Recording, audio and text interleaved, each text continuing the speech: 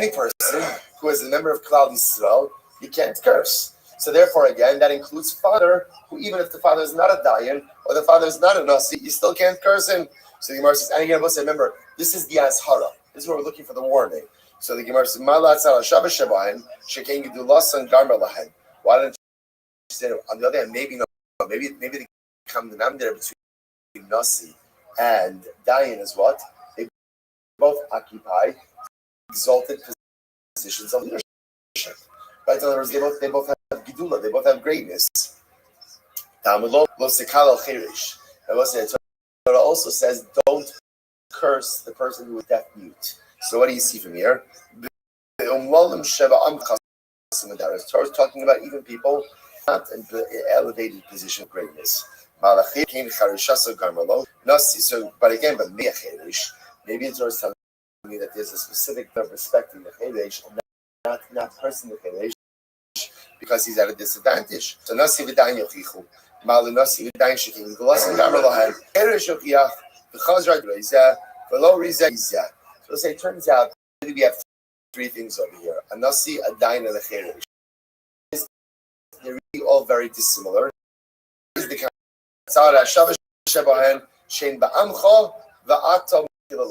common denominator?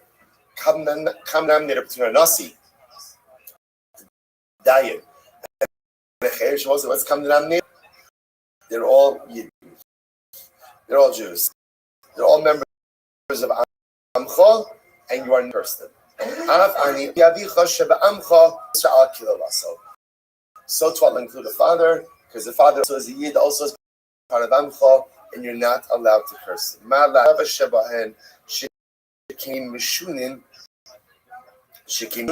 So we'll say, well, maybe this is is that again, Nasi, Dayan, and Cheresh all have some unique difference.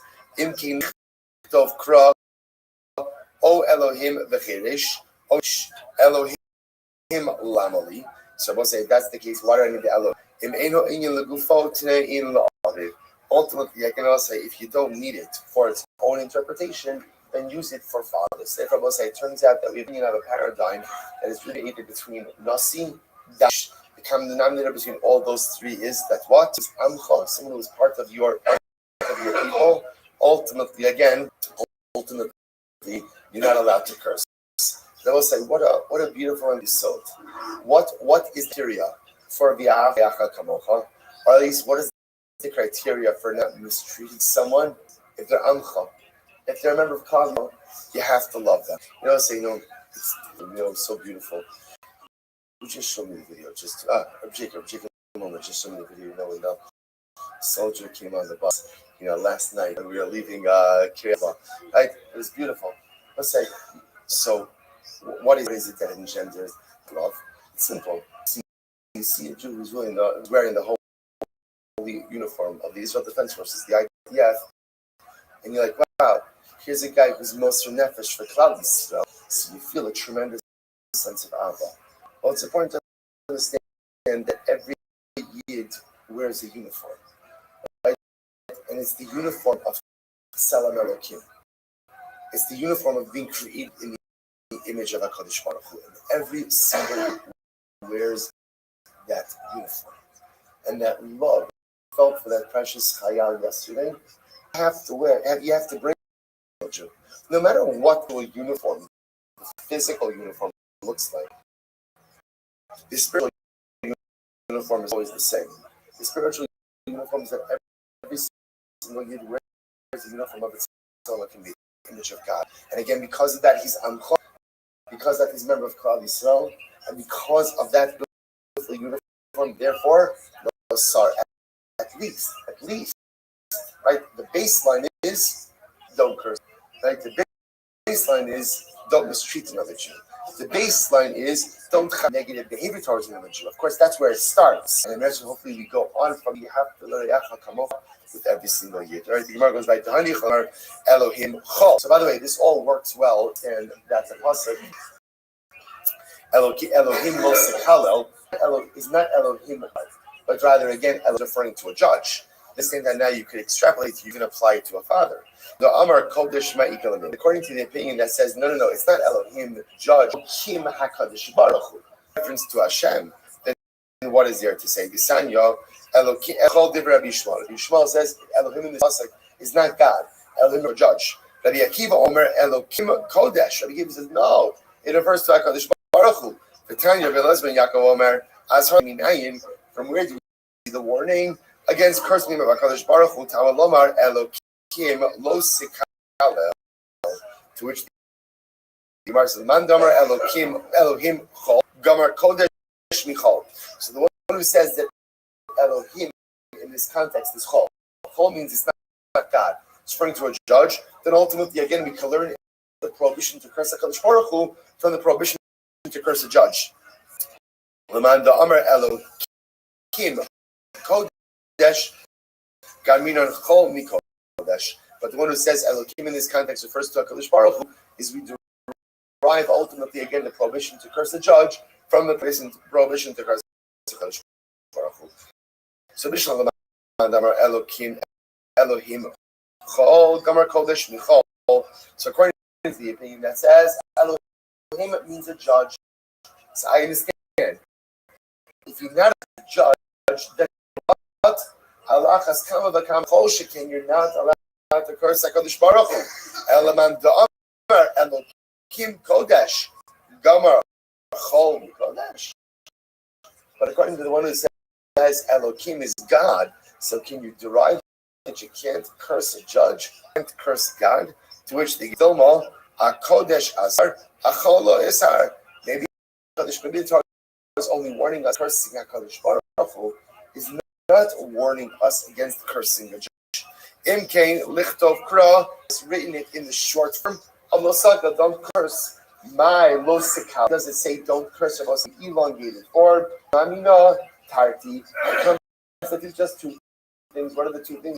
Number one, don't curse a judge, and number two, don't curse HaKadosh Baruch Hu. Beautiful. Says the Gemara, Haba Nara Murasa. So I say the person has relations. Remember again, who's a Nara Murasa? So Nara is very specific age. What age? 12 to 12 and a half. So Nara Murasa is a girl who's betrothed, right? But not married. So she's married. Therefore, if a man has relations with her, that's adultery. About Nara Murasa is that she is singled out for a unique, or she, when I say she, it's if she was complicit, it's she and the man who had relations with her are singled out for skila, as opposed to Nara Murasa. Eino chayiv ad sheiteiv, ultimately again for Nara skila. Remember, it's a unique part. Normally, adultery is punished by chenek, strangulation. So here, this is singled out for skila, but to fit the criteria of Na'ara HaMurasi, the following criteria. Number one, Eno Chayv Chetei Nara, the girl has to be Besula. Number three, Mu'urasa, Erisin. And number four, Behi Beves Aviha. And ultimately, again, she's still living in her father's home. So those are the four criteria that you need in order to get the unique punishment of skila for Na'ara HaMurasa. Bo'ala Shnayim, if two men had relations with her, they will say that's consecutively, right? Then what? Skila, then the first one is with skila. Remember again, the first one has relations with her. His relations with the second one has relations with no longer basula, and there he's punished in a regular case of adultery by chenek. Okay, so the Gemara goes weiter. Good. So as I said, it happens to be over here. Rashi points out that the chiddush over here is the following: that even if the men had relations with her, bia shelo kidarka. So if it's bia shelo kidarka, technically speaking, physiologically, she's still a. So you might have thought that physiologically, since she's still a basula, therefore again, halacha l'maisa, maybe even the second guy should get skila. The Torah recognizes two forms of is bia kidarka and bia shaka, and they're both are legitimate forms of bia.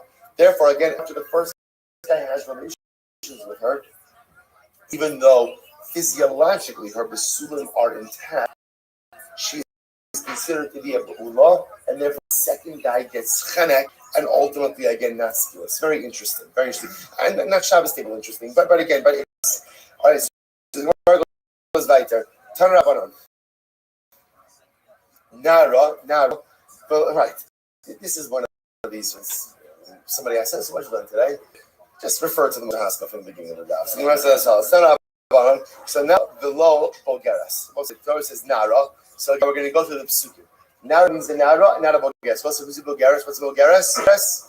12 and a half years old. And below Bulgaris, below Bula. Again, we'll say, even if a woman doesn't do these criteria, you're still true. We're talking about the strict prohibition of Nara Murasa, which carries with skila as opposed to chena. So in order to be chayav for this again, below Bula, Meurasa, below Nesua, Base Aviha, in her father's frat, Lishemasar Habal. This comes to exclude the case ultimately again, had already given her over to the shluchim of the husband. In other words, he was being given over, right, to be taken to her husband. The Gemara says, good. Amrav Yehuda Amarav, these are all the words of Rabbi.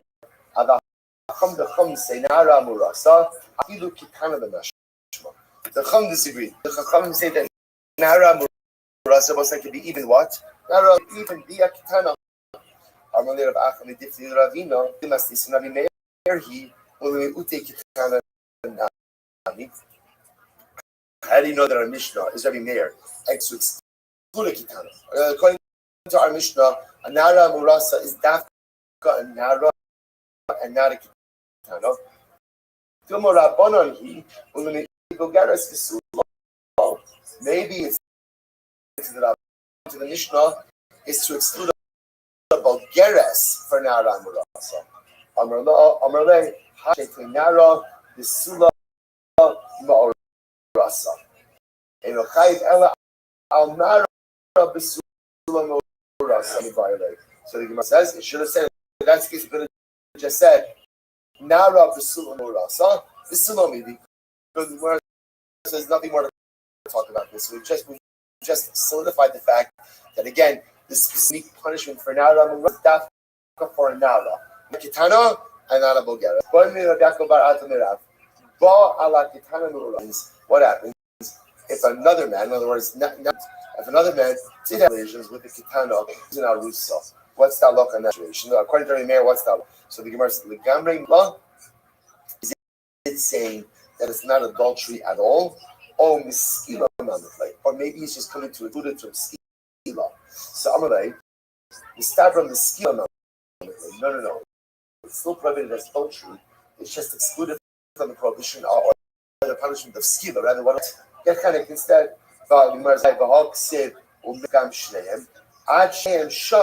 Here's the one.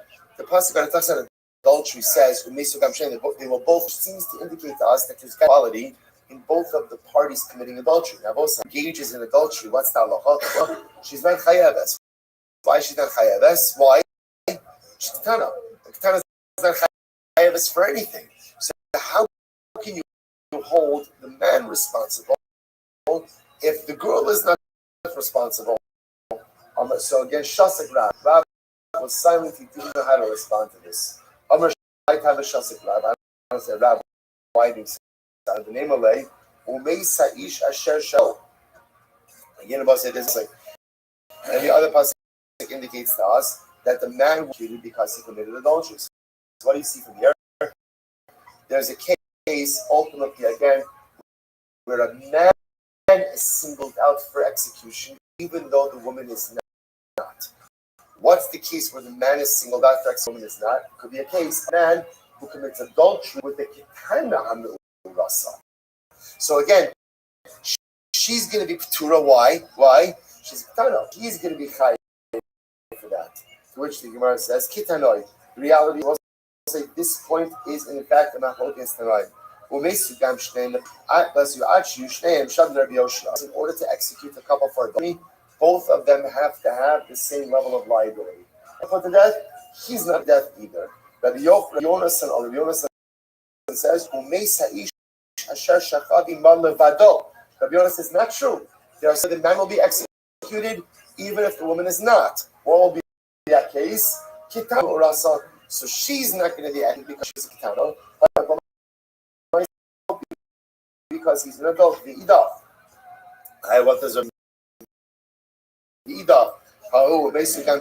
Sorry. What does Rabbi Yona's son do with the pasuk that says Umesugam Shneim, which seems to indicate again there's got to be an equality liability between the parties. That comes to exclude, let's say, an act of intimacy that's intercourse. So again, it's nice to any other form of intimacy that's not intercourse. So halacha that's not, again, not good, right? But lamais again not liable for death penalty if one does that. The other part was, of course not. You don't need a pasuk to exclude by sechidudim other accident. That's not intercourse. That's nothing. Halachically recognized as anything. I don't need a pasuk to exclude that. The Gemara says, "The high levado ma'dash." What does the other thing do with the levado? So kedisanya voala sara b'nei adam he b'sula. So it's an interesting case over here. Less than 10 men have relations with the Nara Rasa, but she's still a Basal. So how does that happen? Again, be a Shaloki Darka. So 10 relations with her, but she's still a Basura. So again, physiologically, her Basura are intact. Is the liability for those? So the Gemara says, Kulam B'skila. First opinion says they're all liable to Skila. Now why are they all liable to Skila? Because the halacha treats it as if all of them had relations with a Mara HaMe'urasa. Since she is still physiologically, he says, no. Skila, not true. The first guy of Skila, that he had relations with the Nara HaMe'urasa. But again, even though it was B'yishlo Kedarka, Torah recognizes B'yishlo Kedarka as a from a Biyah. Therefore, after that first act, therefore what? She's no longer chayiv. What are they chayiv for? Adultery. But the chayiv for regular adultery. Regular adultery, which is not punishable again by skila, only punishable by incredible tanravanon ubas ish koin kisecha listenos. What's the Torah talking about now? We spent a significant amount of time speaking about again the bas koin. So the Torah says ubas ish koin kisecha listenos. Esavi imechalas ba ish tisrets. Remember, you've seen this. A unique punishment for a bas kohen. Unique punishment for a bas kohen. Ultimately, again, was executed with sreifa. So the Gemara says, "Ubas kohen kisecha lis." Rabbi says, "Chilasa." He says, so Rabbi Omer chilasa. So take a look at Rashi just for a moment. Rashi says over here, right? So Rabbi Omer, Kisecha Lashon Tchila Ulukamim Mefarisha. So Rabbi says, Rabbi says Tchila, that her liability is with Tchila. So the Gemara says, what does that mean? Hey Omer, Omer Isha Shesha Halima Levado. My comment, what does Rabbi say? I'm going to put Rabbi Yoshua, Rabbi Kedishmos. The Omar, Arusa Yatsa L'Streifa V'lo Nesua. So we'll say in Arusa Bas Kohen. We had this machlok before. It is only in Arusa Bas Kohen, only again who is subject to Streifa, not on the Sua. Sua, the Hachikam means to say in Tchilas Biznus B'Streifa Ve'idach B'Chene. So we'll say if a Bas Kohen in Arusa has relations with someone, the first man with whom she has relations with, that's the Chi of Streifa. Any subsequent relations ultimately will be B'Chene. So again, what's that case? That's going to be the case of the Bishul Darko. So the first man who has relations with the Bas Kohen, the Arusa Bas Kohen, he's going to be punished by Sreifa. Both of them, even though she's still physiologically a Bula, will be treated like regular cases of adultery. So the Gemara says, "My v'chein." Well, what's the v'chein? So the Gemara says, "Kiyasam mahas mitchilas biyah kameshtaikra." Just like the is talking about over there, initial act of biyah, hachs biyah mishnah mishkra. So to over here, Torah is talking about an initial act of biyah. Amar Rabbi bar Abaye, Mar lo hachi lamar. So the Gemara says, so So Rabbi said Rabbi, my Rabbi didn't say this. Who's Rabbi referring to? Rabbi Meir, right? So Rabbi Yosef, who didn't say it. Rabbi Yosef. So Rabbi Meir, Rabbi holds like Rabbi. The Amar Nises le'echam min apsulin Nisas b'chanek. So ultimately, again, because Rabbi holds as follows. So I say halacha. How can you ultimately again? How can you have so Rashi? Look here, Rashi. Rashi says over here, Rabbi Meir Sirle Bas Kohen Yisua Shabesreifa. Al Nises le'echam min apsulin. It's supposed to say this. Rabbi holds the following. Rashi's 2 lines of. If a Bas Kohen, right? When is the Bas Kohen Arusa? If she is married, a person who is kosher. However, again, but let's say a Bas Kohen married to a puzzle, to a psul. So she married to someone with a puzzle, therefore, look at that. So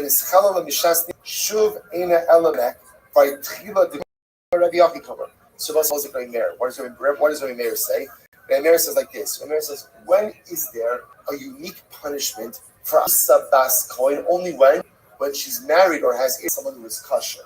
But if she was let's say again, she married a mamzer. In which case, what? She's already quote unquote what? Been profaned. Punishment of straight to a Bas Kohen doesn't apply. So the Gemara says, and never forget, it's still adultery. It's regular adultery. Only the chenek. Bachar needs to say in tchilas achalasa biznus bisreifa. If halacha l'maisa first time she was profaned was through the act of adultery, then there's sreifa. But if technically speaking she was already profaned, how? Through an illegal marriage, then a man who commits adultery with her will only chayiv chenek, not sreifa. So we'll say the idach and the other, right? The idach bechenek, and again we'll say ultimately again the other person bechenek. So we'll say ultimately again, what's the case of what's the bechin? Look at Rashi. How kapit el atchilas chilo, v'lo atchilas bia, v'ha atchilas bia inani kapit. We'll say so again. Halacha l'maisa bechin. What is that coming to teach? Tayin tamazai. By the other case, only simal. What does that mean? Look at Rashi. Ubetchilas shum davar aksim medaber.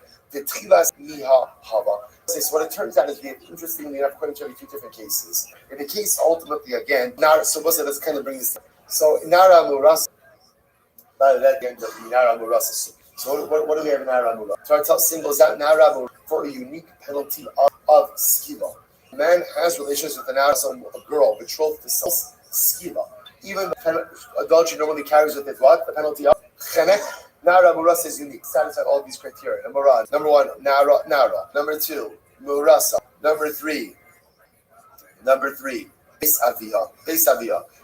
Again, if you have those criteria, then Allah Lamaisa, it's Kiva. Anything else, what else did we learn? We also learned that Allah Lamaisa, there's an act of Bia Kidarka that makes it into a Bu'u. Therefore, if again, multiple acts of adultery, let's say, I know I'll be a Shalom Kidarka, the first guy will get Skila, subsequent people will get Chedek. Interesting enough, reverts back now also to Bas Kohen. When is a Bas Kohen for adultery? Adultery with her only if once again, only if it's Erisin. Only if it's Erisin. And again, only the first person to have her. So same thing. If there's Shalokidarka with a Bas Kohen, so the first guy will be Chayiv, subsequent people will be Chayiv, subsequent people will be Chayiv, Chenek. But interestingly enough, another detail by Bas Kohen is when is there a dinner? Only when what? When that first act profaned her. But it was already profaned. Illegal mice, the dinner straight doesn't apply. Rather, it will be treated just like a regular act of adultery and be punished like Chenek. Right, so we'll say, so we'll say, let's breakfast, 9:30 to 9:55, 25 minutes of breakfast, 9:55 back here in the base medrash till 11 o'clock morning stage.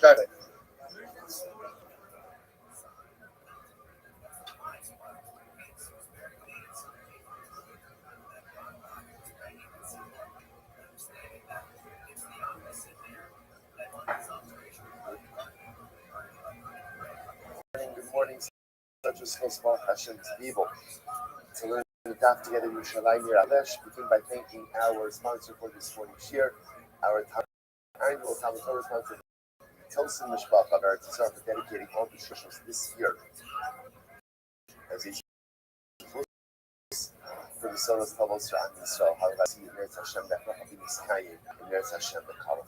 So let us begin. Today's daf is Samech 65. We are actually picking up on Samech Dalet on the days 64b, and we left off Amrad Yehuda, which is about I would say about 20 up from the bottom,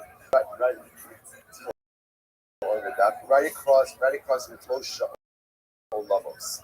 So if you see I told you this on the right, just move your finger to the left and you'll see exactly where we are. Amrad Yehuda.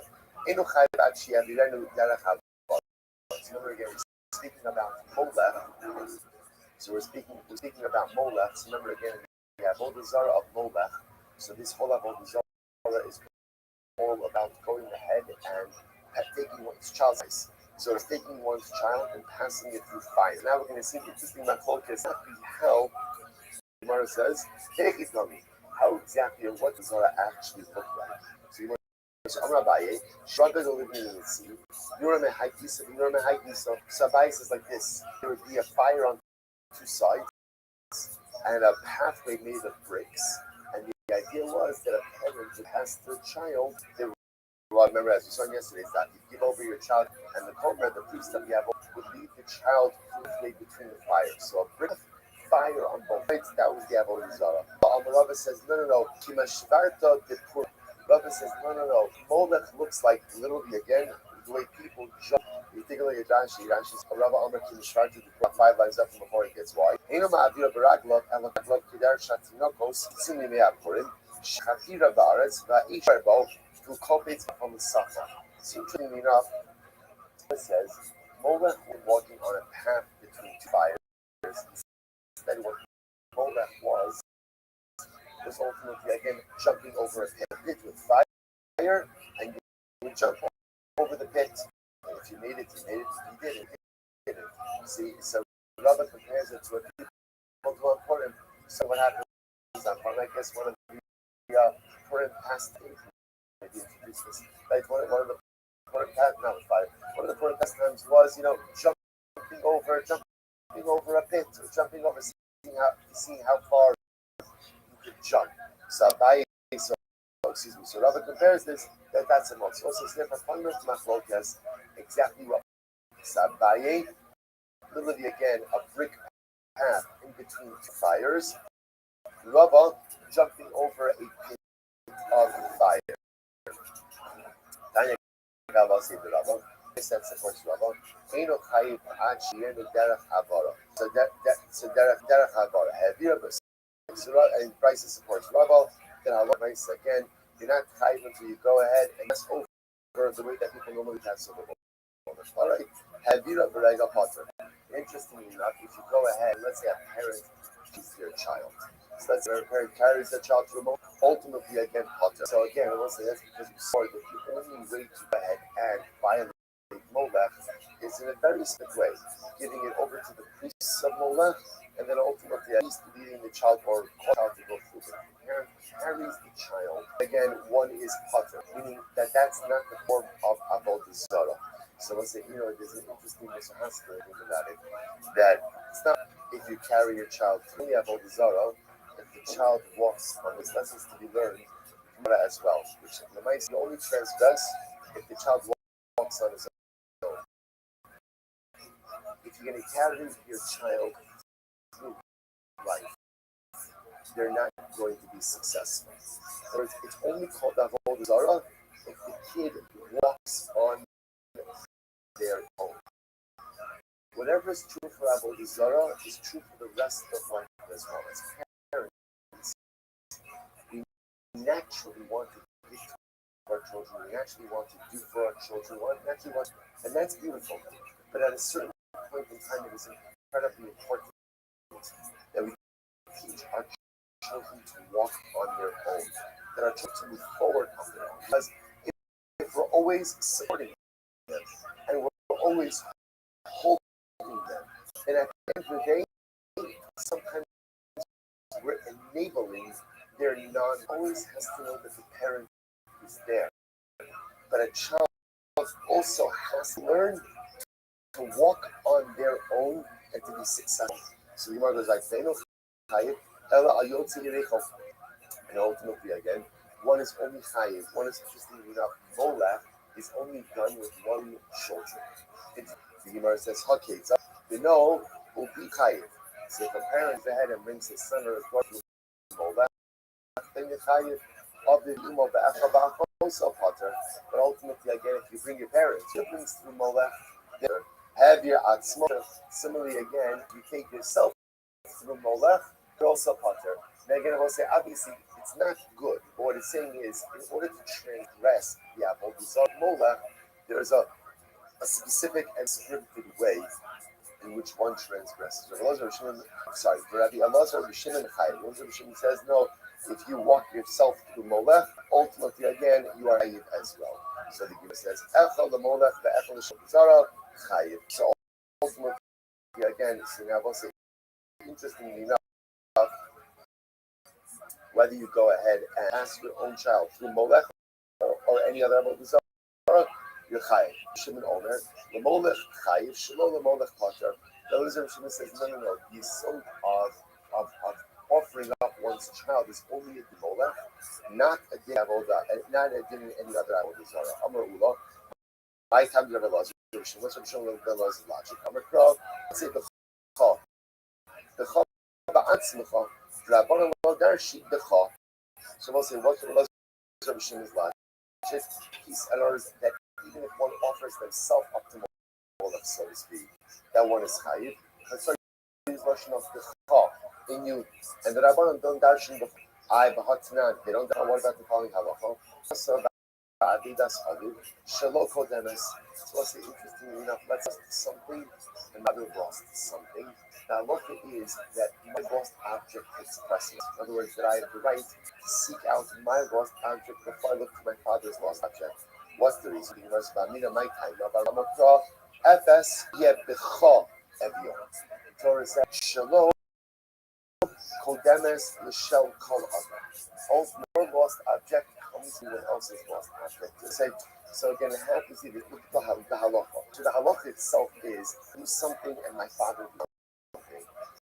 So whose object should I try to seek out first? It'll be tempting to say my father. Well, again, people down by 8 parents. The Torah comes along and says, "Fs yet dicha evio." Or in what's indigent, right? There shouldn't be anyone impoverished or poor in you, which ultimately, again, your financial status or your financial well-being comes before someone else's financial well-being. Therefore, again, if it's a question of finding my own lost object or someone else's lost object, even if that someone else is my father, my lost object comes first. My financial security comes before anyone else's. To which the Gemara says, "Awesome." Maybe version of that. So again, as I said, I just want to point out something quite interesting over here, which is this idea that Avedaso va'avedas ta'avedas. So we spoke about this. I think even like our opening night that we have to tell that we all have things inside of us that are broken, and we all have things inside of us that are lost. But there are other people around us also that things that are broken and things that are lost. First, telling us that halacha first, which is lost and broken inside yourself. Deal with that first. Because if I walk as a broken person, it's harder for me to repair the things that go around me. But if I fix that which is broken inside of me, if I find that which is lost inside of me first, then ultimately I have the ability to help repair that which is broken around me, to help to find that which is lost around me as well. But if I never take the time to myself, if I never take the time to go out and find that which is lost inside of myself, it's very hard to change all around me. There's this incredible tension for the Jew about being there for myself, for other people as well. And on one hand, sometimes the way to repair yourself is to through helping the people, but sometimes there's this recognition that as long as I am in this disrepair, as long as I have not yet found Aveda, what's missing from it, it's very hard to affect change. So there's this dialectic. You can't just be there yourself. You have to be there for other people as well. Yet, I really can't be people until I know that which is broken and that which is lost in me has really been there and has really been found. Incredible Gemara. All right, let's go. It says, I'm Rabbi Yossi Rabbi Chanina. Pisos Babel Bizarre Lamo. So we'll say, why is Karis mentioned 3 times in the context of Babel Bizarre? To which the Gemara answers, Darko, the Achas, Shloki Darko, the Achas Hamola. So that the prohibition to worship Avodah Zarah in its normal fashion. The other is teaching about worshiping Avodah Zarah even in an abnormal fashion. That means, again, even if it's not an accepted mode of worship. And the third is for Molech. So we'll say, remember again, we see a theme over here. Molech is Avodah Zarah, but interestingly enough, Molech is almost put in its own category of okay. Well, but according to the DNA, he's treated like any other Avodah Zarah. It's the Molech Lamali. Why do I need that third kares by Molech? The Mavir Bino Shadarka ultimately to teach me that I love to myself. Shlokidarka means to another Zara, even besides Molech, that is still going to be prohibited. Mandar Megade Avodah Zarah he kares to make Lamali, and according to the one who says that Megade, cursing at Kodesh Baruch Hu, is a form of Avodah Zarah. So why do I need kares by Megade? The Chidisanyo kares. Karis Ba'olam Hazeh, Karis of the Hakba Divkiba. So Rabbi Kiva says only that for. If there's no Karis in the next world, so what else do you need Karis for? Elo, the Ba'olam Hazeh, Tikarolam Haba, Tikaris Berkalasha Mene Adam. One Karis is for this, one Karis is for the world to come, and ultimately again, the third version of Karis is because the Torah speaks in the vernacular of man. Incredible, incredible. All right, folks. New Mishnah, 65a. Says the Mishnah. Oh, so we'll say now we're moving on to a new form of Avodah Zarah. So right, we've done Molech, now we're moving on to Ov and Yidon. Says the Mishnah. What's Ov? Also, we'll say, in English we use the word necromancy. Basically, necromancy refers to communicating with the dead. So these are all different forms of sorcery that are designed to communicate with the dead. So Baal Ov Zeh Hamadam Shechta. So let's say so Ov refers to someone ultimately again who communicates with the dead through his armpit. Through his armpit. Take a look at Rashi. Pitom Shema Mechashet Hamadaber L'Shech Mala As Hamis Mina Aretz. So see how it works. You go ahead and summon up the spirit of the dead, and the dead to the armpit of the individual. All right, that's Ov. The Yidoni. This is someone who summons up the dead and the out of the sorcerer. Now we're going to see it's not just something that's involved in that. You look at Rashi says over here. You don't even have it. In the first Gemara, Chaya Achos, Sheyodua, Umachnis Gimene Samusoke. In fact, whatever over here is the would put a bone in his mouth, and ultimately again the dead would communicate through the mercy of Vanisha, Bahara Elu Beskila. So again, over you go, I brought commercial by Skila, Vanisha Azhara, and ultimately again if you insult the over Yidoni, that is allowed. So not only is the sorcerer himself Chaya Misa Chaya Skila, but ultimately, one who consults the over Yidoni is in violation of Allah as well. All right, says the Gemara. So, my Shnah the child over Yidoni, my Shnah David Krisos, 20 pound old, the Shire of the Yidoni. Question. So, over here in our Mishnah, the Mishnah mentions both over the same thing. They're communicating with the dead. That's the prohibition over here. You have this big old does it through the armpit, Yidoni does it through the mouth. So here it mentions both Ovi and Yidoni, but yet again about saying another brisa, it only mentions Ov, doesn't mention Yidoni.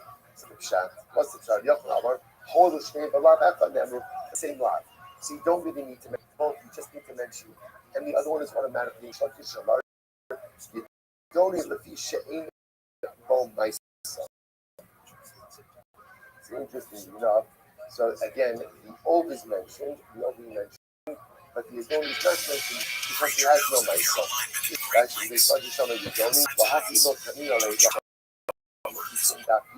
Not say large bar kadalu, but in whole mic. So this is interesting. So Rabbi wants us to discuss doesn't have any action. Since the Yidoni ultimately actually the Gemara says that Rabbi Yochanan might stuff out all the Yachid, the ultimate vision Rabbi Yochanan. Why is it that Ovid mentions the second mission like this says? You shouldn't have passed like this mentioned the first person. It's like this might I know low on Rabbi Yochanan.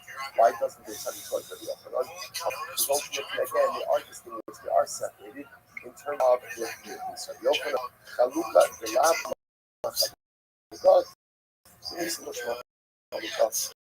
Yochanan will say, okay, again, when we are distinguished by Allah, that's called the distinction, but a distinction by Nisa is not called a distinction. Rabbi Yochanan, my time alone, why does Rabbi Yochanan ask that the Shlokish, Amar Lachamas Nisan decreases was Rabbi Akiva, he Amar Lova Ilan myself. Ultimately, I can like pieces of Rabbi. And people hold that he was out of my action, it is liability. Very lucky, people boy, that Akiva, my Sarabah, my sister boy. Even like the Akiva, people also don't need to brand myself. You don't need to certificate myself, which is really myself. But it's my sister. One second. That's the case that you need myself. You need to generate liability. Then how would you try it by the like the God did is the one who stepped up. What is person involved? What's person involved? Keyboard. Right? So what's the mice? What's the action behind the God? I'm sorry, my mice. The activos salsa means articulation of the lips. The active articulation of the lips, that by itself is the mice. File all my mice.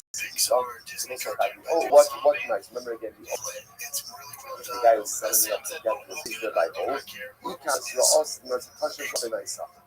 Apparently, in order to make this work, slap your arm. Right, like this, like right. So the myself, right, that's the old, right? That's an excellent question. I'm gonna get that one. Hey. So the myself, so the myself, so that's the action. That's the action. Or the flapping of the off, that's the action. Zavil Rabbanon, Sumar Zavil Rabbanon, the children of Rabbanon,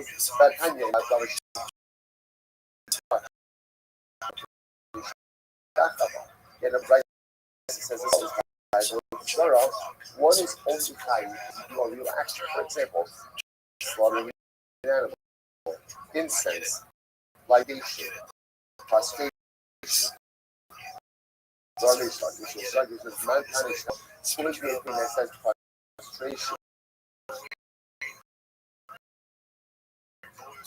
That's the even nice. But if people also put your nice stuff, so let's say it's interesting. If you are understand the rich about prostration itself is not even such a. The Yochanan says, "No, Filipino Rabban. Tifas Hamas Rabban having nice. The act of bending, in other words, prostration, that's considered to be a nice. After the rich like Tifas Hamas, Hashka, the rich like the nice self. Princess standing up to Rabbanon, bending down, right? Prostration. Akarsha is also the Baal flashing your arm for a Baal so right, it's like the Akiva. Because the Akiva seems to say you only need just a minimal nice about the Rabbanon, but for the Rabbanon, ultimately, one does not see anything nice at all. I'm sorry, for you the greater nice. Haji, Yatsa Megadi Kubal, right? Megadi Kubal for Miwayu, Ula, the Mekato the shape. Okay, so what is what it is? It is where you're adding sense to a shape. That's it. He says in my I'm offering up incense to a shape. Listen, I'm really love Mekato the shape all day that all that's what heaven is worshiping is offering incense to a shape. Is that considered about Israel? No, it wasn't. That's interesting. You've never really seen this before. Serving, shaving, offering up incense to the shape. That's considered to a demon. It's not considered to be about Israel. The Amalava, the Mechada. So ultimately, what's heard, you're going ahead and bring up incense in order to conjure up something. So if you look at Ashur, it's actually says Mechader. It is the bottom. Eno Mekater Hashem Elokos El Yaktara Nasa Mashekos Mechader Hashem. So what's interesting enough, which is as follows: when it's offered incense, in order to add and conjure up a group of shade. So apparently, again, that is going to be problematic. I'm gonna write it. And the Mekater Lechaber Chover Chover. This is another thing. This is in the same section of Old and Yisoni is also Chover Chover. Right? So what we have over here is Ov is summoning up the dead through the argument. Yitoni, we see it's a bone in the mouth, and apparently Chover up groups of shade. Okay, so the Gemara says, so the Chover Chover who in. So the Gemara says, Ba'omra Chover is this. So apparently again, he's summoning up a group of shade. Is in and of itself a signal, right? So apparently, so it's Chover Chover. So what the Chover Echad Chover the Echad Chover. So I said this is the now it's what the difference. So what is there? So this is the first Chover Gorgo. What's the Chover? So Rashi says over here, first is somebody who uses some person to gather up animals, right? Like an animal, right? Someone who's gathering up groups of animals with some type of incantation. This is Chover Gadol, Chover Katan. Even if you're just summoning up a small group of animals, Bafim the Hashim, back Rabbi.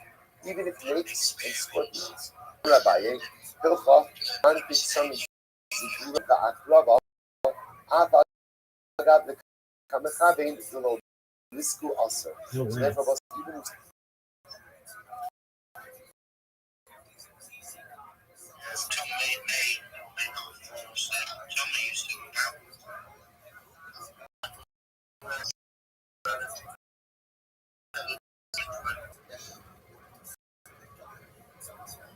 Thank you so much for the opportunity, James. I have a question. The Economist magazine stated that data had overtaken petroleum as Earth's number one resource. Do you agree?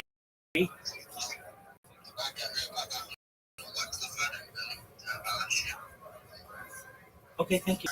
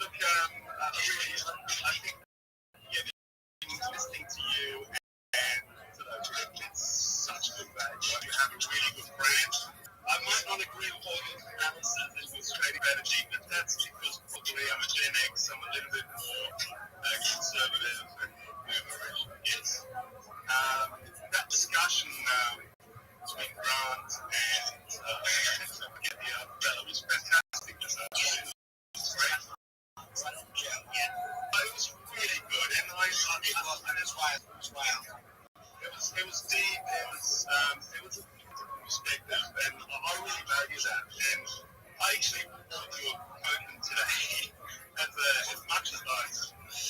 Oh, I was just looking random. That's all. Why not? You know, is there something you want to do with that? Or no. Actually, when you create a account, right? So you send those like bases. I never make them. I just create. Whenever you create an account, so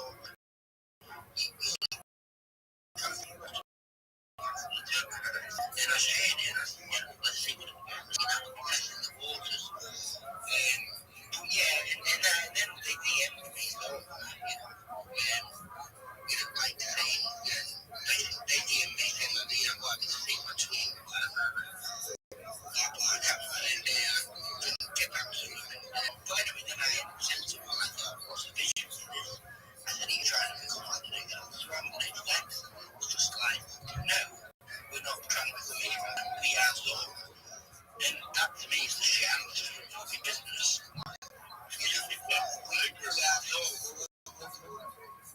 Where's your fucking vision? What are you trying to, so it seems, by the way, the film is effectively a gap. Just looking for it. So, yeah. But maybe you can be forceful, right? I mean, you've got to working just like I don't have any post images on video. I posted that video. I don't think it's got work. I think they've got an idea. And we are going that way in the world. I just don't think the timing is correct for their products. A lot of fantastic products can hit the market, but the timing can be wrong. You know, they launch for 10 years time, all of a sudden, boom, it is. You know. Yeah, so it's good to at least have something in it, right? I like to admit that. So the liquidity pool is with base, correct? It's hard to know. I don't fucking know. I saw the sector. Let's go. That's pretty cool. Thank you. Next. Do you think anything's going to happen to Bitcoin tomorrow as there is no rate cuts? I think if there's no rate cuts, we don't. I think if there is rate cuts, we don't.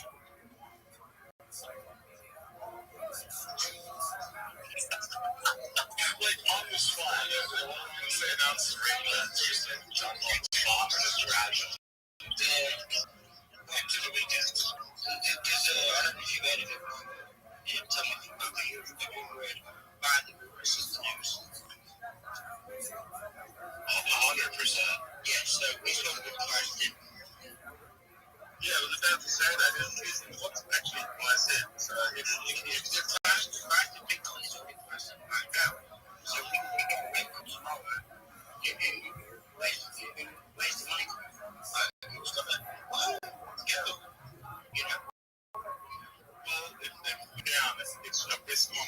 It's more likely to be a risk on. I agree with you. We're not going to see. Actually, if you understand the rate construction, we should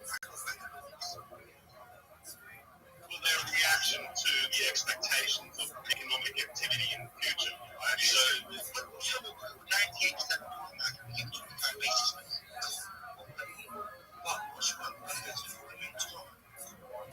No, that's not what I'm saying. Well, what I'm saying is that if there's a rate cut and it's already priced in, then nothing's going to happen. But if there's no rate cut, and it is priced in, you're more likely to see a dump. That's what I think. I agree. I think there's more. I think if bad news come, it can impact us. I think if good news come, it won't really have a price impact. Is that important? Yeah, I think absolutely. Yeah, I think one of the things Joe was missing in his discussions was talk about inflation. He did say that was the risk. In my honest opinion, just sorry,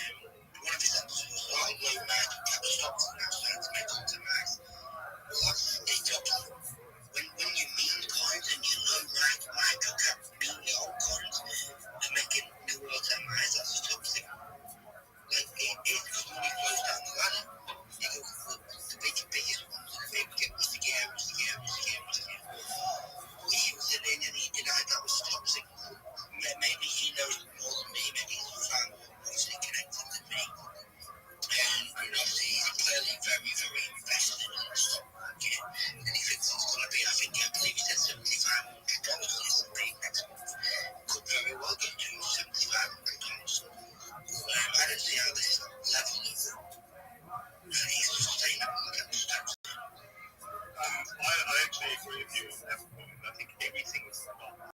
If you look at everything, gold, Bitcoin, real estate, everything above it, right? We're also in an unprecedented period of money printing, quantitative easing, and we have Trump, who wants to sack the Fed chairman, right? And we want somebody in who's completely dovish.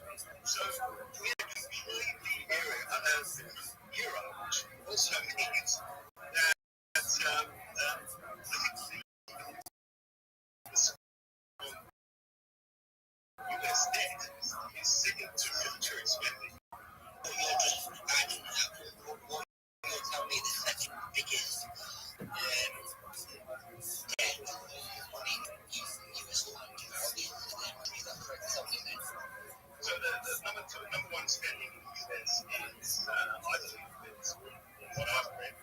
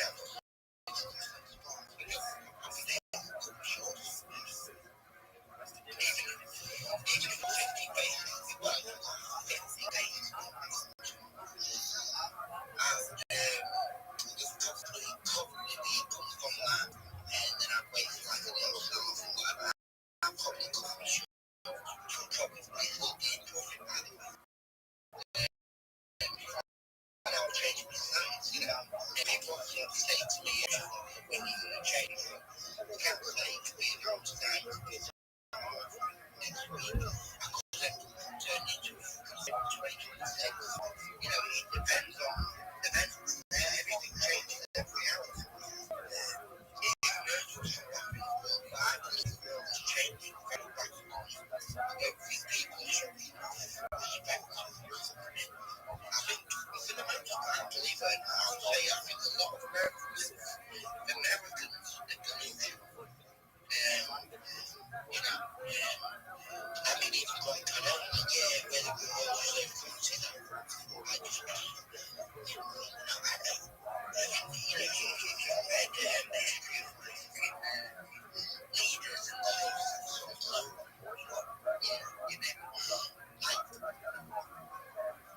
the scariest place to be is in the one spot, because everyone's chasing you.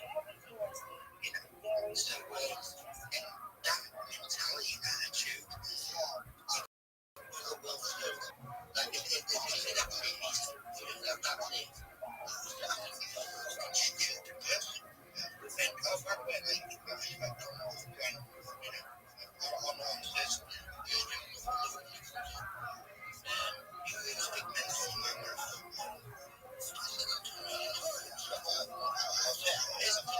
It's stupid.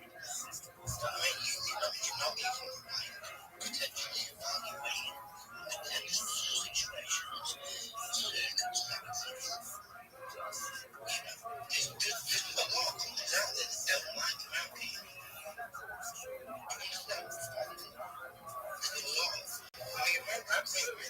Absolutely, and hegemony is slowly starting to it's like the great United Kingdom or the Great Britain Empire. It's no longer the largest in history.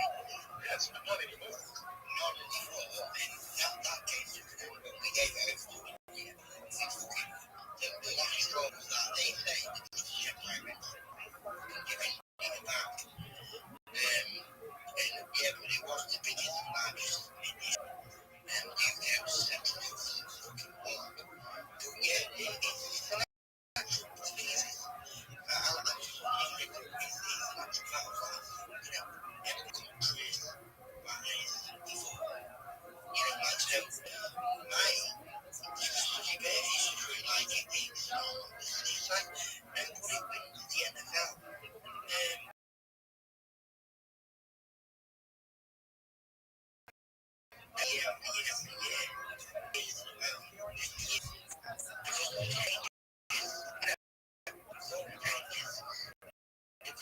Players come and go, team members come and go, different leaders come and go, ideas, what the goals.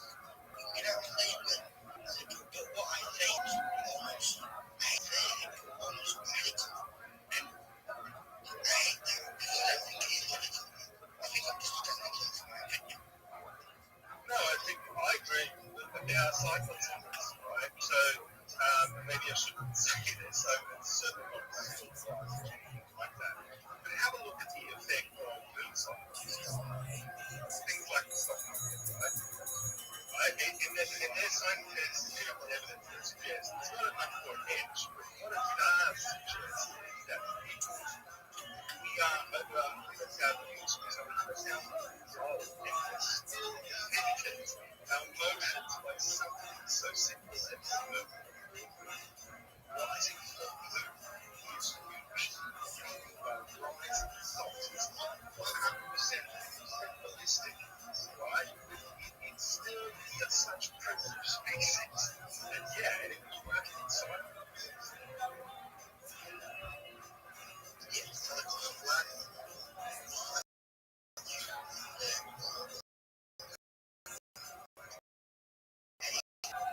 So you're saying the moon? Yes, I looked at this 20 years ago when I was studying particularly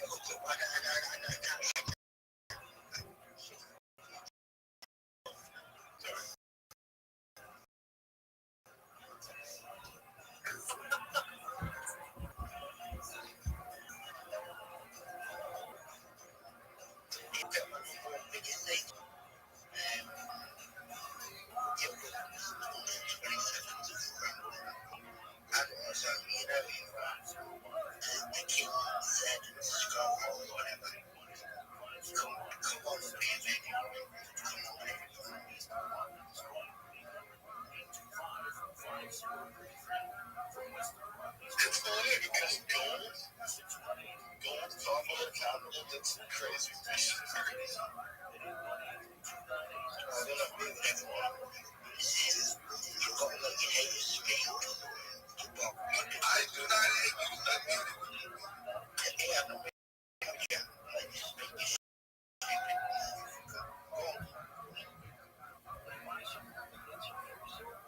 Speak.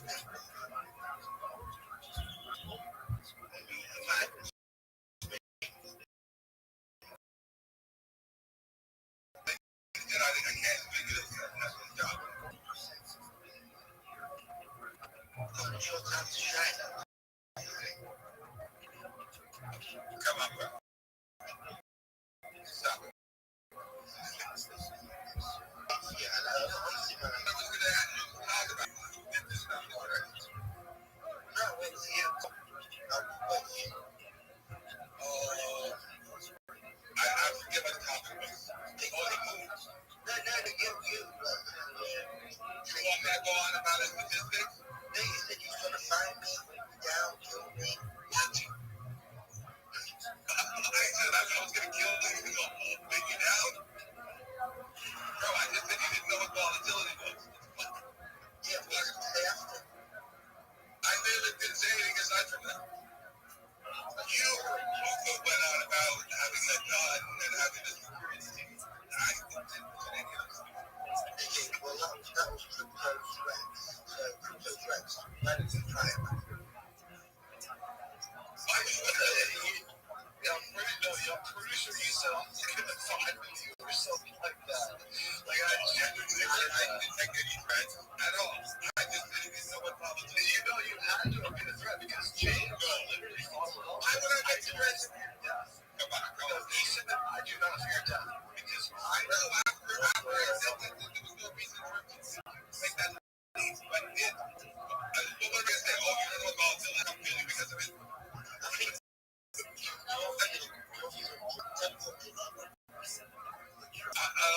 Nicotine and caffeine.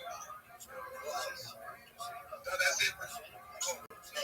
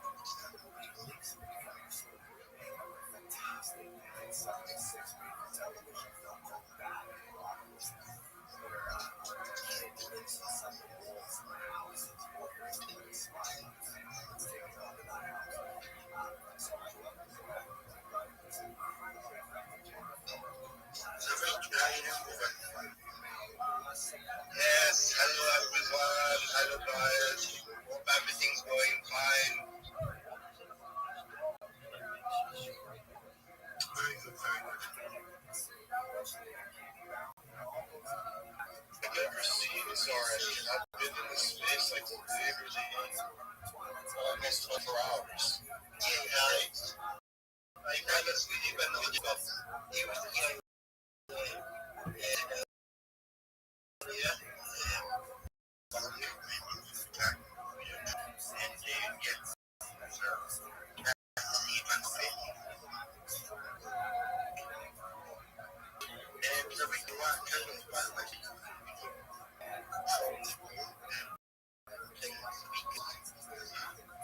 Sure, thank you, sure.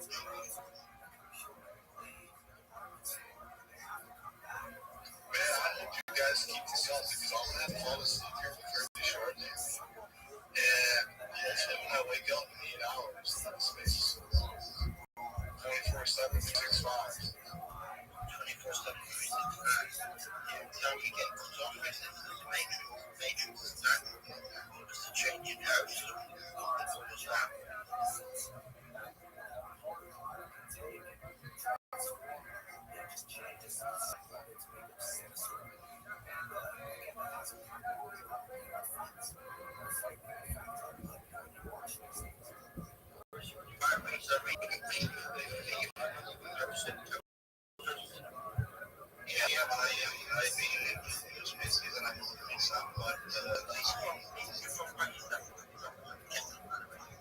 Exactly, my man. I'm from Pakistan, currently living in the UK. Yeah.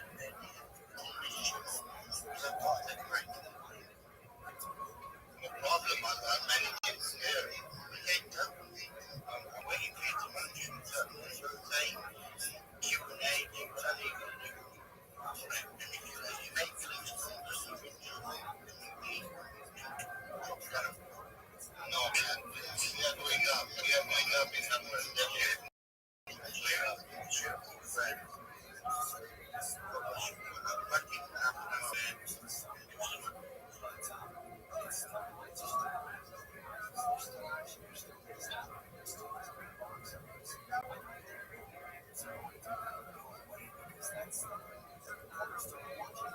It's nice to have these spaces though, because something crazy can happen. It's a weird rush of air shows. Like you're in space, kind of looking at you, like you're like always thinking next. Yeah, we did have some in the eyes. Going on, and I mean, Grant was here. We had some really productive talks.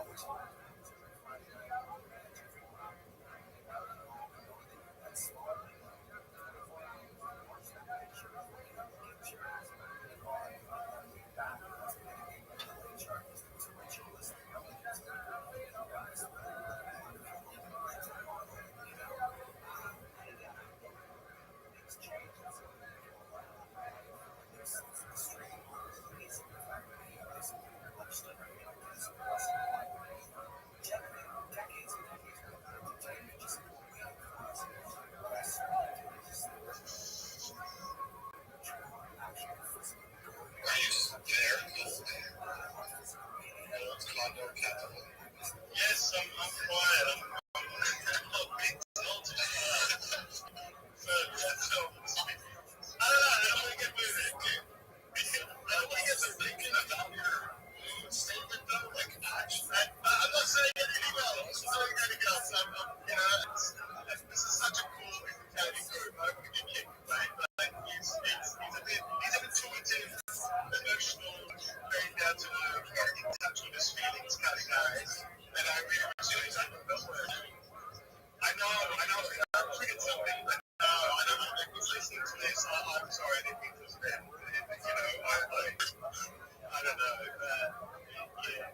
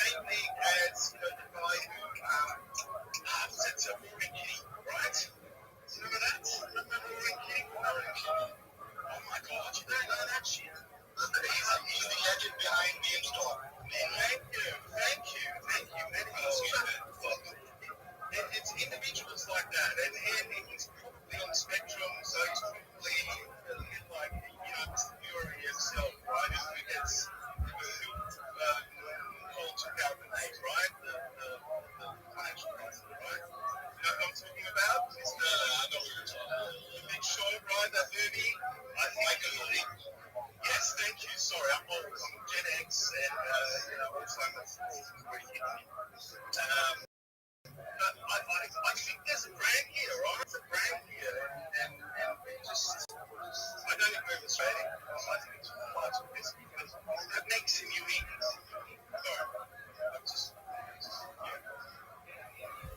Are you subscribed?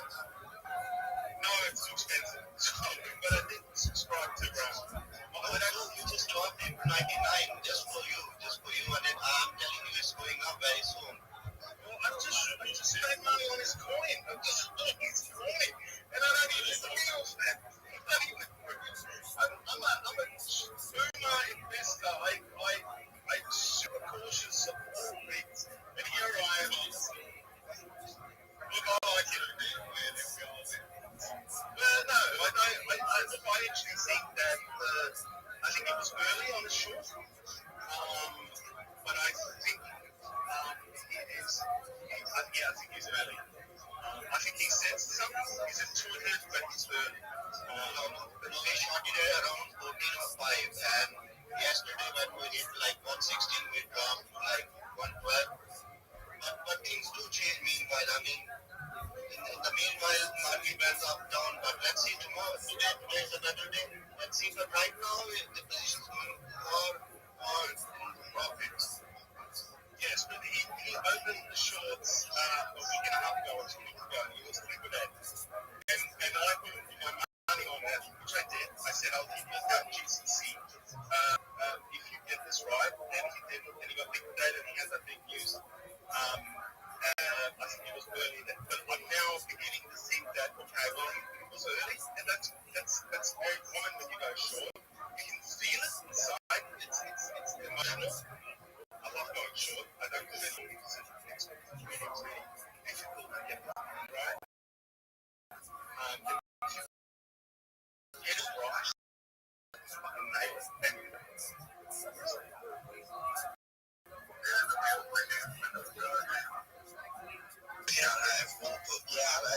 I don't look early or like you do.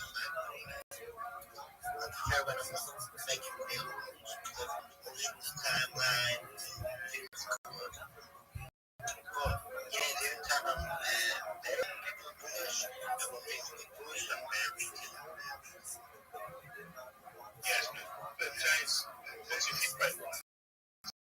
Right? No matter how right you are, right? If you get the full right direction in the show, and I think this is what you're doing, you're going to pull it and you put it right direction. Yes, you do. I mean, he's a single here, too. I don't. You be the kind of you're the kind of guy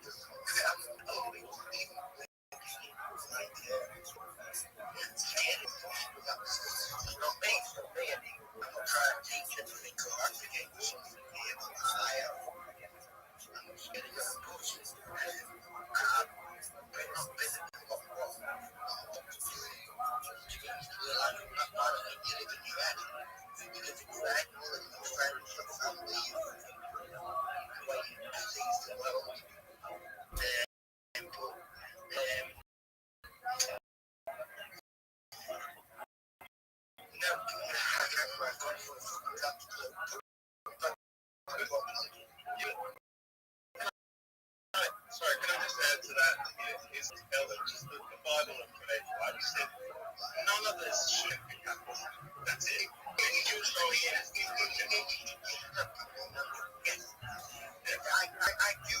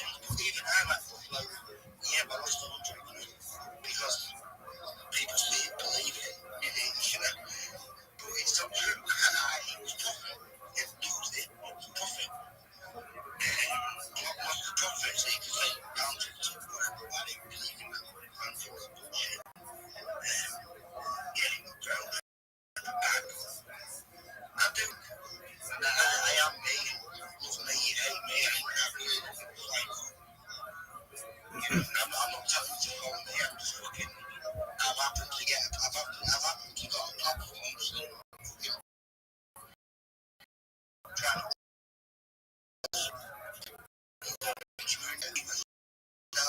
answer some questions.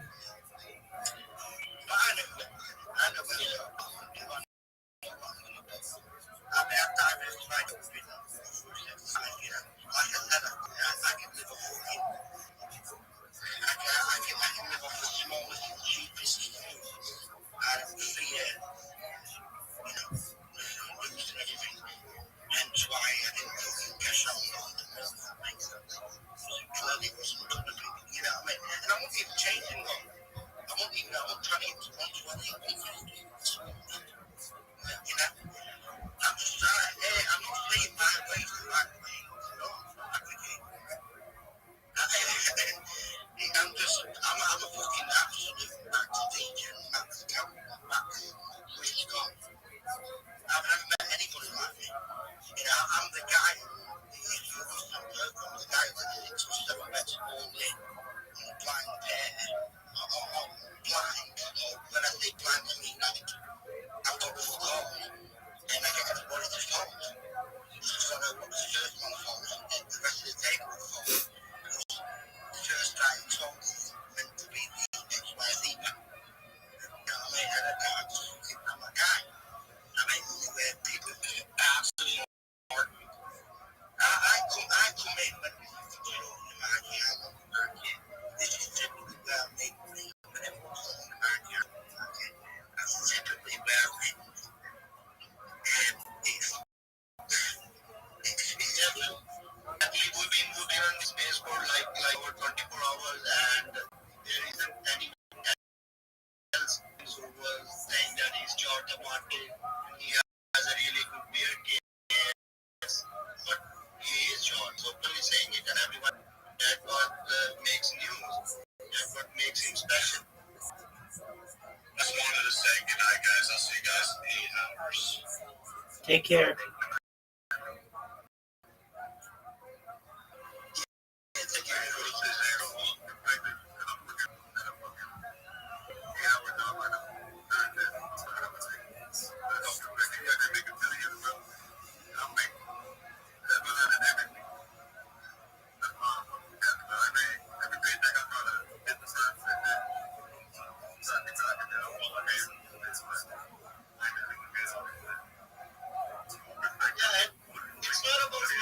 It's not about money, it's about community. And even if 700 is not an issue, I mean, if you are happy with 700, you can be more happier than someone who's making $1 million. It's about how you feel. He feels great when he time the market. That gives him the best feelings. That's what matters. What makes you happy is matter. That's absolutely right.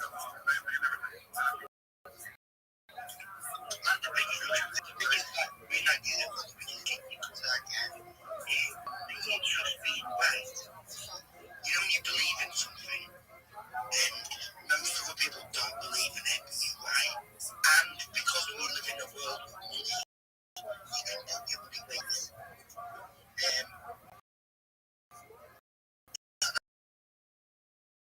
That's what life. So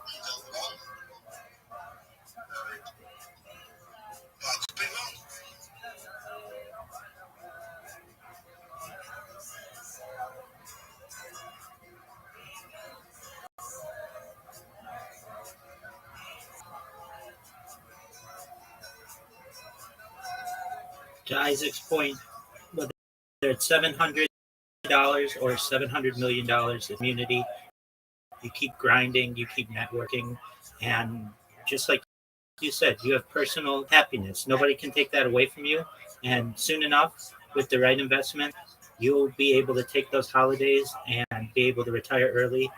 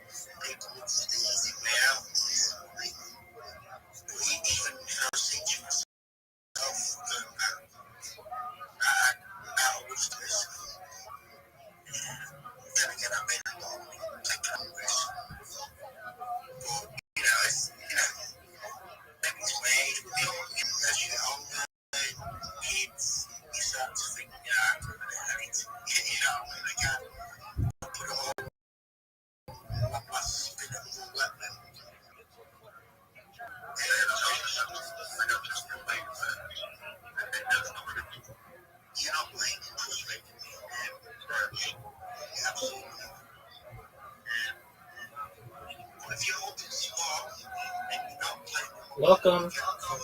How are you, Sri?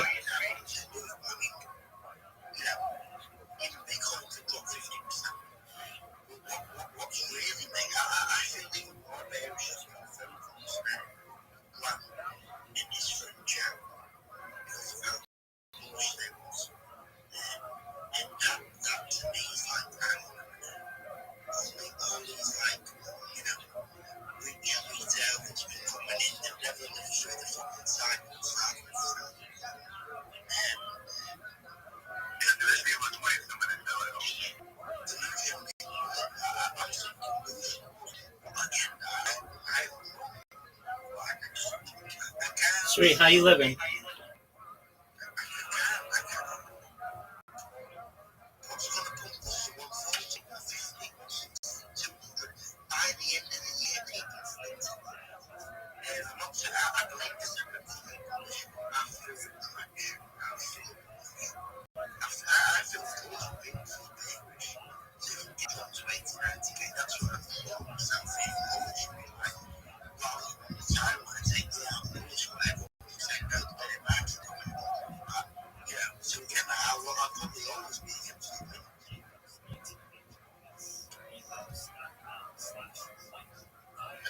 are happy right now. Markets are happy. I mean, there have been a lot of buying going on since it's crossed 100K, and we haven't seen a substantial big bullish move.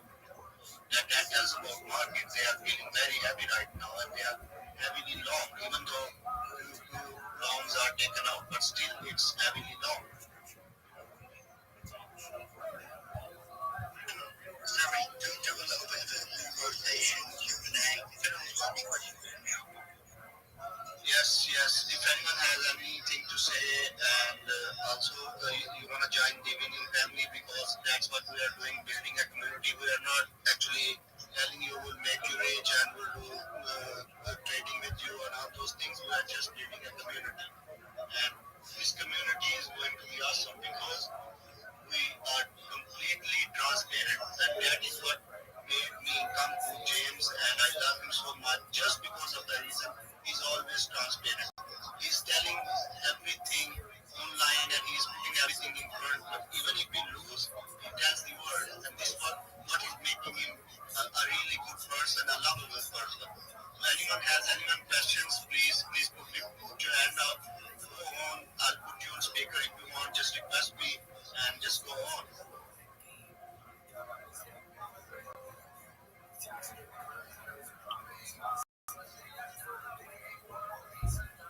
I'd like to say and just thank James for creating this community.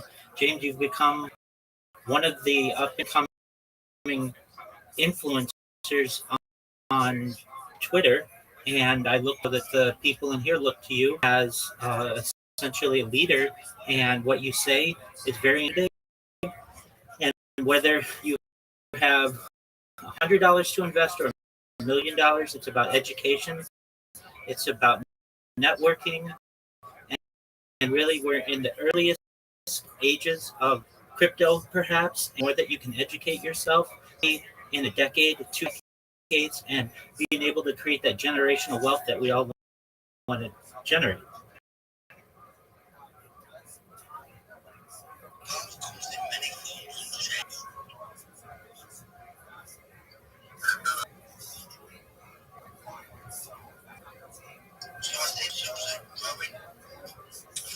I never understood for anybody in here, if it's the hard cap, want to reach out to subscribers that is it, please come to the point.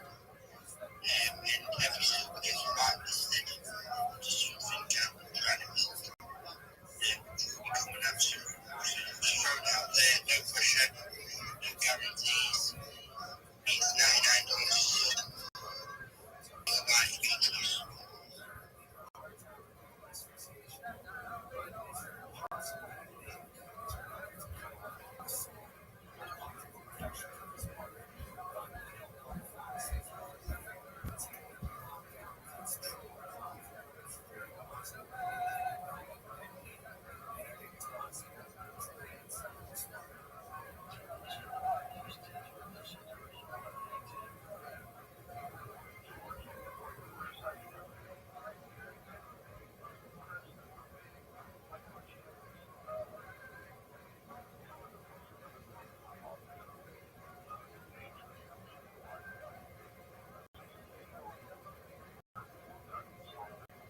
We've got Bull Run's hand up. Bull, why don't you go on ahead?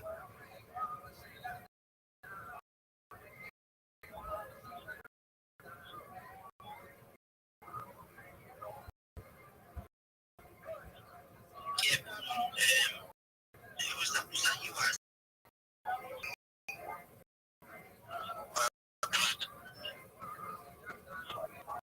Yes.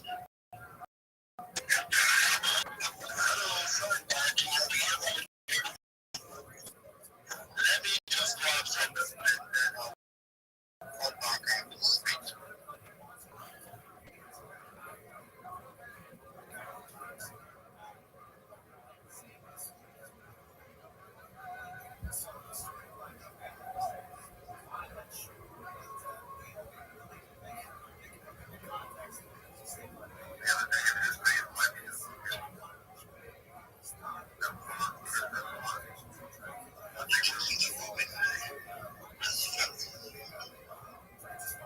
You've got that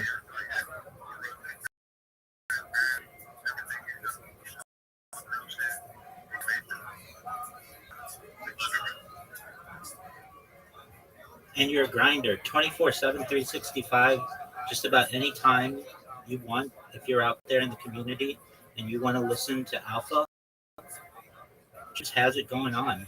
Even when James is asleep, he's got amazing co-hosts who are bringing people up to share their takes on things. And also, just like Isaac said, James is real. He's not out here buying bots to get his space to be number one. This is all organic. I just have a lot of respect for that.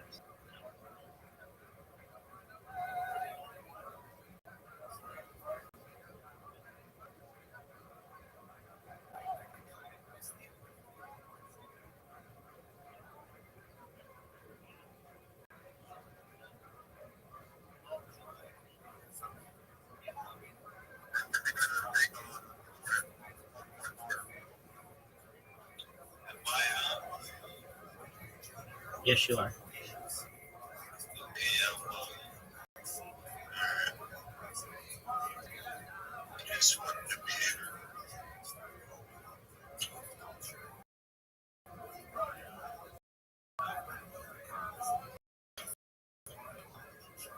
I believe Isaac had the question on Alcorn Gordon. Is that correct, Isaac?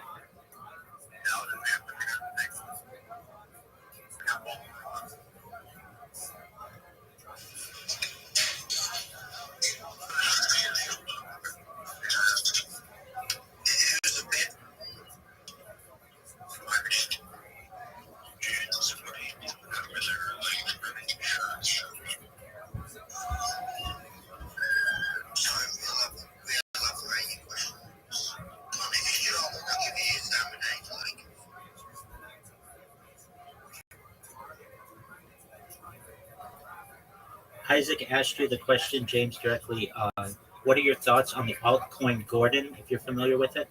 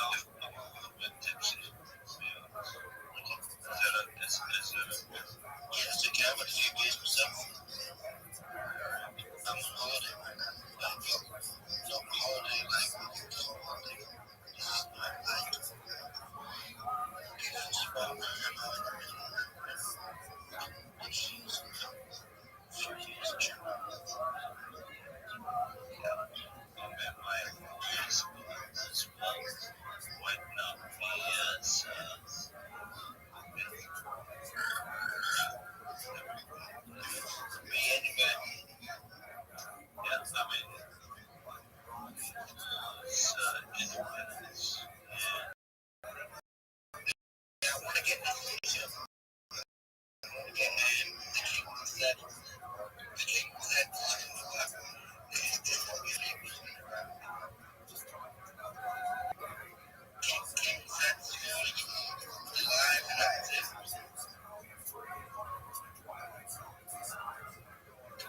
Oh, thanks, bro.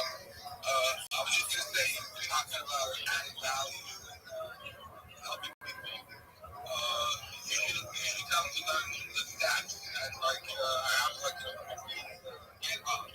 I'm like that tool where you can tell people. I'm from US, but my parents are from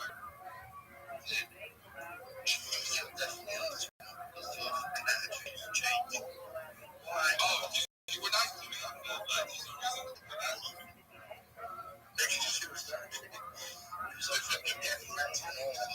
No, I fucking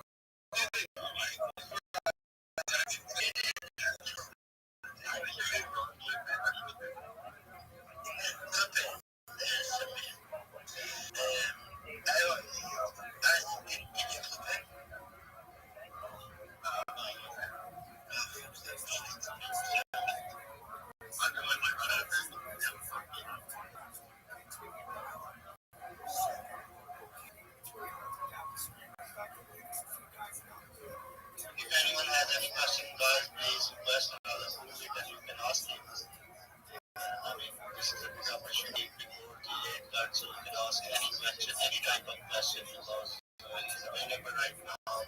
This is your opportunity.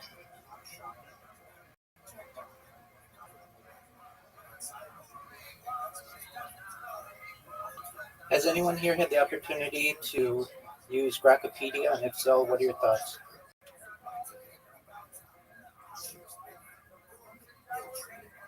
It's just a early version. I just used it yesterday. I tried to compare it with Wikipedia, but it's too early, but certainly the right direction.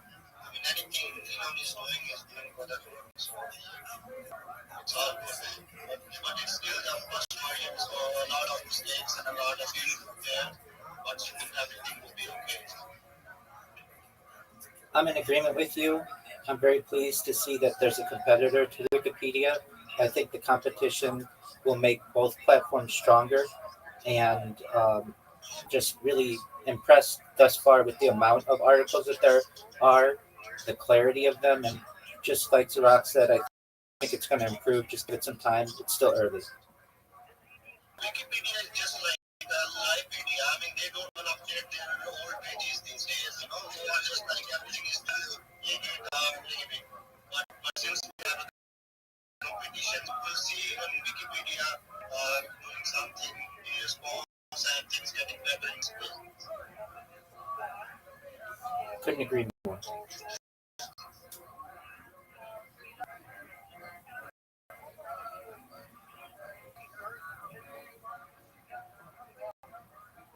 Anyone wants to ask anything or want to be a speaker, has anything in mind, please request another movie request. And do like and support and do join the meeting community because we are grinding, getting better every day, and it's been about 24 hours since we are live here.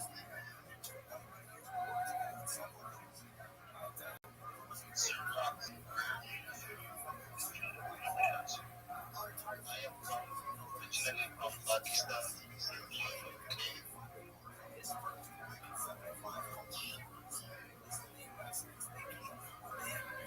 Well, Thread, I see that you're in the oil industry. Do you have any inside knowledge or alpha for us? Yeah, right now, if you are talking about Brent and all those that space, right now, it might look a little overbought, and since there are concerns regarding the supply side increase, you can expect a drop. But overall, with the sanctions and all those things, they're just nice. Don't just look at that. I mean, banning Russia job companies is just a noise because they were already not very open to supply. But the thing is, right now, there are going to be increase from Aramco, Saudi Arabia. Those increases will lead to a price drop. This is my case. It's not a financial advice, but that's how I see market going forward.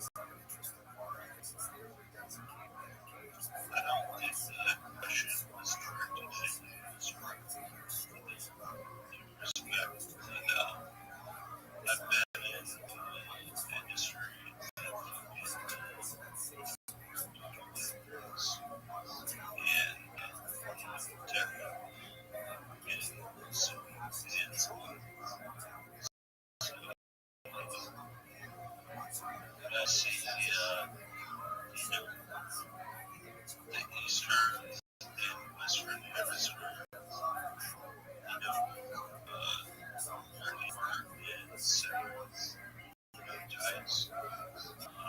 think there's like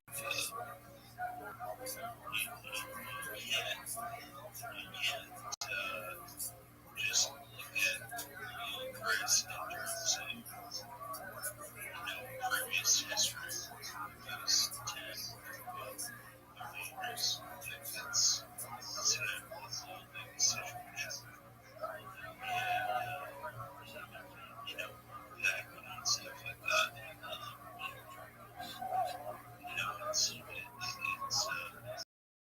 It's an evolving situation. So you need to look at it. Yeah, but right now they are trying to increase their supply with all those sanctions coming on Russian companies. How do you see that? I mean, going forward, right now it is around 60. What do you think about where it's heading? It's a good question. I think there's a big prospect of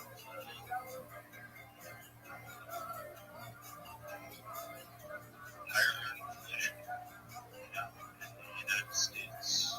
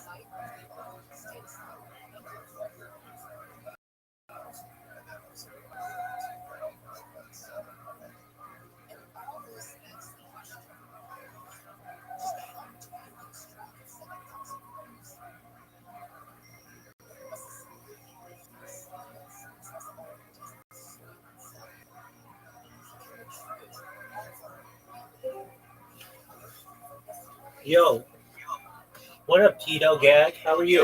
Can you hear me?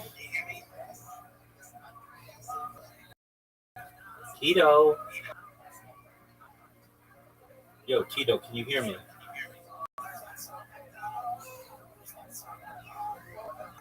Tito, do you speak English?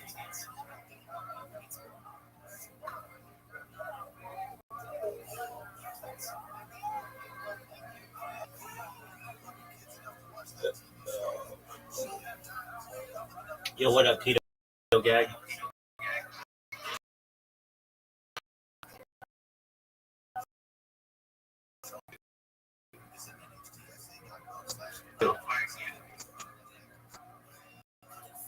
Can you hear me?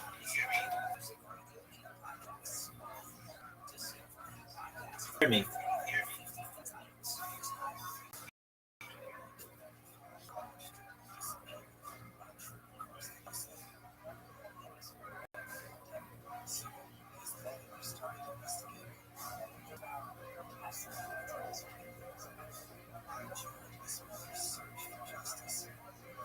Tito, you speak in English?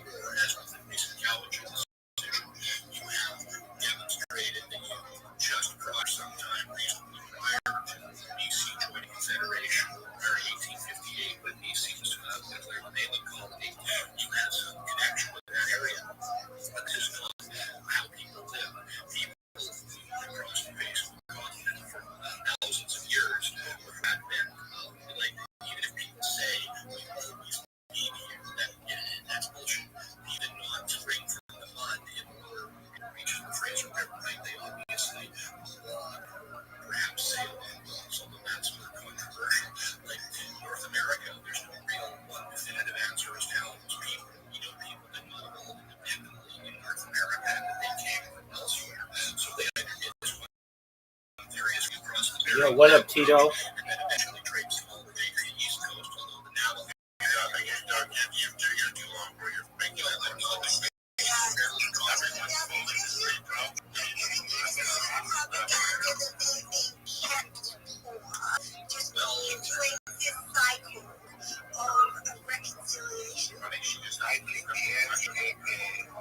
The answer that Doug can't give you is that he doesn't know.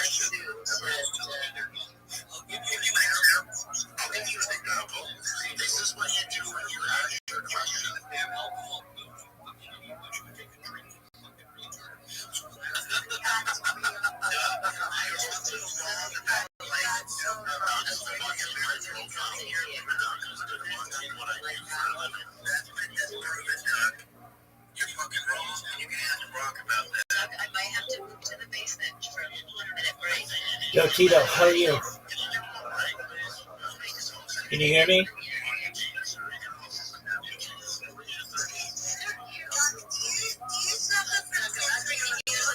You're just gonna hang out in the little basement there. We're just not anybody else. Anybody else that's in the basement?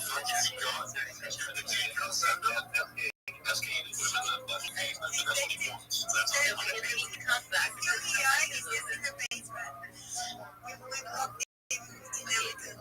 Anybody else up there? It's not called the basement. It's called the No, we said come down to the reservation. What are the remote ones? What's funny is in like 10 minutes I've spent laughing and like honestly a couple weeks. Thank you so much. No, that was you guys are hilarious. Drew, you're fucking so funny. I was belly laughing so hard. Hello, the first, 10 or 15 times that his autistic Tourette syndrome spurting out on Alex and everybody else really didn't sell me, but that last time when he really got it, Drew, you know what, yeah, I'm on duck side now. He totally convinced me. The cut thing was out. Who was that? To her. She's gotta go. The duck thing up here? No, but he really could if he wanted to. I hope he doesn't. He's, Jody, hello.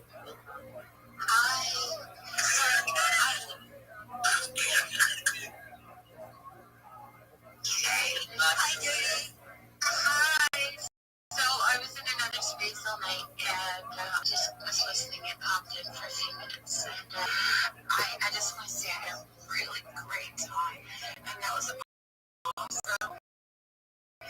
Just had it was a great way to cap the day. And it was a great. It was the perfect time to let go. I know, Brent. I know. I agree. Yeah, yeah, just hold on. So it was just awesome and comebacks were brilliant, and I just want to commend you all on for the stressful laughter.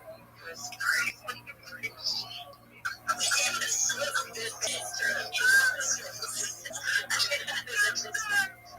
Best job I ever had. Everyone in here a native advisor. I'm just a little unclear why everyone. I like to call myself. No, I don't listen. I just think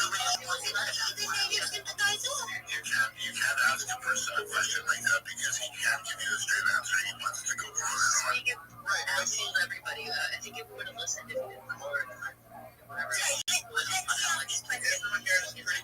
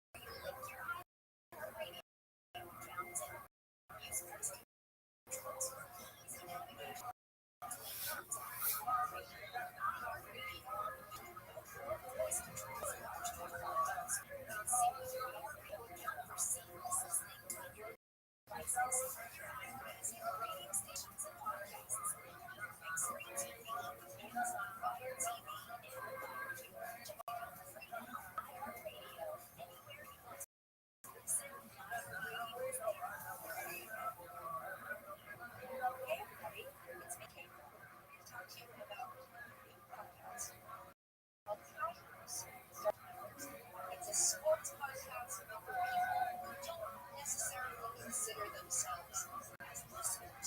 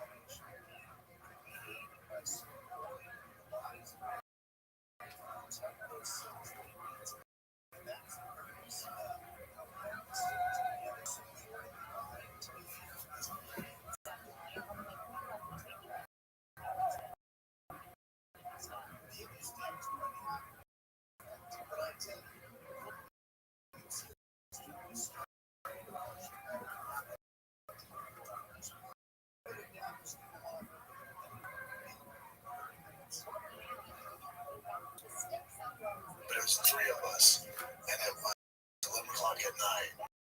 And he gave me the paranormal device. It was creepy. But I love that stuff. I love that stuff. We saw the Rick House, which is my favorite season. It was so cool. I like New Orleans, man.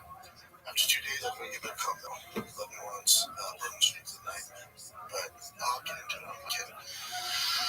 Well, let's get real quick before I get into the fighting. Go Dodgers. Toronto, suck it. Go Dodgers. You got lucky in one inning in the first game. You're like, oh, we can do this. You can't. But you can. It's over now. We're back in LA. You're going to get served. You're going to get served. You're going to get served. That's just how it goes. Yeah, I don't think he has been one in LA. It should be over by Wednesday or Thursday. That's how it goes. One great stats all the time. So I guess I was so pissed on Friday night. Well, that's been good. So pissed. Fuck that, baby. Because they came back on Saturday and beat them cheeks. Yoshi, complete game, dude. Oh, he's good. Oh, he's the fucking man. Hell yeah. Alright, let's get into some fighting. Oh, what do we have here? Talk about a shit show. Listen, the heavyweight division, complete shit show. I think Tom has a curse on him. Speaking of paranormal activity, it's Halloween. Tom has a curse on him. It's not his fault. This poor freaking guy. This poor English soul. It's not, none of this is his fault. It's just literally the worst luck possible. It is the worst possible scenario happened to Tom Aspinall. God, dog, where do we start at this association? This is, dude, I like when I came out on Monday, there's fucking something to bite into. And today I'm biting into Tom Aspinall's flat British ass. Listen, it's not Tom's fault. What is his fault to a certain extent is the long layoff waiting for John Jones, waiting 457 days. So he wasn't active at all. So there was a case of ring rust going into this fight. That's a disaster. Kind of his fault also on the UFC. Like John saw it and he's like, okay, let's do it. I got a freaking fight here. Gets a fight, long layoff. I told pressures on Tom for a number of reasons. The long layoff, the John Jones fallout, the divisions in turmoil. We think he's the best. There's no really proven formula, but we know he's the number one heavyweight in a terrible heavyweight division. Again, not his fault. So there's a lot of questions about Tom Aspinall. You're fighting Cyril Gahn. Cyril Gahn got absolutely dog-walked by John Jones, the guy who, quote-unquote, is ducking you, which we'll get to. So all the pressure's on Tom. You have this long layoff. Ring rust is a real thing. And you're fighting a guy who is better technically striking. There's just a lot of, because the narrative is John ducked you. You've wasted 453 days of your life, and John ducked you. And then you're fighting a guy that you completely dog-walked. And I told you the pressure on Tom, because we're going to compare him to John, right? The pressure on Tom is, can you look more impressive than John did? Which would mean you beat him in under whatever is 2 minutes and 2 seconds. That was not the case. So already that, oh shit. If you're a Tom Aspinall fan, you're going, oh fuck. This is going to be a fight. Oh boy. And I do think Thomas is how do I want to say this? I don't think Tom is better than John. I do think Tom, as far as the crop and yeah, again, he's not even that active. As far as active fighters, Tom's the best heavyweight we have to offer. That being said, I love Tom. I'm a big believer in Tom. But there are some holes in his game if you watch enough fighting. Even though he's starching everybody, he's not starching elite level guys. He's beating and demolishing guys that are offered to him. But the heavyweight division has never been weaker. So you're basically the king of the mediocre heavyweight division. But again, not his fault. But with saying that, it goes to show that Tom does have some issues in his game that at a certain level will get exposed. So if you bring up Tom's record, my issue for Tom is, so Tom's one of the most athletic. Tom might be the only more athletic heavyweight in the division, but Tom's fucking right up there. So Tom's big, he's fast, he's athletic, he has jiu-jitsu as far as we know. I think that with a grain of salt, even though he grew up in diapers and the jiu-jitsu gym, his dad was a jiu-jitsu owner, this isn't a knock on England, but it's going to be different. It's just different over there. Wrestling credentials is just different over there. They're not at the same level as other parts of the world. So Tom's thing, right, is he's basically a knockout artist. Now, Tom's not a knockout artist because he's throwing these insane combinations and he's slipping and he looks like fucking, Anthony Joshua Canelo. He's doing it because he has faster hands. It doesn't mean because you get labeled a knockout artist via Derek Lewis. When you get labeled a knockout artist in the UFC, it doesn't mean you have world-class striking.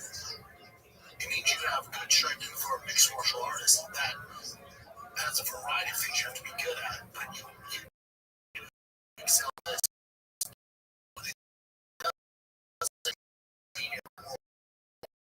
Class striking. So Tom's thing is really fast hands for big heavyweight. B, I would love to beat high-level world-class strikers. Which one of the guys that he beat would you label, if you're listening to this on your way to work or if you're watching this, if you have a knowledge on mixed martial arts and just striking in general, whether it's kickboxing, boxing, Muay Thai, which one of his opponents would you say was world-class? Go. And I'll go through them. Jake Collier, Alan Dow, no. Andre Arlovsky, Sergey Spivak, no, different. Volkov, no replacement. Curtis Blades, different wrestler. Tiberia, not a chance. Pavlovich, heavy hitter. I wouldn't say world-class striker, heavy hitter. And then Curtis Blades kicker. So really, in that area of mixed martial arts when it comes to striking, he's had faster hands, but then he beats him into the punch, and he's a big, strong guy, and he's knocking heads off. Again, not his fault, because these are the best guys the UFC had to offer. Whatever you're looking at 2025, he's knocking numbers. But you wouldn't say Tom the best to offer right now. And so now he faces Cyril Gahn, who's the closest you can get in the right division to world-class striker. The background in kickboxing, took some kickboxing fight, part Tom's face. How'd it go from the samples? Not good at all. Now, he didn't get dog walked. He didn't get fucking completely outshined, but he was getting pieced up. He was getting pieced up. And the longer that went, that's where the questions come into place going, oh man, how does it go on in the second, third? If he's getting pieced up in the first, nose bloody, getting jabbed, not really landing, and this is my own criticism of Tom, he leads head first, which is boxing 101, not good, especially when you're a big heavyweight. If you saw the Rakic fight, he went head first, and with the momentum of a bigger guy, gets knocked out from a jab. That's going to happen at heavyweight. So, my only criticism when it comes to the small sample size that we have is he finally fought a good striker, and it was not going his way. For the first time, not going his way. So, this is worst case scenario for Tom. Worst case scenario. And then with the wrestling, again, I don't know how good his wrestling is. I hear what his training partners say, but again, it's British wrestling. Now, it's 2025, and anybody can fly at any coach and can fly anywhere, but from the ground roots of it, England's never been known as good wrestling pigs. It's just not what they do. It's just not what they do. So, again, from Tom, I've heard the war stories from the training room, all that's on it. But when it comes to actual octagon time, I've never seen it. So I don't know. And then he goes to take Sargon down and didn't have a fucking prayer. It wasn't even close. So there's been a few questions answered about Tom.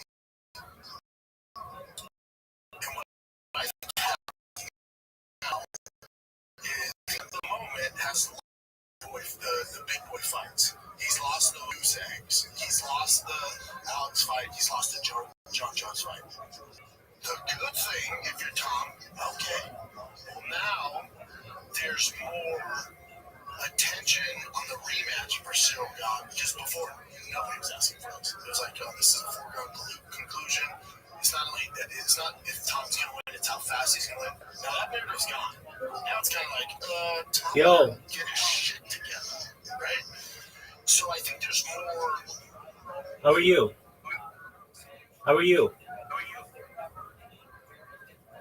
Yo, I'm good. How are you? Kicking ass, taking names.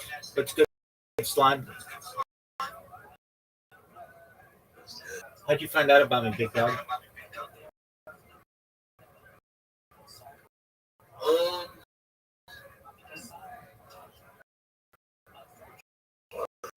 Yeah. I saw it. It was like I don't know, like I always see your name on like your camera, and like, oh shit, who's that? They're like, I'm on YouTube too, and I see that they do like live streams. 100%. So I just found out about socialized server. Absolutely. Okay, great. If you would, in the upper left-hand corner of the server, I've got a red circle that says 24/7 YouTube streams, and you can see I'm live on 22 different YouTube streams simultaneously. Like the event you've ever seen on YouTube. That's crazy, bro. Are you looking at them? Wait, so you just like? Yeah, 100%. Do you benefit? Yeah. Excellent. Thank you for the opportunity. I'm Rabbi Rothschild. I stream my life 24 hours a day, 7 days a week, 365 days a year, world peace. I've been doing so for more than 3.5 years. My streams go back to our nation, the king, and everything in between. Essentially, this is a timeline or time capsule of human society, of human interaction. If I may ask, have you ever seen the movie The Truman Show or the television show Big Brother? That's okay. It's just basically the story of somebody whose entire life is on camera. If you were 18, The Economist magazine stated that one resource more valuable than food, air, gold, petroleum. I have more data archived on the internet than any person ever, which may make me an influential per family, all independently wealthy. If you're not already, I want to make sure that you have generational wealth if you don't already, and I want to make sure that you can start charities and philanthropic organizations of your own. How does that sound, big dog? That's awesome. Excellent. I talk about things for the good of the world, like ending world hunger through the use of technology, such as agricultural drones, floating greenhouses, saltwater greenhouses, hydroponics, vertical farming, cloud seeding. I talk about ending world thirst. I'm sponsored by cryptocurrency that's worth about $1 million, and one of the things that we do is we build wells in nations like Nigeria for the benefit of the world. I'm an advocate for the Lifestyle program, and most importantly, desalination technology, where we pump earth seawater on land to make it drinkable. How did those do? Sounds great. Excellent. I'm a futurist. I'm someone who likes to study the future, talk about the future. Things like anti-gravity, antimatter, fast light communication, things like space elevators, space tourism, fast inner travel, terraforming planets, invisibility, things like cause machines, replicators, things like time travel, things like perhaps teleportation, like about de-extinction. If you weren't aware, and many people aren't aware, The first successful de-extinction took place in 2003 with the pirate Vex, which was a goat located in northern Spain, southern. Fast forward to the year 2020, now the Dallas, Texas is found Colossal Scientific. At their goal that within 3 years, or by the year 2020, to reintroduce the woolly mammoth in the Arctic Circle, utilize Asian elephant surrogates, and glowing gold. I'm excited to be able to. Additionally, following the reintroduction of the woolly mammoth, they want to reintroduce the Tasmanian tiger, followed by the dodo bird, which I think will be really exciting. I'll talk about other things that may affect you, slime, your friends and family in the future. When you were born, slime, the average life expectancy for you or someone like you was probably about age 80 years old. Increase that with your consent if you want through the use of technology such as oxygen therapy, human growth hormone, stem cells, cryonics, cryogenics, things like nootropics, cold shock therapy, red light therapy, testosterone replacement therapy, ambrosia therapy, to be 120 years old. But at 120 years old or so, you may say, Rabbi, back in 2025, everything that we discussed came true. I can't believe it. It's amazing. But my body's starting to break down. What's the next plan? Again, this is with your consent. If you want, you can take advantage of a type of technology known as mind-uploading technology, where, with your consent, we scan your brain into a computer like a CAT scanner or an MRI, knowing where every atom is in your central nervous system and your peripheral nervous system for later download as an android, an avatar, a cyborg, a cybernetic being, a clone of a robot, an ethereal being, whatever you want to be, Slime. But essentially, what I'm saying to you is that you may be able to utilize it, these types of technology in order to experience digital immortality. What is Whoa. word, dog? Pretty wild, huh? Whoa. Let's get a process of things. Oh, absolutely. Do it with good intention. I want people to know these types of technology are not science fiction necessarily, they're science fact. And they will be available to you within the next generation or two. You're the last version of what we would consider a Homo sapien, and we're moving into transhumanism. And people aren't really talking about it, and I feel it's an important topic, and I've dedicated my to these discussions, but also to archiving human events, human history. We've seen the death of the queen, the birth of AI, the coronation of the king, and everything between. Assassination, every aspect of been over the course of the last 4 years since the pandemic has been archived. I talk about things like artificial narrow intelligence, artificial general intelligence, artificial superintelligence. I was using language models prior to their official launch. I was an early adopter of ChatGPT in November 2022. I was using it the day that it was launched, November 30th, 2022.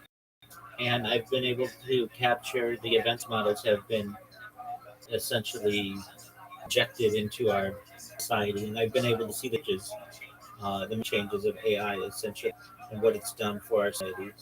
I am so, and I recognize that I have more data archived on the internet than any accounts, over 200 Instagram accounts, 500 Twitch accounts, over 1,000 TikTok accounts, over 2,000 Twitter accounts, over 5,000 Blue Sky accounts, and over 10,000 Kick accounts. I have more so than any person ever. Apologies, what did you say? Where's the source that like you have the most data?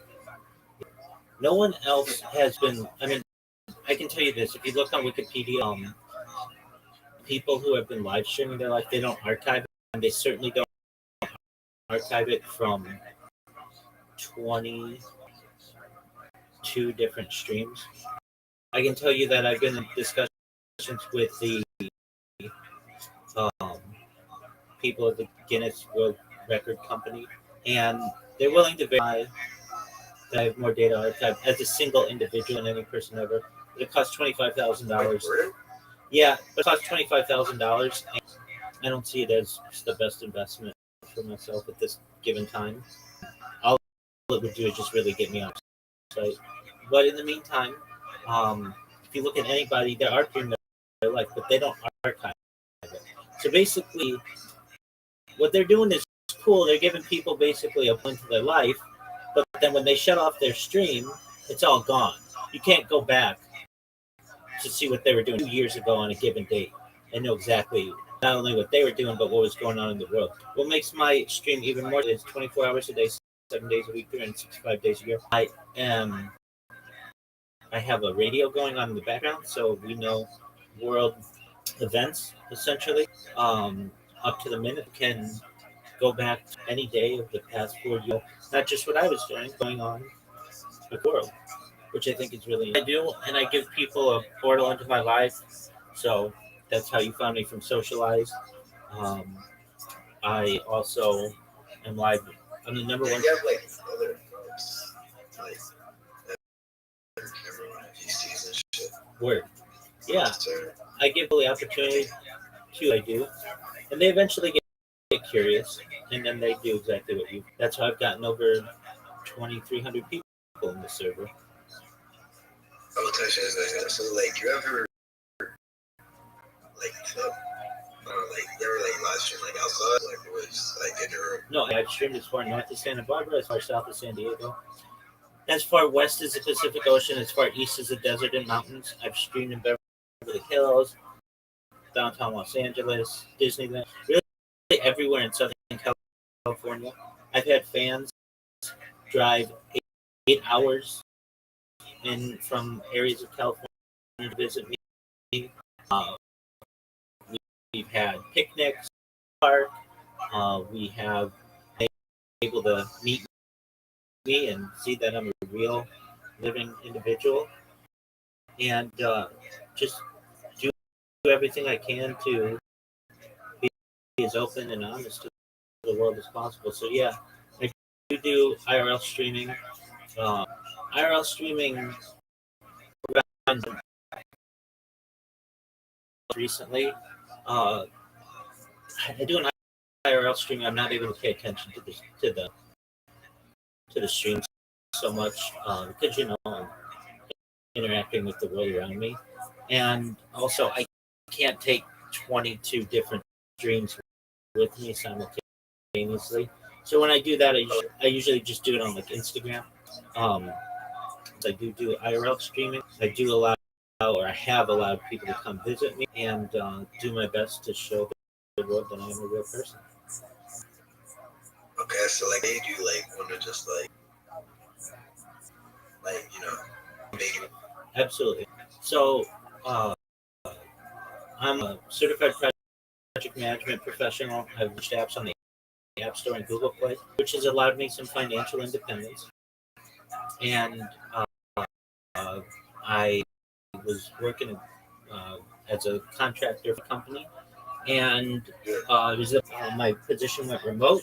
So after work, the world was kind of in line, and there wasn't much to do to stay active. So I joined Tiger Woods' golf course in Anaheim. There's something called the Players, and I after work and I wanted to observe and do that, and started recording myself to improve my golf swing. I would make jokes to myself, camera, like if I hooked the ball, or I sliced the ball, or I topped the ball, whatever it may have been. And I recognized that, what, there may be the opportunity in the future that my family someday may think these are cool videos. And so why don't I just archive them? So every night after work, I would go home, archive my live streams, and upload it to the cloud. And that was taking me a lot of time. And I recognized, what, if I'm going to do this, it's probably in my best interest to perhaps do it better than any person's ever done it before. I'd seen the movie The Truman Show, which is basically stars Jim Carrey and analyzes his life totally on camera. And I'm a generally honest, open individual, and thought, okay, well, if I'm gonna do this, I better do it. So I went and bought a bunch of laptops and Chromebooks and such, and put them around where I live, and then created a YouTube account more than 4 years ago, and life to the world. And so, first year or so of this, I worked simultaneously while streaming and just gained enough money that I didn't necessarily have to do that anymore. And have been focusing on this project now for the last 3.5 years or so. So I have interacted with people who, say that they live stream their life, and that's totally cool. But really, what makes my stream different is mine is you can have people who say they live stream their life. I mean, you see Discord all the time, but you can't go back and see what I was doing in Discord. And to me, it's more valuable for people to be able to learn and to have the data to be able to study, especially AI. AI needs models, basically examples of human behavior on which to create accurate examples. And I have more human data as a single individual archived in the internet than any person ever. It would take you right now, just one of my streams, it would take you 4 years, 24 hours a day to observe that. Now, not everybody would have that kind of time, and I recognize. Now, that doesn't include all the other angles that I have. I have a ceiling cam. I have just quite a few different ways that you can observe me. It's about 100 content that I've created. And that's too much for even too much for a single team to really peruse. But it's injection into our daily life. You can take one of my 12-hour streams, put it into ChatGPT, and it will give you a minute breakdown of everything that I discuss, everything that I do. And it's really helpful for being able to summarize what I do over the course of a day. And additionally, you can put my 12-hour stream systems that will condense the data into about 3 to 5 minutes or 20 minutes, whatever you want, to give you the highlights of what I did over the course of the day. So with the improvement of these types of technologies, I look forward to being able to digest what I do. And I'd like to do this for the rest of my life. So I'd like to basically, ideally, life is like, and at any time, anywhere in the world, you can check in on what I'm doing and live life alongside me and grow up together. Wow, bro. Wait, last thing, how old are you? I'm 39 years old. And you're willing to do this until like the day you die? I don't think I'm going to die, but if I do, yeah, I want to. When I started it, I was 35 years old. Wow.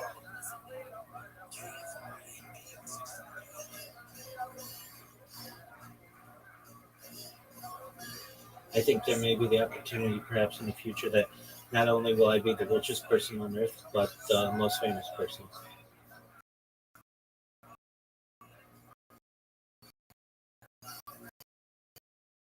I believe in you, bro. Thanks, Big Dog. More than anything that I talk about, I'm here to be a positive person. I'm here to have an optimistic view on the future. I'm here to give people hope. So you should know, Slime, if there's anything you ever need from me, I'm here for you. Okay, Big Dog? Absolutely. Don't change it, my friend. Do you have any other questions? So like, how much have you made from like doing all? Make enough for my monetized account.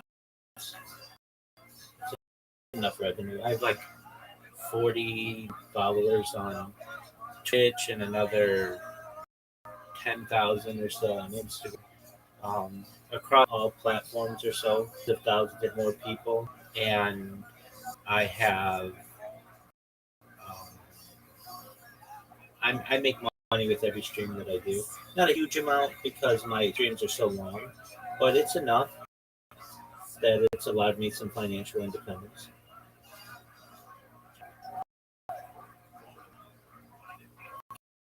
Are you a streamer?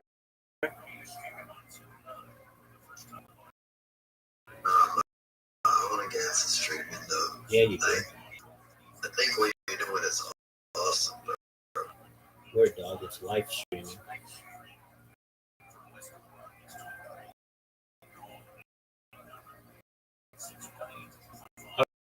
Alright, so you want to be a streamer? What's stopping you? Do you have a YouTube account?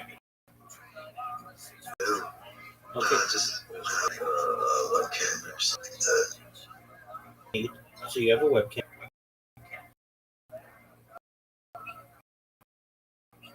No, don't. A camera on your computer? But it's not like good. You don't. It doesn't need to be good. You should know in the future, any video that's taken will be able to be enhanced to 8K better than the human eye can interpret. So don't worry about the quality. You do the content, and I understand. Look, I don't want people to come to my gym and be like, "Dude, your quality's dog shit." I get that. 100%.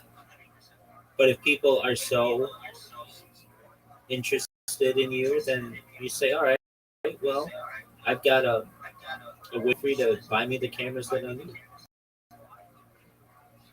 You like what I'm doing. Everybody's got to start somewhere. That's true. Right. And even if you have the best webcam in the world, it doesn't necessarily help you depending on the platform. I mean, like, for instance, in Discord, if like I have 4K cameras, but you won't see me in 4K because Discord quality until your servers are at certain boost levels, and so like you can't get like in like 4K. Yeah, I don't think you can even get 4K, but like basically the platform's going to limit you, and in some ways you can limit you. So even if you get the best camera, you get an 8K camera. That doesn't mean that people are going to be able to interpret. But I get it. You have to, if you're going to do this, you've got to have thick skin. I mean, do you know how much I get made fun of every single day by people of all ages for whatever reason? And then they come in here and they meet me and they're like, "Oh, you're really cool. I just thought you were just sitting there." And it's like, yeah, no, I would too. But I'm currently like programming robots and doing my best to talk about world peace. Those are really laudable passions. And, when people get the opportunity, they think it's really cool. But if you don't take any time to come, see what some guy's sitting on a bed. And I totally get that. But that's exactly what the other people are doing too. They're just chilling in their room. I just have mine available to the world to be able to me. But if 95% of people on they are sitting on their beds or in a chair or on a couch chilling. They're not doing backflips or anything else. So it's basically, it's a reflection of themselves. People are like, I sit and I watch you, and all you're doing is sitting. It's like, well, that's what you're doing too. Exactly. It's just how I like to be comfortable. But I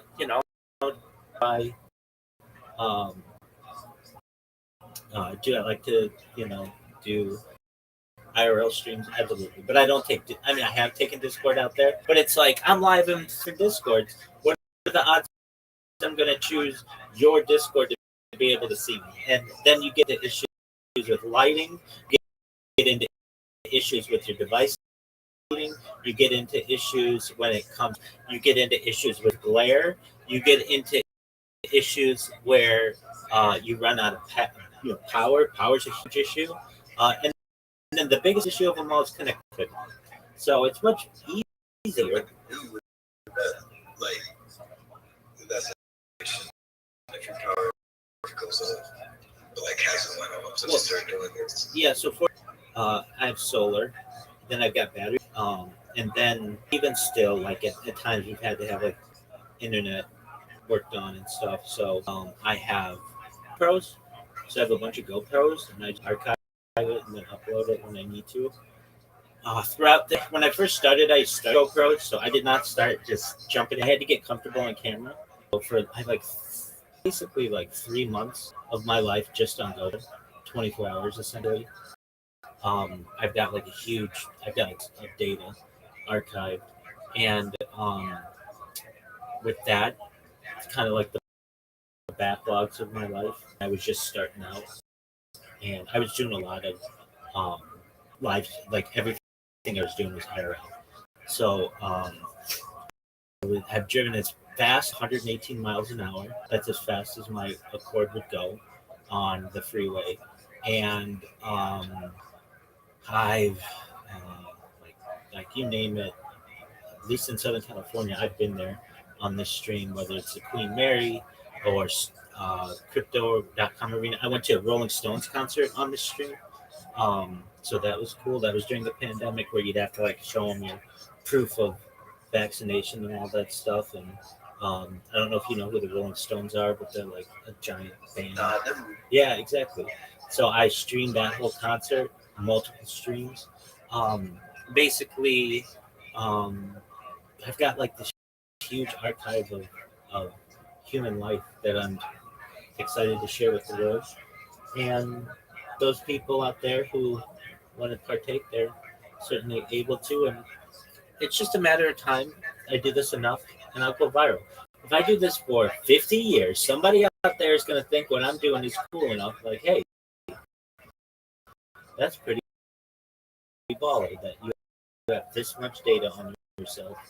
And I can go back to any content. 100%. It's expensive. And a lot the most consistent person on earth, because no matter what I'm doing, I know that I got to keep these streams going. And it's been as consistent as possible over the course of the last 4 years. Now, I could just be, there are some streamers out there, I think there's Twitch, who live streams her life, and she's been doing it 3.5 years, just what I've been doing. There's also Russia who's been doing it. But what they do is they start their stream and they just leave it, but it doesn't archive. To me, it's so heartbreaking. Now I understand why because if you end the stream, you lose all of the viewers, and so you want to keep the viewers going. In my case, I don't really care. To me, the data is what's important. So every 12 hours, no matter what happens, I will end all streams and then just restart them. And it's not because I like to have our streams. It's because YouTube will not allow you to see a video that's longer than 12 hours on most accounts. They do make some exceptions like that, but that only expands to 24 hours. So basically, for any normal person, the longest YouTube video that you can have as a live stream is 12 hours. So for all those people out there who are like, well, why do you end the streams? I want people to be able to watch what I've done. It'd be great if you came in here and I'd be like, hey, did you know yours? And you're like, oh, okay, cool. And then I want to see what you did 2 weeks ago. Oh, no, you can't do that during my life. It's not archived, though. I want you to be able to see what made me laugh, what made me hungry, what made me thirsty, all the shit that happened. I want you to be able to live with me. That's why my streams are. You get it. I know you get it. And I get it, man. Some things that you have to overcome when you're first becoming a chef. That's the dream, bro. That's the dream. So let's talk about it. Okay. So this has always been something. Fortunately, I've never fucked anybody over in my life. Like that had to fear retribution in the future that I couldn't explain. Like, what do I mean? Have I ever had to tell a white lie? Absolutely. To save face? Fuck yeah. But it's not anything that like the normal people of the world wouldn't understand. And these are things that you have to review with yourself when you become a public person. Like, like I've never cheated on a girlfriend. I've never like at work, anything like that. Like I've always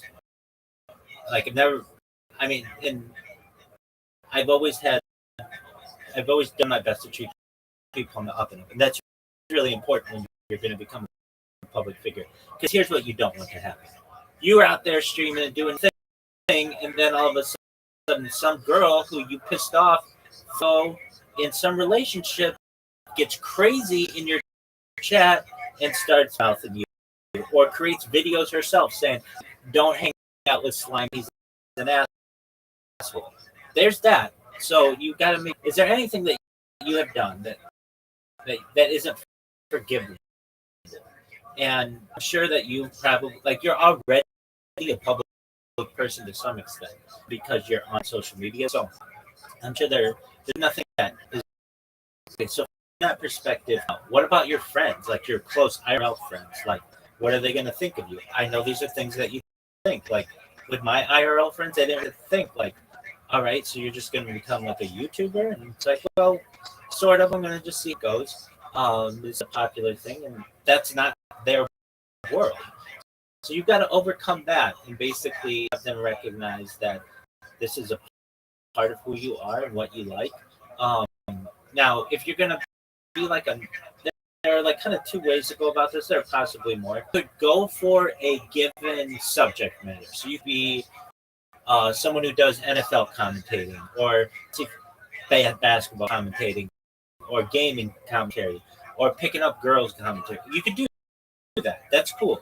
Or you could just, swallow your pride and do it and just be like, hey, I'm going to basically an streamer. Now, if you do want to do that, financially lucrative for you to do forms like Kick, if you're familiar with what Kick is.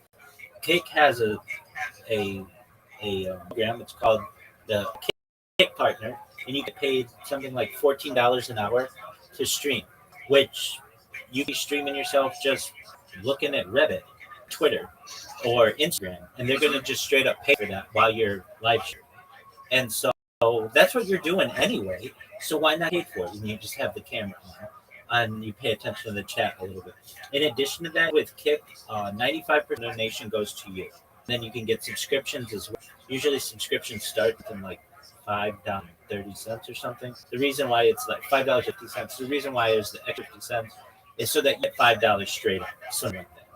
And it's an uphill climb. I mean, you're going to start with no one, and it's like, okay, well, let's say I create my account. What platform do I want to do?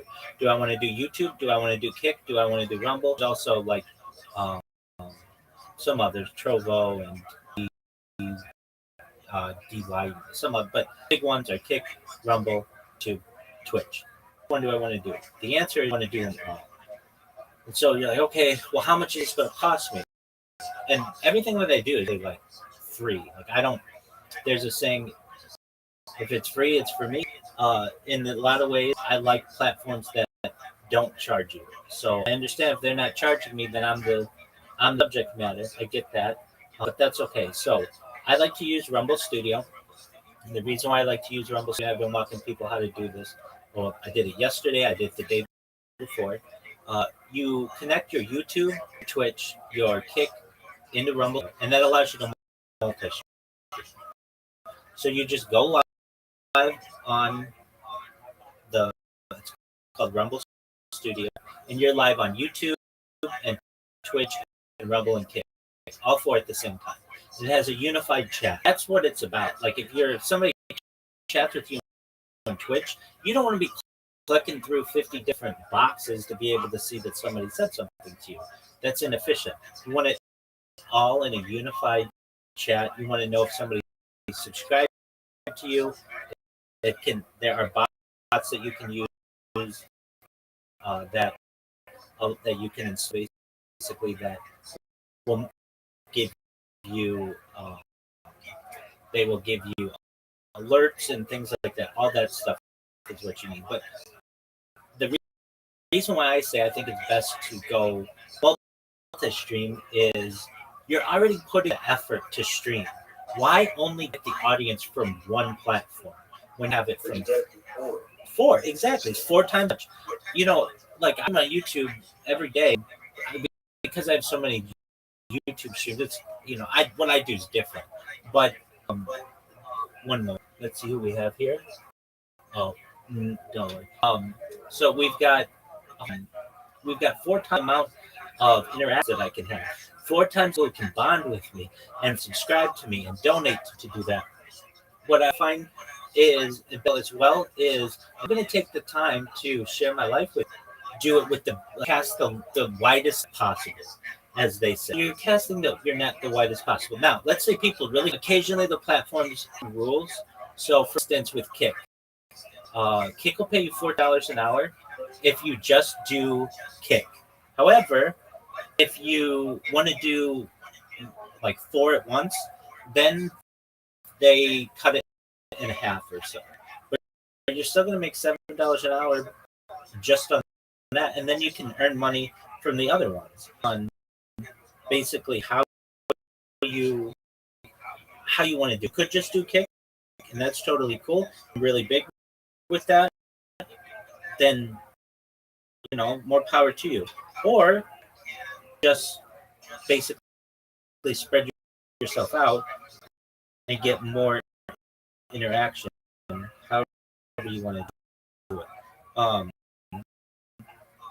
I can tell you that there's the option as well, which I find to be beneficial, in that you need to start somewhere. So why not see which one works best for you?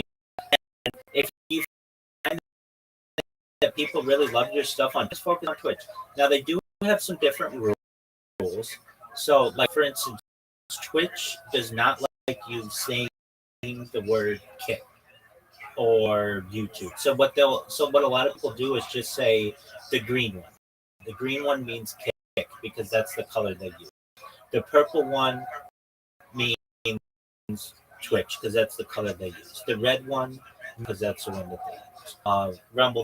Rumble's more of a greenish color. That's not a huge one that people use. But it is one that you can start making money today. I was helping somebody with it like within the last 24 hours, and there's like a whole menu. Like, basically, if you get 10 people watching you simultaneously, earn X amount of money, and I'm not saying, like, you could have barely anybody, and you'll make sense by just doing it, which is quite interesting. All right, so then how do you get your name out there is a big question. Like, you're going to be in a sea of content. What can you do that makes it different than anybody else? Well, you can focus on things. You can, like, gaming is a big one. Sports are a big one. Just social interaction are big. I can tell you the strategy that I have found to grow a channel is you start a podcast. And if you feel like, well, how does that get me anybody? It's fucking brilliant. So what you do, it's really easy to start a podcast on Spotify. And what you do, you just put your information on, and then you go to people's channels like Rumble or YouTube or Twitch, and you to them and you say, hey, do you want to be on my podcast? When someone hears they have the opportunity to go on a podcast, an influencer who's not doing anything, there's like a 90% chance they'll say, yeah, I'll be on a podcast. And you say, great. When would you like? And they'll say, right now. You're like, okay, great. You want to come to my Discord and do it? Or, okay, so what happened? So you can have your podcast really official to ask people the same questions that I would ask were from Vogue magazine. They have it's called 73 questions. I asked every 10 questions, and they're not high pressure questions. Nobody wants to be grilled on whether they, I don't know, cheated on their second grade test. Nobody wants to be grilled on that. But they're fine to talk about what got them motivated and what their passions are. Why is that beneficial for you? Because it's about network. Now you have networked with a personality, and your audience see that, but their audience sees it associated with you. And all the people who were watching their stream now come to you and follow you and know who you are. And to me, that's the best way to do it.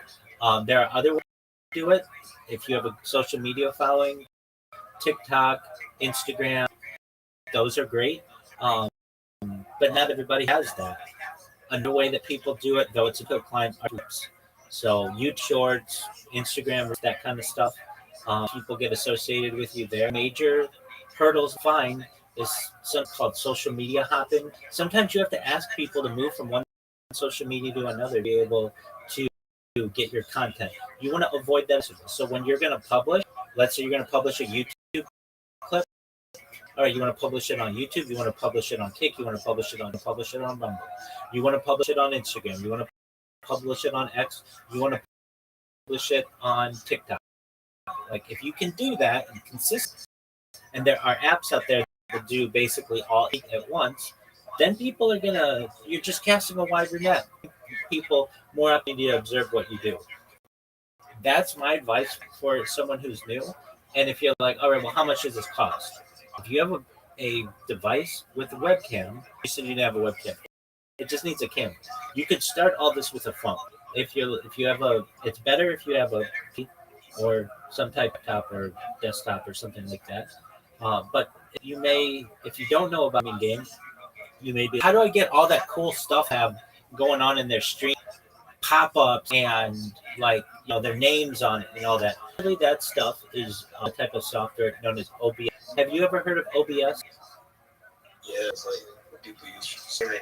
Exactly, and so that's a free. And Rumble Studio is a free service, free to stream, and Twitch free to stream. The only one that might cost you some money to stream is Twitter. Twitter, you have to have a premium account, but nobody's watching anybody stream on Twitter, so don't worry about that. And even there are ways around it. If you have an iOS device, video on Twitter with Twitter Spaces. So there are ways around everything. But basically, what you do is you download OBS to your computer, and you use something called a virtual camera. Which, if you ever, I can walk you through this. But basically, what that's going to mean is that you're going to be able to make all the changes you want to your stream in OBS, and then the virtual camera basically allows platforms YouTube, Twitch, Rumble, and Kick to pull from the same source, and so it's on all of different platforms. And then from there, you're going live, and there's a moment where there's a countdown when you do the stream, like 5, 4, 3, 2. You're going to be out there. Now, are you comfortable having your face on stream, or you're not comfortable having your face on stream? I'll be cool. Okay, well then, that's how I get people who come in here and who are like, I don't want to be, I just don't want my face on stream. And that's respectable. I understand. So there are ways around that, masks and avatars and things like that. But if you're comfortable being a personality, the courage to do it, excellent. When that countdown happens, 5, 4, 3, you're on, then what? You're on your first stream. Nobody's there. Nobody's talking to you. Okay, what do you do? You can do things that might people interested in what you're doing. So do you game? Yeah. Okay, what are your favorite games?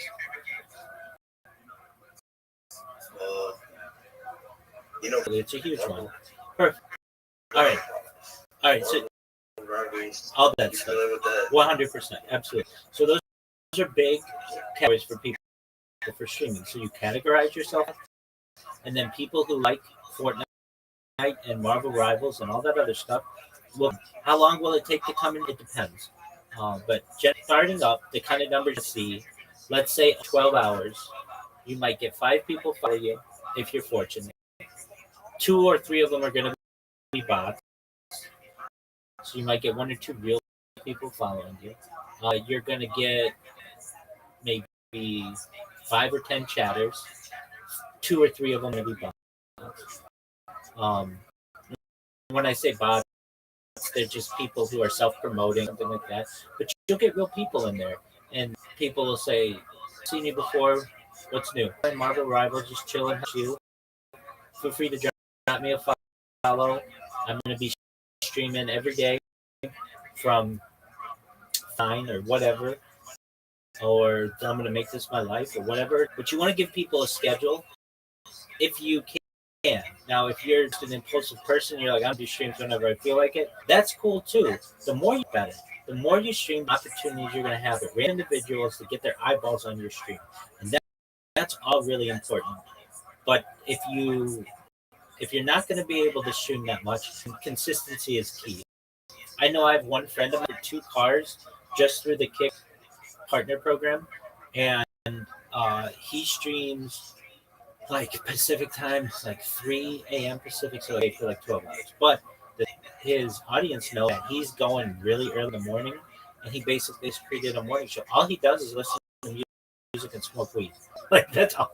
That's all he does. Short, like 12 hours is just smoke weed and listen to music, and that's not a bad life. That's what you like to do. And he just talks to his chat, and he's got some really great individuals in there. In fact, he's going right now. Like he just started like 35 minutes ago. He does that every single day, and he's been able to pay for 2 muscle cars out of it. So I don't.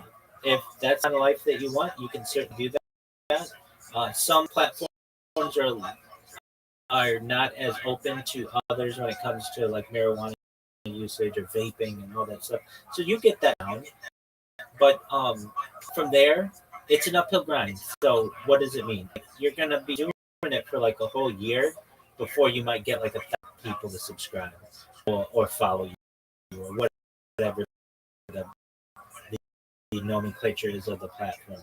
But you'll get people who like I had this girl kind of cool thing that happened. I had this girl come in the last 24 hours. It was like this time yesterday. She's like, "Oh my word, I can't believe it's you." I'm like, "What do you mean?" She's like, "I can't believe it's you. I'm totally fangirling right. Like I'm gonna cry." I'm like, "What are you talking about?" She's like, "I watch you all day, all the time." I had no idea about this woman, and she's like, I'm like, "How'd you find out about me?" She's like, "I had a friend who told me that there's this person who's just always streaming," and she's like, "I just watch you, but I don't feel alone, and you're always available. Like your streams are always there, and I can on any angle that I want. I really like. I just like knowing that there are other people there, and I'm not alone." I'm like, "Wow, absolutely." And she's like, I think the phrase is called fangirling, like where you're just like she's like, I can't talk. Like I watch you so much, I can't believe I'm interacting with you. You're gonna get people like that who really like your stream, and that's absolutely what it's about. You want people to like you, what you do. Now I can tell you, I had one regret. Everybody's got regrets. I don't care if anybody out there says I live my life no regrets. That's totally cool. But one thing I wish I would have done is use Discord more in my growth. I think if I had used Discord earlier, I would have been famous by now or viral by now. I do have 2,300 people in here, which is a lot. It's a lot in considering how difficult Discord is to get people to join. Like you're just a random stranger. Hey, join my Discord. There are different strategies I can teach you to basically be able to grow up pretty efficiently. But Discord's where it's at when you want to create a community. Telegram's pretty good too. The reason why where it's at is if somebody wants to be able to talk with you directly, they can't do it in YouTube. They can't do it in TikTok. Generally, there's a way, but they need like 1,000 like that. Not everybody has that. Instagram, 1,000 followers. You can't do it. Twitch, do it. Rumble, you can't do it. But Discord can. So what you can do, this is what a lot of people do when they're streaming.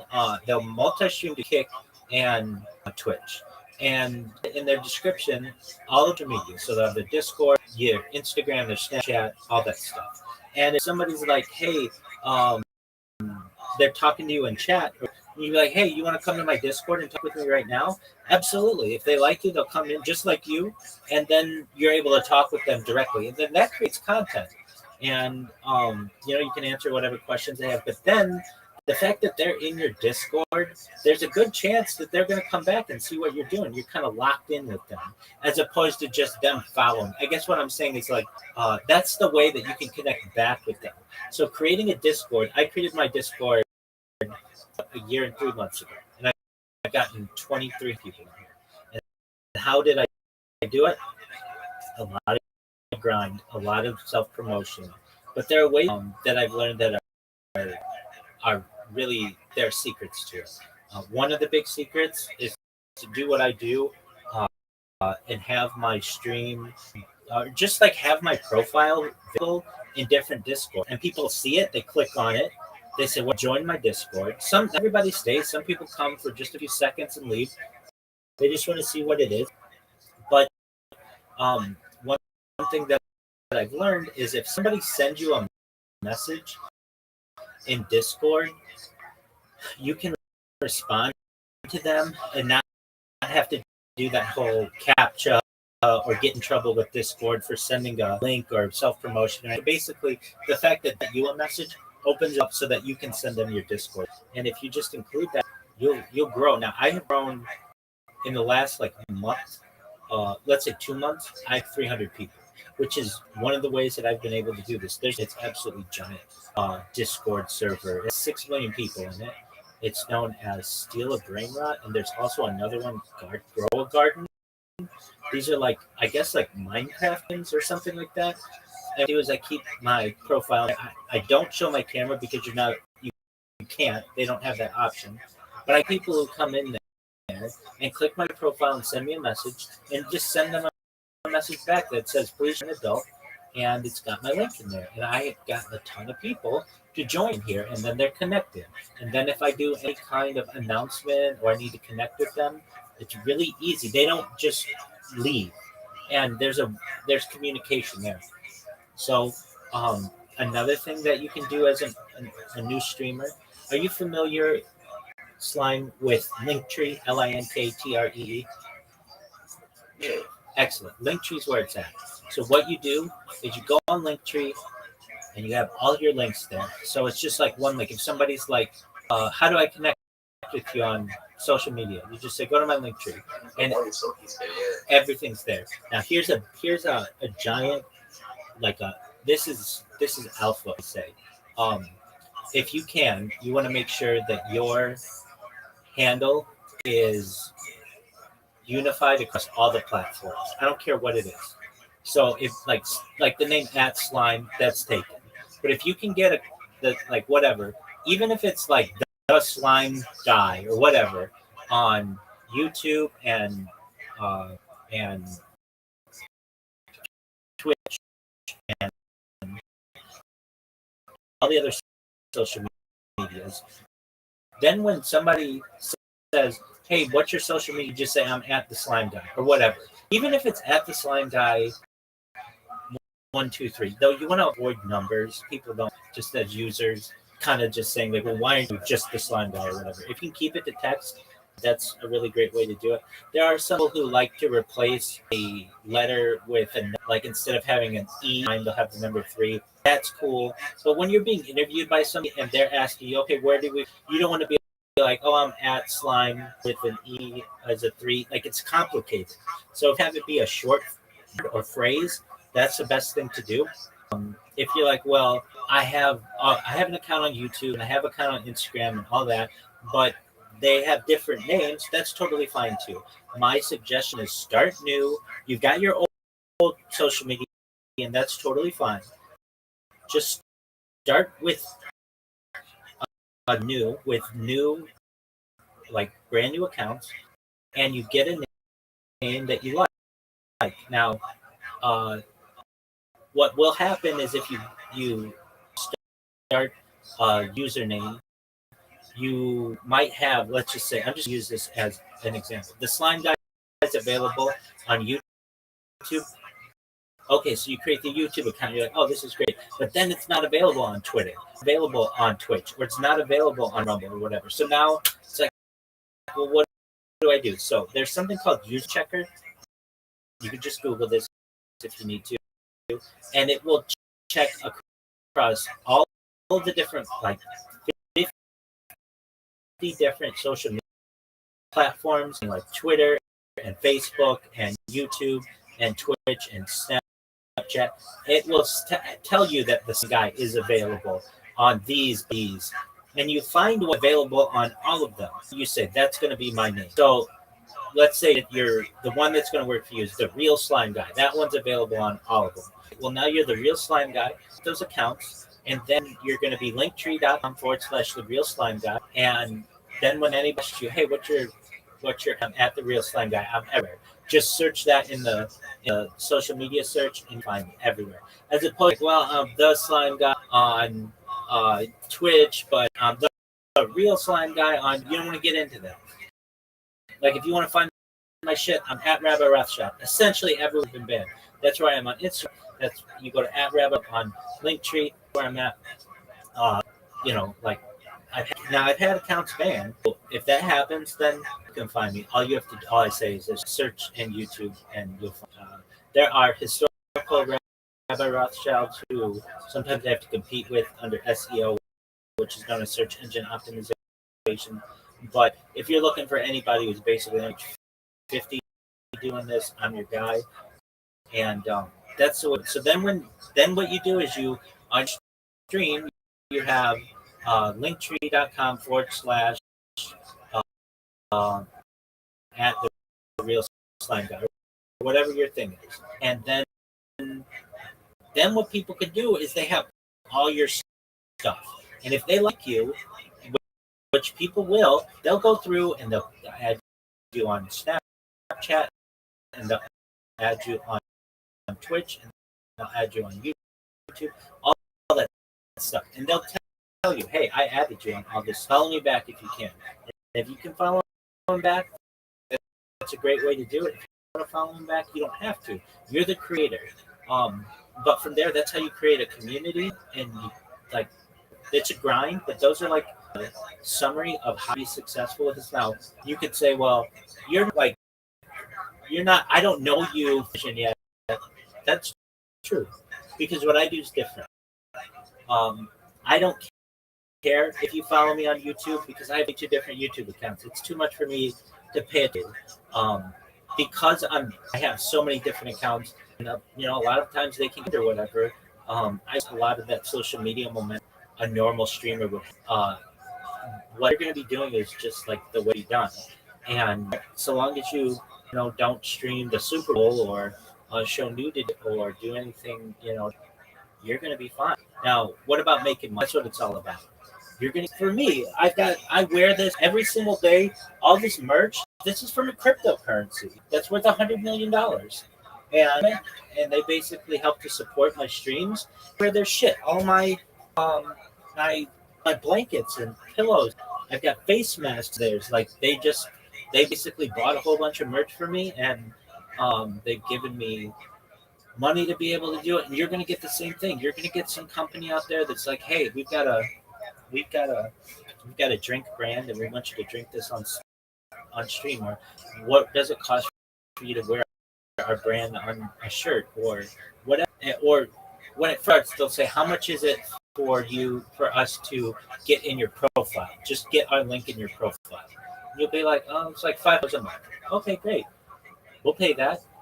And then all of a sudden you've got everything coming. Whatever it is you want to do, you're going to be able to do it. Is it easy to live stream and do all that kind of stuff? Some aspects of it are, but other parts it can get quite boring. So you do what makes you happy, you'll find groove. But if you want to be a live streamer, that's how you do it. Thank you, bro. And like, how you got the name Rabbi Rothschild? Sure. Well, I'm a rabbi, which means teacher in Hebrew. So I've had formal smicha, rabbinical training. I did that more than 5 years ago. And then my last name is Rothschild, so that's what works.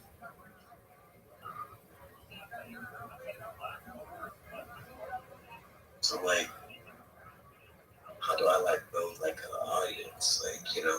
Absolutely. I think a really great way to do it is to start a podcast. So, and the reason why is because you can basically steal other people's audiences. So how does it work? So we're going to start the Real Slime podcast. Okay. What do you do?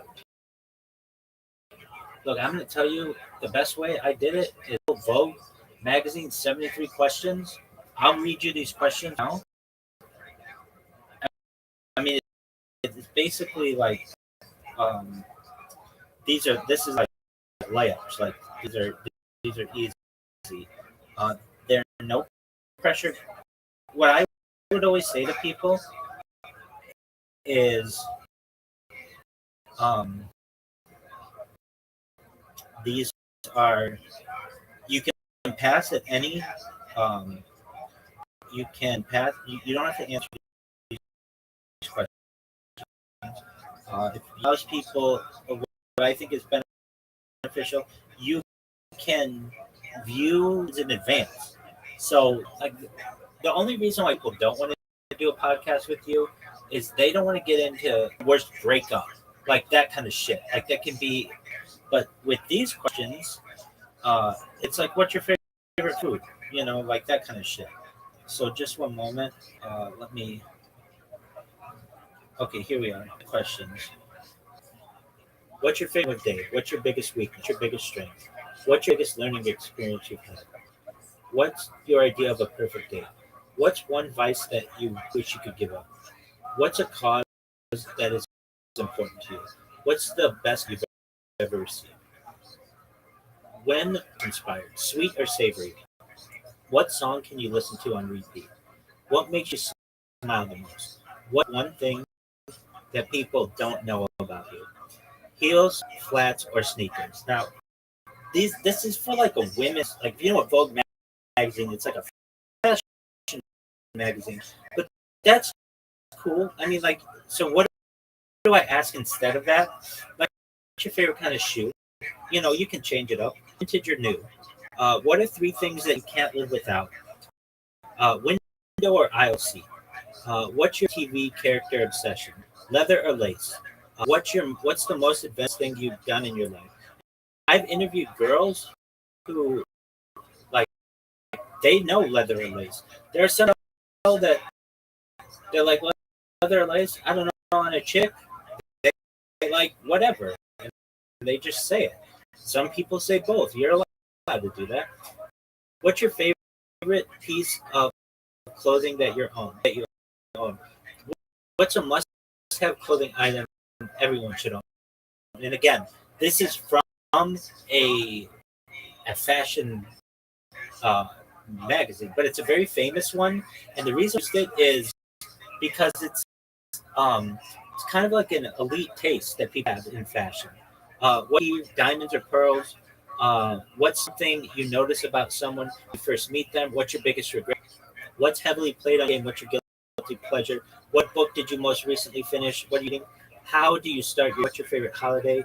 If you could raid one person's closet, who would it be? If you could switch lives with one person for a day, who would it be? What's one thing that you've always wanted to try but you've been scared to do? What's one thing you wish you knew at age 19?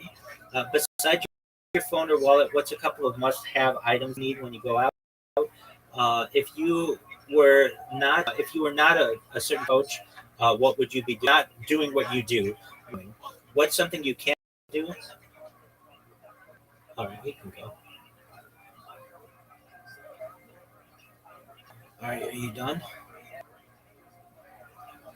Well, live streaming, that's what you do.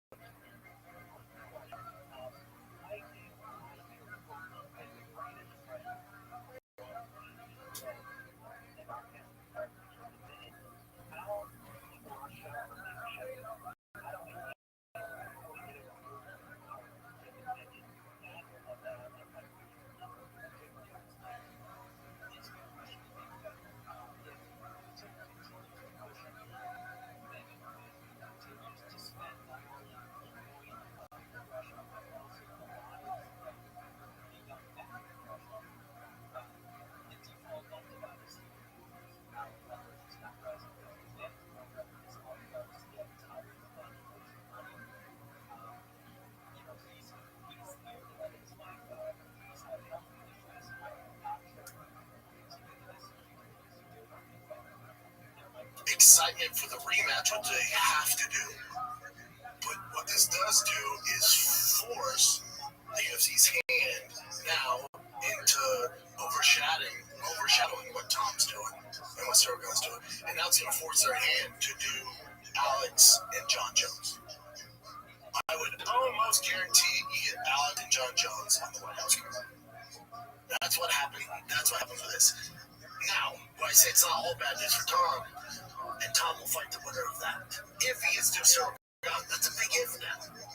So Tom will eventually get that big money fight that he's looking for, but it's not going to be as fast anymore. Down the back burner. And now John and Alex get, and they're going to be on the White House card. And Tom will probably face the winner of that. But this is where it's good for Tom, where it didn't go all his way. And there were some holes exposed in his game. Even if you're the biggest Tom Aspinall fan, you're probably sitting today going, man, fucking mollywopped Cyril Gane. That wasn't even competitive. This ain't an easy fight for Tom now. John isn't a foregone conclusion. John's older, slower. I don't give a fuck. Tom is not going to dog walk John like we thought. He sure as fuck not taking him down. I just mean it now. I don't want to see that plus level. So that's the downside in Cyril Gane momentum. Now we have almost a round to study to see how Tom's going to approach this. But on Saturday afternoon, I went, fuck. Damn it, that'd been easier than I thought. I dropped the $30 million bet. That would have been way easier fight than everyone thinks. John's probably kicking himself on the back. God damn it. Could make $30 million and still fought Alex. As the champion, an even bigger fight would make more money. Drop the ball on that one. So we'll break it down, jump right back into this episode, breaking down UFC 321, Cyril Gane, Tom Aspinall, shenanigans. All your favorite NBA players are back. Joe Kids for the Nuggets, baby, we back. And DraftKings Sportsbook, an official sports industry part of the NBA, is the place to bet on NBA stars this season. Your customers bet just $5 and get 3 months of an NBA League Pass, plus score $300 if your bet wins. Paid in bonus bets. Download the DraftKings Sportsbook app and use the code SHOP-SHOW. The code SHOP-SHOW. Bet $5 and get 3 months of League Pass, plus 300 bonus bets if your bet wins.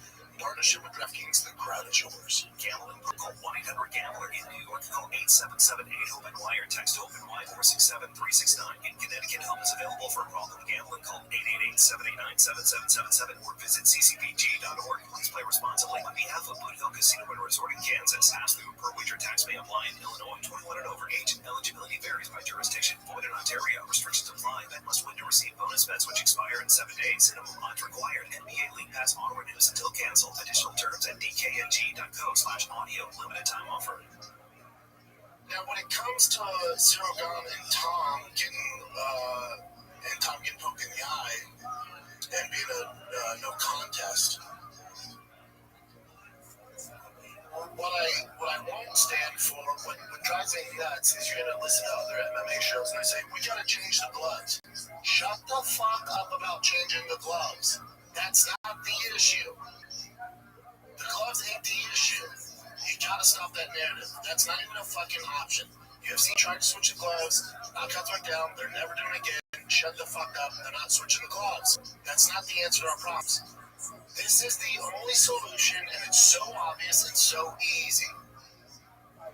If there is an eye poke, whether it's intentional or not, you're automatically disqualified and you lose the fight if he can't continue. If you groin strike, eye poke, fence grab, you're automatically deducted a point. If the fighter cannot continue because you did an illegal maneuver, you lose the fight. There has to be stern, severe consequences. Otherwise, this keeps continuing. That's the only way you stop this. The reason why guys like John and Cyril Gane have their hands out is to gauge distance. They also know, I don't think they're all doing it on purpose, they also know if by chance once they do poke in the eye, nothing happens. So there's no reason to switch or make a change. Because y'all ain't gonna do shit. Commission, meaning y'all. Dana, meaning y'all. They know that if they do grab the fence, they do kick the fucking nuts. If they do eye poke and compromise the fighter, the worst thing that happens is a warning these days. So for Cyril Khan, it's no contest, accidental eye poke. Not only did you poke the guy one eye, you put both fucking eyes and you're not going to beat. For this to be a no contest is insane. This should be an automatic DQ loss for Cyril Khan. If you make it a severe consequence and you take half their pay away and he has no chance to get this belt now, I will guarantee you guys stop using your fingers to gauge distance and poke in the eye. But right now, it's a slap on the wrist. Guys, like, why would I change? Who gives a fuck? What are they gonna do? What are they gonna warn me?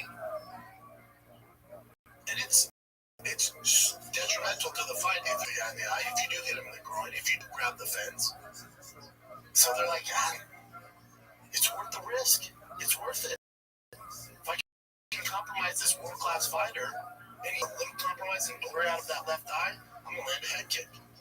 If I do grab the fence and I don't get fucking reversed, okay, it's a warning, or you stand aside, okay, at least I'm not on bottom. But if you made it zero compromise, zero, if you do any of those, eye gouge, groin kick, or grab, you're disqualified and you lose the fight. It all stops. I can guarantee you it's not gloves. The majority of fighters do not poke, they don't have that issue. The majority do not have it. For the minority, yes, the main event stop. People with no contest because I poke. Like, oh my god, freak out, change your gloves. Shut the fuck up. It's not the gloves, it's the individuals. And because there's not severe consequences, they're going to keep doing it over and over until you force it not to. That's how this goes. The whole narrative on, Tom wanted out, he was losing the fight, he found a way out, he can continue. Again, shut the fuck up. It's such a casual take. Let me get this straight. Tom Aspinall, the guy who's undefeated in the UFC, the guy who fought fucking Sergey Pavlovich, is insane, scary Russian dude, and starched him in his hometown. Hold on. You're telling me that after a 450-some day layoff, that this guy was looking for a way out? When people say that, that's what you do. Anyone who say that is not made of the same DNA of Tom Aspinall. It's not. No, you're talking about the guy that brought his fucking just 2022 against Curtis Blades, and then recovered, and then starched Liberia in London, and then fought that fucking monster for a title. Sergey Pavlovich at the time was scary as fuck, starched him in 1 minute, and then rematches the guy that he blew his fucking knee out against, who, by all accounts, a bad matchup for him, and starts him in 1 minute. Hold on. That heavyweight monster who's favored in this fucking fight is looking for a way out. You know how stupid you sound? You know how ridiculous that is? Again, people that are saying that's what you would do. One who has been inside that octagon is saying that. Anthony Smith said that. Let's talk about that. I love Chael. Chael's a close friend. Absolutely adore Chael. But Chael was never at the level of Tom Aspinall. If you remember, Chael had quit in him. Chael looked for an out against Anderson Silva. Remember, he's won the entire puts himself in a triangle. So there's Quick and Chael. So that's Chael putting his own shit on Tom. Tom and Chael are not the same guy. Chael never had the belt. So whenever someone says that, it's like, well, you know what it's like. That's what you're saying. Don't put that on Tom. Evidence that shows that. There's zero evidence that shows Tom has any quitting. That's so stupid. Also, I love Chael. And Chael's on ESPN. I expect Chael to do this on his YouTube channel. Like, the internet's wild, right? The internet, people would be like, Tom's a complete pussy, he's a quitter, right? All this wild shit. It's the internet, that's expected. So I don't have an issue when any guy, whether he's UFC or not, when they go on their YouTube channels and do this, because I would say 99% they listen to, whether they fought the UFC like myself, or they're commenters, or they have some association with UFC, or MMA in general, or they're big farm, will say that Tom's not a quitter, this is ridiculous. So it's not a hot take, so I'm not confused with this standpoint. I'm not, it's the truth. There's no quick Tom. If I'm rage baiting, if I want a different take to get attraction, this is what you say. And on YouTube, on the internet, it's expected, and this is fine. Get your money, son, get your bag. My issue is when you do it on ESPN. That's when you get my attention. Because the casuals now will say, and we all love Chael. Uncle Chael said he quit. Uncle Chael said he was here for a while. So now it just drives that narrative that Tom's probably not in well shape now. That's the issue I have. Now guys like my dad, my mom, my uncles, my friends, they're not looking on YouTube. They're not on Twitter. They're not on Instagram where you see all this rage baiting, all that shit. So I'm not worried about that. That's for younger kids, and that paints the narrative. But it's not real. And I can usually tell when people are doing it to get views. When you do it on ESPN, and then the casuals soak that in because Chael is a trusted source. He's probably one of the best speaking heads of all time. Chael is phenomenal. But when you paint this narrative, because you've been doing a YouTube channel and that gets views, bring it over to TV, that's what are you doing, channel? Because now my dad goes, how about Tom quitting? No. What? No. The fucking what? Well, when Anthony Smith said, fuck. Oh, man. Now it gives energy. It gives it has legs when it should never have legs outside of fucking the Twitterverse. And now Chael said on ESPN. So then the casuals repeat it because with their parents, or they don't know the game, they're just tuning in for this heavyweight fight, or they most likely watch the fight. All they did is watch the highlights of pumping out the guy. The issue I have. And it does so much damn Tom, who has no control. I get the fans booing inside the arena. I was pissed. I paid for this. The fuck? Give me my money back. So I get the fans that spent money, some British fans that flew out there, some French fans that flew out there. I'm pissed. I get it. And they're booing. And I'm not seeing too much hatred towards Cyril. There should be no hatred, should happen. But if you're going to throw hate anybody's way, this is Cyril God's fault. Not Tom's. But then there was Tom quit. Oh, he could have kept going. Hold on. One guy performed an illegal fucking move and poked the champ in both fucking eyes.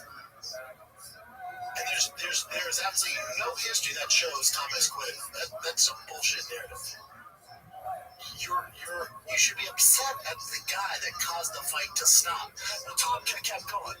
I want you to do me a favor. If you're listening to this right now at your desk, or you're watching your kids, or you're at a baseball game, I want you to take your finger. I want you to take your fucking index finger. I want you to stab yourself in the eye. And then I just want you to move around a little bit. Okay? I want you to move around and let me know how it goes. I want you to move around just a tad. I mean, really jam it in there. Now, remember, Cyril did both. We don't need to go that far. I just want you to take that index and just jam one of them in there. And whether you scratch your retina or detach your retina, that doesn't mean shit. Just the pain from the finger going to the eye. And then I want you to tell me how well he can gauge distance and how well he can see. Never mind the best striker who's 6'5", 240 pounds is in front of you.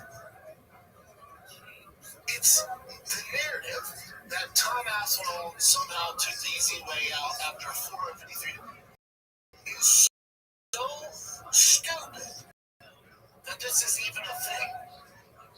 Now, conspiracies, and I'm for it, I love them. But this isn't even a conspiracy. This is so stupid. And Jill knows better. But again, Jill, get your bag.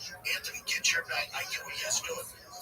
Most guys in the space who aren't rage baiting, who aren't going for views, are going to have my take. Most people that don't give a fuck about that stuff are going to have, they're on my side here.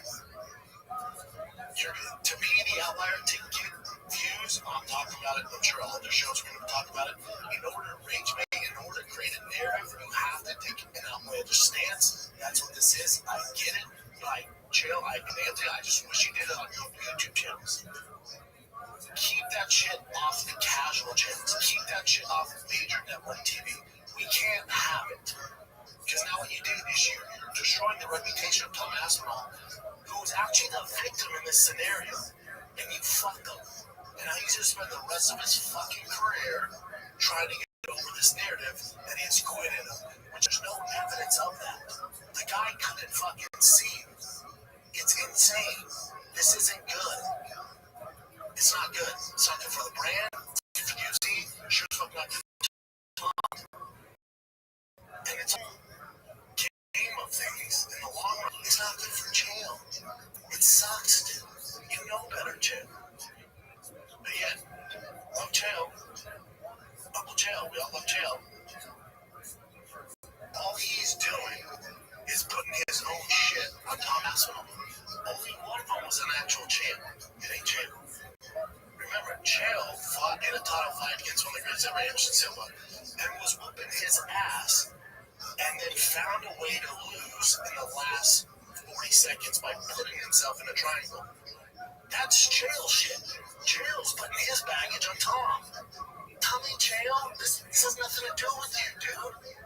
But now you paint that narrative, and Tom, poor fucking Tom, he has nothing to do with this, has to deal with this backlash. Oh, you quit, even Jail said so. And Jail, his word goes a long fucking way for good reason.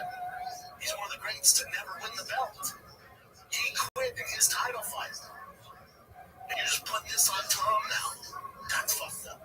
Keep that shit for YouTube, for Twitterverse, not for network TV, because the casuals are going to eat up whatever you fucking put out. It's like CNN and Fox News, what they say, fucking boomers go, yep. What Jail says, the casuals, yep. Fucking poor Tom. Second for the UFC. And I just wish Dana in the press conference went, I got poked in the fucking eye. I wish they would have laid down the hammer on Cyril. He should have lost the fight. We can't have this. Hopefully Tom recovers, we'll book the fight. You don't go, yeah, Tom decided not to fight. Now you're just adding fuel to the fire, man. Tom's still favored in the rematch. Not as much, but he's still favored. And now Tom has more things to work on than Cyril. For Cyril, he's going, I can win this fight. Sure you can. Yeah, sure you can. And that might be your best opportunity. Because now Tom knows what you look like. Now Tom has one round to go, okay, I was a little too wild. Okay, that takedown didn't work. I'm going to switch my approach. Now you're fucked.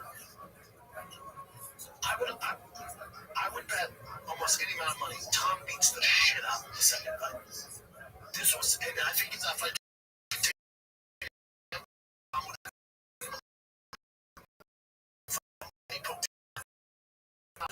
Opportunity to win. This was your one opportunity. You fucked it up. That's how you fucked it up. Now we have evidence of how you're gonna fight.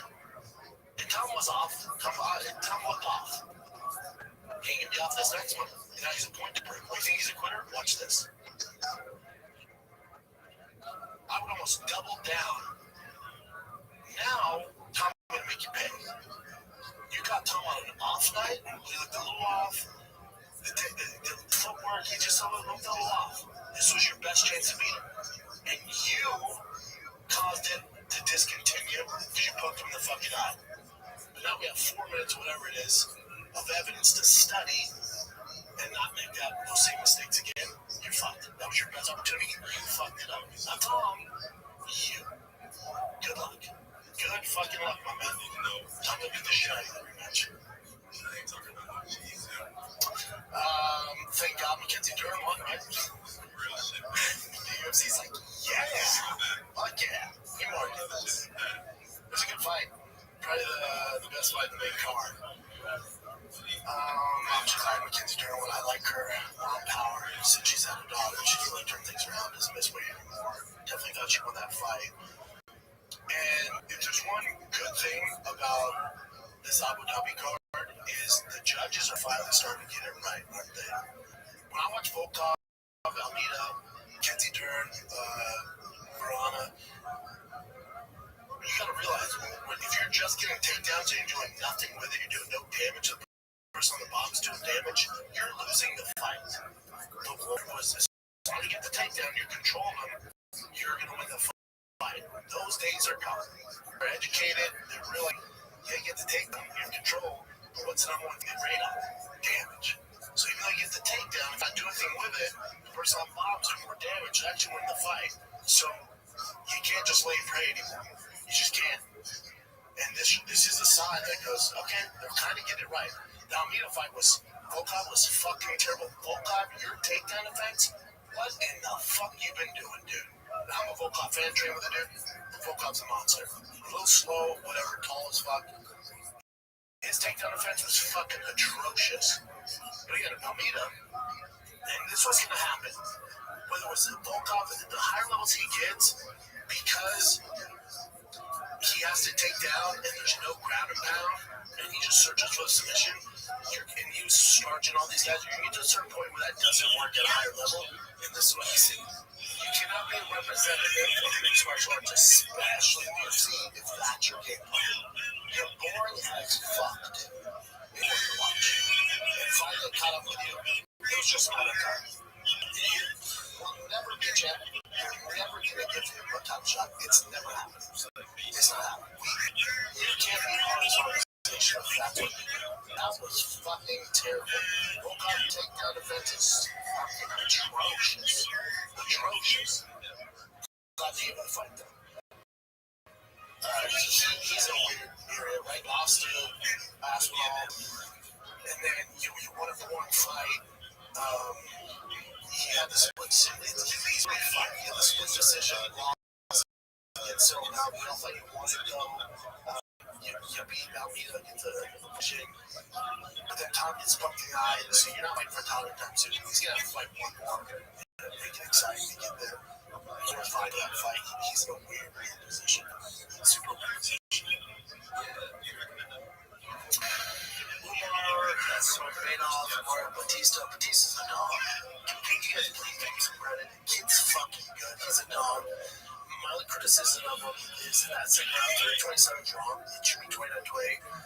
Because the most damage, the only time the fight even came close to ending was in the second round. So I think you give him that round. It doesn't matter. He lost 2-1. But it should be 29-28. If the only criticism I have is when you fight a guy like Umar Nurmagomedov, if you fight a guy like Rabbi, when you fight those guys, in the rare chance that you land something, which is so rare, in the rare chance you throw a knee when they're shooting in, you throw a head kick like Batista did, and you fucking land on them, and you have them hurt, you have to unload the gas tank. You're not going to beat them by decision. There's not a fucking prayer of it. Get 10 minutes of control.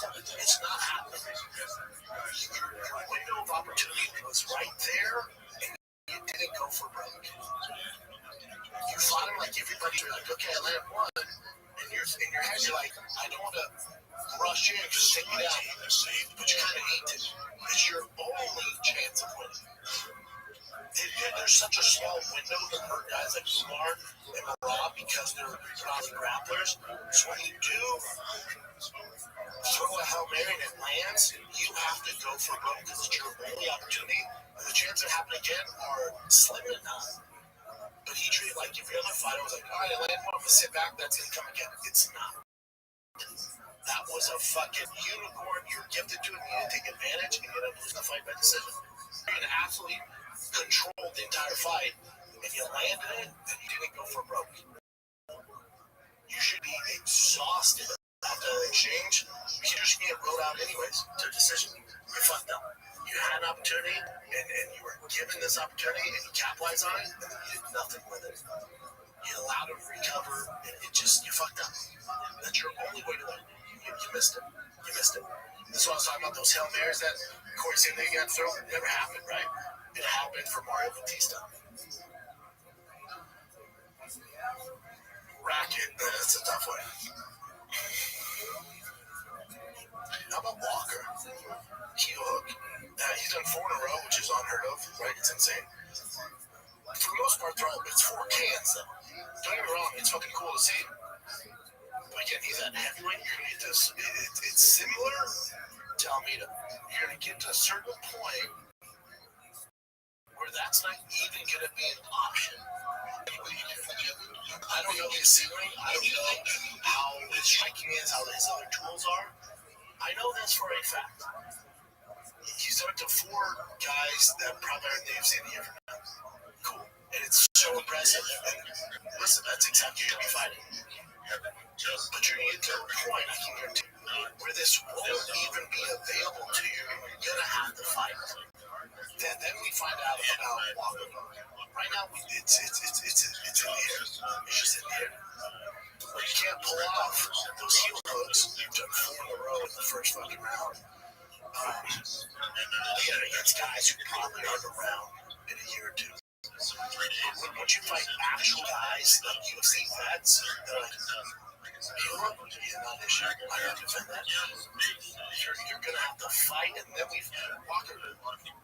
Fun prospect right now. I love watching all of these dudes. These big old dinkies. I love them. But again, now what? Now what? Because you're going to fight guys that are going to shut that down. Maybe not the next one, maybe not the next 2. But when you start getting top 10, those guys will shut it down. Then what? That's what. It's my criticism. What he's done is so impressive. Probably never be done again. Congrats, kudos him. Being somewhat negative here. Okay. What happens if that doesn't work out for you? What are we going to do?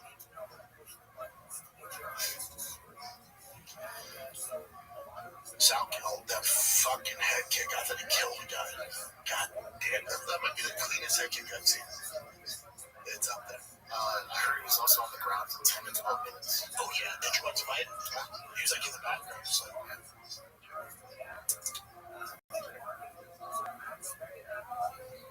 yeah, that was smart. I said it at once. I just wanted to see that last fight. I fucking put it back. I know. Hopefully, something works out. It wasn't all complete hogwash because they already got the belt, so I was happy about that. But nothing will sour your mouth of bugs like your fucking eye poke. You're like, wait, what? I feel like they could do it in December. Because Tom and his eyes checked out, they said, I got you. Let's go. Hey, let's go. You know what's wild though? Like, everyone's talked about this. Like, the one that went, like, the other one seemed the problem. But it was crazy. It's a high, you just never know. Like, it could have scratched something. Now, they say there's no. The issue is Tom's almost too honest for his own good. Because when you're mic'd up, which I wish they wouldn't do it just to save these guys from all the backlash. First thing he says is, I can't see. First rule of Fight Club, even if you can't see, you gotta give it 5 minutes. Don't say you can't see. But and Tom looked at him. He was, I can't fucking see. I can't see. Those words, I can't see, you're screwed. You say that? Now, when you say I can't see, was it just Herzog was the ref? When you say I can't see, they're supposed to stop it right then. Herzog was like, calm down, give it 5 minutes, let's get this wet towel on it. Then he comes back 2 minutes later, he's like, I can't fucking see. Okay, that's the second time, they should have canceled right then. But he's like, alright, you have 2 minutes, Bubba, let's just calm down, see how it goes. Give him the wet towel, he goes, I still can't see. So, can't fucking see. What do you do? I mean, what do you do? It's a title fight. You can't see. You do exactly what I did. Because let's go through pros and cons. So let's say he goes, all right, I'm compromised, but I feel all this pressure I know the fans are that they think it's like me. I'm gonna continue to fight, and you're fighting Terrell God, who's a world-class striker, and he head kicked out you. Let me tell you how that goes. Drop the pressure for fans to come back, compromise with one eye. In 453 days of life, there's all this talk about you and John Stock. You fight Terrell God, who shouldn't have this matchup on the feet yet, and you're compromising with one eye, and you get head kick KO. This is what happens. UFC uses that highlight for the rest of your career, trust me. They use it for the rest of your career. You lose the belt, so your pay goes down. Then you have to fight one or two guys to get back to the title shot. And you're doing it because you feel pressure from the fans?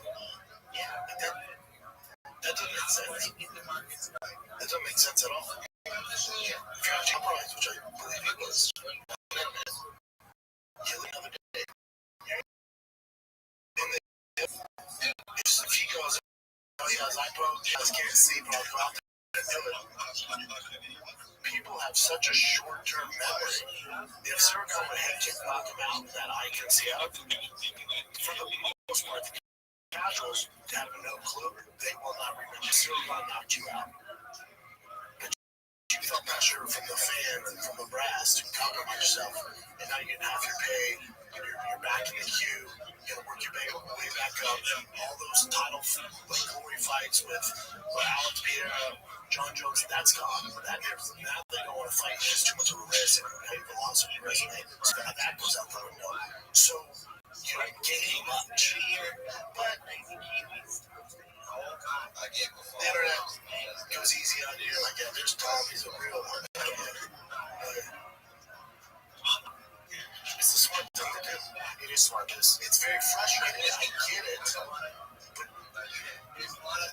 for anyone to say, no, dude, I would get fight. They would have.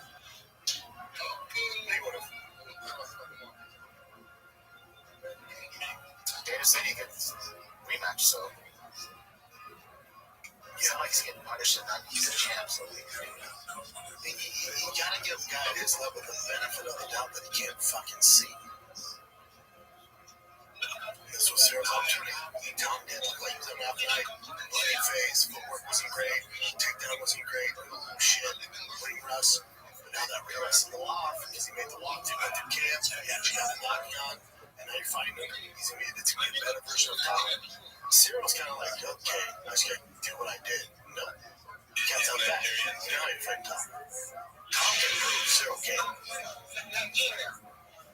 Sick of a break, kids. If you're sick of the ads on this, head on over to patreon.com/TFATK. You get Fight to get ad-free and extended episodes. You get a monthly Q&A. Myself and Brian Callen. We have extra behind-the-scenes content. We have Fight at Barbecue, my favorite barbecue. We have a bunch of extra content in there. All this show ad-free, market ad-free, and extended episodes. All this is just $5 a month. Did your Starbucks for a day, and that's $5. You get this ad-free. Get you some. It's Patreon. Patreon.com/TFATK. Unless you ever dropped 150 on a bottle of cologne, only to realize you absolutely hate it. Oh, it's painful. You smell like a skunk. It doesn't be lit. It's definitely not. Micro perfumes make sure you never have to play fragrance roulette ever again. For just a few bucks, you can test drive the real deal.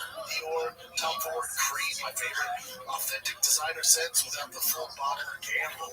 Here's how it works. Micro perfumes let you sample luxury fragrances. It was phenomenal. It took me almost 3 days to actually bring home the show back from her.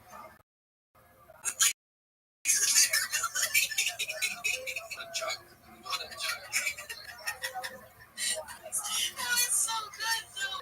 Oh my gosh! Like, and it was fun. It was fun. We were getting to each other and different. I guess what's it called? Idiosyncrasies is the next one. Yeah. Yeah.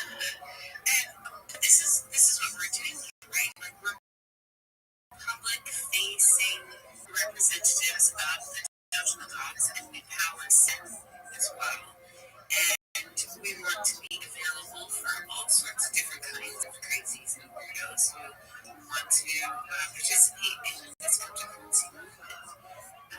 We're not like Nazis. No, we are Nazis. No, I did it. Yeah, you weren't coffee. The money Maxi thing, that's the thing. That's why we're attracted. And you know what? I had a moment yesterday. I was going through a whole bunch of different emotions. Listen, it's day 4 of cycle time, so it is what it is. And I see the emotions, I observe, I do the thing, I go, yeah. I take necessary precautions. I am actually actively paying very close attention to my level of burnout risk. Like, it's really real. So I do what I need to do to prevent burnout and to, take care of my stuff. And I just realized, because I was like, I don't understand this, I don't understand that. And I go, wait a second. I'm a money Maxi. That's what the fuck is up. Nothing's gonna get my way. Nothing's gonna get my way. I'm ruthless. When did I forget how ruthlessly I am ruthless? I forgot myself for a second there. I forgot myself. I'm not sure. Oh, no. Definitely not right now.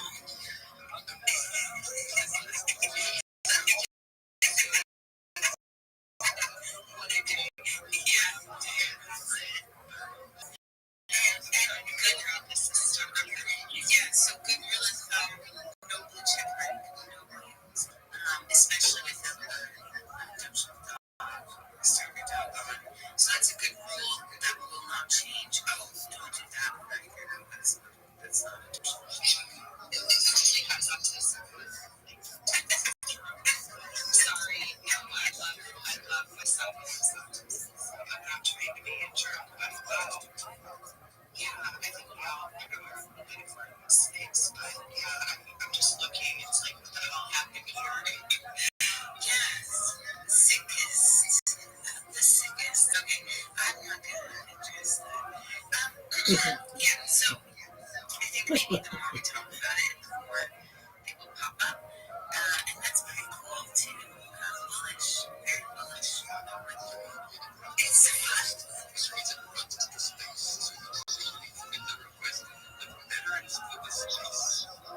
support. Yeah, I like it a lot. Oh my gosh, meeting people is really fun. Meeting people in person too, also very fun. And we get to do both as social dogs. Now, I think that Venus, V's a bit surprised at how many dogs. Like, V's a bit surprised at how quickly. I don't think that's retro. I'm surprised. Is that true?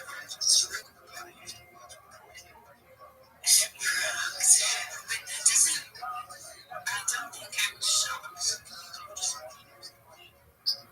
Yeah, I'm surprised.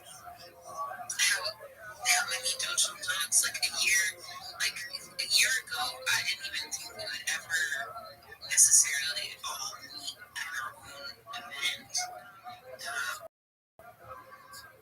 Like there were sort of teasings of that, but in the end, it always came back to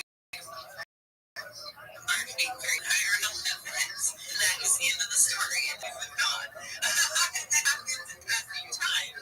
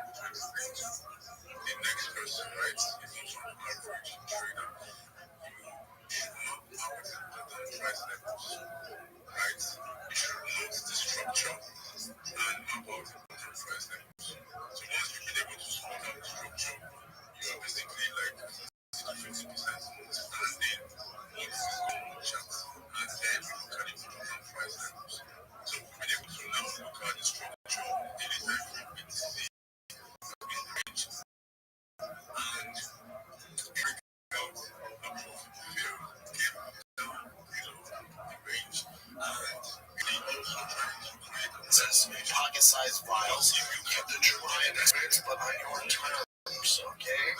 Think about it. You're sending your sheet before you even say a word. Okay? Everyone's like, oh my god, that dude smells great. Alright, we're talking real designer brands, just a few bucks per sample. No dupes, no knockoffs, the real deal, real fast shipping straight to your door. Over 500 fragrances, alright? And unlike subscription boxes or shady discount sites, Micro Perfumes gives you instant access to authentic in-stock fragrances, the real deal, affordable and ready when you want. Alright? So, if you're into this, you want to try it out, man. Why commit to a random $200 bottles hoping you smell like you thought you would? Find your scent, sorry. Look at this me.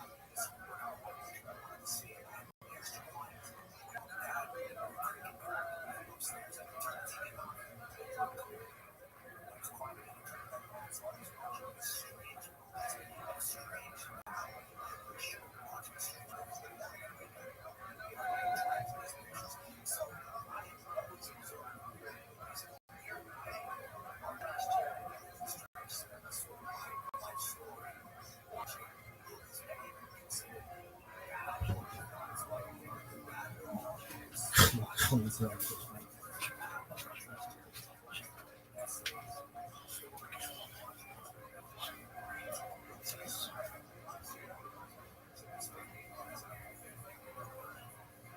late today, get up to 60% off at microperfumes.com/shop. SEJB. That's microperfumes.com/shop for up to 60% off. Micro Perfumes, real scents, no regrets. Smell great. Let's get back to the program. What else you got, Jim? Pretty much covered the whole Dana White saying didn't want to continue. I mean, did you cover? It's crazy. It just adds more fuel to the fire of this fucking stupid conspiracy that jail started, and now you have UFC brass co-signing that. It's so dumb, dude. Again, he's your current heavyweight champ. Now the face of the UFC and one of the biggest voices in the UFC has somehow put the narrative that he's weak and that he quit. You're hurting your brand. The face of the division, the narrative now is that he's a quitter and he didn't want to fight. That's your champ. No matter DQ, no contest, that's your fucking heavyweight champ of the world. He's supposed to be the baddest man on the planet. Now the narrative for people that don't know shit about MMA is that he has quit enough. Why would you do that? You represent your fucking business. It's so dumb. It's so dumb. And now some of the cows are like, I'm not watching him ever fight again. He quits. That hurts your bottom line. And for what? Why not just, again, dudes, there are 5. Why not give the number one heavyweight in the world the benefit of the doubt that he couldn't fucking see because he had evidence? We all saw it with our own eyes. They got poked in both fucking eyes. And you just go, terrible fucking circumstances. We're going to reimagine this. Tom's ready. I can't wait to see it. That's it. You don't push this shitty narrative down the road and sabotage your heavyweight champ. It's so dumb. Very disappointing. I want to hear your thoughts on this. I'm sure you've seen this already, but the hot mic that Tom Aspinall saw, and then also UFC has their own mics as well. I'm not sure whose mics they were when part of the UFC broadcast, but then UFC didn't publish it. Tom published it on his own YouTube channel with the Army talking about secretly, I believe, very low level. I see it there. I see it. These matchups in this division, like what type of look up, you can read, and like change play. Yeah. How many is playing the third? Title that games. Here's what's going.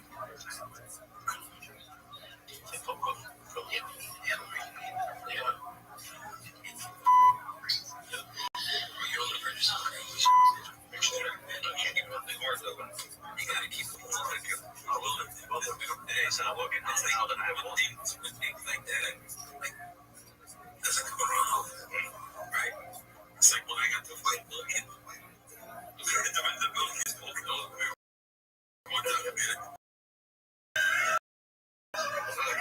I love DC. Hey, I see no lies there. It's just like it's tough because he's right, but that's honest. Like, I don't have an issue with it. I'm sure maybe some people have an issue with it. Anyone who knows sport, Almeida ain't shit, dude. Yeah, I mean, just explain everything already to it. Yeah, like this was bound to happen. Like, he's fun at these lower levels. It's similar to Walker. It's fun, but then they're gonna run into the fucking wall of veterans and they're gonna eat their fucking lunch. And all DC is saying is, it's like you have an opportunity to go on a special run because the division is so shitty. And that's all he's saying. Anybody that knows sport knows these are facts. It shows you how shitty the division is. When Almeida winning, DC's going, that guy? If you look at the division to Almeida in the top 10, buddy, Almeida's not sniffing the top 25. He's not even he's just a guy. He ain't shit. So for him to be in this position where he beats Volkov, he can get him out with DC, like, buddy, you're gonna beat the shit out of these guys. Yeah, I have no issue with it. He works for the promotion, but hey, man, DC just tell him like this. Here's the thing: DC has earned the right to talk about people that way. DC is one of the greatest combat sport athletes ever. So when he speaks, he's saying it from his perspective, which is rare air. So you better fucking listen. And he's right. Let me sum you up for what he said to Tom. Tom.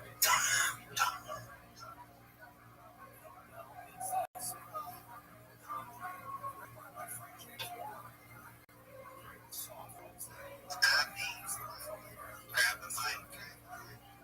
Oh, we got Ginsu. Grab the mic. This is Richard High School, right? Yep, up and to the right. That's what everybody wants. They don't want to know anything about anything.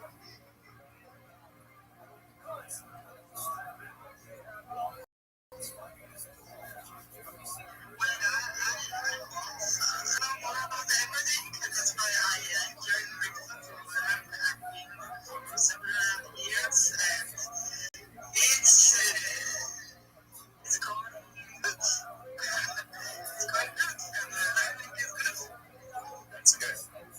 You are in the right place. You've been here a couple of years. You survived.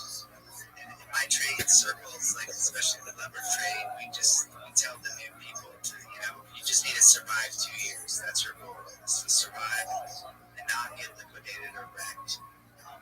Once you survive 2 years, you're good to go. It was hard. I don't think yes. But you're still here. It means like, no, definitely. And I always only change. So I was right conscious. I would say I was conscious that I was doing nothing. I was doing everything. Hopefully that's not going to happen. But yeah, I know and that's probably there because they just have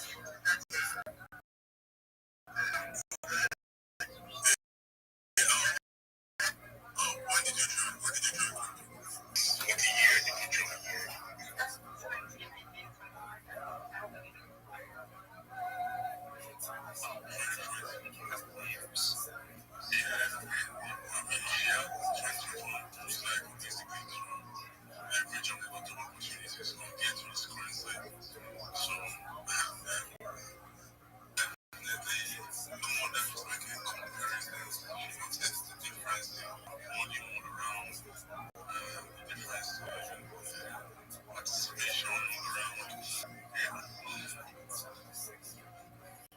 Yeah, definitely. A lot of being on stage is that time where people in the UK are waking up or in the afternoon. Abby, how are you today? I'm absolutely fabulous. I'm really happy right now. How are you doing, Ted, today? Oh, I have not slept. Annie, how are you doing? I'm good, man. I'm good. I'm really good. I love to do more, especially giving back. The market is not as well as I expected, but it's still better. Thanks you. One more time.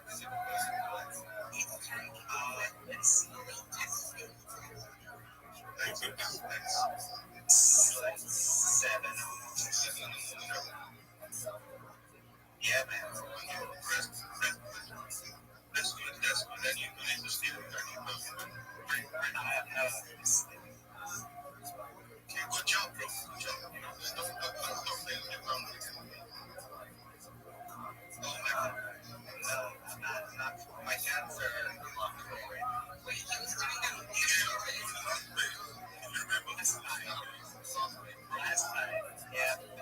Somebody asked about quantum computing, and I crashed out, dude. It was the second time I had to explain to them. So you know what I do? I get my shotgun out. I threaten them. I'm gonna put them on stage. That's how I do it. You listen to me.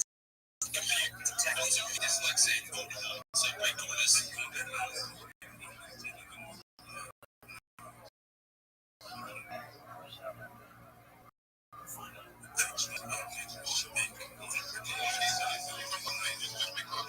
she's on stage.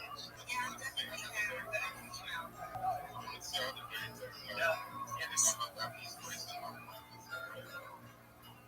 See, there you go. Yeah, we had 4 females. We had Shiny, we had Barbie, then some Kiwi, I guess that's what they are. New Zealand are, you reminded me of a meth addict in the United States. He just started talking and all the ladies left. And he was telling us, he was criticizing the ironic part was, he said we needed ladies on stage because women have emotional, what was it? Emotional intelligence. Yeah. But this guy scared them all away. Because I think we have all of that emotional intelligence. You should remember the word intelligence.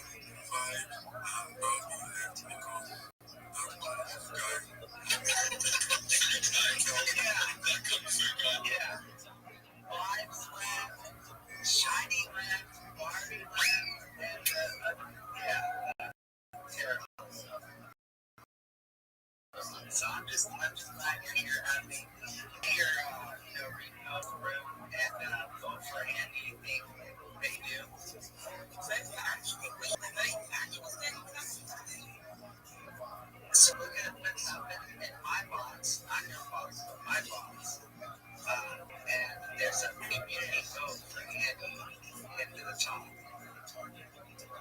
Do you see it? I do see it. I'm running for president.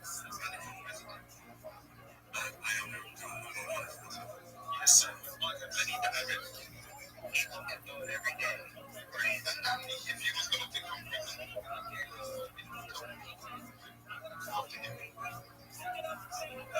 Jerry Lafayette and Unidos, cryptocurrency for all the countries.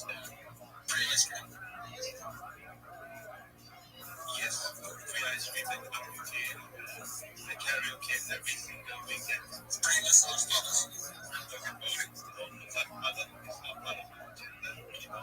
But I give that is to my parliament buddies. Get it. Okay. Okay. Well, you know what's on my agenda? And my agenda tells everyone here to go ahead and touch the arrow. DM some friends, opposite every single one that you're trying to control or down to the house. You can get right in the corner. You can use your fingers. You can use the thing that gets hard and that massage is up to your voice. But give it a tap. It's like a time.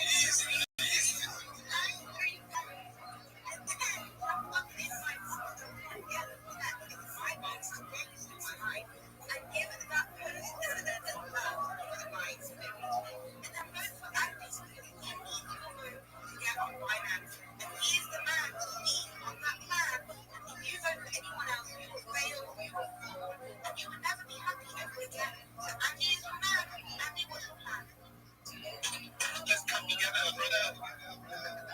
Sisters. And look at that. We have vibes back. This is perfect. Yeah.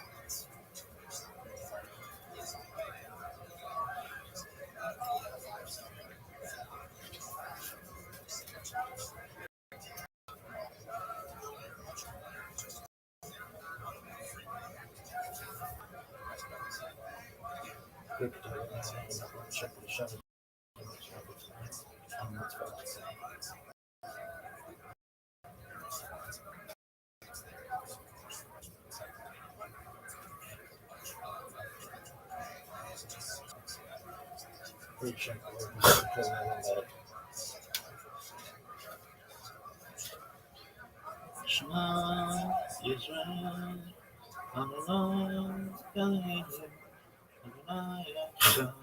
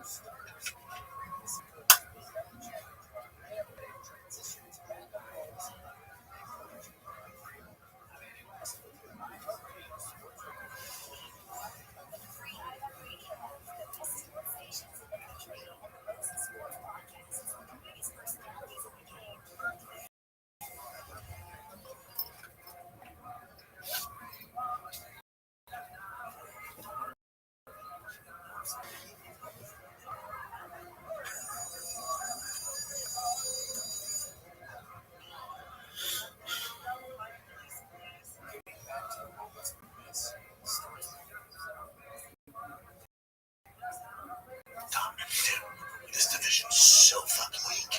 You have an opportunity to Rain King and collect all the cash and make tons of money just to keep defending it because they're terrible. Tom was, yeah, I know. Yeah, man, Almeida literally just does jiu-jitsu in 2025, and if he wins, that might be your next opponent. That's how shitty things have gotten since I left. Tom's like, I know, it's crazy. All right, man, have a good day. We don't know this. I love DC for that. Yeah, it's cool. I mean, how do you think about like the UFC now? Once again, I don't know whose mics they were, but UFC not putting it up with Tom, but still. Is that kind of like, what are you doing, right? Like, yeah, I don't know. Maybe it's cool. Let's go here. This is enjoying this thing, right? Yeah, as is avatar for Twitter. And then, people call him Tom Aspinall. So if you find out Tom Aspinall, didn't go through the fight, he put that little eye patch on the dog. Like right after. Yeah, listen, with Tom's performance, even though it was under 1 round, there's going to be some criticism. Like, after seeing that, I'm like, Tom did a good job. Might be wrong, and I want to see the fight. But if I'm John too, I'm like, dude, I'd definitely be better guys.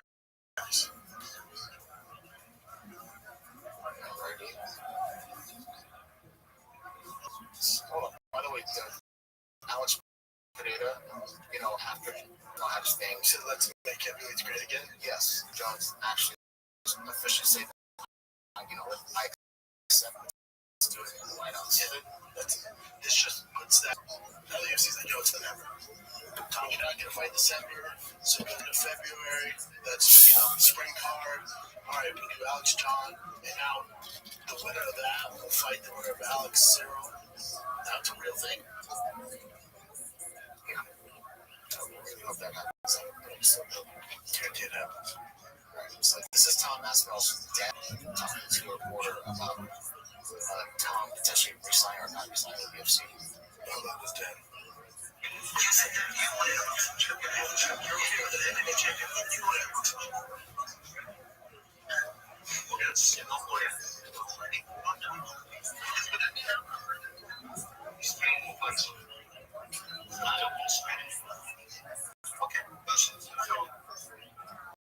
Yeah. So we did the third fight where after he finished out the contract, he announced that they're going to Boston. I don't blame him because let's go through Tom's fights. A perfect world. Tom fights Cyril, beats him. Tom fights the winner of Alex John, beats him. Yeah, Volham, Almeida, plays again. Survivalic picks some wins. Like there's nothing for him. It's like he can be the king of shit. But okay, I guess it depends how much they're gonna pay, but I don't know how the pay structure is gonna work with Paramount, pay-per-view points. No one's really paying for those other contenders now because they're not big name. So his dad's like, fuck this. We have 3 fights. 2 of them will be massive. Well, 3.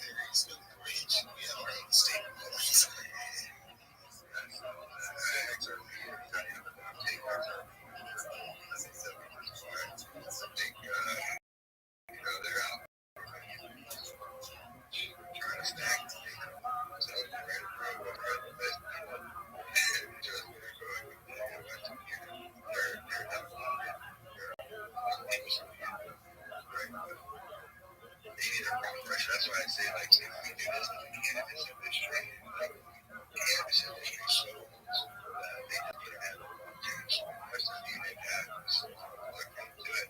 We'll have farmers to do it. We'll help them do it. And, you know, it's huge. You know, freaking Western Union's like one of the biggest money transferring systems in the world. And that's one of the cryptos, the transfer money, stuff like that.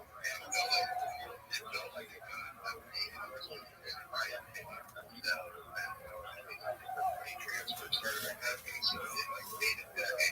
Now it has right back to the top. But now the transfer money over again.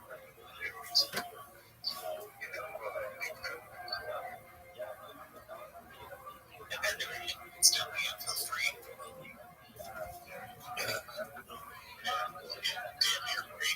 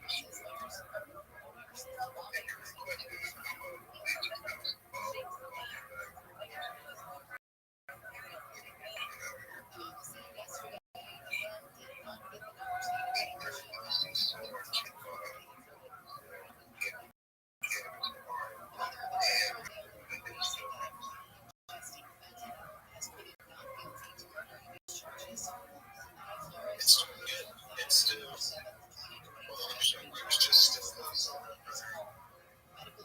yeah, it's 496 of every year.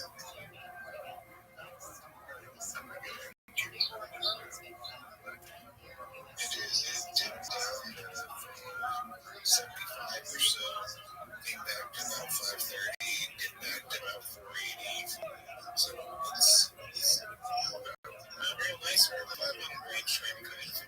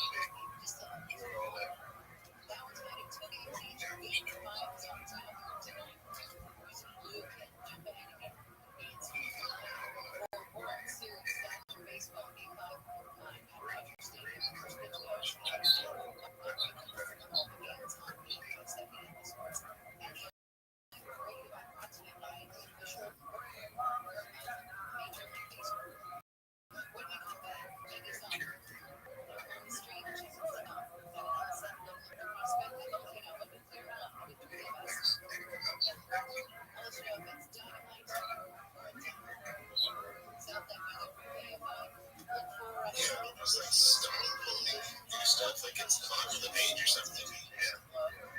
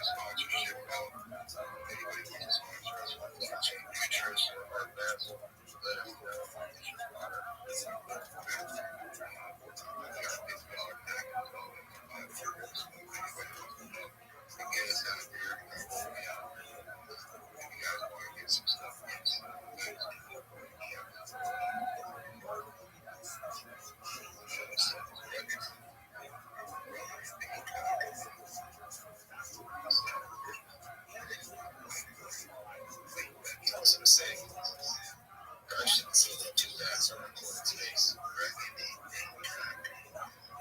What's up? What's up? Okay, let's go, DJ. You see my picture? Yeah, you see which picture? Any picture I put in the jungle. You're just posting those soup options as clickbait. You didn't actually go with what's what you go with. I thought I definitely got to do it. We should have it joints for the inside. You know, it's funny you should mention that. I asked for it. I was looking into it. Like, great soups, some of the things that they do on their generation shit. Like, for 30 years. And they got big boy in there. I'm like that.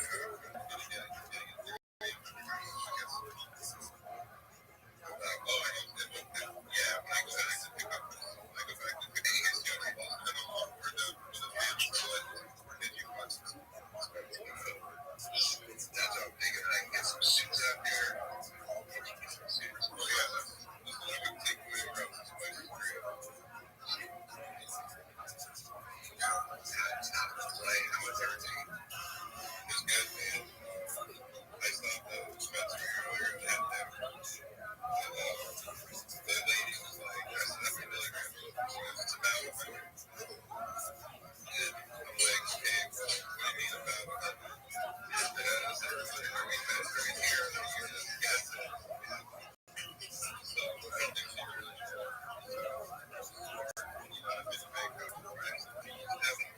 Just to be on the safe side. And it's a good thing after I did was to say that. Very quiet in the station.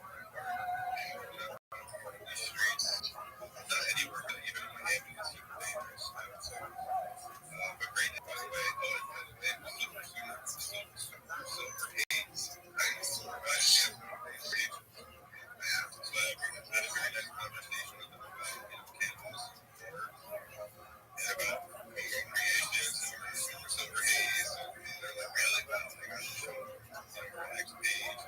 Like, it was a full conversation. It was nice. This is your second year there, right? Yeah, so what's the difference between this year and last year? Now that they have all the forbidden air there, definitely. Too bad on our payments are for the year.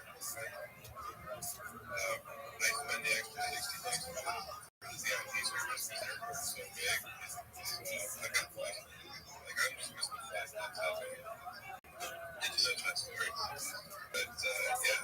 But that's the biggest thing there. Pretty bigger. I think that a lot of that has to do with all the different established business that's coming into the city, especially with Web3 and crypto and cannabis and all that stuff.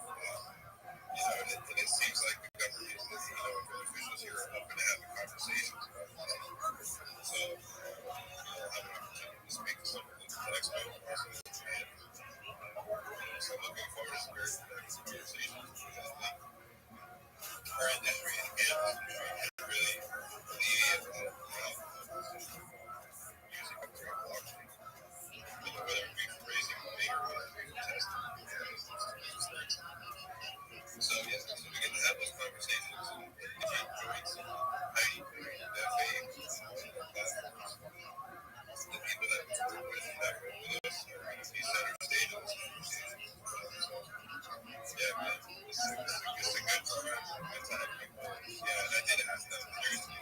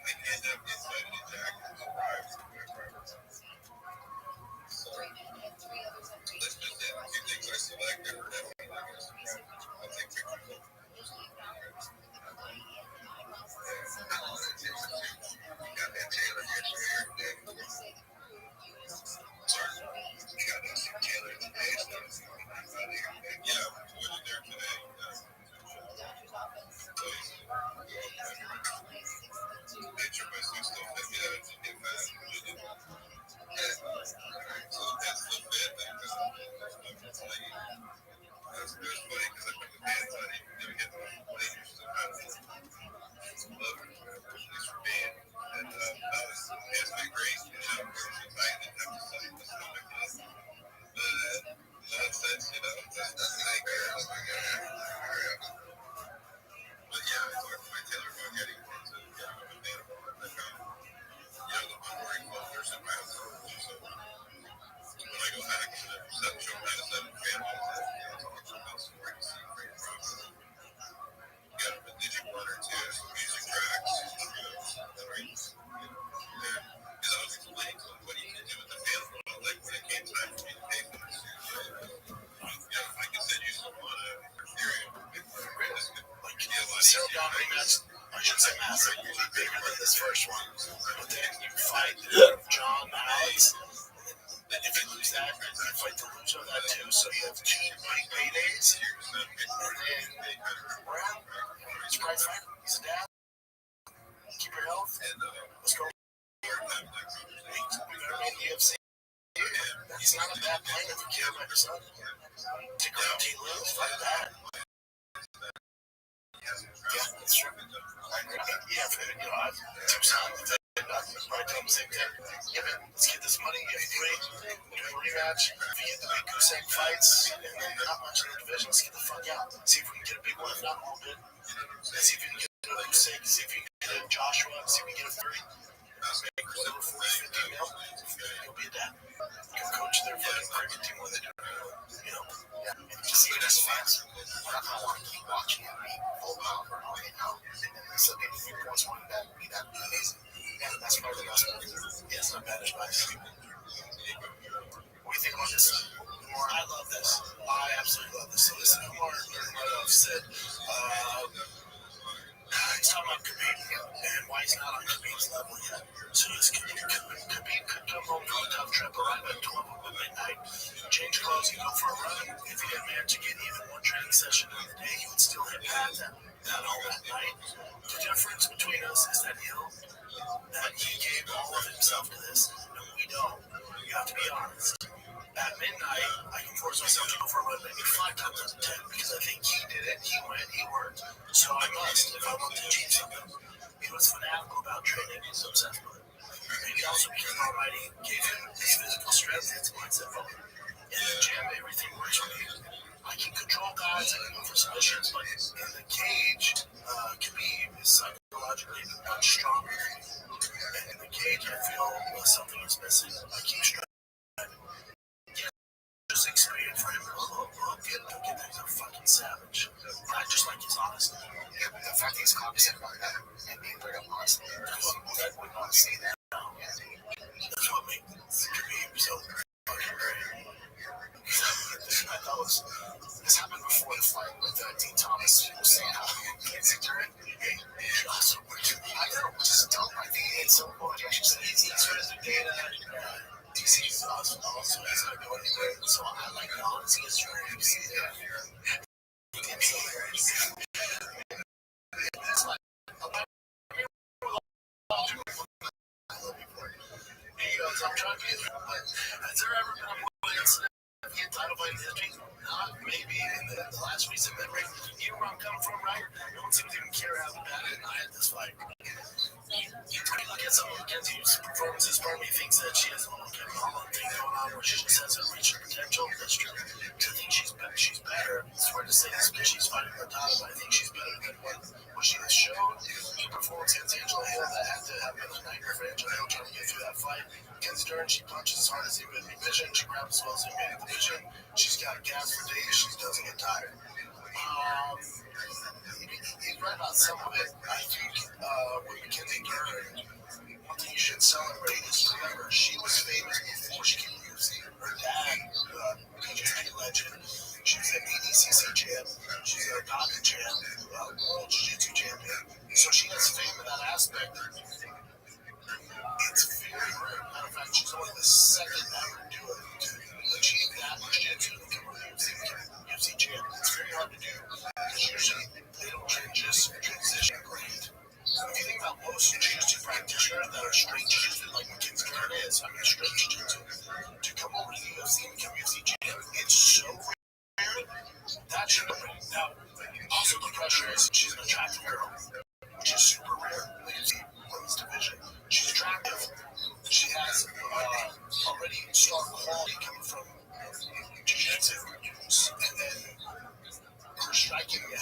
exceptionally better because Marillo.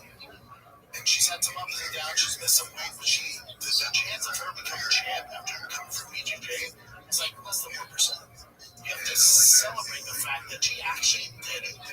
Now, did she become champ because Riley became the day? Yeah, she still became champ. And that was the expectations on her, and she achieved it. Super great. So, that. What's next for her? If Willie were to lose Shevchenko, she comes back down. I think she's the best female fighter on the planet right now. So I think she beats Shevchenko and stays there. Right? Again, I say this to others. I said this to DDP when he won. Just don't jump right back in. The UFC gonna want you to, and the fans gonna want you to.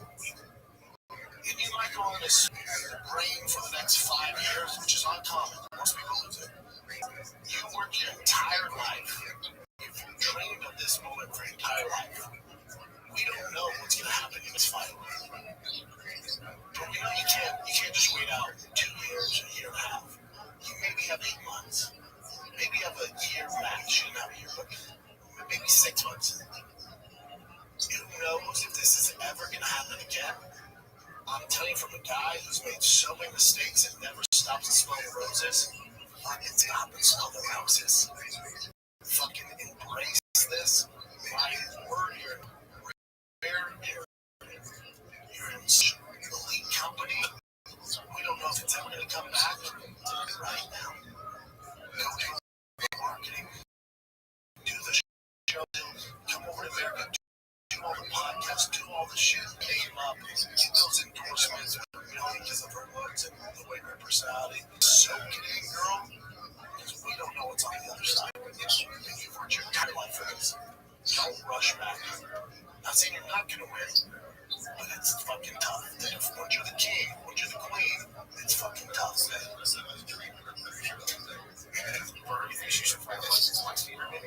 She's trying. Twice. Max.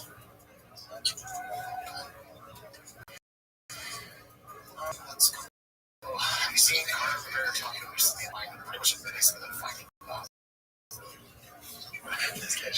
I don't believe you. Hopefully he has, and he's calmed him down. So, yeah, that's probably the only thing that can. He looks really good. Not that means anything. If I hit rock bottom, man, how many times? Career says there's always wiggle room at rock bottom. So I think he's hit rock bottom a few times. And if finding, the church and finding JC, get you clean, power to him, and hopefully, if you care about power, hopefully, and I do, hopefully he's on the right track. Hopefully he's got all his demons out, he's done his part in, he's done all the devil's dancing for the Lord. He goes, okay, now we're done now. It's time to get my shit together, be present for my kids, be a good husband. You know my guys made a million fucking mistakes. I was a terrible husband. Okay, yeah, I was missing things, and then eventually just go, oh shit, I gotta stop. Whatever his rock bottom is, hopefully, and you should be rooting for this. Not here by chance. There's a higher power, a big God, that dictates my journey and all of our journeys. And I live my life by God's word. And since around the time that you mentioned at the last event, I've engaged on a spiritual journey. And I'm saved, I'm healed. The back of that, the world is in for a treat. Yeah, the world is in for a treat. My competitive spark that was once in my heart is now a roaring blaze. I'm eager to get back. And right now, I had to dial myself in and go inward. And now I don't. And I'm very, very excited. The people who benefit from this, obviously, but his kids, his wife, all the fans that care about him. Like, if he actually gets a shit together, now, it's not something that happens overnight. So he's like, I'm thick. Nah, you have a lot of work to do and stay on the path, and that's how you get better. Okay, I believe him. Speaking of this, it came out of nowhere.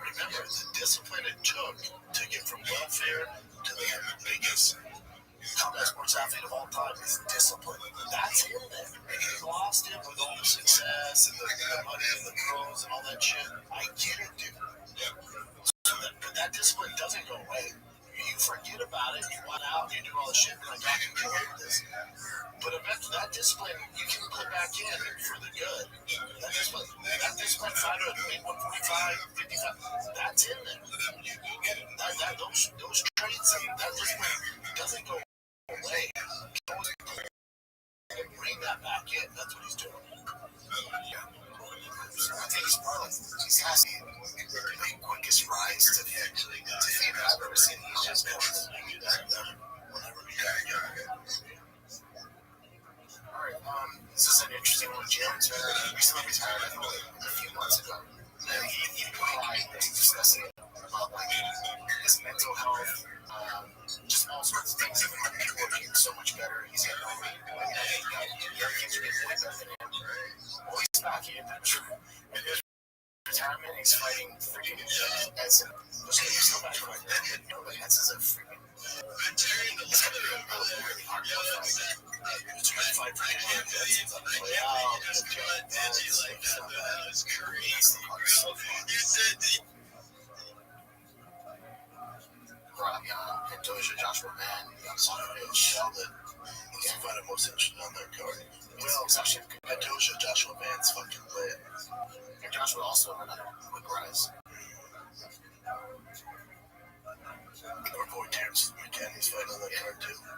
They gotta quit putting him on the prelims. That kid's must-see TV. What are we doing? I mean, he's so exciting that maybe they want to see like crazy. Either he gets knocked out or he knocks someone out. I mean, they're crazy knockouts too. Yeah, he's well, gas.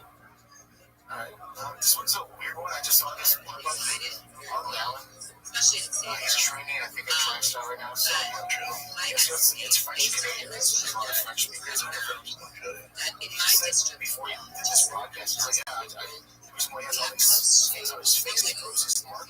He said he was on his training, so French people just backed this up because he was not French and jumped him. He doesn't go into it, he just developed it. You're fucking Arnold now. That's what it was. Has to be, man. There's always this. I'm in Montreal current training stuff. I got beat up in the street because I wasn't using French. I got jumped because I didn't speak French. That's what the result was. Don't worry about it. And he just moves on.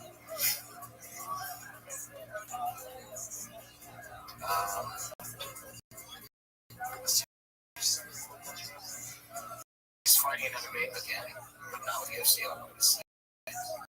Yeah. That's going to be Victory Fighting League. December 12th, and he's fighting for a title there.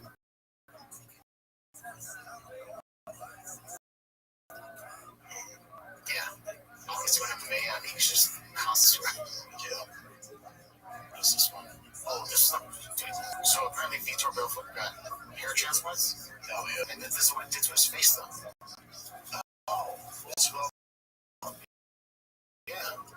He's dead. I didn't know I could do that. That side effect. He's just back in lockdown, but that opponent was the hair implant. Everyone's getting them now, too. You can see them. The Calvin should be next. I guess this because it's causing so much inflammation, it goes down your eyes. Like it's gonna float. I haven't seen that before, but this is the first time I've seen it. Well, if it sticks, though. It could be Calvin. And this is just a silly one. I heard there's rumors of Mackenzie dating Pete Davidson. That's so stupid. Because Pete Davidson's girlfriend is pregnant. Sure. That's pretty much it with current events. Alright, bud. We have an amazing. Dude. It's Apex. It's over to Paramount. Because they have to make pay-per-views, right? Because that's the contract, and especially the Middle East, like they have to give them good. You can tell they're just saying a royal fuck you to the ESPN with these fight nights. These next two fight nights are so fucking terrible.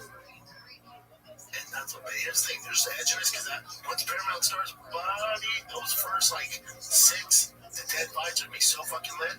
So just bear with me. You just got to get to November 15th when you have the big UFC 322. And then the next fight night's pretty fucking lit. Freaking Hooker. And then you get to December 6th with Rob and Yon 2. And then we're about Gabe. Those good. But for the next two fight nights, I want to apologize. That's how UFC. It's just what we had to. All right, it's just what we have to do. We're saving all the good stuff this is, so just bear with me. But they're dog shit. Dog shit. Okay, is that it? That's all right, kids.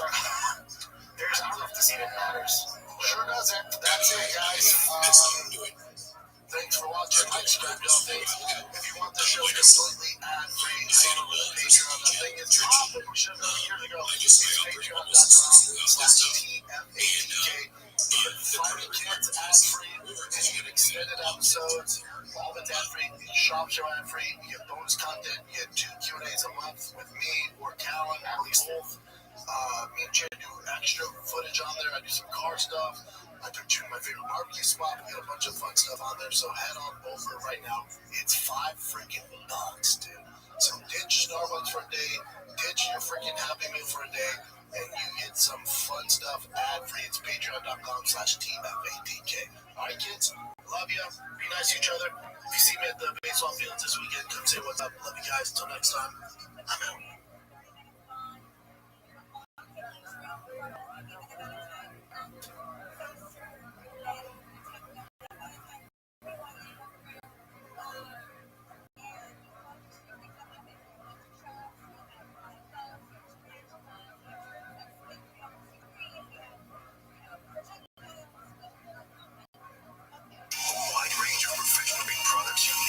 What is this bullshit? Ones who get it done.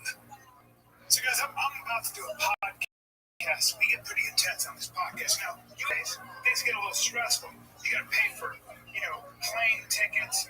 You got to plan for stuff, and everything's crazy. You can't know what to get on. Yeah. Now, you want to be sleeping, right? We got the sleep shot. I'm just going to very quickly. This is science-based sleep formula. You got alpha. You won't know, it doesn't matter, but you got magnesium glycinate, kava, all kinds of stuff. This stuff is magic. That's incredible. But I love you, and I love this. Look at that. This is the Magic Mind Max. And let's go through why it gives you energy, because I need a little energy, but I also need to stay calm. I want alert energy. You know what I'm saying? I don't want to be jittery. You got lion's mane mushrooms for cognition. You got rhodiola, cordyceps, and matcha. All that stuff is antioxidants, gives you a lot of L-theanine, turmeric, vitamin B2, 3, 12, all sorts of good stuff. And these are mainly, let's be honest, caffeine. Time-release nano-encapsulation. You're not going to crash. Listen, kids, all the parents who have on the shelf, Magic Mind for yourself. Hey, how about that rhyme?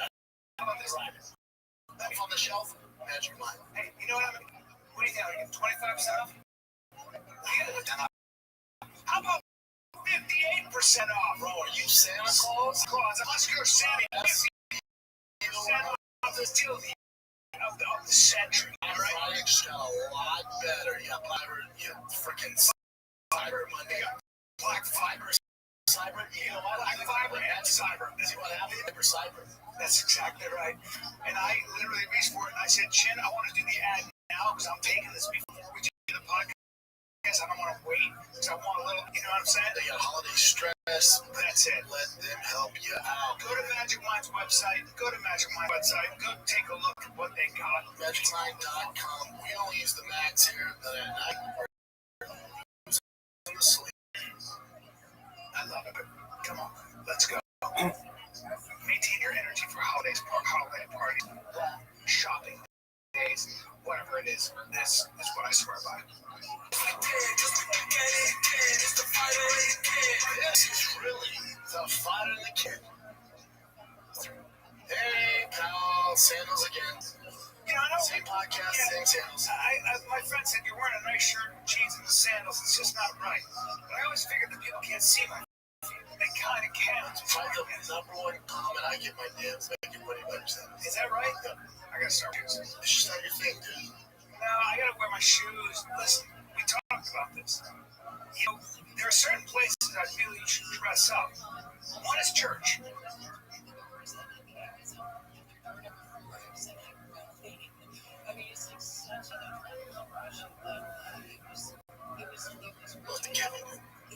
But it's not. One's church, one's a funeral. Yeah, no shit. Yeah, but it's not. A lot of people are over.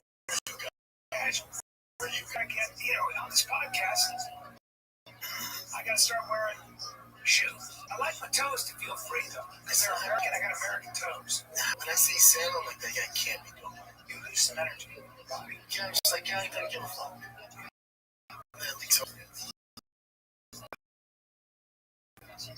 Can't be too relaxed. No, man. It's like God and kids because I want to maintain my freedom. And the irony is, Yo.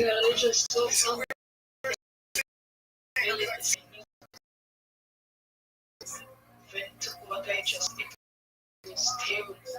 Okay, what happened? Okay, so and there was like two people that joined and started like they were sleeping for some reason. Both of them in the call.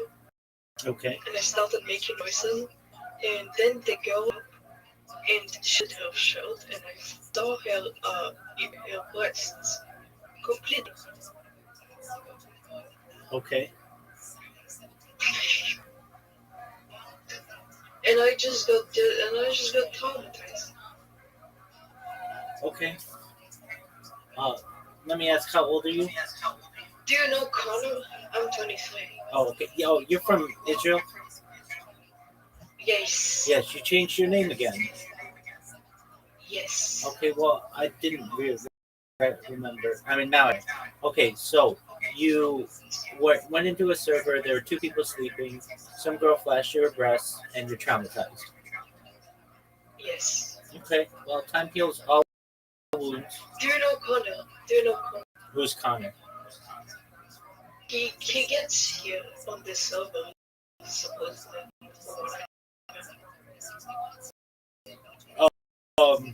I mean, there are a bunch of Connors in here. There are 2,300 people.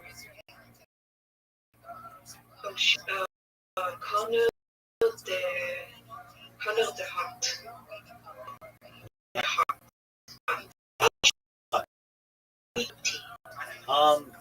Doesn't ring a bell.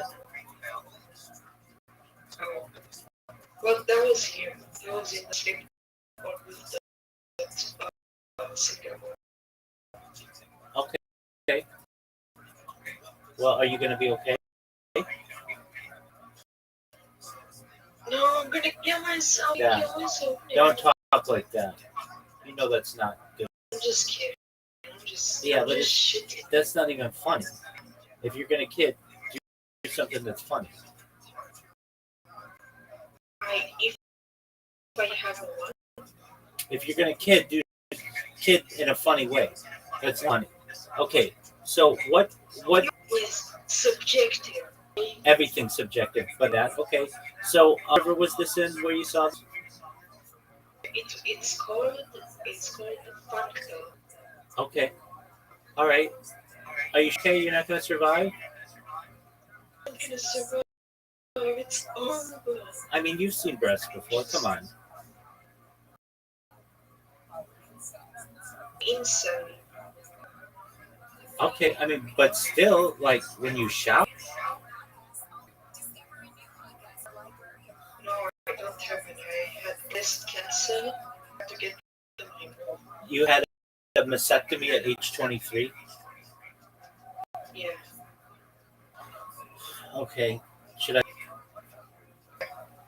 Okay. Well, even before you had the mastectomy, you had breasts that you saw, right? No. No, you never looked down at your chest? No. All right. Well, have you ever seen a man with because this? I'm trans. I know you're trans.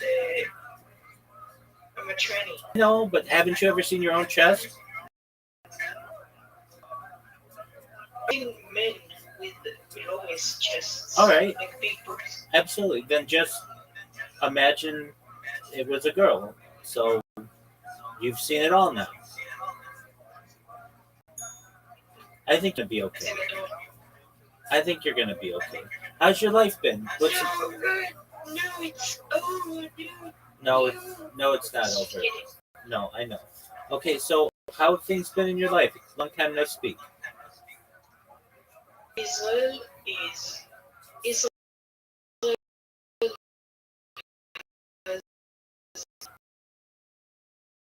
tyrannical prime minister, and he needs to go to jail. You aren't the only person on earth who feels this way. It's a common feeling in Israel. Okay, He's a thief, a killer. aside from politics, how's your life been? Aside from the boobs you saw. Can't find a fucking job, and there are no fucking jobs in northern Israel because this is the slums and like where the citizens. Okay. Why don't you work a company? No. What? Why don't you work as a translator? Is what? Translator. I know people who will pay you, I think like $60 an hour to translate Hebrew to English and English to Hebrew. Really? Yeah. It's called. How do I find this? Yeah. Sure. So, the website is called Data Annotation. So just a moment, and I'll get it for you.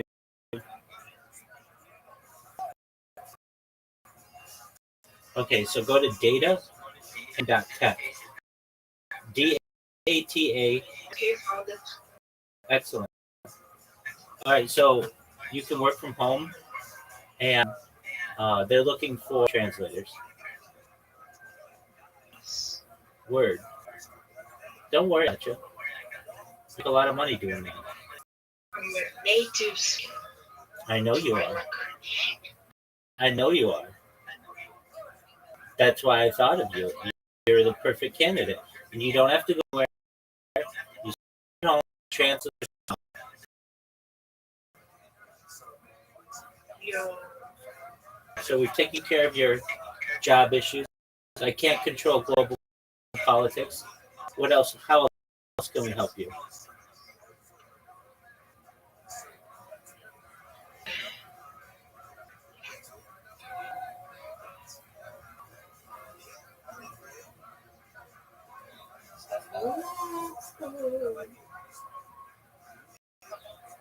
What other issues do you have? dollars in an hour?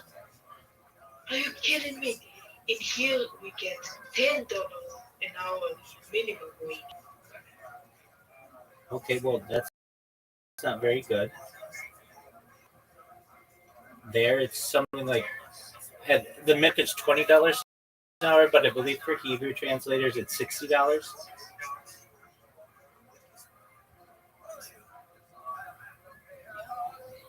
So what you do? About how many employees does IKEA Corporation employ? What the fuck is that question? Okay, Take some time to do the test. it's easy. I'm going to test you on things that are more difficult. And if you don't pass the test, then you can't get employed with them.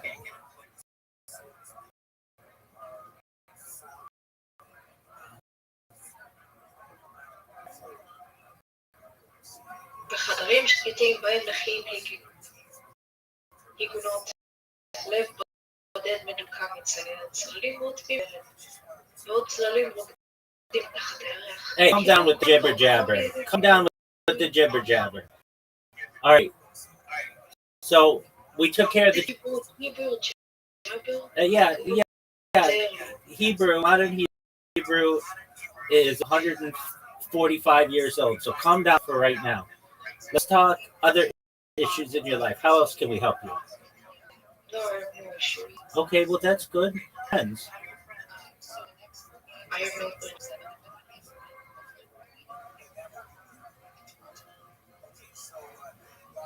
Go ahead. very serious. I'm ready for it. Am I crazy? No, you're Is something. no, you're not. You're just going through. Let me finish. Sure. Finish. Does this? Let me give context. Absolutely. I just need to skip the people. My mother has a tendency to hide everything for me. Yeah. So, a few days ago, she told me to check my kids. She quoted, "What is? I'm going to check what is the slump." Okay, and I'm scared now because she's been suddenly very nice to me. It's not good. Okay, that's her medical information, and if she wants to share that with you, that's her prerogative. You could just ask her, "Mom, how was the doctor the other day?" And if she chooses to tell you, then she does. You can ask her, "I know that you had a lump. Was it benign? Can you give me any updates on it? I've been worried about it." For you to be like, "Am I crazy?" No, not at all. No, you're being completely reasonable.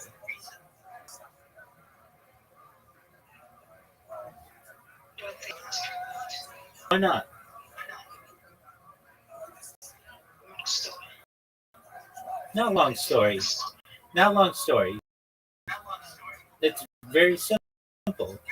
Mom, I know you went to the doctor the other day to have your lump looked at. Can you give me an update? And it would be important for you to share information that you feel necessary with me.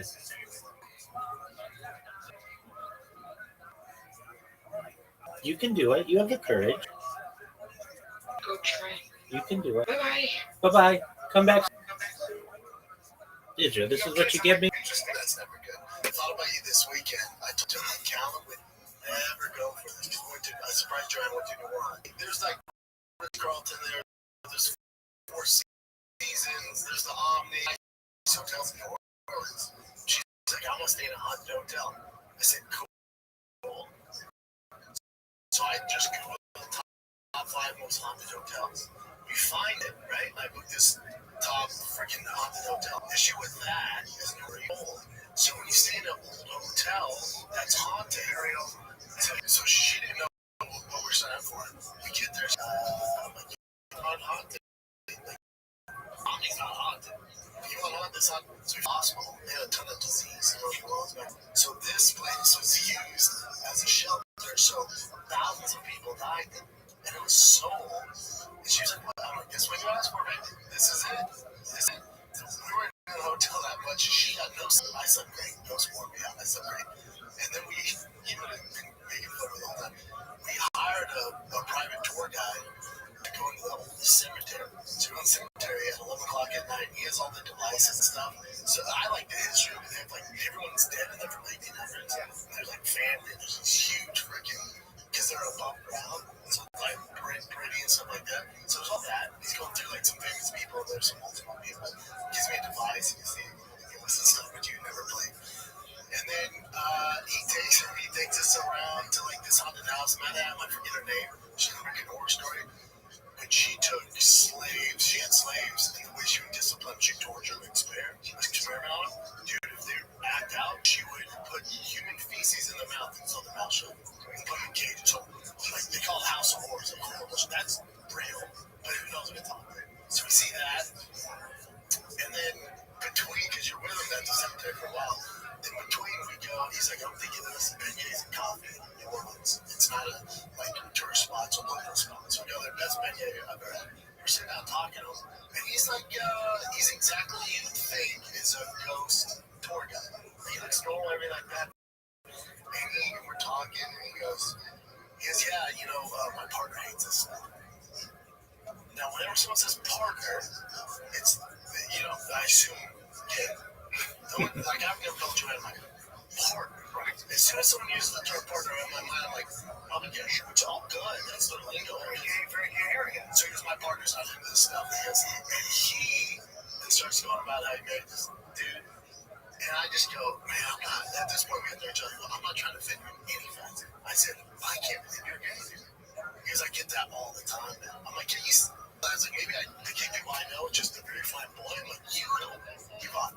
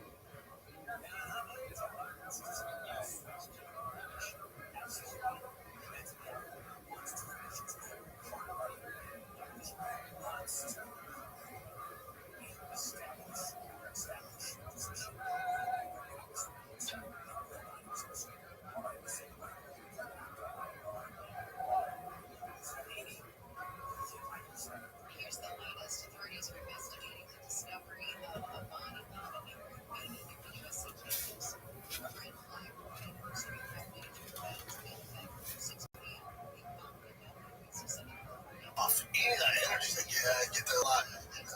We go out the door. Next morning, he's like, I would take you to the best breakfast spot in New Orleans. It's kind of near up. It's about a 20-minute walk. Say less. So we're trying to walk in some. How's the weather? It's great. It's great. Yeah, no, we're walking. I started seeing all these gay pride flags like over in the gay district. He takes this place called Dad. It was in the gay district. The survey comes out as just, you would love, just a beautiful plate, plate full of bacon. Hey, this is what you're thinking. His partner showed up. It's me and a bunch of gay dudes. You're delicious. God, I forget things. I didn't get any vibe because Joanna's putting off some mama bear energy, but I didn't get any action. I think so. Big guy, Jesus. Big guy, like a big hammer. Big guy. Oh, and I was telling Joanna, I said, listen, New Orleans haunted as shit. Don't worry about it. Like, it's number one most dangerous city in America. So, fuck the nose. Like, my head's on a swivel. I'm stressed out the whole time. I'm walking.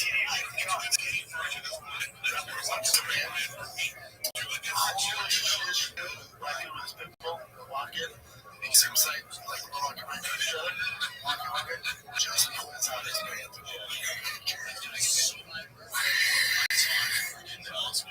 Hardest appearance you've ever seen in your life. And I just went, I get it. You know, I feel outside myself, I get it. Just, oh my God, I'm like, that's a fucking video of him. You don't get to point to get a door to ashy head. I want to go, hey, my man, clearly, money's an issue. Have you ever thought of OnlyFans? I want to get if we could just get some cash together for you to get a cell phone. You launch OnlyFans with that. Kind of a good-looking guy, just kind of a rugged guy at least.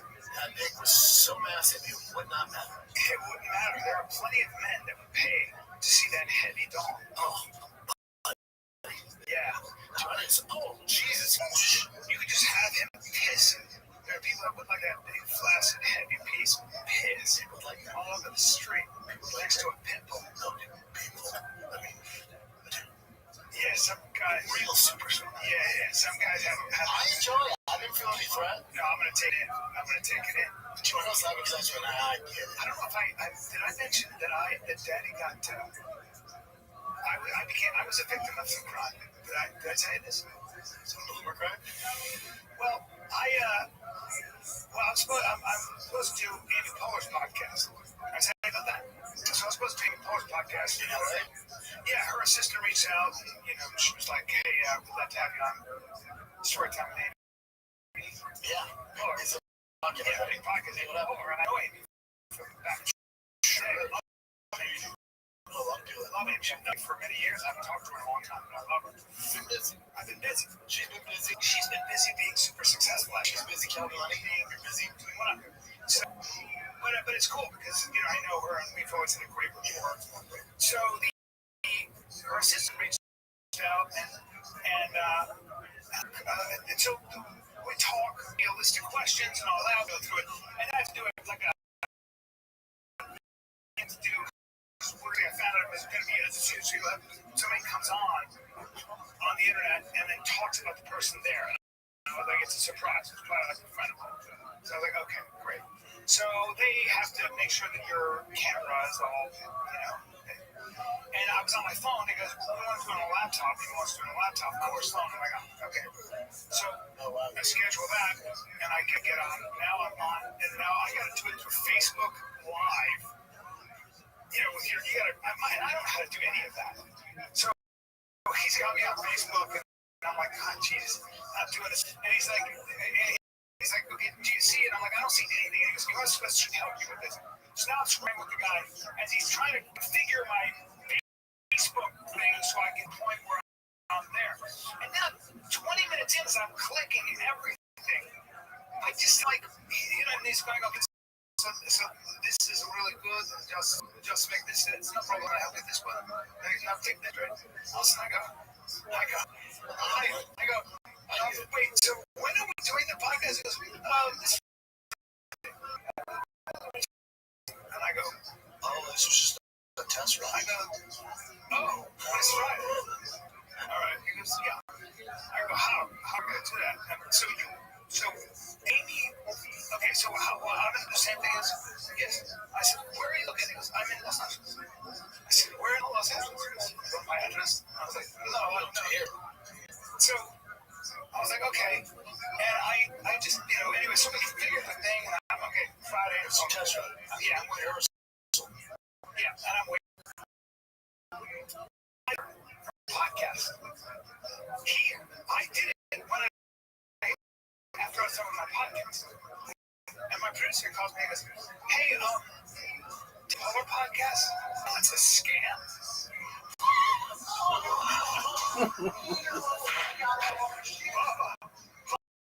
He goes, they've been scamming me. I was waiting to do the podcast and it never happened. And I'm like, hey, I'm waiting. Like, what do I do? I'm so grateful for you. I've always wanted to meet somebody who got scammed by those podcasts. And when I say I got scammed, I got scammed so hard, I gave them all my information.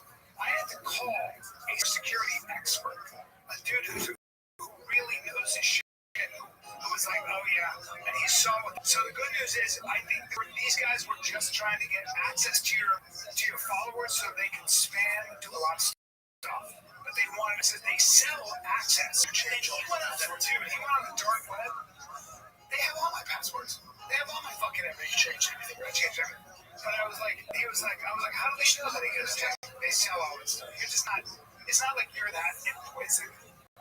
But just know that you have as a helper. Yeah. I mean, so what you should probably make my travel like, so what blow you? Like, what? Woman who contracted HPV in a motor vehicle was awarded $5.3 handsome. Yeah, just so you know. Right, and she contracted HPV. So he made it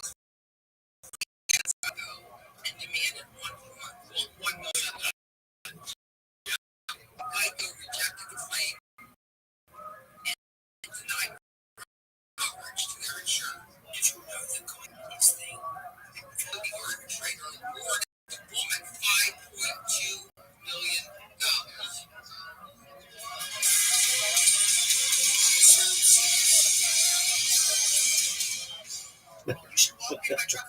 I'm like, so I can blow you. woman who contracted H.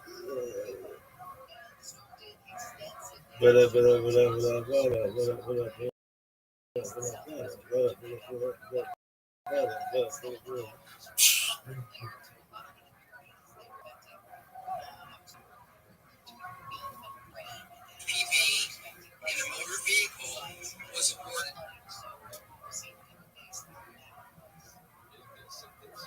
What I got, dude. I even texted Amy, and I was like, I DM'd Amy. I was like, hey, I'm supposed to do your podcast. I'm waiting, but nothing's going on here. She said, no, I didn't even hear. She didn't even get my shit. Meanwhile, but it's been going on, and somebody else who's a comic, I can't remember her name, she got taken too. Well, they probably knew your special came out. They're probably doing some PR. Exactly. Timed it. The way they did it was so good. Gave me like all the questions. Like, Amy can't wait to talk to you. They know somehow that I know her. They do their research. It made sense. I was like, of course she'd have an assistant reach out to me. But, so you're on your phone, he's like, I need you on a laptop. He said, I need you on FaceTime. That was the red line. He needs my laptop, and he was trying to tell me how to do it. And I couldn't do it. And he goes, let's, do you want to screen share? Would you like to screen share? Like, now he's got 4-year-olds pointing out, can you hear him? Can you hear him? Oh, dude. Yeah. But then it turned out, I went, he sounded Russian. I go, where are you from? He goes, I'm Israeli. And I was like, you're not Israeli, you're Russian. Yeah, you fucked up with that. And then I said, I have it all recorded. So I sent it to my cybersecurity guys. They go, he's Russian, those are Russian. Yeah, I do. Did you show his face prior or not? No, of course. They got it in my Meta Business Suite. Damn, dude. Yeah, I got hustled. Damn. And I was all bummed out too. I was like, I got blown off. He's like, no, you didn't get blown off. Going on there, too. And I'm really good at that. Like, I had a guy, this sophisticated operation, this Jamaican guy was like, the way they did it was interesting because they were like, you want money? I was like, great. And they said, they had this whole thing, and they said, where can we send this? And I was like, oh, because they tied it to some, like, subscription I had that showed me, like, how, and I was like, no, I didn't, I fall for it. I was like, I looked at it, and I was like, and they said, all we need is for you to pay the taxes on it, right? So I was like, oh, okay, perfect. How much? It was like $2,800. I go, $2,800? And how much do I get? Like $42,000. I was like, where do I send the money? Tied it to like a subscription I had that made like how, and so like, no, I didn't, I fall for it. I looked at it and I was like, and they said, they had this whole thing, and they said, where can we send this? And I was like, and I'm really good at that. Like I had a guy, this sophisticated operation, this Jamaican guy was like, the way they did it was interesting because they were like, you want money? And I was like, great. And they said, they had this whole thing, and they said, where can we send this? And I was like, oh, because they tied it to some like a subscription I had that showed me like how, and so I was like, no, I didn't, I fall for it. I was like, I looked at it and I was like, and they said, all we need is for you to pay the taxes on it, right? So I was like, oh, okay, perfect. How much? It was like $2,800. I go, $2,800? And how much do I get? Like $42,000. I was like, where do I send the money? Where do I send the money? And I had this guy going all over Kingston, Jamaica, on Western Union, and I made him chase it for 2 days. And finally I said, well, is it not there? He goes, no, he's getting so frustrated. I said, okay, I've been sending it to Constant. He goes, Constant? You must have both here. You guys talk now. I said, just you check your blood for it. They got so. I guess you didn't tell them the lesson. But with the cybersecurity, they look into the like personal stuff, pictures and all that stuff for you. Yeah, what he heard what the guy was saying. He saw it all, and he knows about this stuff. And he said, in your case, they didn't get into any banking stuff or money. I would never have what they were trying to do, what they did, was got access to my page, my Meta Business Suite. So they could hack. And they didn't do anything? No, it was Facebook is really good about that stuff. Facebook, and they shut everything down. They'll just shut it down when they see some irregular activity. Well, especially someone logs in from fucking They're like, Russia. Coming home. That's a red they shut you down right away. Yeah, because Facebook, That's why they have that authentication and all that stuff. The problem is what they can do is sell access to your Facebook page, and then you can use that to post advertising, spam people. Ain't that a bitch? Oh, it was so good. And 20 minutes in, I was like, I got this to feel like. That's a bummer. Yeah, because I'm going to get podcast. What's that? I said I'm going to get podcast. Son of a bitch. When did you start taking action? It's 5:45 now. Like 2 days. Oh, you waited a day. I waited 2 days. Definitely. It doesn't matter. It's at that point they've got everything. Yeah, it's all. They've already sold to a third party broker. But it doesn't matter, right? Because they can't get back in. Let's take a little break here, B. Hey, if you guys want this show completely ad-free, you get freaking ad-free episodes, extended episodes, the shop show ad-free, get Q&As, get special content behind the scenes, all for only $5 on patreon.com/TFADK. Get yourself, it's just $5. This episode of Fire Kid is brought to you by Rothschild. The problems come. We're talking about that ED, we're talking about your kid. Lots of us deal with it at some point or another, but the excuses, they say, oh, I'm getting old, it's just from work, I'm tired, my wiener doesn't work, sometimes it happens. There's 30 million Americans right here. 30 million bros have wiener problems. That's the first person to say these things, all right? Here's what's actually happening. Your body needs a little booster. It can help at Rothschild.com. Yep, you can find fast-acting treatments prescribed by real doctors, so you can stop making excuses and start making moves in the bedroom. That's RUIET.com/fighter to get 15% off your first order. That's Rothschild.com/fighter. Use your code right now to put the show. So Rogan got his Twitter account hacked. And he said, oh, great God, this is my Twitter hack. He said, you guys see somebody tweeting out Black Ops.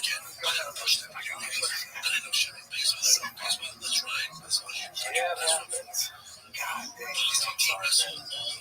yeah, I'll tell you where you don't want to go is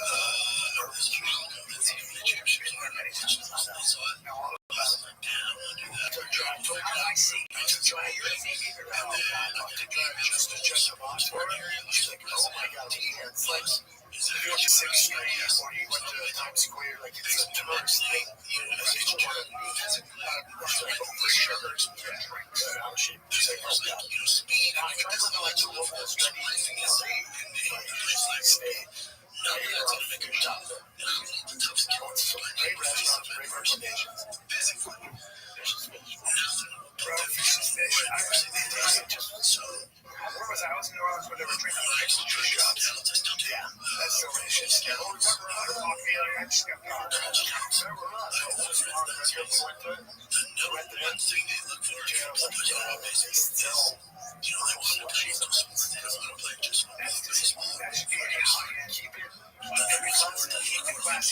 a high-end sausages. that's all. It's all the competition. I love that. So I'm talking to you about this great.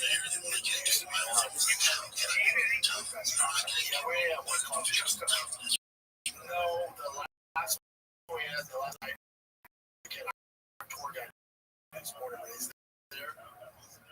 He was like, if you want to try to get reservations, but on Commanders, and then they were like, crazy houses. Basically, they're fucking LA. It's right, like, it looks like your neighborhood's there. There's just big signs, Commanders shop. We got reservations, and it was amazing. Again, I fucked up at fishing. It's all the same. But you had a pork shop that was fun. Yeah, fish is fish, dude. It's fucking way fucking. Yeah, Joanna didn't sleep. That place is cool. She said, I said, why? Those ghosts wore me out. She kept hearing sounds and all this. She goes, She kept hearing sounds and the faucet was running. My thing is, all right, until one grabs me or some shit, I don't care, man. That's me right there. I found a ghost. Legit ghost hunter now. Turn it up, dog. That's not very hot. Oh, that's the airport. Hey, over. We got hustle on up. That's it. That's it. She's good at it. Yeah, she's good with it. She went old school hotel. It's nothing fancy. No. Just old hospital and kids and everything out there. It smelled like shake bowl. Someone died in that courtyard. The hotel being raped was haunted. Oh, this is the oldest pharmacy in America? Yeah. Haunted as fuck. The guy was waxing people in there, killing them. That's a wild bed. That was the bed the patients were on when we tortured them. That's that old bar. That's the cemetery. That's the tour guide. That's the old ass cemetery. It's 11 o'clock at night. Those graves are cool though. Dude, I'm shit goes. That's me. Facts. That's proof. 100% agree. We find one. See the body? Yes. Just me. That gets up out of those. This is not like you to go for a weekend. What you guys? Day and a half. Also, it's a Wednesday and Thursday. You know me. I can't miss. I wasn't that scared in the cemetery. It was just cool. I thought it was cool on the history. And you can tell the rich families. Yeah, we survived, dude. Oh, that's that's American Horror Story. That's the company in the house. Which is wow. Yeah, that's cool. That Ryan Murphy, they shot. You should read a book called Midnight in the Garden of Good and Evil. Oh, yeah? Yeah, it's good. You'd like it. It's real.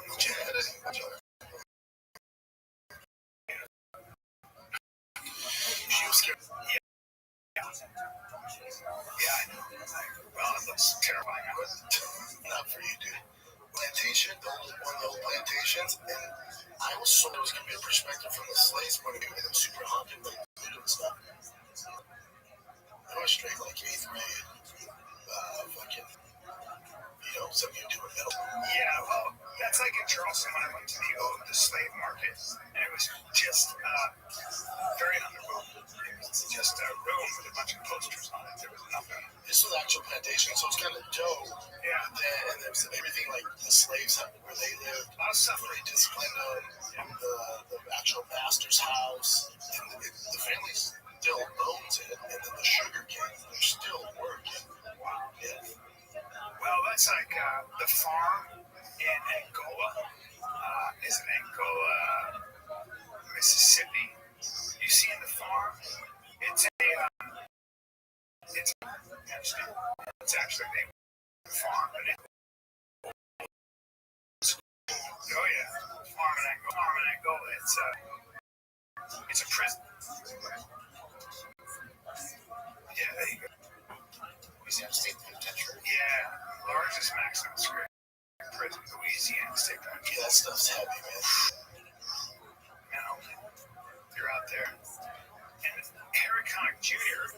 grew a beard and went and spent a weekend for some TV show and got recognized. Now, here's the thing about Harry. His dad was the prosecutor. Oh. Yes, was the DA. They tried to get him. Well, they didn't. But one dude looked at him and said, I know who you are. Oh, wow. Dad put me up with his all. Oh, wow. He said it's all good. Yeah, he was on good. Jesus. Yeah, I believe he was there.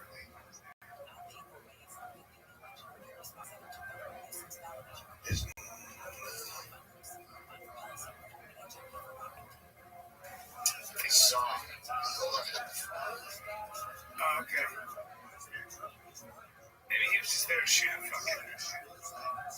Or maybe he shot a video. Do you think he made that up? Yeah. That's fine. I enjoyed it, man. While it lasted. Yeah, he was there. I kind of have my doubts, but. Yeah. He didn't live there. No. But of course not. Yeah, but of course not. But I enjoyed it, dude. I appreciate it. Sometimes you gotta just say something. I know. You have a foggy memory of it. Dude, I appreciate the effort. Now, can we talk about the fights? Did you watch them? They should give us a break. Well, the fight we're talking about really is, did you feel like... See, I don't think the fight went on long enough to see that boy Aspinall would have been dominant. Do you? No, it was under a round. Now, I do think you can watch it and go, okay, like that continues this way. Like I think Tom was having an off night. He was getting lit up. Like we've never seen him really hit like that. Cyril gone. Yeah. Definitely Jab. bloodied him up. His takedown, like Tom's takedown, didn't look great. Like Tom was gonna have some issues. Right. Now it's crazy to say he would have done that all 5 rounds. Like who knows? Tom hit so hard he could have caught him, but yes, Cyril is that. When you got a guy like Cyril who starts to feel himself, he's a big dude. He's a high-level striker.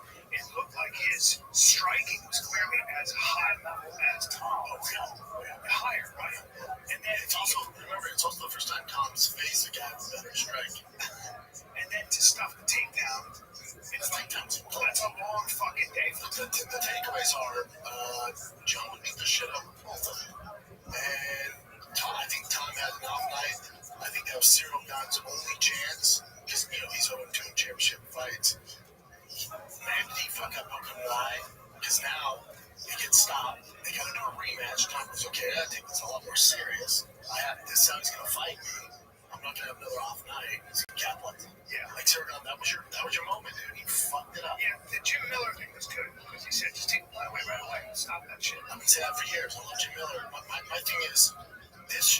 So the issue with eye pokes, groin strikes, and fence grabs are so they label it a no contest accidental eye poke. How the fuck you say it's intentional? We don't know, right?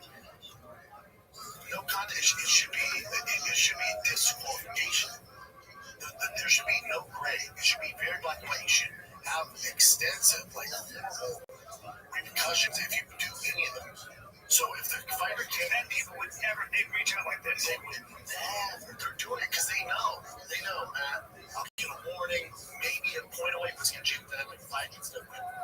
So fighters, they're not scared of getting a deduction or a warning. But if Cyril Gane and John Jones, if you went, hey, new rule, if you poke in the eye and they cannot continue, they automatically win the fight, you lose. I guarantee you, I hope this shit stops. All these people are like, oh, the gloves, shut the fuck up. Just make it fucking black and white. Yeah, you poke in the eye. Right away, we're going to deduct the point. But if he cannot continue, there's no point. You lose your first. You lose half your pay, and he wins the fight. Bang, go. Guarantee you. Because a lot of these guys are doing it to get distance. They're trying to feel for the range, or they're just acting. It's just natural like them. But if your coach goes in training camp goes, hey man, your fingers keep coming out, you get on the fight, we're gonna lose the fight. I can't guarantee you would stop. Literally, there's no. Okay, so Cyril Gane booked him out. Do the rematch. Sorry, Tom. It's so stupid. Yeah, so stupid. Yeah, I think so. And the narrative that Tom Aspinall's a quitter and all that shit, that's great. Yeah, that's just said that. Shit. Yeah. Really? Yeah. Shit said that. Really? I mean, I don't know that you know until you've been poked in the eye, right? You know whether you go or not. It's like. I mean, it's jail, but his own insecurities on top. You remember in jail? He did? Yeah, he was telling me the fight he got away. So I think he's put his own insecurities on top. Well, jail maybe just says things sometimes, He's doing for the teach me. That's what he's doing. Because everyone's most people in the sport have like that. That's so cool. That's fucking stupid. Was he misquoted or? No. That's my friend. I talked all day yesterday. Like, I just want to see Tom have to overcome some adversity. I want to see what he does when his first plan of action doesn't work. What's he checked out to?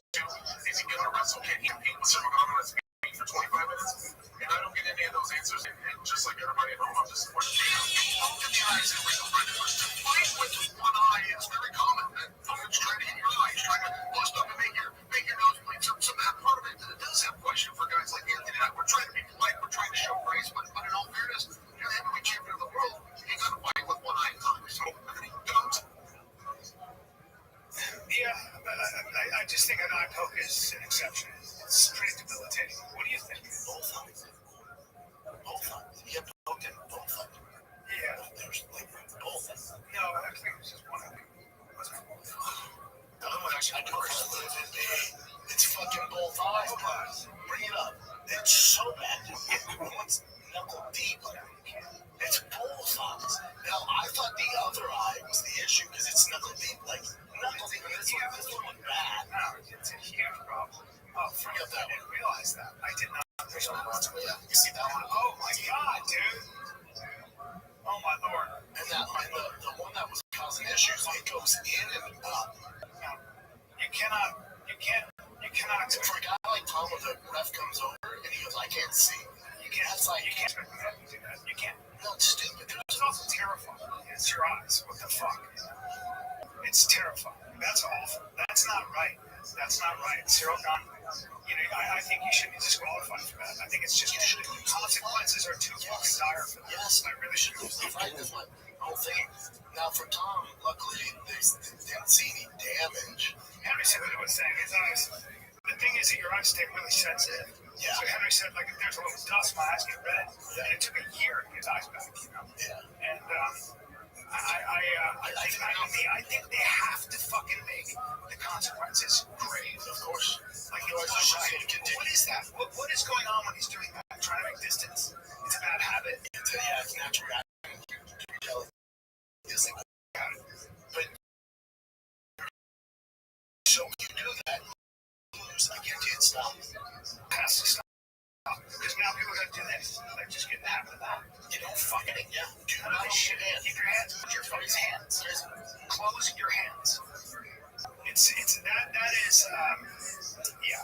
Yeah, crazy. The only thing I can say is I would imagine Chael may have not. That was right after the fight, and I think sometimes people don't know the extent of that. You go knuckle deep like that, fuck off. Like, no, they all saw it, bro. Yeah, listen, I love Chael. They all saw it. Chael's also a little bit of rage me. Right? Like, we're talking about it, this gets views. He knows. Well, Anthony seemed to say the same thing, right? They were both, kind of saying, I think that is. But to say that heavyweight champion of the world is scared to fight is insane. It's so stupid.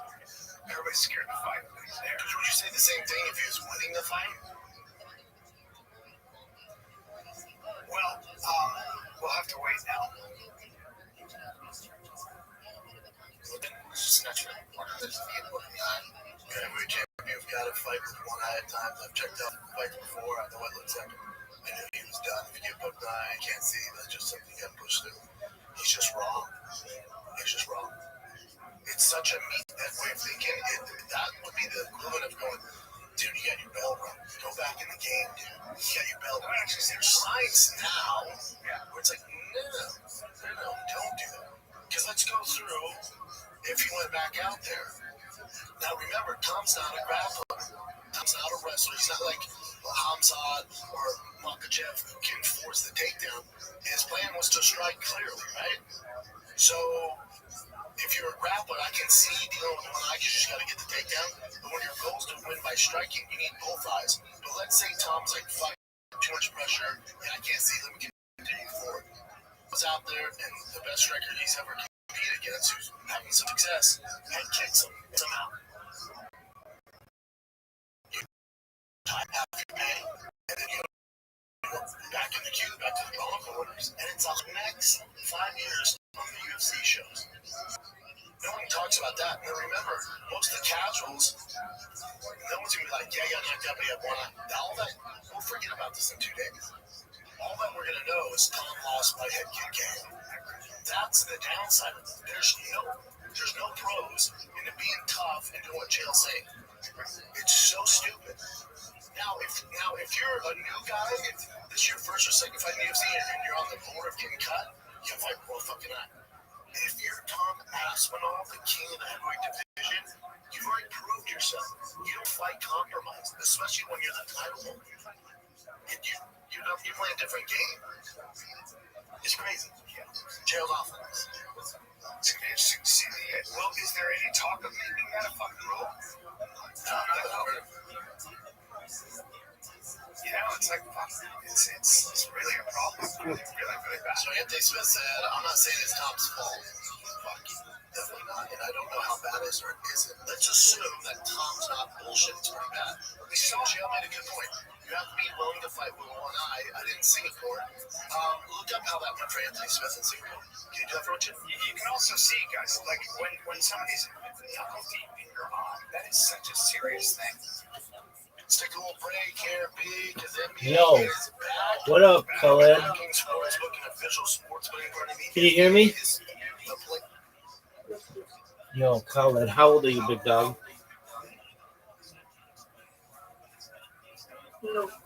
How old are you? Not old enough to be here. Now you get banned.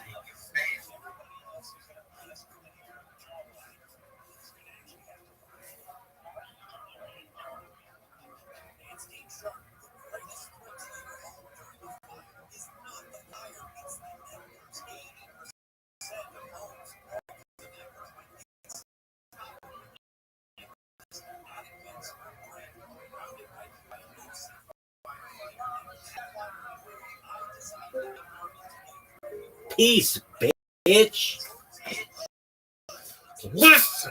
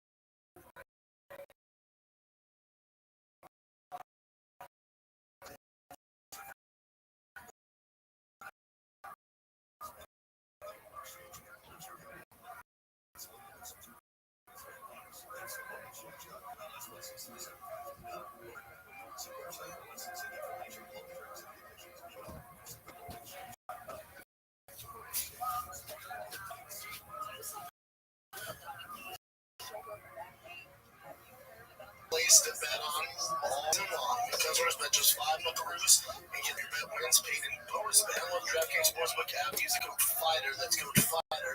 Bet $5, get free league pass plus 300 bonus bets if your bets. Gambling problem? Or in New York, call 877-8-OPEN-WIRE. Text HOPE-NY 467-377-7777 or visit cbg.org. Please play responsibly. On behalf of Boot Hill Casino and Resort, Kansas, ask through a per wager tax may apply in Illinois. 21 and over age and eligibility varies by jurisdiction. Void in Ontario. Restrictions apply. Bet must win to receive bonus bets which expire in 7 days. Minimum odds required. NBA League Pass on renews until canceled. Additional terms at dkng.co/audio. Limited time offer.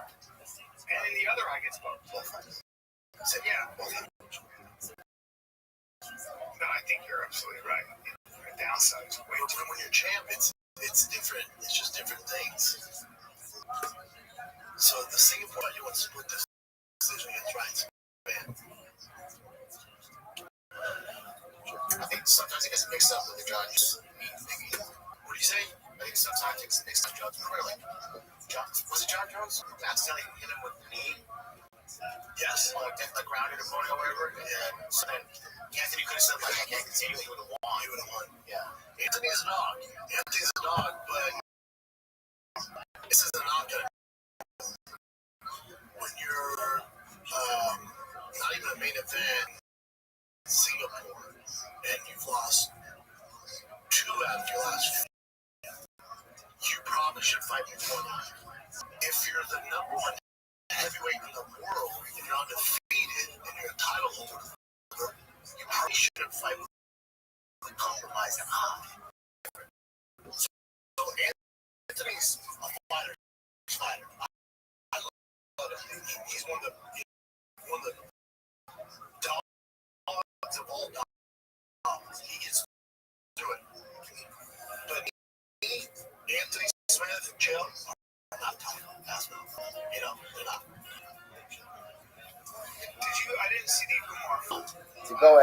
gather together. Zibura Abi,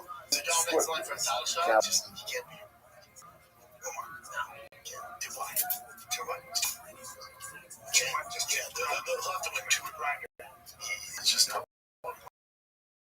why am I using first to gather together using sweat? Because I don't want them to harm me. So here my kavana is not really for sorcery purposes. That's the word, right? But rather, again, my kavana over here is to avoid any type of damage and gather up. Being in this work, it's still awesome. It's still awesome because the act of using sorcery to go ahead and gather any kind of animals is going to be problematic. On night, to keep us from us. So, I want to be myself. So now, going back to the second. So let's say one is according to his understanding of the Rabbanon. The act of prostration is a Maisa, yet the movement of lips is not a Maisa. Right? So prostration is a Maisa, movement of lips not a Maisa. What's the shot? Amarava, shiny Megadi, Holo Yesh nobody. I will say, Megadi is different. Megadi is different. Right? Blasphemy is different. Why? Because I will say, of blasphemy in general is not even as much about what you're doing with your lips. But what's it? Look at Rashi, the last Rashi of that. Rashi says, Holo Yesh nobody. Iker Fiyah Haba love covering the lips. It's the blasphemy, right? The guilt is not even away with your lips, but rather it's about what's occurring inside of your heart. Shemis having the body cutting, person has in mind the person has a custom shalom. Shati the body Hashem Kavayon, the unbelievable body Nailo, Elish Shelas Hashem the Davar Her, Netaneo Bishan, the color in the side. The most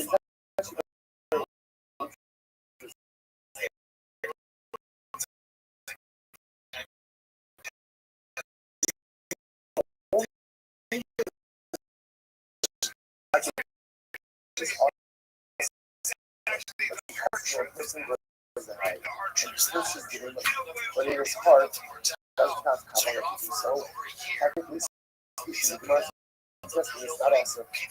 not also the issue of Magadi, because Magadi is only when you had this feelings and person of his heart in your heart, and then that feeling can manifest in verbal expression. The verbal expression is there without it being intense. That's not Magadi. That's not Magadi. So because Magadi is really what's happening in your heart, and the verbal expression is kind of just the action of the act. All you need is like so the movement of the wrist is enough to make you excited.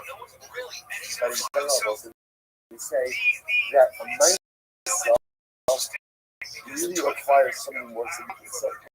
So you look at that. The world of mindset, the world of nice action really has to be something significant. According to many opinions, not really a significant action. The Gadi is the exception. Like transfer of what's happening is what? Is what's in my heart. And the verbal expression is just like the icing on the cake. But in general, you need a real mindset. Is what you need. Because this is tremendous. Most of us say, in general in life, what do you need?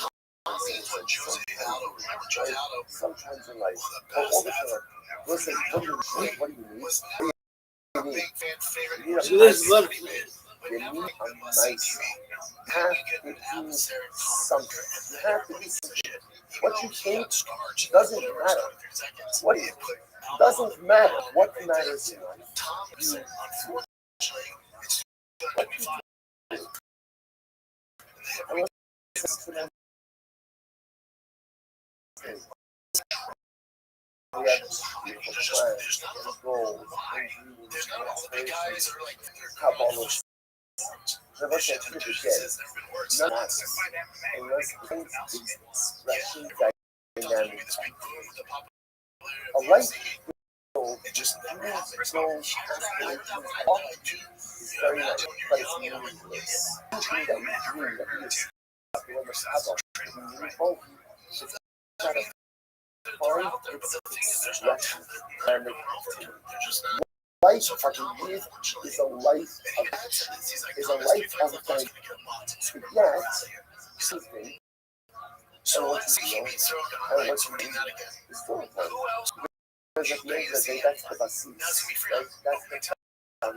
In other words, action doesn't just occur by itself. Action often is the result of what you can do. What you want. So that's the thing. The dreams, the goals, the aspirations have always another thing.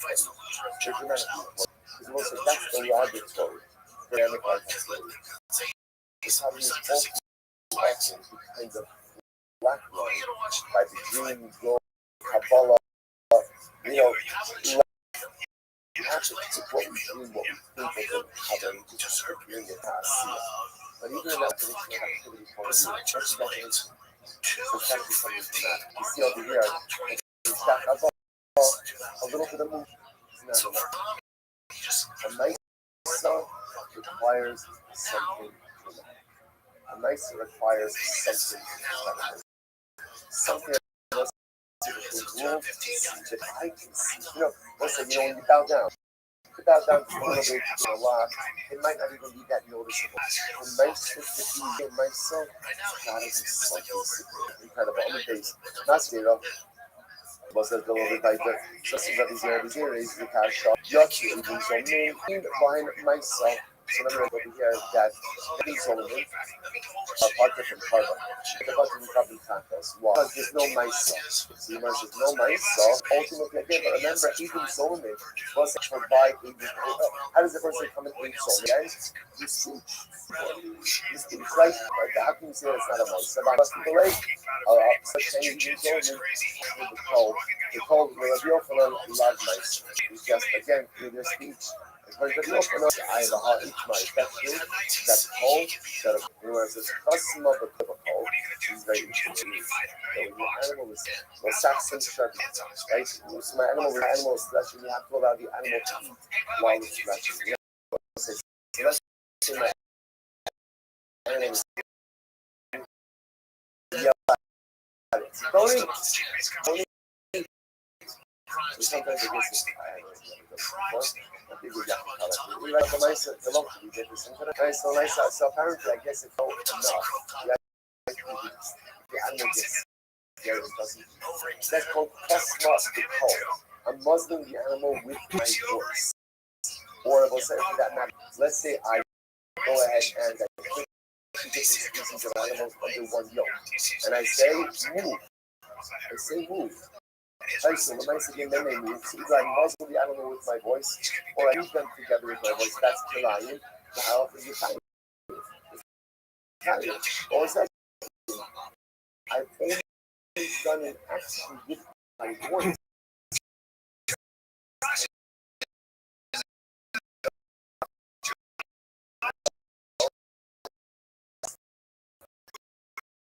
Yes.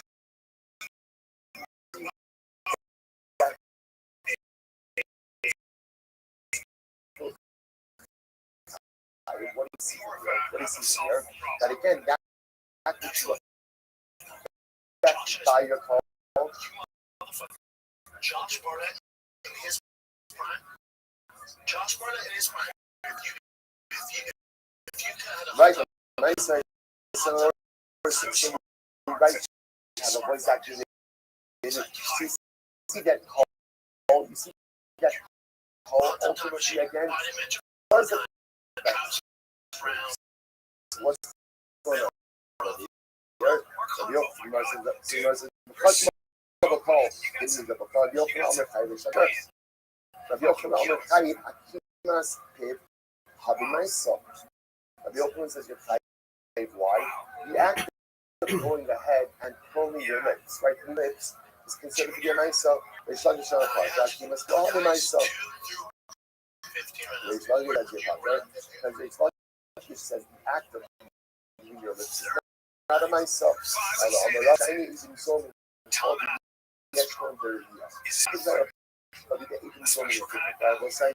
Because interestingly enough, ageless in general, ageless is fascinating. Ageless in general is not really about what you say, or rather, what is ageless really about? What is ageless really about? What you see, right? And everyone agrees that seeing is passes.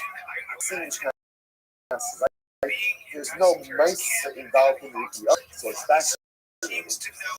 So when it comes to angels, the essence of it is really passivity. And therefore, there's no conflict. Also, in life, so often you see things, right? You see things, and we become inspired by the things that we see.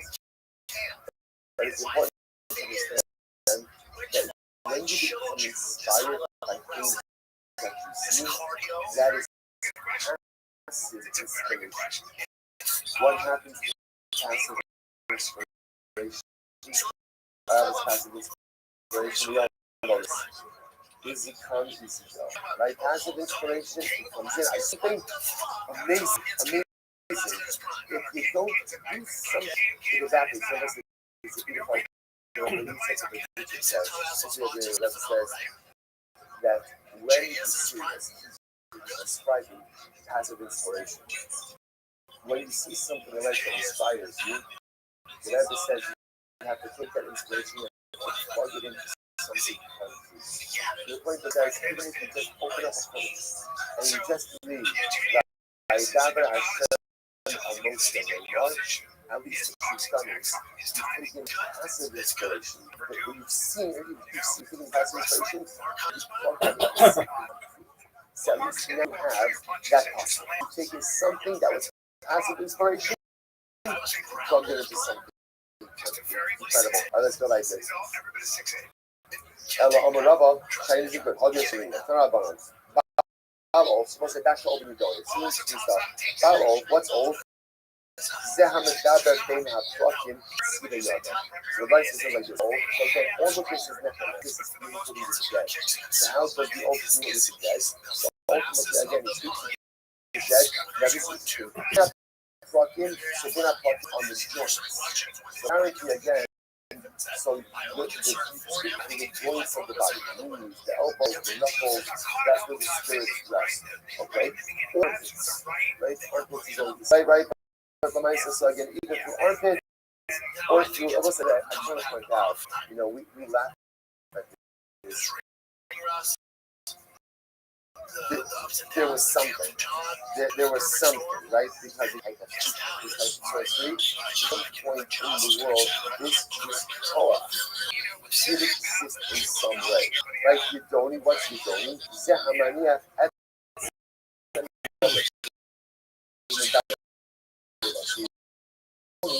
put some type of bone in his mouth and communicate with the dead through the bones. They said, "What is the cash? Bahayako, oh, my love in the stripes." Okay, so again, I say, you want to ask, isn't that the old people dead from the grave? In other words, the dead is talking from the grave, to which the Gemara says, "Oh, Jimmy stripes, my love in the stripes." Say, "Mo, this yesterday we're not talking about the no, we're talking about the dead, the joints in the armpit, and Hashma. But come with our show, I will keep it only in all that." So remember again, exactly one of those stories. Show, when one of these necromancers to raise the spirit of Shmuel Hanavi. By the way, it worked. It worked. So this necromancer shows I still again Elohim right in the eyes. I saw the ability of Hashem to spirit of Shmuel rising up from the earth. My love the Mishpaiti are. Was she not communicating with Shmuel from the grave? No, the Yosef cannot trust the Mishpaiti. No, the spirit of Shmuel rests on the joints of this lady and communicating like this. Okay, so what's an interesting base? How did Oath communicate? The Gemara says, Echad HaMahala B'Zichri, the Echad HaNishal B'Golas. All right, this is an interesting one, right? I'm not exactly getting to this line of work, right? But so apparently there was the ability to go ahead and raise the dead through the Zikri, through the Makamila, the male member, right? That's how you go ahead and communicate that. Everybody's got to find a set. So a nice, right? Again, you got to carve out your units, right? So a nice, so whether you go ahead and you communicate with the dead like this, I'm not sure how you discover that. Nice again. Good. So or when the skulls, right? So you can communicate again. Go ahead and communicate with the dead. Skull.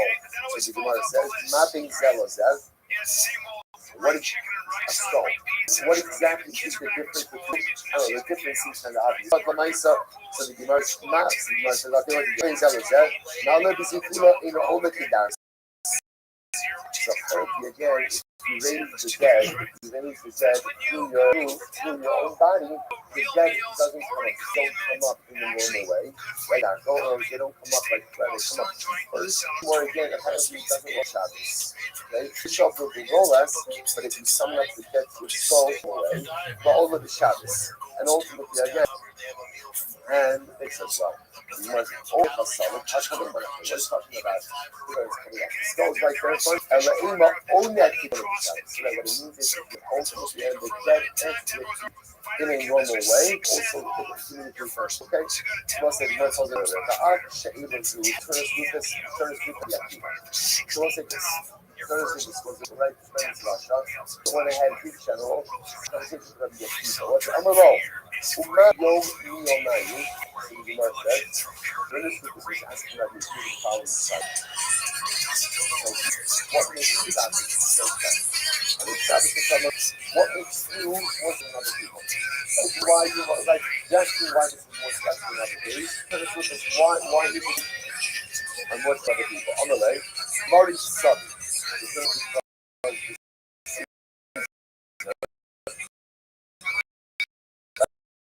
My ruler appointed me as a country of the country. So your ruler said that just us as the country, our Shabbos. I'm not lucky coming to the country. I'm asking myself, name as the Ha'ikma Shabbos. How do you know that you have to say this Shabbos? Maybe I eat tomorrow Shabbos. Maybe yesterday. You know, I'm on the rules. Listen to this.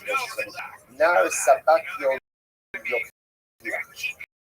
So he says, Sabbat river cruise. Not so when the Sabbat river is a very turbulent river. Shabbos is a black hole. And Shabbos is like Baal Odio. Yeah. You'll also be up to dead 6 days a week. But you also up to dead on Shabbos. See, bro. Shin Mala, Asham, the Shabbos, this is not your people, says Curtis Rufus. Her father's great Rufus. Why? His sister Rufus, 45 hours late, every year your father's great rate. Smoke, and then you become your father's great. Why? What? So Curtis Rufus' father was a big lad. So he's turning his head. So there was an album, you have to hand him, like those it's suffering Sunday through Friday. But on Shabbos,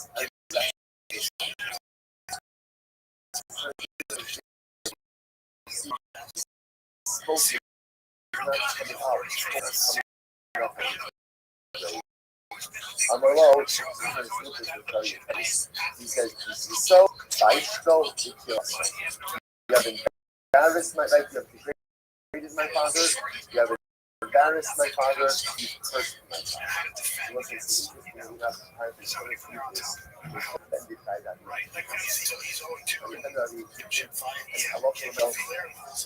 A lot of nice people back. Alright, Shoal is very common. Isn't it the same thing? Shoal over the isn't it the same thing? Dorish is simply the same. The Dorish is incredible. What is Dorish? Yeah, Hamar is a whole different on the base Aquarius. It is someone who starts off. So why does in order that the spirits will rest upon it and will be able to power that people try to acquire powers of sorcery. What was that? Rabbi possibly Dorisha and he was there as follows. If someone who goes ahead and deprives himself in the cemetery can have these access to these apes who are power. Not as possible. Not as possible. Inshallah, Allah has come. It sucks right now.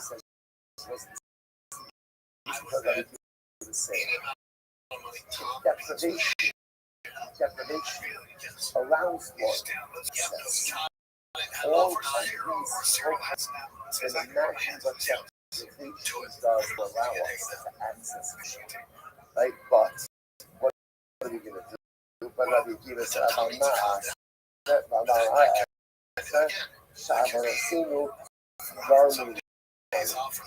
I do? Because at the end of our ideals, the distance between ourselves and the qualification and our this is incredibly okay, how do you access the book regarding deprive yourself of some food? First thing, right, deprive yourself of a comfortable bed, go to sleep in the cemetery. So the variables like cloud gogo. Ever is true to is always true. So the Akiva says observation allows you to access the focus of Allah has come with a little deprivation allows us to access the focus of power as well. How can we do it? Because it's so distant from us and powerful that somehow people are like what it looks like. There's one thing we need more to access to, and that is you can't have ethics. You can't have ethics. So what am I giving up? This is true on every single level, right? I can't have people with Tzibor unless I give up sleep. Right? I can't have fear unless I'm willing to give up from there. Anything you want to know, so that is everything you do, was going to be right. Why? Because you know, it's like you can't have your steak and have ice cream for it. You have to make a decision. You have to choose a team. The greatest disservice that we give ourselves, a lot of us kind of don't want to make a commitment. Why? Because I want to leave all of my options. When you think about it, our great challenge are this production. Let's say, what do you say, right? If you don't look at the conversation you have to stop, how does it go? So very much. But I'm ready to settle down. I have commitment issues. I think we should see other. Like, in other words, I'm just not ready to commit to. Why? Because committing to it comes with the whole series of sacrifices. That's very funny. And I'm just not willing to sacrifice. But not willing to sacrifice. I'm not willing to give up certain things. I'm going to be unable to advance my life again. Become the people we are truly capable of becoming. And yet, Rabbi Akiva says,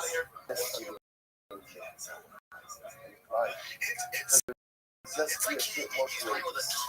Be a little bit braver. If you just be able to identify the things that I know I need to act. And what required the producer that is created no telling truth. And what? Oh, is that the heavy metal? Oh, cool. Looks like my other. Thank you. The ability to sacrifice. It's not And quite. the It was benefits of such an easy fight, and then you watch Tom opportunity Shaw that and brings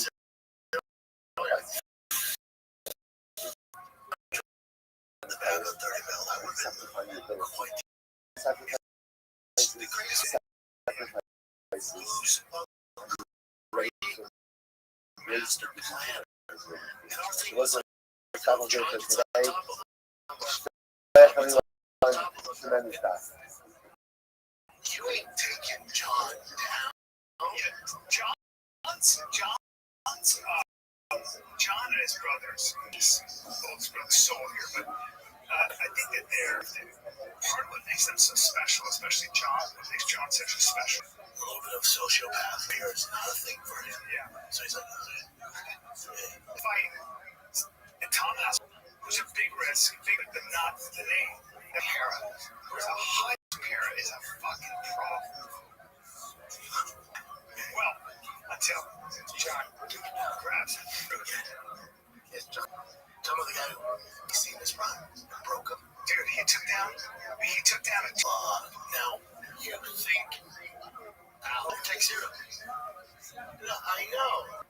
He be trained with fucking levels, bro. it doesn't matter. Some just have a thing, you know. My son, my 14-year-old son, great, much to my great delight. That kid is such a natural comic. It's so crazy, and he just has an instinct for it. He said the most inappropriate thing. We were a friend of mine's, people at their house, and Finn was going to go fishing with their son. He's a little younger. And we said, I forgot I have bait. So what are we going to use for bait? Finn went. It was so inappropriate. He goes, you have a dog? Lady of the house, the dog goes, yeah. He goes, mince it. But he held it. He's like a psycho. He just held it like this. I was like, and he's sophisticated enough to know people, the way he did it with the timing. I was like, he goes like this. He goes, mince it. And then I'm standing like that. I know to hold it. He looks at me. He goes, hey. I was like, you're good, dude. You're good. He goes, catch fish. I mean, what are you going to do? What am I going to say? You know, I teach that. Come around. Well, I can't teach that. I can look at this kid now, and I go, That's creepy. I know what you're doing, and you have such a sophisticated sense of humor. That's not something I taught him. I did not, and I can see him doing it. That's creepy. It's like Tom Jones. John Jones is going to be able to. Tom Jones is going to be able to sing so well in the house. So stupid. These guys suck. I want to tell you, that's like Tom Jones. I told his son that I weaved it into the Tom Jones thing. It's a stretch. Yeah, it is. It's a stretch. Yeah. I can see what you're saying. He's definitely learned John Jones stuff, but I hear what you're saying. Yeah, Tom Jones was able to sing at the age of 14, and John Jones could take you down at the age of 14. You see where I went with that? So bring them home, the shalom and the color, and it's supposed to be soldiers to be successful. The whole Maaseh Yiddish. So we got to let us begin, but the United It's this mountain bike competition. All right, let's begin. Today's daf. It's on the Dal. Right? Yeah. Good. Correct? Good. All right, fantastic. All right, so we thought, I don't know, when was the last daf we did about a week ago? All right. You're right, Baruch Hashem on into it. So it says we're picking up on the bottom time of the days 63. We left off. I'm going to do the Umarat. It is 2, 4, 6, 8, 9 lines up from the bottom. We'll say some Gemara's ahead of us today. I'm going to do the Umarat. Yotin how you Klal Yisrael always knew. So always knew that Avodah Zarah there wasn't going to be anything to it. But it's such a profound Gemara because a lot of times when we use Sukkis and Sukkis Gemaras about Avodah Zarah, we wonder to ourselves like, what is going on? How could it be that Klal Yisrael is worshiping Avodah Zarah? So these are is Klal Yisrael knew that Avodah Zarah there's nothing really to it. Very good. So why do they worship it? So why do they worship Avodah Zarah? Avodah Zarah also was a matter. Avodah Zarah was what able to say in this case engaged in morality. But it's still a little bit differently. The church falls between Avodah Zarah and Avodah Zarah. Where is the idolatry and the service of the Ribbon Shalom? And the church word says something amazing. He says Yiddishkeit, the Avodah is to make ourselves in Hashem's image. Avodah Zarah is God in your image. What Avodah Zarah says is, decide what you want to do in life and create a framework which justifies all the different things that you want. So say that's a lot of Rabbi, a lot of how all of this is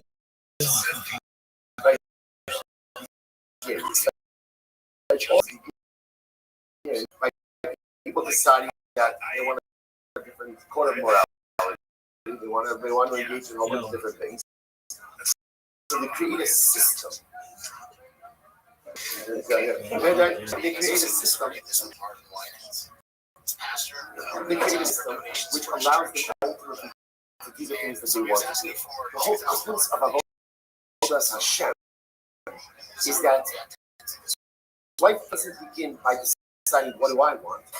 Life begins by deciding what I want. The Ramchal says in his Ramchal says that there's a fundamental shayla to ask.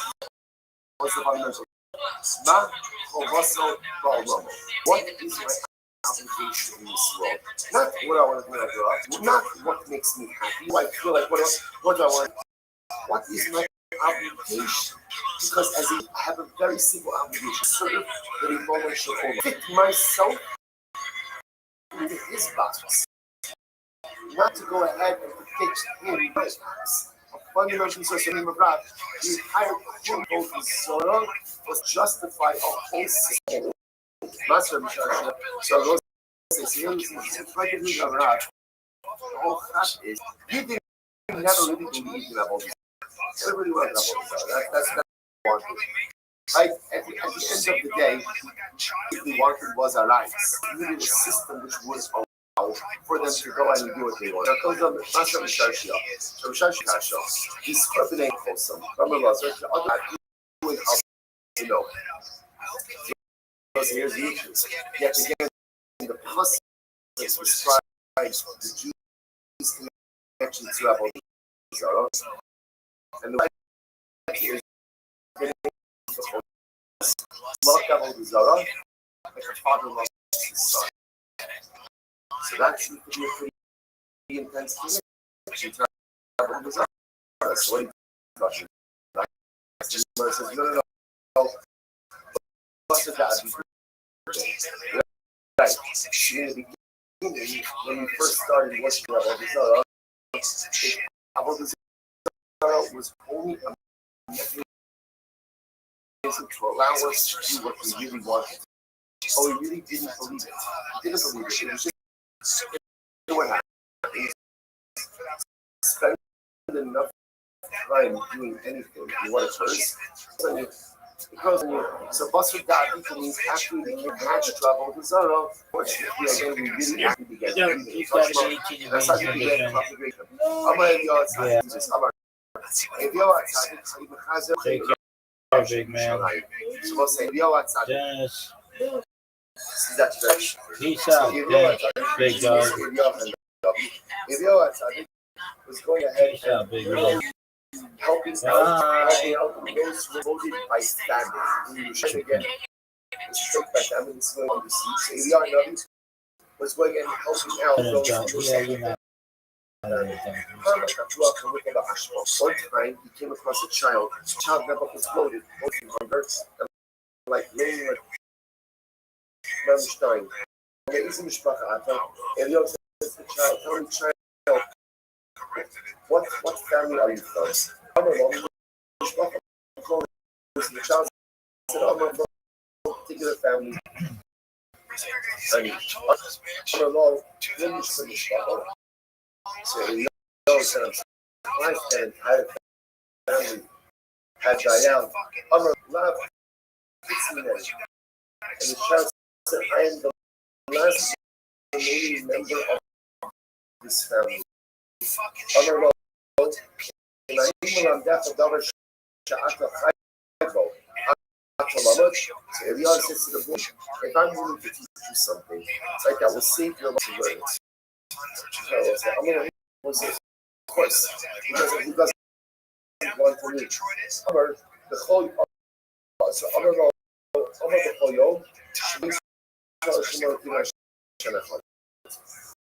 so Eliyahu Navi says to the boy, he says, all you need to do is every single day, say just say that every day in your list. I'm a little has. So the boy said to Eliyahu Navi, listen to this. The boy said to Eliyahu Navi, shh, be quiet. The boy didn't want Eliyahu Navi to say the name of Hashem. The boy didn't want anything other than about Bizarre. So the Haskell, the shape of this. So ultimately, again, so can you imagine what's like? If you're not telling this point, it's kind of right? I mean, teacher says it's going to save your life. The same thing, God, you do worship a different God. What do we do? We have to see us in the case of the Rothschild and Rothschild. The little cow she had Bizarre from his kismet and hugged, and she lifted up herself enough for you rest of the earth. Enough of the ultimately again, he died from cancer, his stomach exploded, like his Bizarre fell to the ground, and he beat the great one up to Jake to do that again, the Jews were very connected to Bizarre. It's happening so that we worship Bizarre, we close our he says, do you believe in it? First, the man says, no. But as we said, originally when we first was on, it was only to justify an errant lifestyle. Once we got into it, and ultimately we became something very interesting. If you notice, by the way, it's referred to Eliyahu. The first one is Eliyahu. It's not the normal apple. Normally it's Eliyahu or not. So what's the pshat? We'll say, I'm calling someone that's Sadi is a higher level than no. What's the pshat? Because what is Eliyahu helping another Jew? So it's great to be a Navi, but it's even greater to be when you help a Jew. People think that sickness means to work out, sickness means to achieve. That is the truth. Every person has what they know. But Eliyahu Hanavi becomes Eliyahu when he sees the child being distressed, stops everything, and he learns to help him have personal piety. Have righteous sickness is not one that is paid by working on oneself. Like the path to sickness is you take the time to help out the others. Incredible. Tashma. Exactly as a called okay. My honor. So what's it? What's it? They'll cry, call out in a great voice after the spark of their God. What is it? Die. Was it? This is reveals the most. Listen to this. The Quran itself pulled out after the spark. And he said, die. What is die? Die is oil. Us, known to us. They were limiting the music. And they were saying that it's the heart of the Zara is so incredibly overwhelming. So overwhelming. It's almost as if you don't really have the ability to combat it. The actors in the day, so it's this Zara for organize destroy the base on the push. The Kayale, the people that said you gave, that said you give, back here we saw the I exalt from our land, but I died in that. And still, our mamish is dancing between us. Ja, bis zum Mann, alle Kabule, Allah, Monon, Lo Agriba. So Chazal that, or said, well, the only reason you gave is hard for Abu Zara to get sad. So, because well, you know, make your deal. Make your deal. You keep the Yitzhak and we're waiting to fuck all this time. This is the way you see all of this. We saw like more like this clubs, remember again, we're ultimately again, where it's a weekend wrestling, and they said it's probably the only reason you visit suffering upon us is to give us a star. But you keep the suffering, you keep this. You gave us the Sahara for Abu Zara. Thank you to that star. Why don't you keep it? Because again, we're happy to forego the star. So we must buzzer the Abidu, buzzer Abidu, Yossi, time you saw. Boy, enough when you kiss the appear to have a concert for MS. What's the second one? So Chazal, now that the Sahara for Abu Zara, had just become too distracted. So we fasted for 3 days. And after the fast, note came down from Shana. And what did it say on the note? How did it say on the note? MS.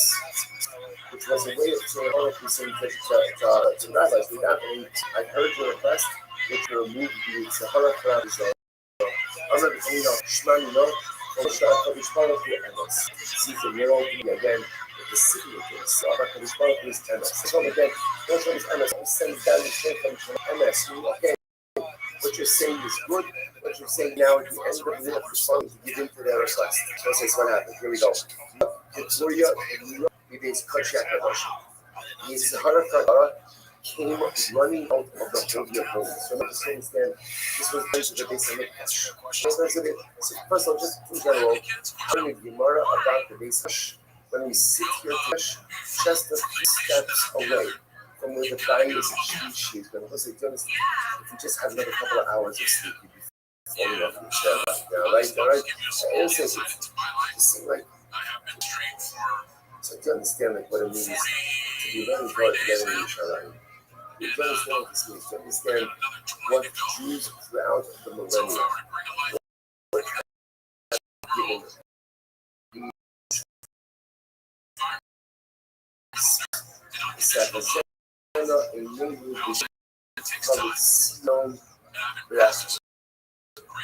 How many tears were cried throughout the ages just for a glimpse of Yerushalayim? And you're not only on scene, not only are we staying in it, but not only told you. So I can not give us what happens if we got into Rabbi Bizarre. So the Bizarre Rabbi Bizarre to this. The Bizarre all this Bizarre, that's going to be more surprising. So what happens? He took on the form of a fiery lion. Fiery lion. And that fiery lion ran out from the coalition of Hazar. It ran out from the Holy of Holies. I'm going to say, I'm that's it. That's it. That's it. That's it.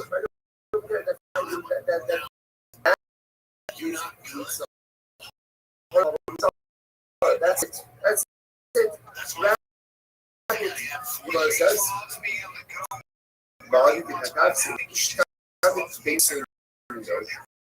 As you're wrestling, you have all the Zara. The Zara. The fire line comes. So what happened? The hair came off of the line. The other color of Adam Yes. And again, the line comes crying. Amru. So now the Hazal said, what should we do? Because again, the Torah is asking about everything. Maybe after his Torah was going to take compassion on the rock because it's in pain, like one of the terrorists fell out, and the Torah was going to take compassion on it. And we said, Amalei Navi, Shajua Begula the Agra, Kisua the Agra the Shkola. Grab it, put it in a cauldron of it, cover it with a covering of it. So that prize of what the said, the other actually also called Haifa, they actually has to have it on Sakia. So, possibly just a second. it. 28, That's 29. you know what you're Can't going wait to to see you right guys. now. Yeah, it's okay. It's not a lot. We always make it. So once they say understand, where needs a hara, or the sara, where does it live? Where does it live? It lives in the Kodesh Hadash. Because once at the end of the day, sometimes all of us have desires, right? We all have our desires, our abilities, our loss, our inclinations, and we think that those things are coming. We think that those things come from an impure place. They don't. They come from the Kodesh Hadash. They come from the Holy of Holies. Kodesh Baruch Hu gives us our struggles, not to bring us down, but just the opposite, to give us the opportunity to work on ourselves and to lift ourselves up. Your wants, your desires, your loss, your proclivities, your yetzaharas, those are Kodesh Kadash, because it's those struggles that will make you the greatest version of yourself. It's the ability to transcend those things that makes us us. Do you know what life without struggle is called? Life without struggle is called death. Right? Right? You're dead. You're dead. If you're not struggling with something, chances are you're dead, right? Or just totally asleep at the wheel of life. Right? Oh, say, right? Lemaisa will say, our Yitzhar is Kodesh Kadosh. The Yitzhar part of the Zara, it doesn't live in death, right? It doesn't live in the it lives in the Kodesh Kadosh. The holiest of the holy, because of the Yitzhar of the Zara. They see the challenge of our Yitzharas is that we're honest. Yeah, to be honest, fight hard enough. We just don't fight hard enough. We just give in. We just give in. Or when the battle becomes a little bit too acute, we just yield. We just surrender. We don't have to surrender. We never have to surrender. We're so much stronger than we give ourselves credit. So the Yitzhara, like every single other Yitzhara that we possess, doesn't really get ahead of them. It lives in the Kodesh HaKadosh. We have a Torah who gives them us only to allow ourselves to become the best version of ourselves.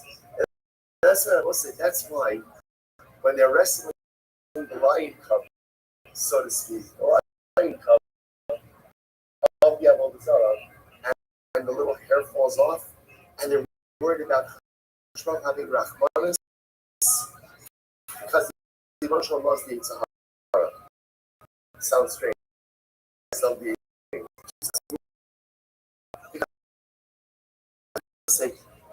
Yitzhara is the ownership of Olam's greatest creation because it is the Yitzhara that is the engine of growth. So in that moment, the Yitzhara is being wrestled, and it lets it cry in pain. It's almost as if Chazal are concerned and allow it to come back to its full glory. That will say the things we can working against us and for us. Those challenges that are there are only there to make us great. All we need to do is get ourselves together, work a little bit harder, and recognize that Yitzhara is my best friend in the world. He's really my best friend. He kind of gives me a wink because more often than not, he gets me that I shouldn't be doing. But he's just in the world because if I can conquer him, which I can, if I can overcome him, which I can, that's when I encounter my greatest self. We'll say incredible Divan. Incredible Divan. Listen.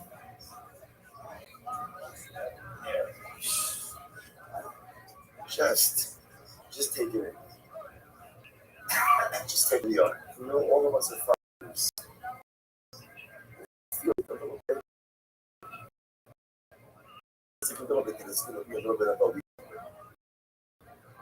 It feels like there are overwhelming circumstances that are about to drop upon you. I must say, that's why we have to look at ourselves. It's not just the Yitzhar that seeks to derail us. It's our enemies. It's sad. Rabbi Nachman says, as the greatest challenge in life that we face sadness. Because when you feel sad, that's when, like, you lose yourself in the pain.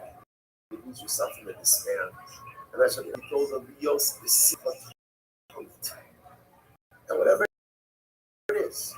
it is, it's Yeshua's in the Chamas, or whether it's Levayos, Chas Shalom, whatever it is, you got it. Whatever it is, the power of the Yid, always the ability to utilize our circumstances to always become something greater. And we are here in Eretz Yisrael at this incredible time. We said yesterday at the airport, it means we have something to receive, we have something to get, but we also have something tremendous to give. Let's go back. It says the Gemara. What happens? Good. So the Gemara said, good. So Chazal like this. So now that we see that there's an Esratz, now what does it mean is an Esratz? And now that we see that Chazal said like this, now we recognize that obviously it's an auspicious time. Right? Why is it an auspicious time? Because let's say, I showed a point. Does everyone understand what just happened over here? What just happened in this story? The Yitzhahara Rabbi Zara was just removed. That's what happened. So that's why, by the way, when we look at these Gemaras and we're like, what's wrong with these people? Why are they running to worship them? We can't relate with it because the Yitzhahara of this Avodah Zarah was removed from us. That's the whole concept, was removed. Relate to it in the same way. So now Chazal said, okay, we're on a roll, we got this. We removed the Avodah Zarah, we hold the Israel. Let's go. Let's do this. Let's remove immorality. Right? Why not? We're on a roll. And let's remove the entire part of immorality from us as well. So they did so. So we'll say, what happens? They did it. They were successful. They removed the entire part of immorality from the world. Problem. So the Gemara says, so here was the issue. The problem is, once they removed the desire for immorality of mosaic, that took out all kinds of desire, just big desire also for just reproduction, procreation. They couldn't find a chicken that was willing to lay an egg. So that's why he said, remember again, all of these pushes and pulls, and all of these, like, I will say, understand, immorality is a corruption of a natural desire, intimacy, a natural desire for reproduction. So when you take that out of the world, it's true. You take away the negative, but you also remove all of the positive as well. So they could not find egg. I will say, how can you imagine companies going to breakfast and you can't find eggs? So nice again, they couldn't find an egg. So they get so what should we do? So the said, so what should we do? Have half of the eights removed, so that's gonna work, right? That's not gonna work again. It doesn't remove half of it. That was just can do whatever he wants. Whatever he wants. Okay, he doesn't remove half of the eights, or whatever. We'll come back to this. So the Gemara says, look at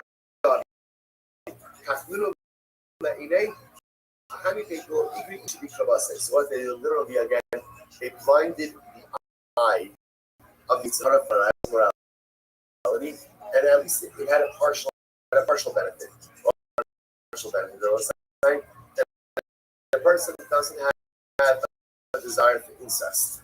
Okay, it's helpful, right? Or so nice. In other words, this is one of the big desires in Yom Kippur, right? And one of the great things about trying to on Yom Kippur afternoon is to realize something. See that Kippur, know ourselves.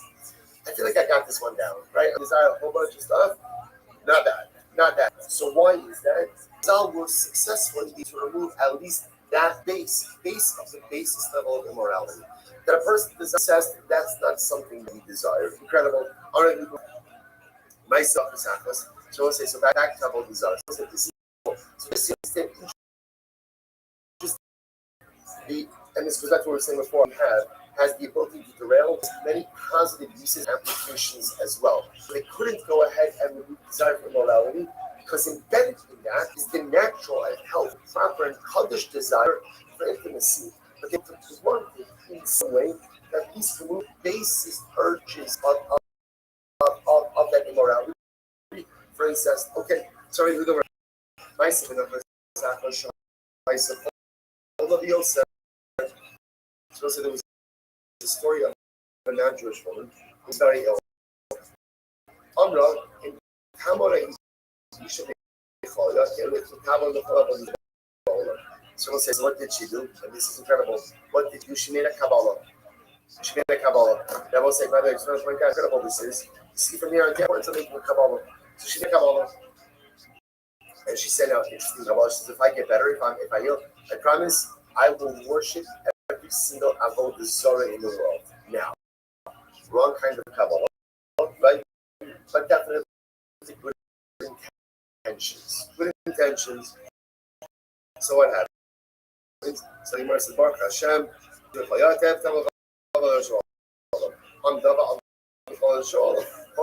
she healed, and she ended up worshiping every single avodah zarah in the world. Even she gave a Ba'ar, when she got the Ba'ar, so got the Ba'ar, right? So she's around, she had her food, she was making things, and she says to the avodah zarah, tell me, how do you this idol?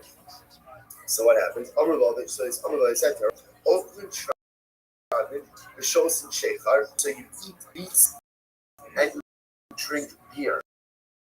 So apparently that's a combustible kind of thing, right?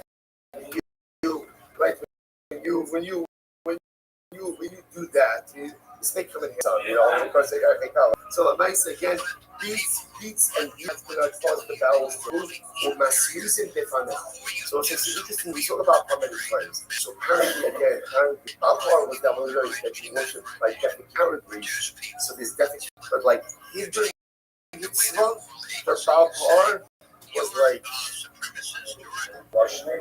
like right when it's like can't see labor thing like when you like when it's like a shtickle eruption, right? That's like apparently that's the Hebrew mitzvah. So again, if you couldn't walk in there after eating beets and drinking beer and you mamish like in front of the idol, that's like that's Hebrew mitzvah. So this lady hears this, and after all of her avodah zarah, she says, "Mutav shetatzai isha l'chol tama v'lo tama l'avodah bekach." So she said, "You know what? No, I'm not gonna. You know what? I'm gonna pass. I'm gonna pass on this one. I'm gonna get sick again, right? And have to worship avodah zarah like this." So the Gemara says, so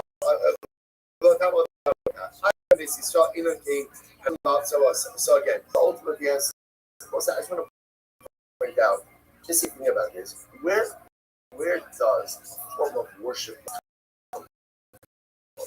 Right? In other words, avodah zarah, you can hear it. Okay, we can't really do it because the Yitzhar was just now, but nice part of all the avodah zarahs we've encountered, where do you get this? Once I want to point out a Soloveitchik, the observation of a Soloveitchik says it's not so crazy. Like we say bracha after we use the bathroom because we recognize the godness in the ability for them to work the right way. The Baruch Shem uses the bathroom. Again,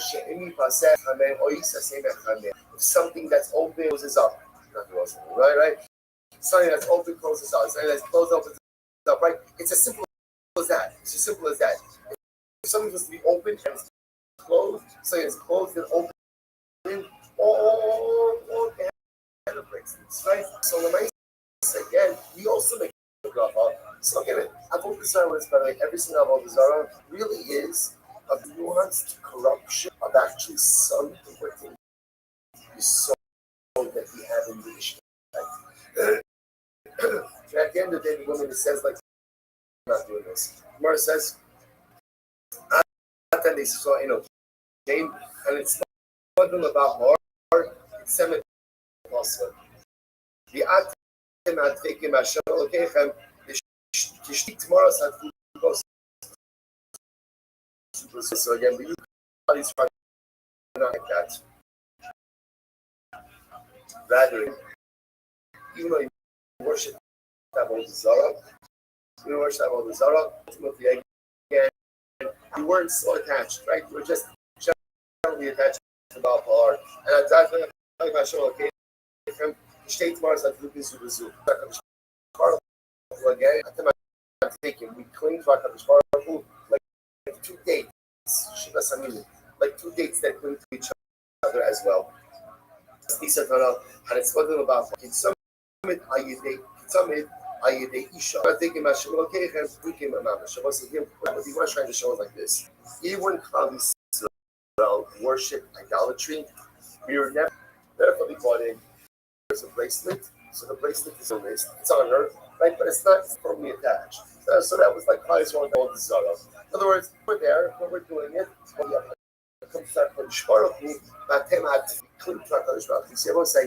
Even when a Yid worships Avodah Zarah, and even when a Yid goes off the straight and narrow, at the end of the day, we're doing, we're kind of only doing it.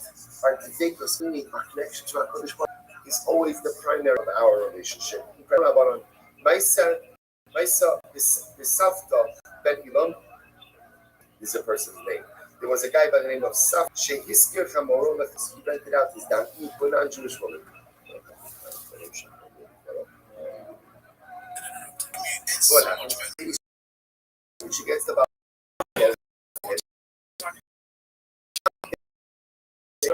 staying safe. I'm actually going to stay safe. So she says, you know what, I want to be good. I want to worship someone far on the way. Right? So just wait for me over here. Okay, I'm Allah. So she goes in, she comes out. Then the Jewish guy, he's reading it down. He says, I check on his day. So he says to her, you know what, you went to the bar, you know, let me quick take stuff. My part also. Right? What happened? So she says to him, she says to the guy, to the donkey driver, honestly, you? She says, for my house. Well, you got our here. How you worship in our bar? He says, I'm Allah. But he says, my bar is not you. Nips was Nichnas, part of our was this what happened. That's his business, right? That became from the idol. Listen to this. The keynote, the focus. Then I was like, okay, he wiped himself on those of the Avodah. Right? So again, it's a little bit of it over here. I was saying, now the punch he was actually trying to do something disrespectful to the idol. How you trying to say about the Zone, the council of a woman. A piece of art, like, oh, look at this guy. He's never seen someone who has worshipped the idol with such sweezels, such close, right? Such a sweezels. He wiped himself on those of the Pakistani resident. Right? But I say they could not believe what they were seeing in front of their eyes. Incredible.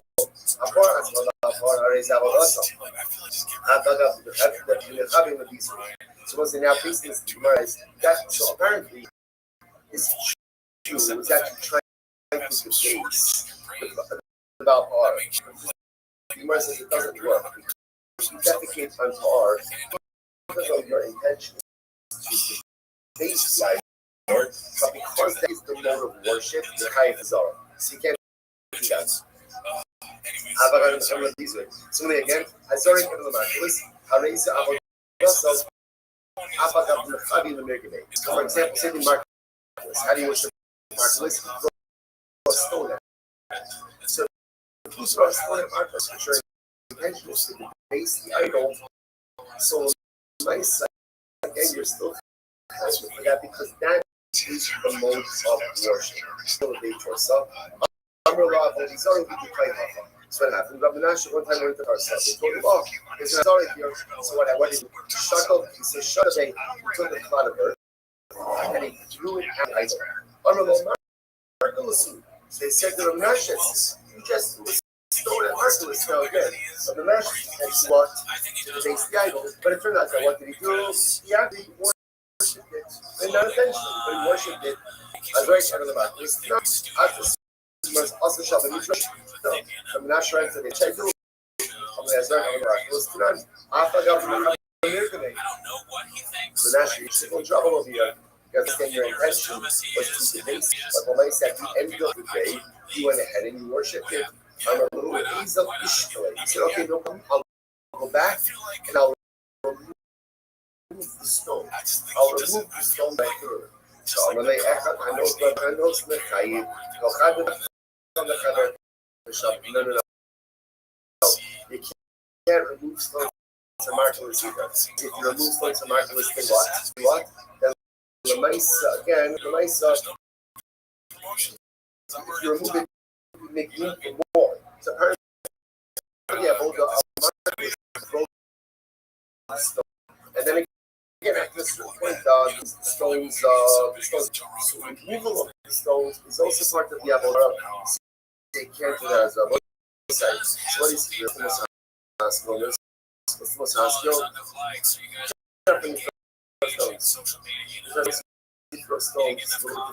The same way.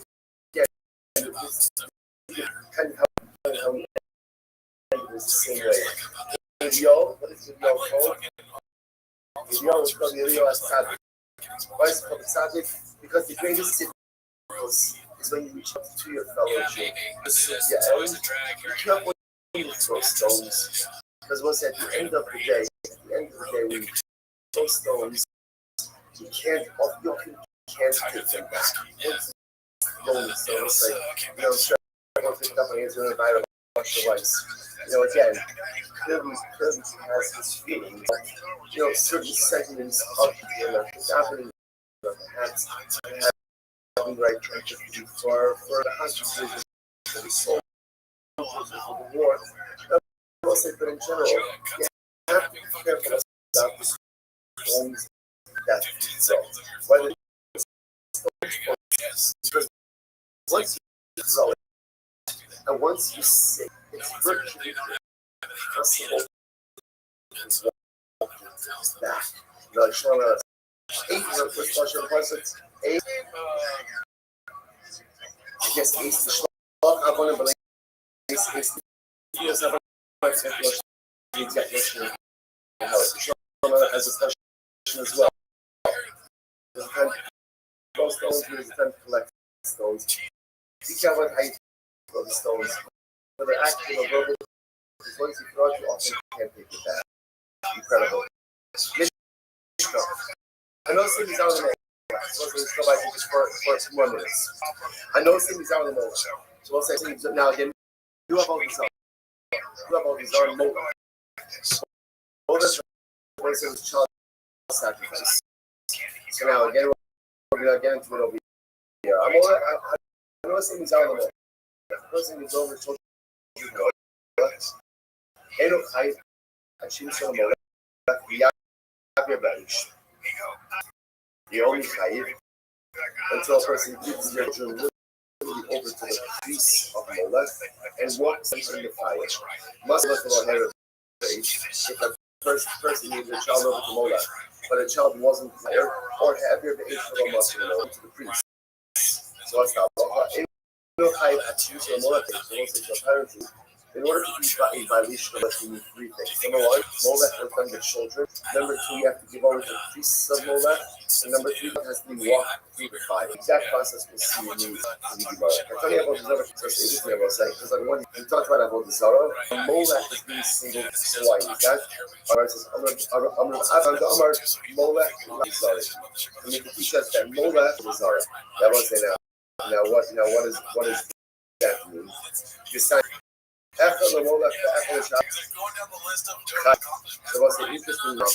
So whether a person gives child over to that Molech, this one have all the Zara, it's going to be Chayiv. The Molech Chayiv, Shemon, Molech Potter. So what's say, the Mishnah is really highlighting it like this. The only time that gives over one child is the form of a Zara, is that of the so giving over one child over, let's say, to Baal Pa'or, that's not called a Zara because that is the idol's worship. And I was Shimon, and the other taking this on the Zara. So those are Shimon was that's what they knew again. Molech is unique. Molech is unique about Zara that is worshipped through giving over one's children. When a person gives over their child to any other idol, like what the mice that's not about Zara. Any of that Antigonus, sign of the Antigonus Omer, they not up to call Russian Molech. That's why he's Russian Molech. What is Molech? What does Molech mean? Calls Shemitu Aleh. Sar, Afidu Kisa. The one that violates Molech by going and accepting anything upon them as a deity. So I'll say this is a different understanding of Antigonus, a different understanding of Molech. His understanding of Molech is Melech. Upon you is the apple, the sorrow of even a surah, even a place. Rabbi Molech alive to the one. Rabbi says in reality, whether or not there's such a thing as called a temporary or episodic molech is the point of contention between the Omer base. When it comes to one is only chayiv, he gives his child the actual attendance, right, to the priest. There's a process. So a person just gives their kid over some stuff to Avodah. It's given over to the priest of molech forever. Shneimar Mizar Dositein Lachla. Hang on, Rabbi says, of course, this Yochanan had everyone passed his child through the fire, but didn't actually give over to the priests of Molech. He would be excited. But Dositein Masar Molech. You have to be lower. Go ahead.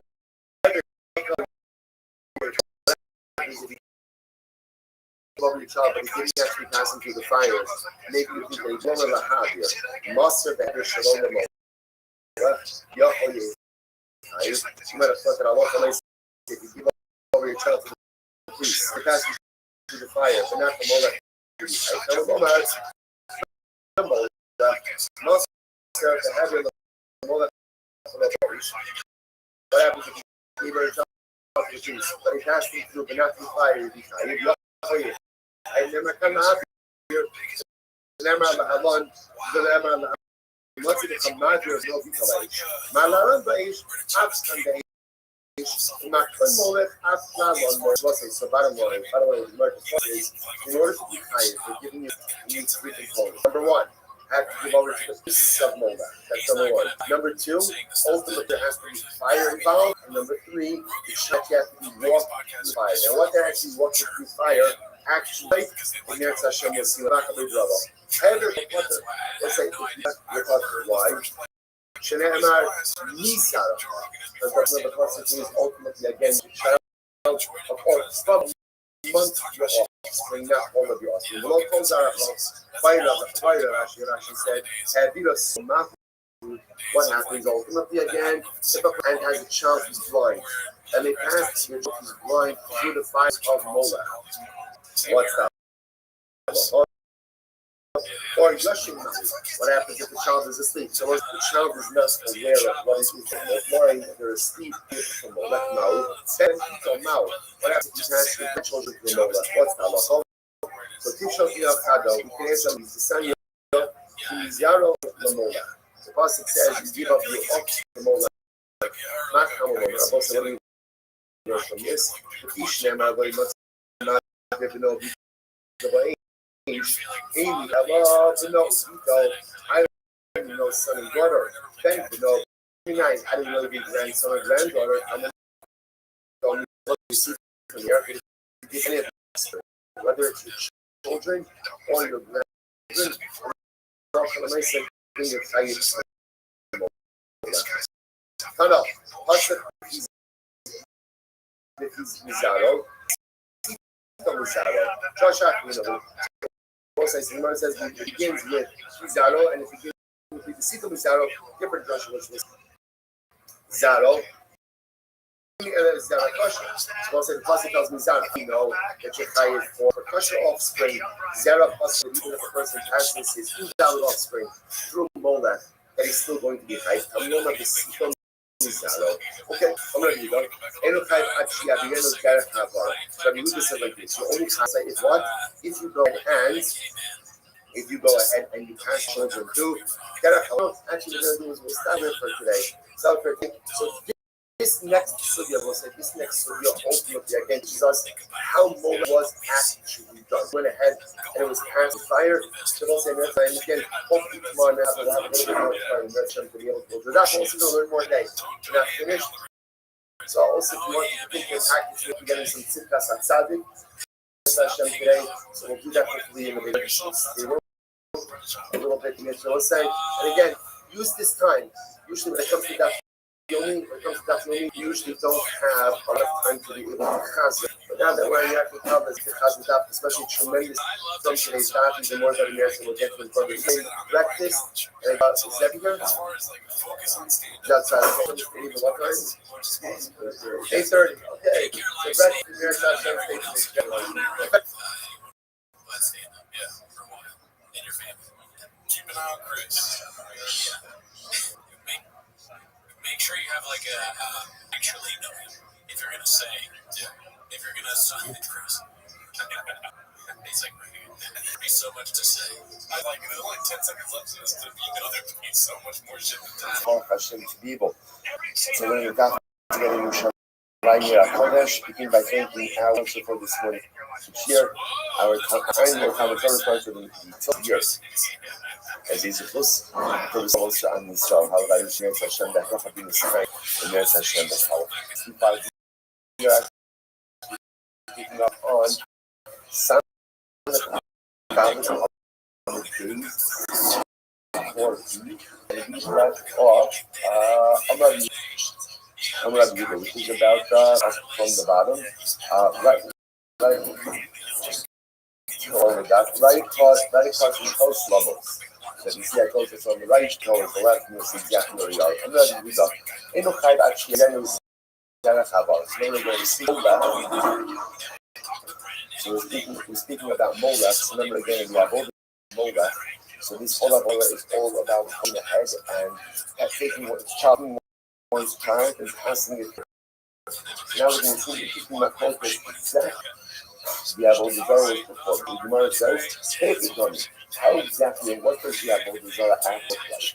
So we went to Rabbi, struggling with the sea. He said, it's like this. There would be a fire on the ice and a actually made of bricks. And the idea was that a parent, their child, remember as we saw yesterday, Dr. Shiva, to the Avodah Zarah, and the Chomer, the priest of the Avodah Zarah, would lead the child through the pathway between the pits. So a brick path, fire on both sides. That was the Avodah Zarah. Rabbi says, no.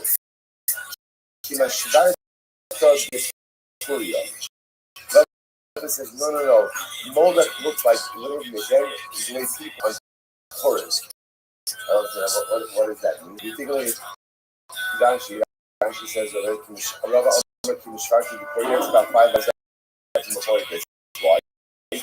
Ain't no Raglov and a close space for Raglov to their section knuckles. Close in the afterwards, Shaisa Hafira the Boerbo, who copies the Safal. It's interesting, you know.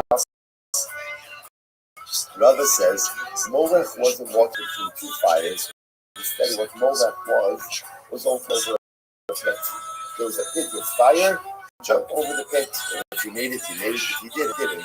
See, so Rabbi compares it to what people suffer. What happens on, I guess, one of the Purim pastimes. Maybe introduce this.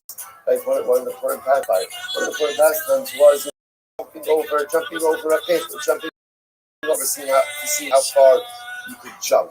So Abaye, so Rabbi compares this, that's a month. So it's never fun enough to look at exactly what Molech looked like. So Abaye, really again, a brick path into fires. Rabbi over a fire. Tanya Gaval said the Rabbi. That's the first Rabbi. Actually, at the end of Derech Abara. So Derech Abara. Have you ever said that? Price is the first. Then again, you're not tied until you go ahead. Have you ever interestingly enough, if you go ahead, parents carry a child. So let's say again, parent carries a child to remote, ultimately again potter. So again, it was because we saw that is in a very specific way, giving it over to the priest, causing the child to go through. The parent carries the child through Molech, then ultimately, again, one is pater, meaning that that's not the form of avodah zarah. So let's say, there's an interesting aspect also if you think about it, that Molech, if you carry a child through, in other words, the child walks on their own. There's tremendous lesson learned from avodah zarah. Which, the side, only if the child walks on it. If you're going to carry the child through life, they're not going to be successful. It's only called avodah zarah on their own. Whatever is true for avodah zarah, true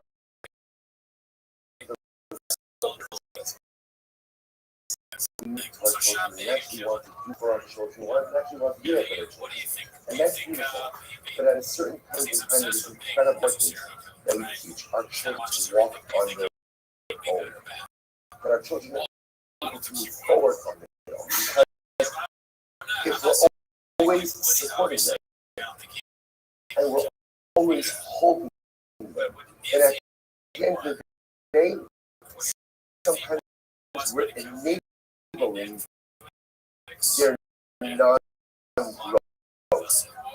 A child always has to know that the parent is there, but a child also has to learn to walk on their own and to be successful on their own.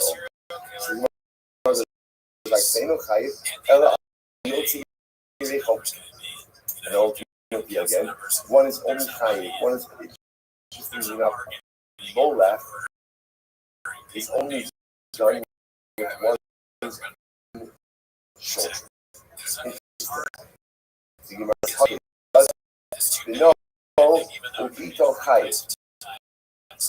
If a parent then brings his son or his daughter through Molech, the chayiv of the v'imo of the acham.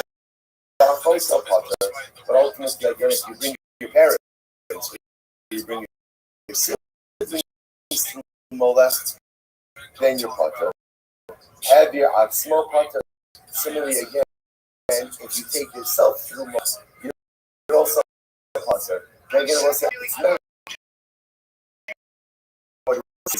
in order to transgress the avodah, there's a specific and a scripted way in which transgress. Rabbi Elazar B'Shimon Mechai. Elazar B'Shimon says, no, if you walk yourself through Molech, ultimately again you are Chayiv as well.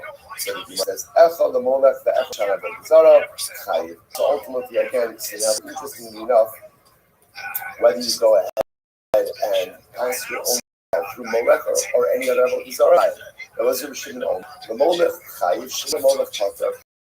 Elazar B'Shimon says, the result of bringing up one's child is only in Molech, not any avodah, not anything Avodah Zarah. Amar Ula, Rabbi Elazar B'Shimon. What's Rabbi Shimon Rabbi Elazar? Amar Kraus, Lo Yimad Lecha, Lecha Ba'atzmecha. Rabbi Shimon said, what Rabbi Elazar B'Shimon is like? And others that even if one himself up to Molech, so that one is Chayiv. But you know, Lecha, and you don't dash in Lecha. They don't dash in Lecha. What about the They don't.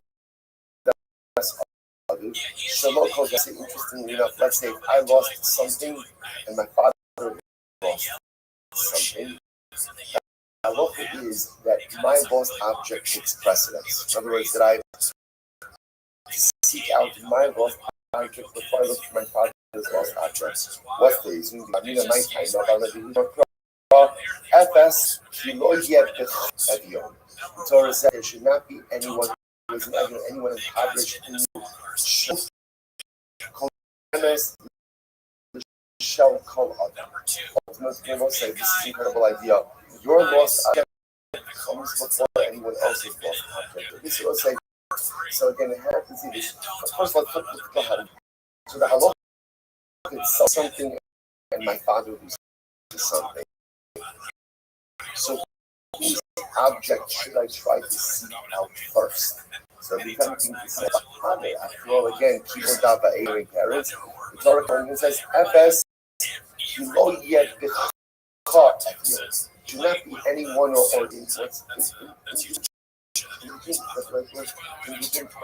There shouldn't be anyone impoverished in you, which means ultimately, again, your financial status or your financial well-being comes before someone else's financial well-being. So therefore, again, if it's a question of my own lost object or someone else's lost object, even if that someone else is my work object comes first. My financial security comes before anyone else's. To which the Gemara says, awesome, me'afas. That's because they use lotion of afas. I'm Rabbi Yossi. So again, I just want to point out something quite interesting over here. This idea of so we spoke about this, I think, in our opening right of the Akava, that we all have things inside of us broken, and we all have things inside of us but there are other people around us also that things that are broken and things that are lost. The Gemara is telling us that halacha l'maisa, first repair that which is lost and broken inside us. Do that first. If we deal with the world around you. Because if I walk around as a broken person, it's going to be much harder to repair the things that are breaking all around me. But if I fix that, if I find that which is lost inside of me first, then ultimately again I have the ability to help repair that which is broken around me and to help find that which is lost in me as well. But if I never take the time for myself, I never take the time to go out and find that which is lost inside of myself, it's very hard to affect change all around me. It's like this. There's this incredible tension to be Jew, but being there for other people as well. And on one hand, sometimes the best way to yourself is through helping others, but sometimes there's this recognition that as long as I made up this repair, because I have not yet found my ability, what's missing from me, it's very hard to affect change. So there's this dialectic. You can't just be there for yourself. You have to be there for other people as well. But yet, I really can't be there for other people until I think that which is broken and that which is lost inside of you needs to be repaired and announced. Incredible Gemara. Let's go back there. Says the Gemara. Rabbi Yossi Rabbi Chanina. Shalosh K'isa Avodah Zarah Lama. Say, why is grace mentioned 3 times in the context of Avodah Zarah? Gemara answers, Achas the Kedarko, the Achas is Shaloka, the Achas the Mola. So one is teaching to worship Avodah Zarah in this fashion. The other is teaching about worshiping Avodah Zarah even in an abnormal fashion. Again, even if it's not a form of worship. And the third is from Mola. So we'll say, remember again, we see a theme over here. Mola is Avodah Zarah, but even not Mola is almost total category of Avodah Zarah. Okay. But according to the Gemara, says that Mola is treated like any other form of Avodah Zarah. Courage from Mola Lamari. Why do I need that third courage by Mola? The Maghrib Bino Shaloti Darko. Ultimately, they're going to teach me that myself, if I offer up my back to another Avodah Zarah, even besides Mola. Okay, there's still going to be something Avodah Zarah. Courage to Megadi for me, and according to the one who says that, Megadi, lastly, person for this part is the Avodah Zarah. So why do I need courage? If you decide your courage for all the Mazar, the courage of the Hakbar, give it to them. So he gives us again that for Avodah Zarah, there can be courage in 2 worlds, in this world and courage in the world to come. So I'm going to be unassertive, you know, so I'm going to go ready to the Nicholas. So if he shows Sha'ol Lamanish, I understand what does the third Nicholas come for? Or is it he's already courage in this world, already courage in the next world, he courage for Elo, first of all, Mazar, he's all on Haba, he courage for Lashem. So nothing that one courage is for this world, courage for the world to come, and ultimately, the third version of courage is because the Torah speaks in the vernacular of man. Incredible. All right, the most top of Sam's Hey, Mishnah 65a. Says the Mishnah, Baal Ov. So what's now we're moving on to a new form of Avodah Zarah. Right, we've done most. Now we're moving on to Ov and Yidoni. Says the Mishnah. So Baal Ov. So what Ov? What is Ov? So we'll say, in English, we use the word as the members to communicating with the dead. So these are all different sorcery that are designed to communicate with the dead. So about all that people. So I'll say, so old refers to someone ultimately again communicates with the dead through armpits. Through his armpits. Take it, Rashi. פתאום שם המחשק, המדבר משך יום, מעלה אסן הארץ, ומשה בו בשז לא עושה, ומדבר משך. So this is the spirit of the dead, so of flesh, and the dead would speak armpit of the individual. Alright, that's all. The Yidoni, what's the Yidoni?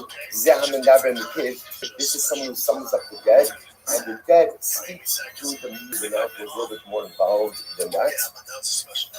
She says over here, Yidoni Medaber David, Achos, Ma Yodua, Umakis Mimena, and someone so good. In fact, what's happening over here is the Yidoni with his mouth, and ultimately again, the dead would communicate through the bone.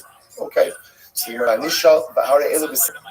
Ov and Yidoni are both sorcered by Skila. If you can Sophie over Yidoni, that is allowed. So not only the sorcerer himself, but ultimately one who is allowed as well. Alright, says the Gemara. So my Shnoach at the 20 Pal Yidoni, or my Shabe Krisos, the 20 Pal, the Shire of the Yidoni. That's an interesting question. So here in our Mishnah, the Mishnah mentions both Ov and Yidoni. Even though in reality, the earth is the same thing. They're both communicating with the dead. That's the prohibition over here. You have this big in, Ov does it with both Ov and Yidoni. But you're going to say in another brisa, like Krisos, right, it only mentions Ov. What's the pshat? What's the pshat? Yomar, Holish name, Alav, and Emerald. The Yochanan says, look, it's the same law. So you don't really need both, you just need to mention, and the other one is automatically Tisha Mar. You don't need to lift the bone myself. It's interesting. So again, the Ov is mentioned. No, he's not mentioned. Why?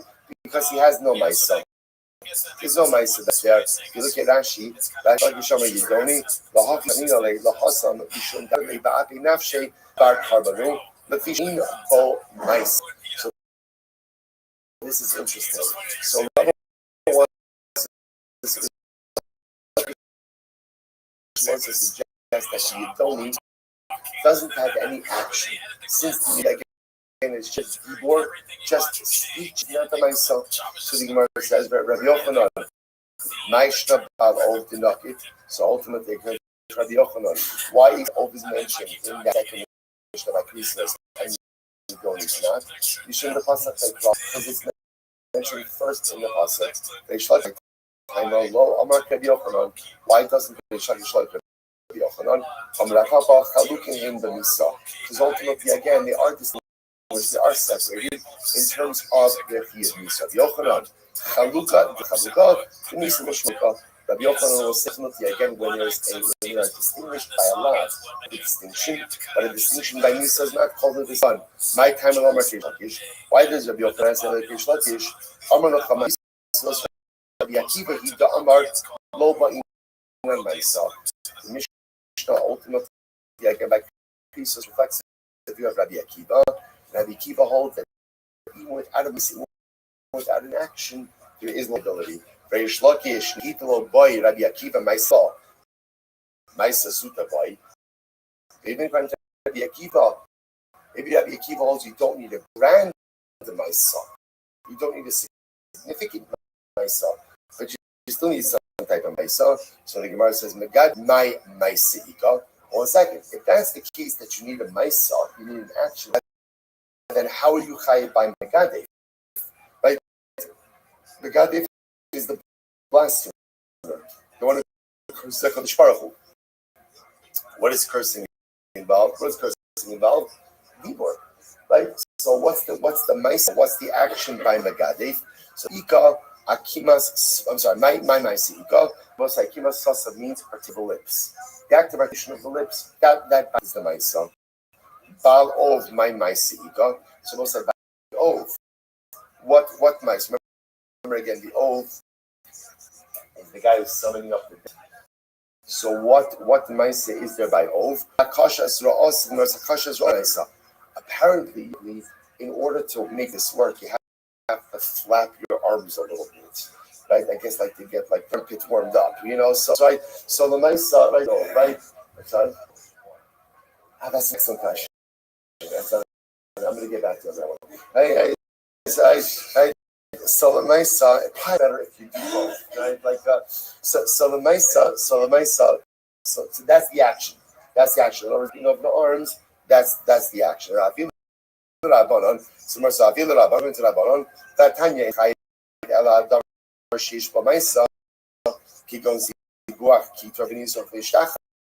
Yeah, the most the Bryce says as follows. One is only chai if you do a real action. For example, slaughtering an animal, incense, libation, prostration. It says mantanable. Who is the opinion that says prostration? That Rabbi Akiva, he double button on Maisa. About prostration itself is not even such a Maisa. Rabbi Yochanan says no.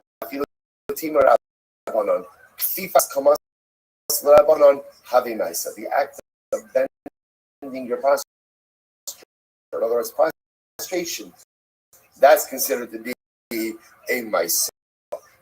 So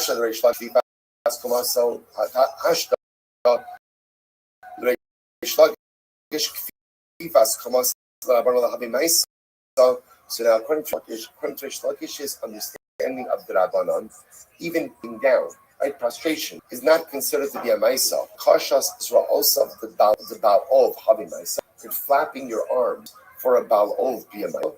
Reish Lakish Rabbi Akiva, you're right, because Rabbi Akiva seems to say really you only need just a very minimal Maisa.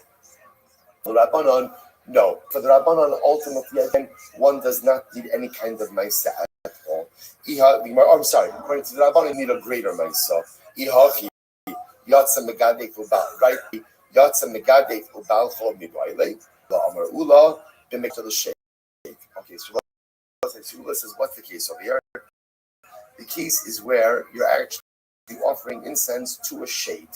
That's the case. This is myself. I'm offering up incense to a shade. Versus 1 second. I'm really about the catch of the shade all the Davolas Kohavinu is worshiping, is offering up incense to a shade. Is that considered to be Avodah Zarah? Or as well, it's actually interesting. We've never really seen this before about serving shading, right? Offering up incense shade. Is that considered a Turkina? Considered to be Avodah Zarah?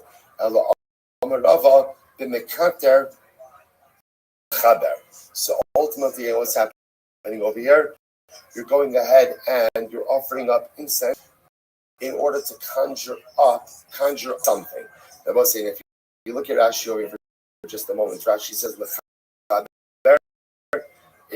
it is 6 lines up from the bottom.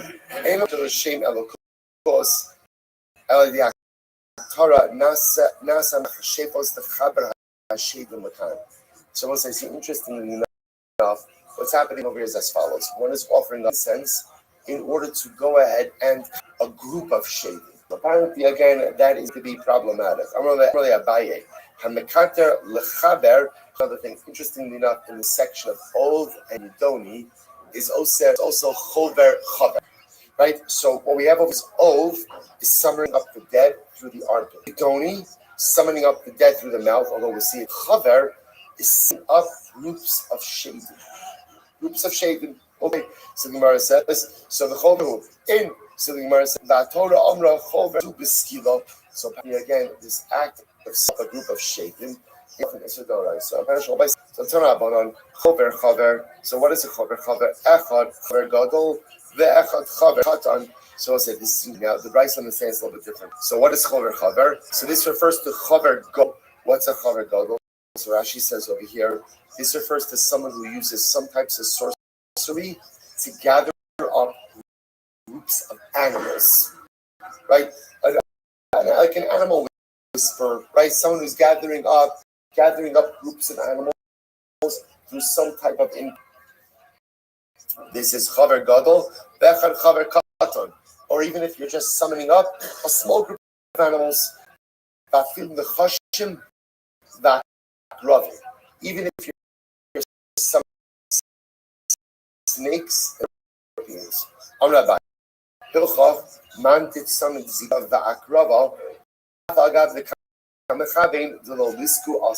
someone who goes ahead and uses sorcery ahead and gather together zebra abi and scorpions. Now, why is to gather together these scorpions? You don't want them to harm me. So here, my kavana is not really for sorceric purpose. I don't know if that's the word, right? But rather, again, my kavana over here is to avoid any type of damage. So I'm using some sorcery to go ahead up the bee and the scorpion. It's still us. So using sorcery to go ahead and get any kind of animals. He's going to Rabbi Yochanan Maishna the Kfifas Komaso Havi Maisa Bakimas Sfas going back just a second. According to Rabbi Yochanan. So according to his understanding of the Rabbanon, of prostration is a Maisa. But yet, the movement of lips is not a maisa. Prostration is a maisa, of lips, not a maisa. Amarava, tiny megadef, hoil v'yesh no believa. They will say, megadef is different. Megadef is different, right? Blasphemy is different. Why? Because they will say, the ikar of blasphemy in general is not even as much about what you're doing with your lips. But the ikar of blasphemy is really about what's occurring inside of your heart. Look at Rashi. The last time, Rashi says, "Hol v'yesh no belivo, ikar chiyuv haba alav leiv." But when it comes to blasphemy, right?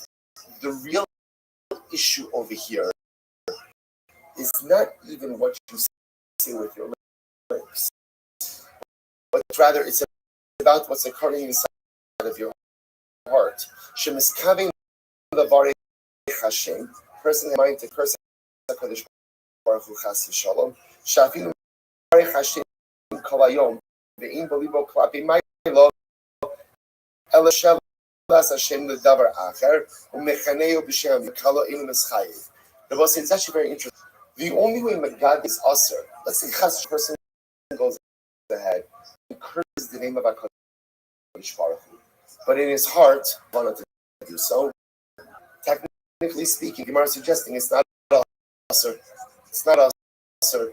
The ikar of Megadev is only when you have this ill intent to curse HaKadosh Baruch Hu in your heart, manifests itself in some verbal expression.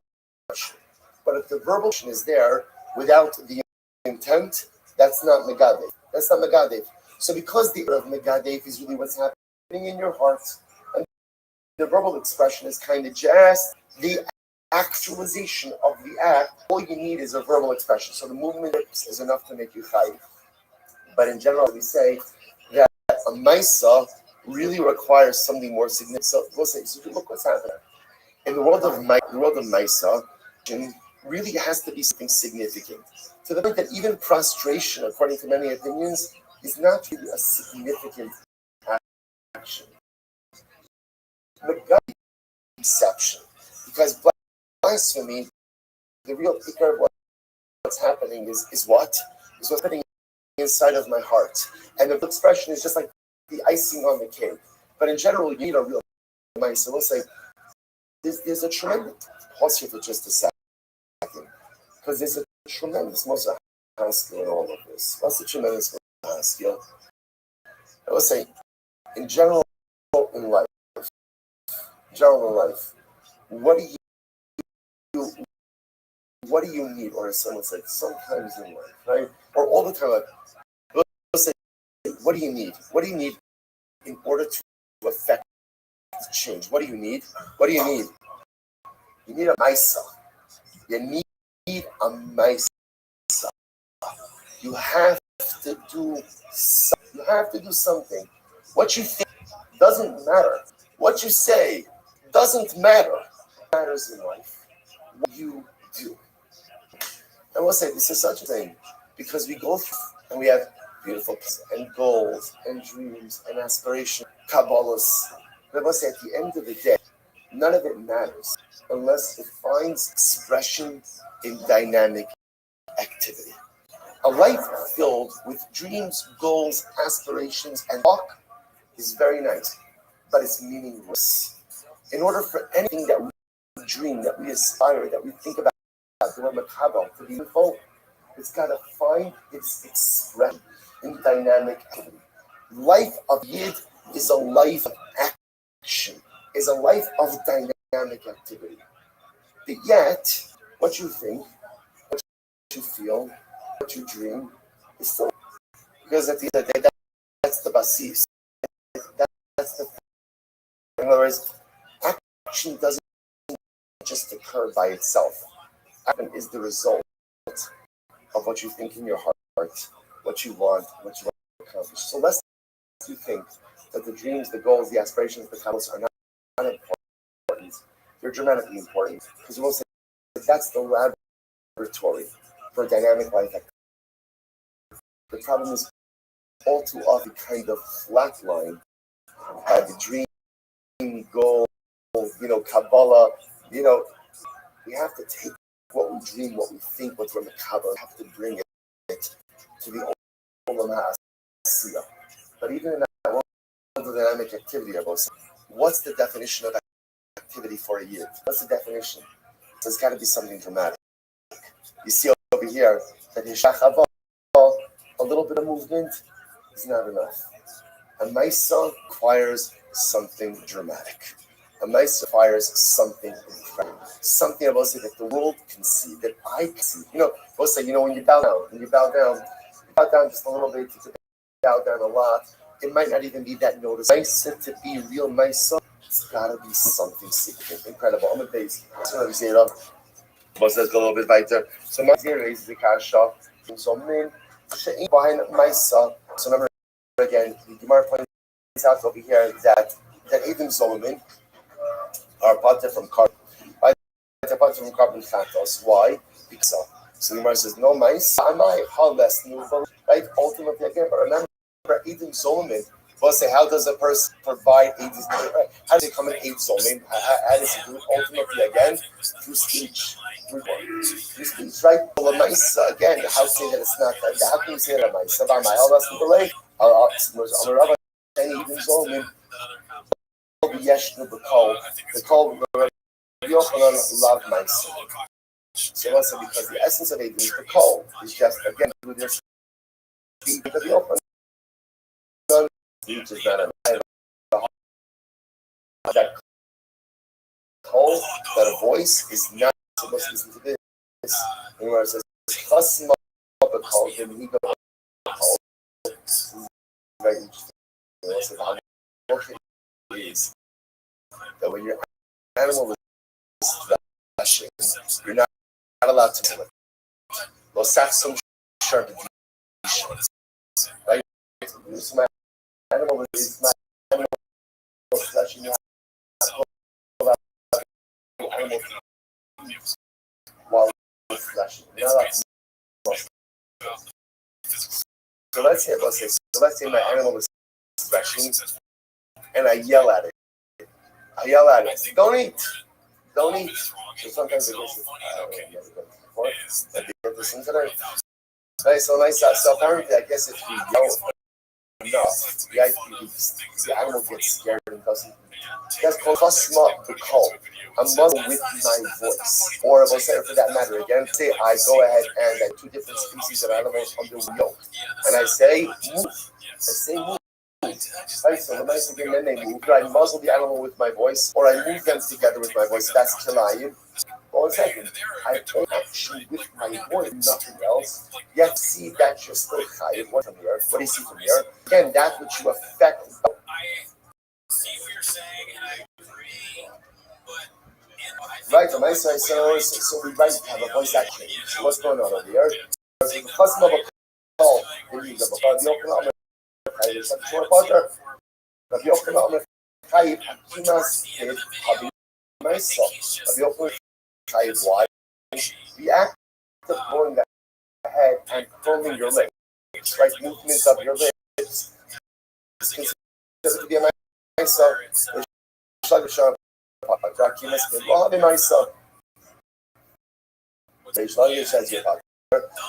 Because Reish Lakish says the act of moving your lips is not a Maisa. Amarava shiny all the Yeshman the so no, that'll be the 18 so many different, right? Because interestingly enough, ages in general, ages is fascinating. Ages in general is not, or rather, what is ages really about? What is ages really about? What you see, right? And everyone agrees that seeing is past. Seeing is past, right? There's no mice involved in Rikya, so it's fascinating that when it comes to Eidos, really passivity, and therefore Allah there's no carbon chatos by even It will say also another tremendous Moshe, right? In life, so often we see things, right? We see things, and we become inspired by the things that we see. But it's important to understand that when you become inspired by things that you see, it's passive inspiration. What happens to passive inspiration? What happens to passive inspiration? We all know this. Easy come, easy go. Right? Passive inspiration is something amazing. If you don't do something with it, because it's a beautiful idea, but it's like a bit where Rabbi says that when you see this, he's essentially describing passive inspiration. When you see something like the Rabbi says you have to take that inspiration and something constant. This one says even if you just open up a page and you just read Vaydaber Hashem al Moshe Leimar, at least what you've done is you've taken that passive inspiration that when you've seen that you've taken passive inspiration and you plugged it in. So at least now you have something that was passive into something incredible. That's what I thought. Chinese Balo, supposed to back to all the new. It's interesting stuff. Balo, what's old? Zehamadaber Bein HaProt, and maintain Aksiva Yoga. So the Rabbi says like this. What's old? So again, all of this is necromancy, right? Communicating with the dead. So how does the old communicate with the dead? So old, again, it speaks with the dead. It's interesting. Bein HaProt, so Bein HaProt means on the joints. So apparently knuckles, that's where the spirit's rest. Okay? Or armpits, right? Armpits is always the safe way to go. Right, but the nice is again, either through armpits, I try to point out, we laugh at this. There was something. There was something. Because again, the Torah goes out of its way to prohibit this type of kishur, this type of sorcery, which means that at some point in the world, this did exist in some way. Right? What's Yidoni? Zehamania Exem Yadwabativ, Yidoni puts a bone in his mouth and communicates with the dead through Nezor is the Kasha.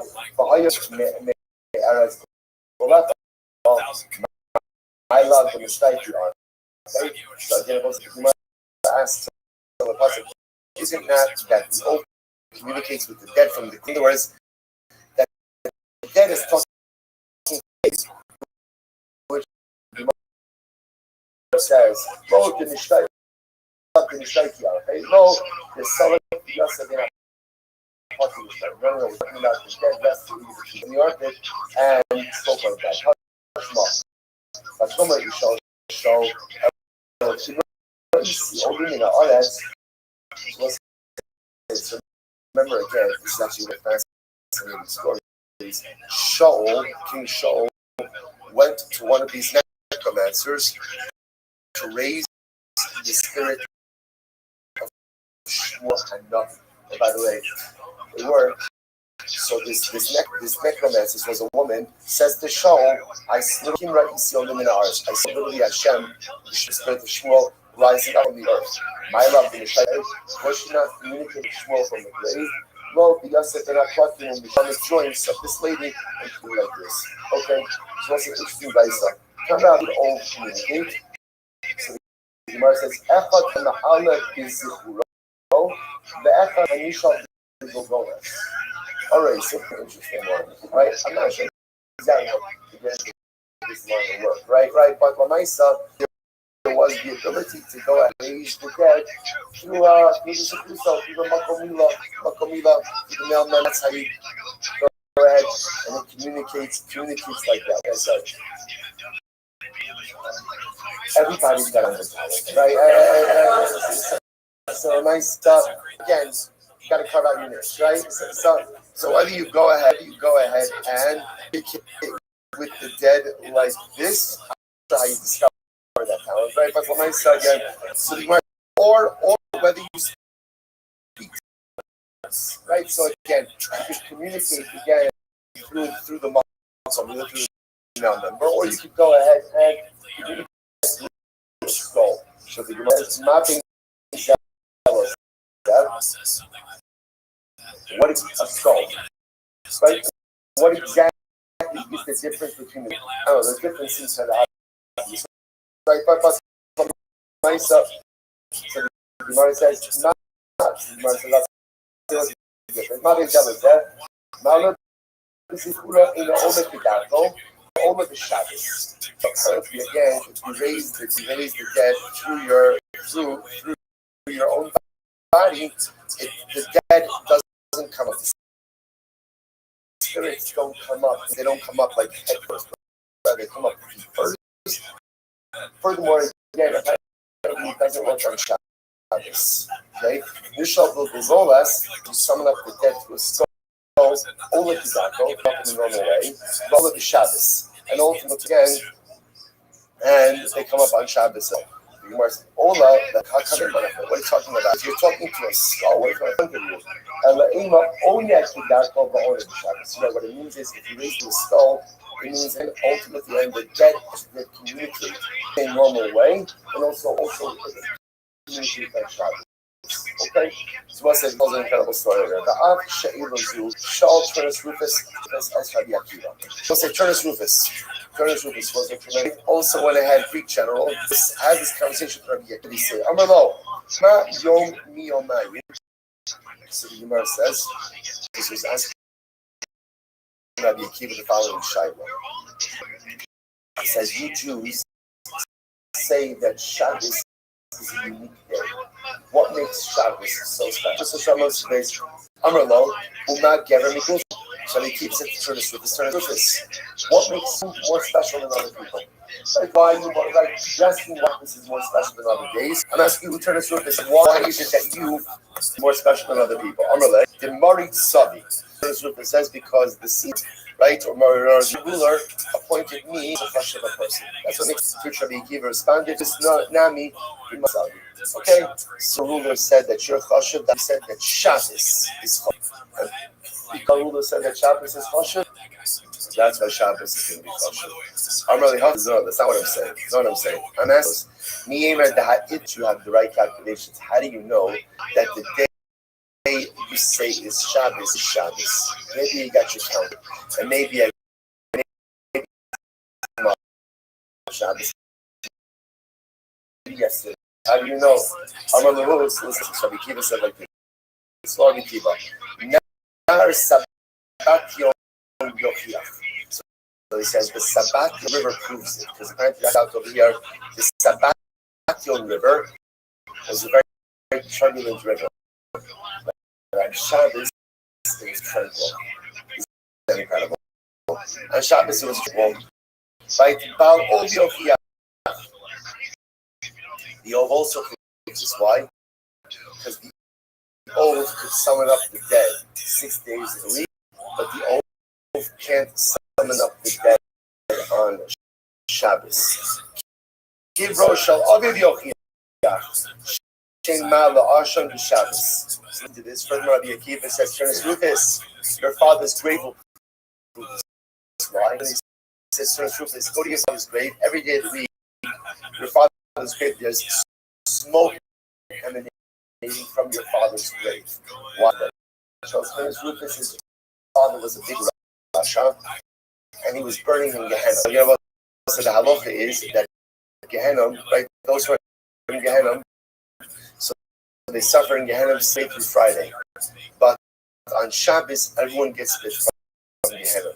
So he says, Ernest Rufus, go to your father's grave on Shabbos, and you'll see the smoke is not coming up. The smoke is not coming grave. So Ernest Rufus was very offended by this. He says, Biziso, Shto,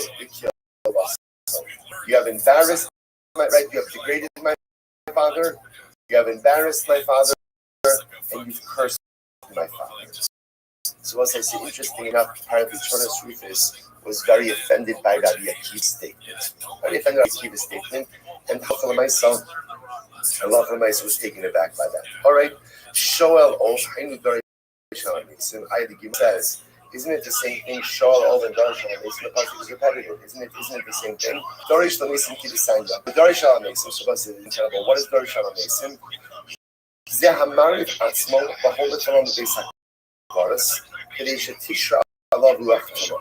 Shabbos says, so Dori Shalom Mason is who starves himself and goes to sleep in the cemetery. So why does he do this? In order that the spirit be able to go ahead and have a little bit of a power of kishuf. So this is apparently how people try to acquire power. What was this? When Rabbi Akiva would get to this passage with Dori, and he would say as follows: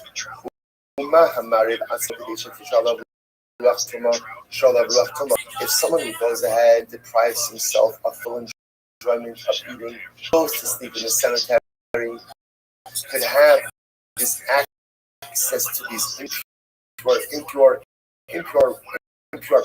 power. So married atzmo. First by line.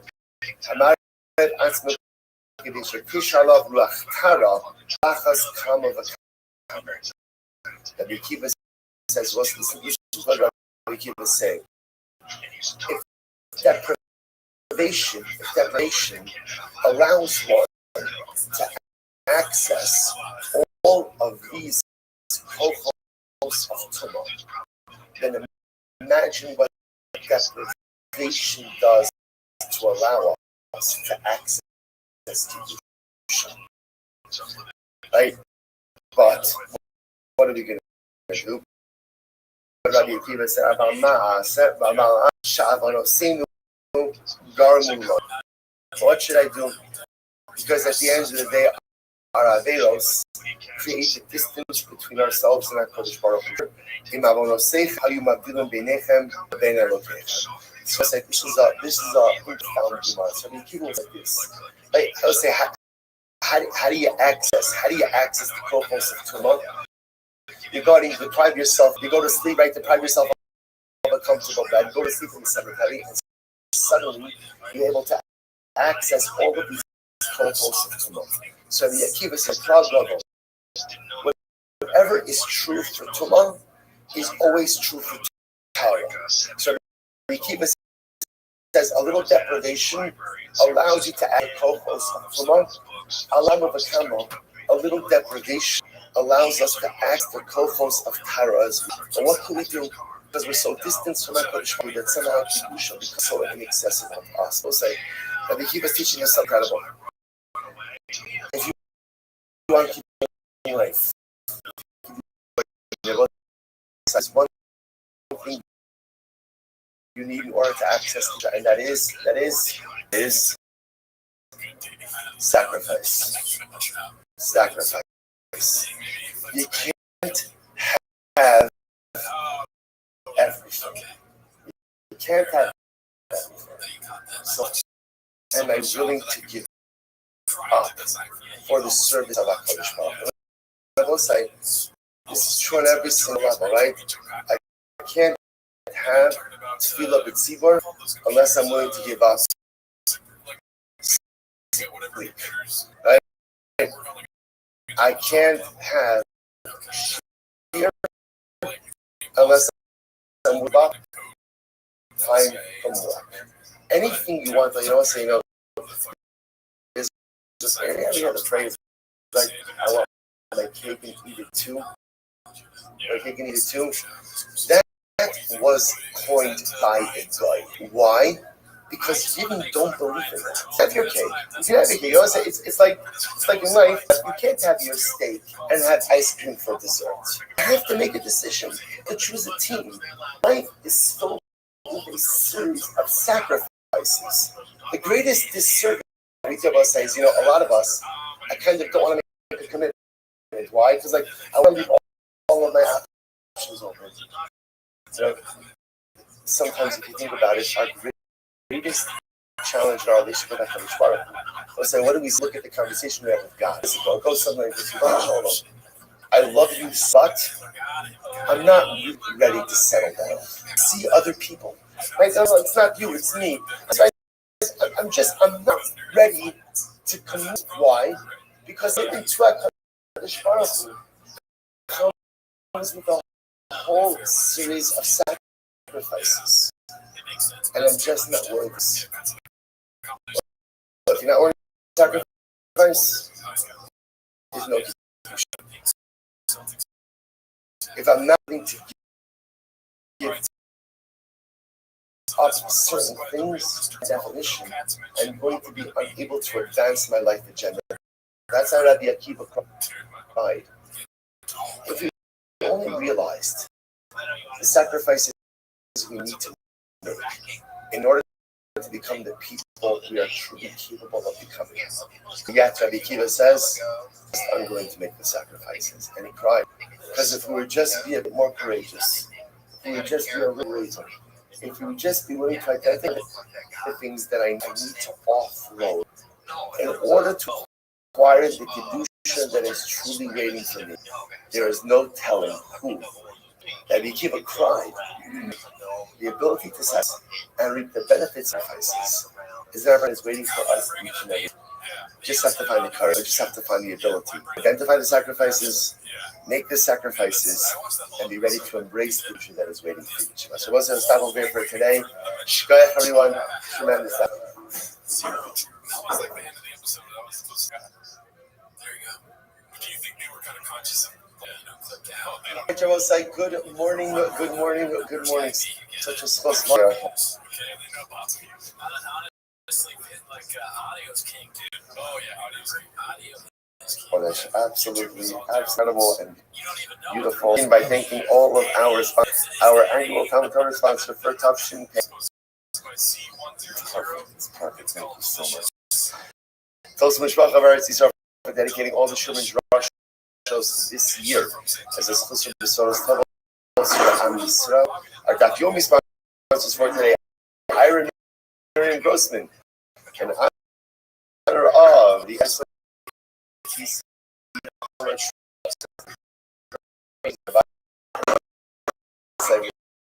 that let us give a choice to always get our learning. This is our conscious hostage. Bring them home. Shalom and Bekarov, and it's supposed to be his soul gives me to be successful. The fall not say you. It was the guy let us begin, but it's not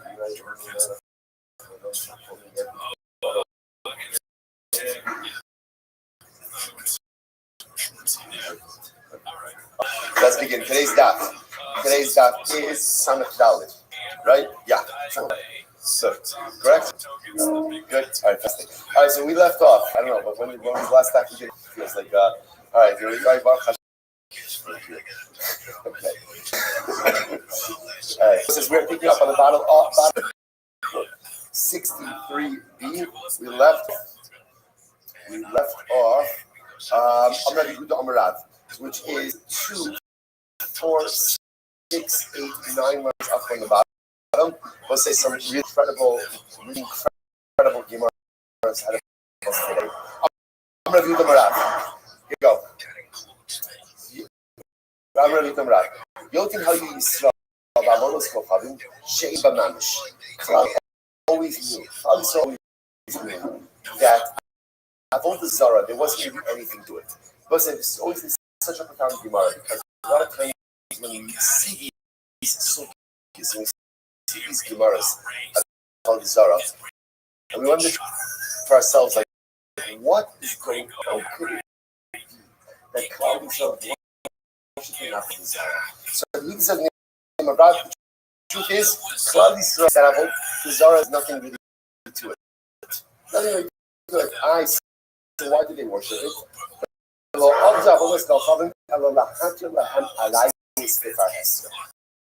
why do they worship Avodah Zara?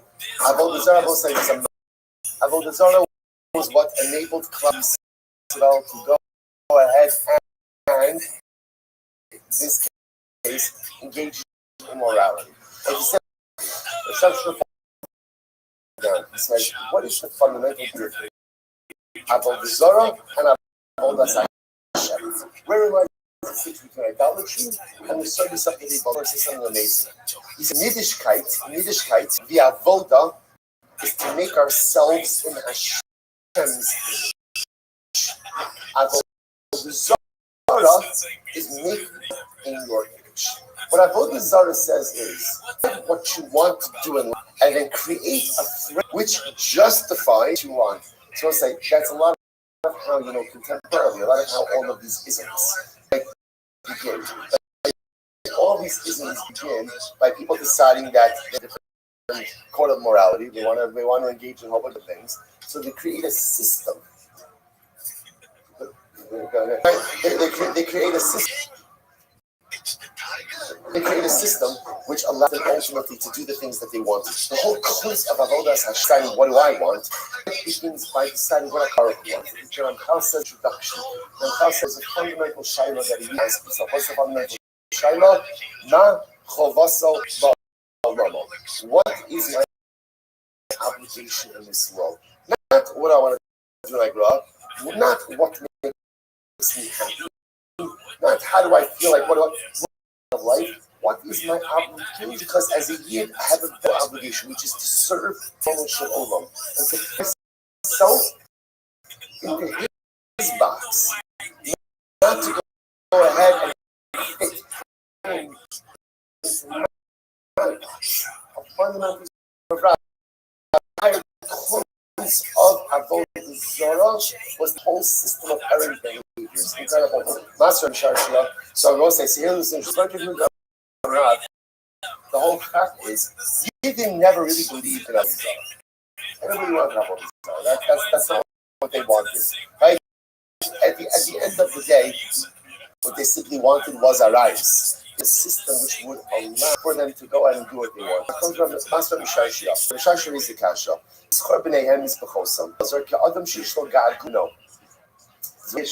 Yet again, the describes the Jews to Avodah Zara, and the way is the name of Hossein. Rabbi says that the Jews loved Avodah Zara like a father loved the intense connection to Avodah Zara. What are you talking about? The says, no, that would be good. Right. See, in the beginning, when we worked with Avodah Zara was only created to allow us to do what we wanted to do. But we didn't believe it. We didn't believe magic, so that has to do it.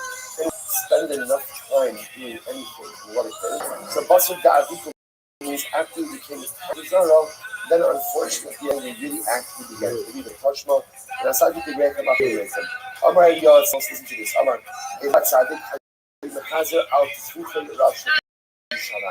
So say Eliyahu Tzadik.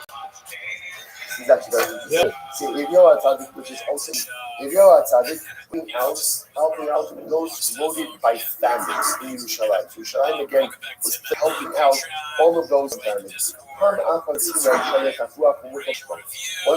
he came across a child, and the child was like laying in a garbage dump. I'm a child. What mishpacha flonis? And the child said, "I'm not from the family." Amar klum also mishpacha. So he said, "I'm surprised that had died out." Amar tzutzim, and the child was the last remaining member of this family. Amar emanim olamdecha sha'ata chaybo. Eliyahu says to the boy, he says, "Tell me, right? That will save your life. Are you willing to it?" So Amar says, "Of course." He doesn't believe. Amar b'chol yom, Shema Yisrael Hashem Elokeinu says to the boy, he says, all you need to do every single day, say Shema Hashem Echad. Just say that every day and you'll live.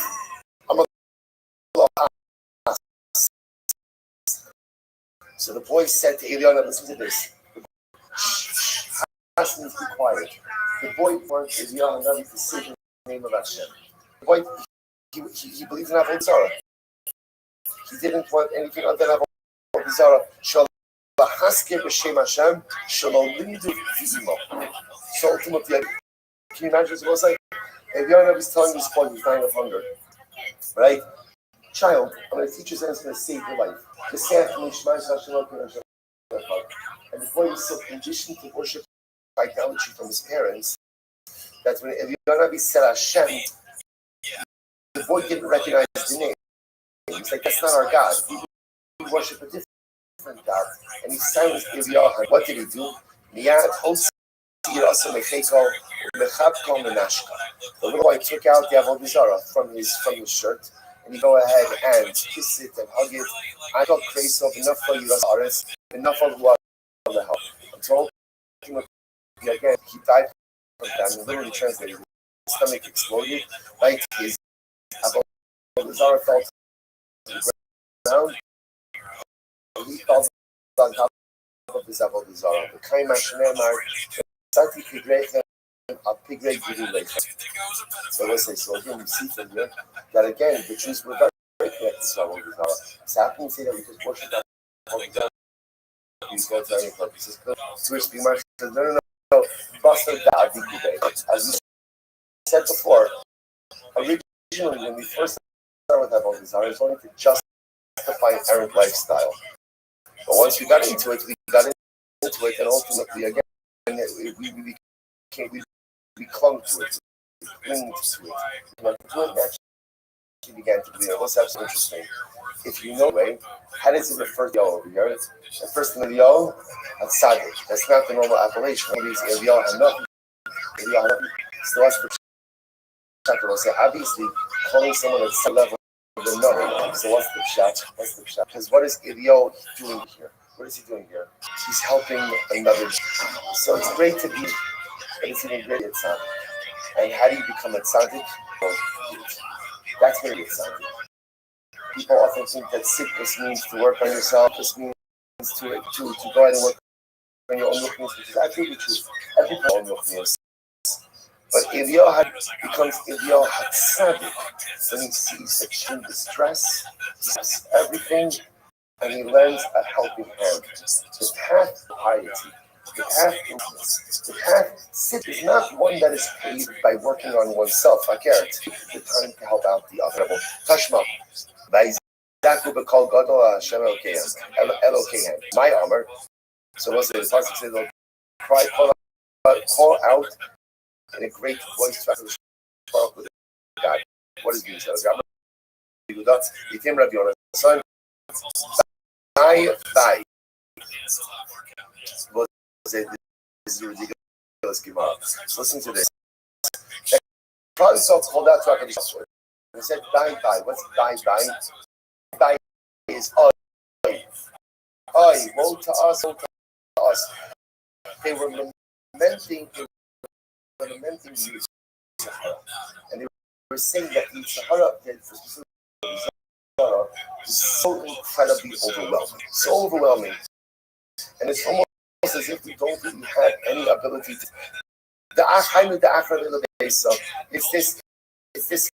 It's this Yitzhara for Abel destroy the Beis Hamikdash. The Kaya Lehechale, the Katilo Tzaddik, caused the death of Tzaddik. Bag literally Yishome Arayu, have been exiled from our land. Va'adayin Kate Beinon. And this Yitzhara Mamish is dancing between us. Klum Yavisalan Ela Kabule Agura Lo Ihu Ba'inon Lo Agre Ba'inon. So let's listen to this. So Chazal David and said, Baruch Hu, the reason you gave us the Yitzhara for Avodah Zarah, I'll make you a deal. Make it, you keep the Yitzhara, and we're willing to forego the schar. Examples of this, we saw like this prophets. Remember again, ultimately again, they were weak and were suffering, and they said, Baruch Hu, the only reason you visit yourself is to give us schar. You know what? You keep the suffering, you keep the schar also. You can say Yitzhara for Avodah Zarah. To get schar, why keep the Yitzhara and that you're happy to forego the schar? So the Gemara says, "Basar da'avigu bei yosef siyam v'tainisa." Boy Rachami, Binalu Piska Milikia Zahavi Kasav Ba X was a second wise line. So Chazal, they decided that the Tzahara for Avodah Zarah had just become too destructive and too out of hand. So they fasted 3 days. And after the fast for 3 days, a patak, a little note came from Shamayim. And what did it say on the little patak? What did it say on the note? MS, truth, which was a way of saying HaKadosh Baruch Hu saying to happening. I heard your request. What you're saying is good, and I understand that it is time to remove the Tzahara for Avodah Zarah. I'm Rabbi saying, Shmani no, for someone HaKadosh Baruch Hu MS. See from here ultimately again, the signature of HaKadosh Baruch Hu is MS. No Shalom again, no Shalom is MS. HaKadosh Baruch Hu sends down from Sheman MS. Meaning, okay, what you're saying is right, and now at the end of the day, Baruch Hu is going to give in to their request. So says what happened. Here we go. Keduria V'nu Mibeis Kodesh HaKadosh. The Tzahara for Avodah Zarah. The Tzahara for Avodah Zarah is running out of the whole thing. Remember again, just understand, this was doing kinds of the Beis HaMikdash. So we'll say again, so first of all, just in general, what is it? To learn the Gemara about the Beis HaMikdash, when we sit here together in Yerushalayim, we are just a few steps away from where the Bayis Shlishi is. And of course, if you just had another couple of hours of sleep, you'd be falling off the chair. But right? I say it seems like so to understand what it means to be learning Torah together with Jews throughout the millennia. What has given it to be a Shuv Chavitzim Racham? How many tears were cried throughout the ages for Judaism, just for a glimpse of Yerushalayim? It's just to see it. And here, not only are we seeing it, not only in it, but we're learning Torah here. So now again, the Tzahara for Avodah Zarah to be removed. So the Yitzhar for Avodah Zarah is going to be removed from Pais. So what happens? We go in the form of a fiery lion cub. Fiery lion cub. And that fiery lion cub ran out of the HaKadosh. It ran out from the Holy of Holies. So Amar Lahu Navi B'Yisrael, Hainu Yitzhara. That's it. Right over there. That fiery lion cub. That is the Tzahara of Avodah Zarah. That's it. Grab it. Does Adi the Katav Sila, as they were wrestling. As they are wrestling the Avodah Zarah, the Yitzhar of Avodah Zarah. The fiery lion cub. So the hair came off of the cub, but also and again the lion cub began to cry out. So Chazal said, what should we do? Because again, HaKadosh Baruch Hu has rachamim on everything. Dilma Maya Merachame Aleh. So HaKadosh Baruch Hu is going to take compassion on the cub because it's in pain, right? One of its hairs fell out. So HaKadosh Baruch Hu did. Amar Le'nadi Shajua B'dua Davra V'Kisua Ba'ayev Kala. Quick, grab it in a cauldron of lead, cover it with a covering of lead, because that'll meet the cross of the lion cub. It said, Vayomer Zos Harasha B'Yashek Osal Tov Ha'ifa V'Yashek Hedra So we'll say, so just a second. Well, I said, there's absolutely no way we're getting this entire time. It doesn't matter. That's okay. It's not a rush. We always do. So we'll say, where does the Tzahara reside? Where does it live? It lives in the Kodesh.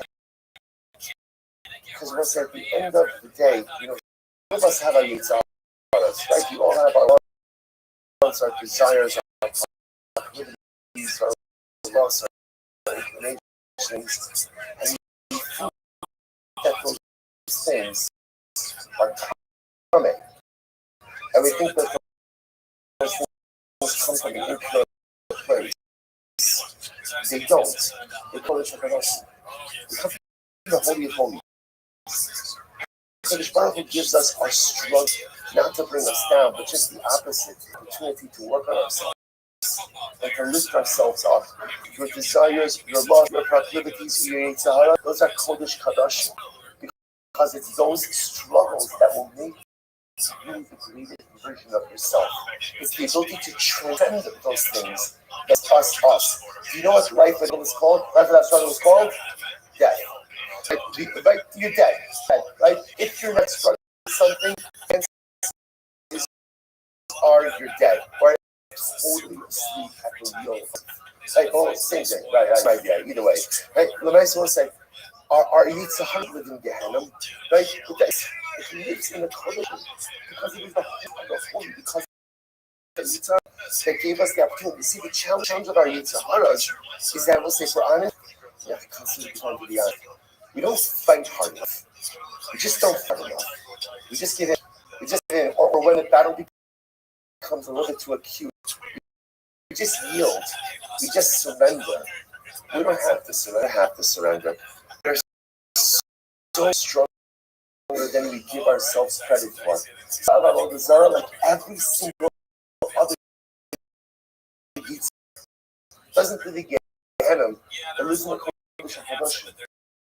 Because the challenges we have, who gives them to us only to allow us the best version of ourselves. And that's why when they're wrestling the lion cub, so to speak, the lion cub of Yavod and the little hair falls off, and they're worried about Kashmach having Rahman because the emotional loves the Yitzhahara. Sounds strange. Why does love the Yitzhahara?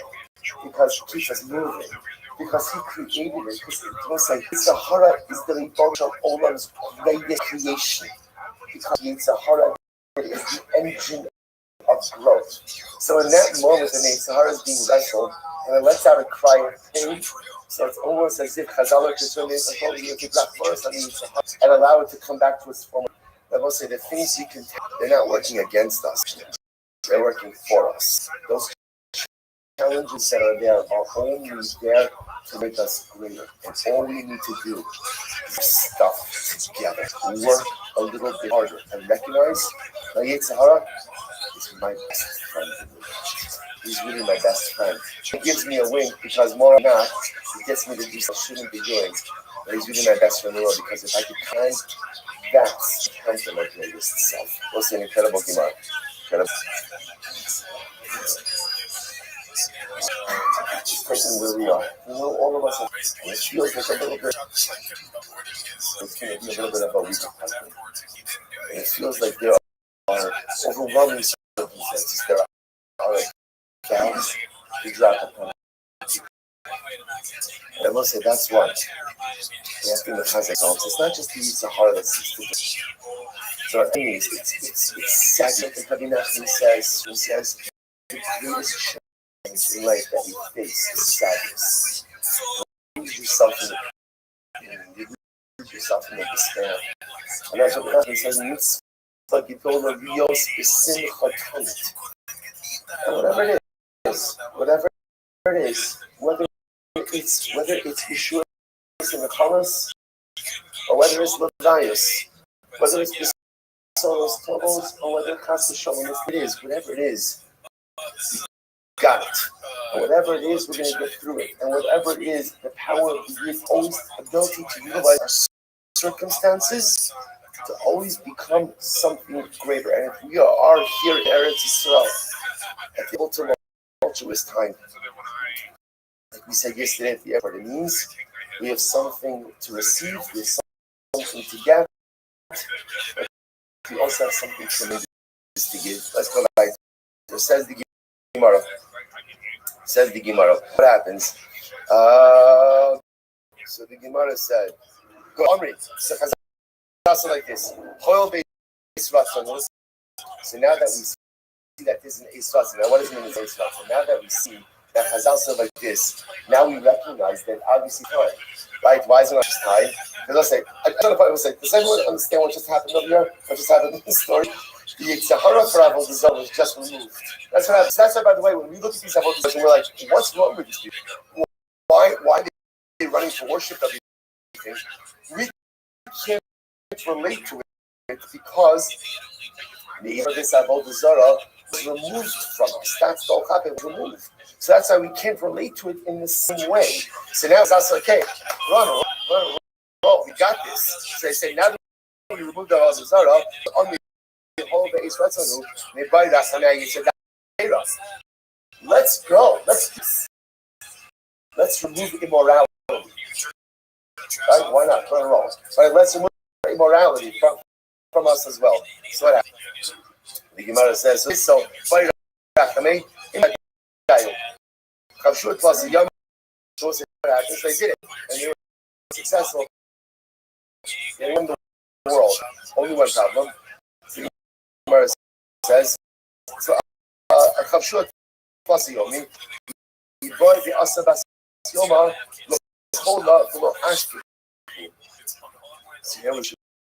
The problem is once they removed the desire for immorality, it was like they took out this basic desire also for just reproduction, procreation. They couldn't find a chicken that was willing to lay an egg. See what I say? That's what he said. When all of the holes, and all these like again, I will say, understand morality is a corruption, a natural desire for intimacy, a natural desire for production. So when you take that out of the world, you take away the negatives, but you also remove all of the positive. So they could not find an egg. I will say, if I have can you imagine a couple minutes going to breakfast and you can't find eggs? It's falling. Sky's falling out. I don't say so nice again. So the Gemara says, so what should you do? What should we do? The Gemara says, so we do. To have half of it removed from us, that's not going to work. Right? That's not going to work because again, HaKadosh Baruch Hu doesn't have a Yetzer. That was interesting. He can do whatever he wants. Whatever he wants. Okay, he doesn't remove half of a Yetzer. Whatever. We'll come back to this in just a little bit. So the Gemara says, look at Rabbi. So what they blinded the eye, morality, and at least it had a partial. What was a partial benefit? I was saying that a person had a desire for incest. Okay, it's helpful, right? So nice, right? That's so good. In other words, this is one of those things, right? We read these ayahs on Yom Kippur, right? And one is on Yom Kippur. Is most of us can see that ourselves. I feel like I got this one down, right? Like in other words, Baruch Hashem, I desire a whole bunch of stuff. Not that. Base of the basis of immorality. That a person desires such a stuff. That at least when it comes to incest, it's something that we desire. Incredible. People are so back to Abu This is incredible. So just to understand, interestingly enough, and this was like what we were saying before, every Sahara that we have has the ability to derail, but also has many positive uses and as well. So they couldn't go ahead and design immorality because embedded in that, natural and healthy and proper and published desire for intimacy. But they wanted in some urges of that immorality. For instance, okay, sorry to go up. So there was a story of a non-Jewish woman who was very ill. So we'll say she do, and this is incredible. But he made a Kabbalah. That will say, by the way, it's not quite how incredible this is. You see from here again, important making a Kabbalah. So she made a Kabbalah. Interesting Kabbalah. She says, if I get better, if I know, I worship every Zara in the world. Now, wrong kind of Kabbalah, right? But definitely good intentions. Good intentions. So what happens? So the Gemara says, Baruch Hashem,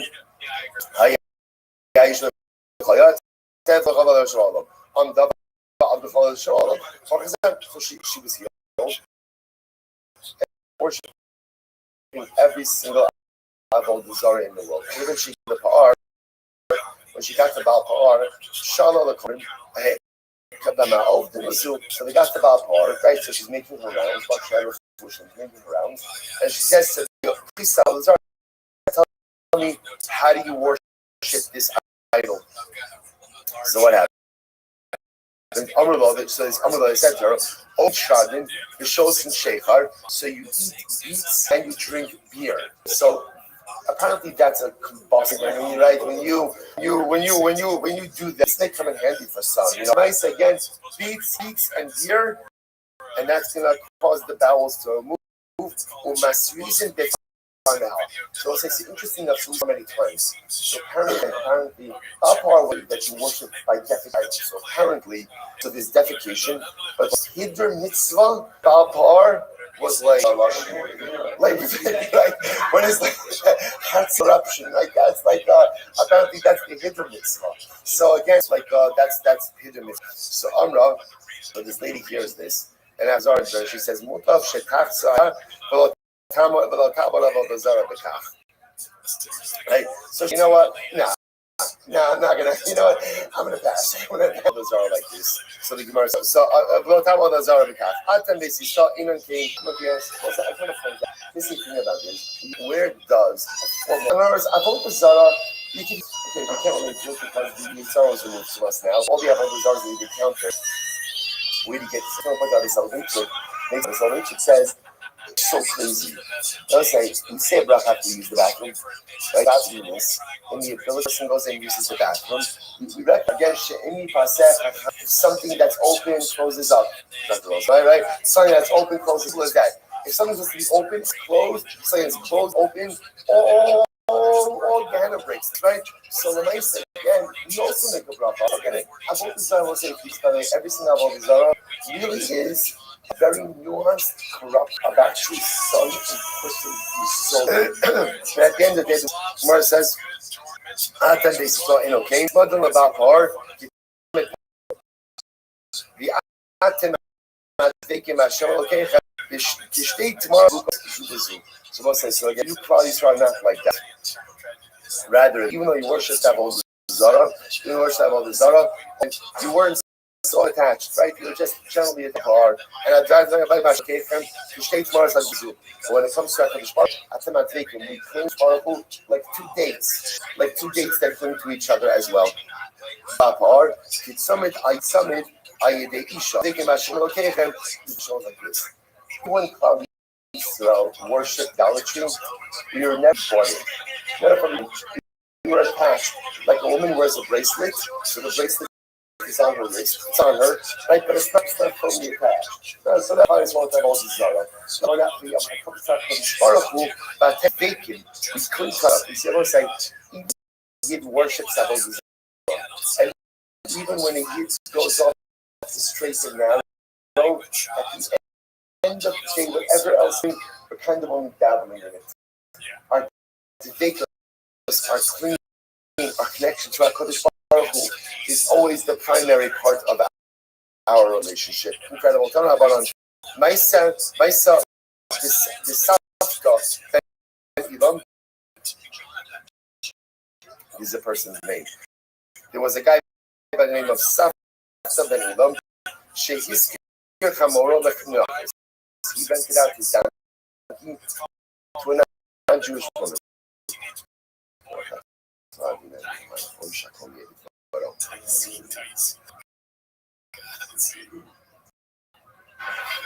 Gave it she so he went down his donkey. So what happened? When she gets to Baal Pa'ar, she said to him, how much they couldn't stay? So she says, you know what, I want to make a detour. I want to worship some Pa'ar on the way. Right? So just wait for me over here. Okay.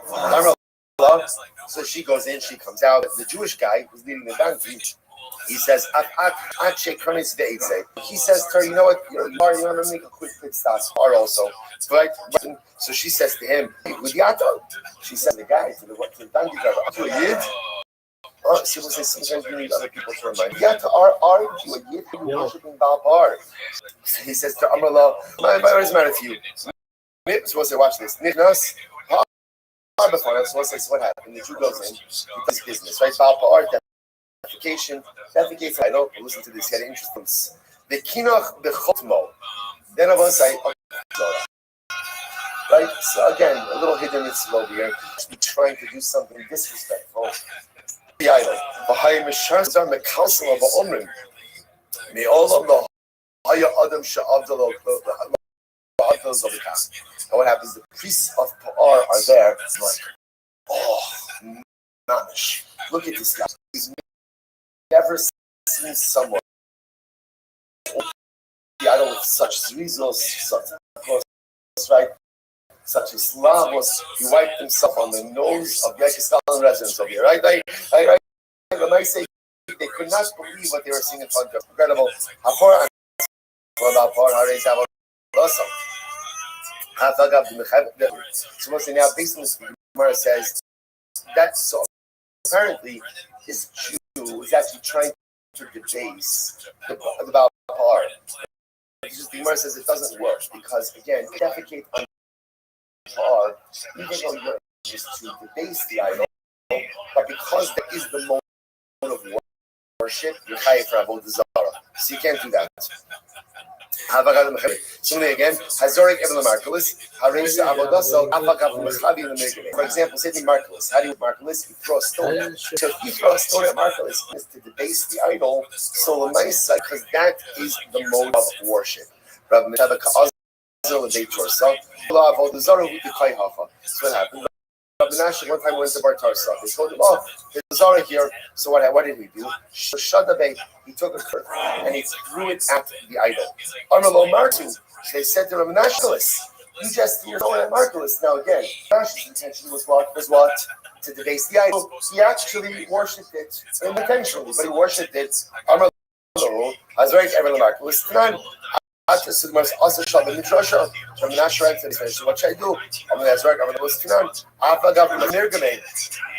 Menashri, you're like taking trouble over here because when I say we understand your info, but when I say at the end of the day, you went ahead and you worshipped this. He said, okay, no problem. I'll go back. I'll remove the stone.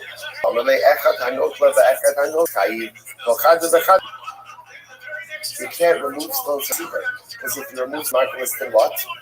Then the mice, again, if you remove them more. So part of the avodah of Marcellus was roll the stone, and then again, the stones accumulate. So remove stones is also part of the avodah zarah. So you can't do the Moshe.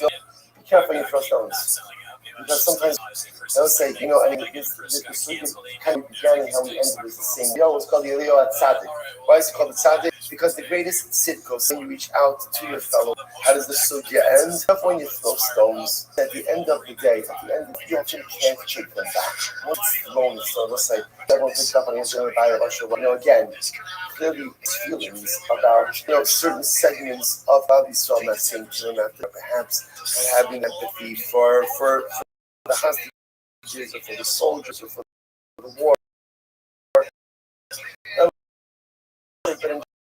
you have to be careful about the stones you throw, whether they be actual stones or stones. Because once you throw it, and once you say it's impossible to back. Rabbi says, I guess Ace the Shloch have on a relation exact question for health. Has this question as well. Because those stones maybe time to collect those. Be careful with how you stones. They're actual or verbal because once you throw I know some is out of the molach. Suppose let's go by 3 minutes. I know some is out of the molach. Now again, new about the Zara. New about the child sacrifice. So now again, we're going to get into it over here. I'm some is out of the molach. The person who's no children from molach. Enoch choose from the molach. The yagir ba'ich. Until a person gives children liberally over to the priests of molach and walks them in the fire. Muscle and if a person gave a child over to Molech, but the child wasn't walked through the fire, or had near the Israel, or was given over through fire, but wasn't given over to the priests. So what's that? So apparently, in order to be in violation of Molech, you need 3 things: the children. Remember, you have to give over to the priests of Molech. And number 3, the child has to be walked through the fire. Now, again, the exact we'll see in the Gemara. So it's interesting about saying because on one hand, we talked about that, and now Molech is being singled out. So why is that?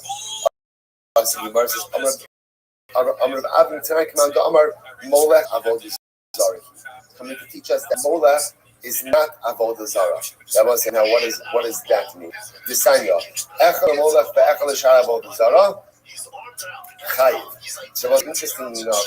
So whether a child over got Molech and avodah zarah, he's chayiv. But Rabbi Shimon Omer the Molech gift. Shalom the Molech. So we'll say what the Mishnah is really highlighting is like this.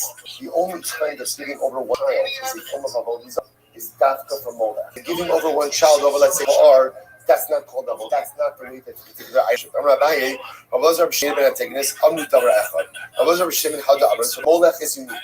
Molech is unique avodah zarah that is worshipped through giving over one's children. If a person gives over their child to any other idol, certainly not good. But that's not avodah zarah. Antigonus, the sign of Antigonus, Omer, they mat hafsator lashon. What is Molech? What does it mean? So the Gemara says, "Kol shemidi snor v'afisim." I will say someone that violates Molech if by going and accepting anything upon themselves as a deity. So we'll say it's different understanding. Even Antigonus has a different understanding of Molech. His understanding of Molech is you accept any object as a god, like Melech. On you, that is the avodah zarah of Molech. Even a pebble, even a twig. Rabbi Amar Molech says whether or not there's such a thing as what we call temporary or episodic Molech is the point of contention between days. When it comes to Molech, only chayiv if he gives his child over to the actual repentance, right, to the peace of Molech. There's a process. So let's say if a person just gives their kid over to Molech, that's not the avodah zarah.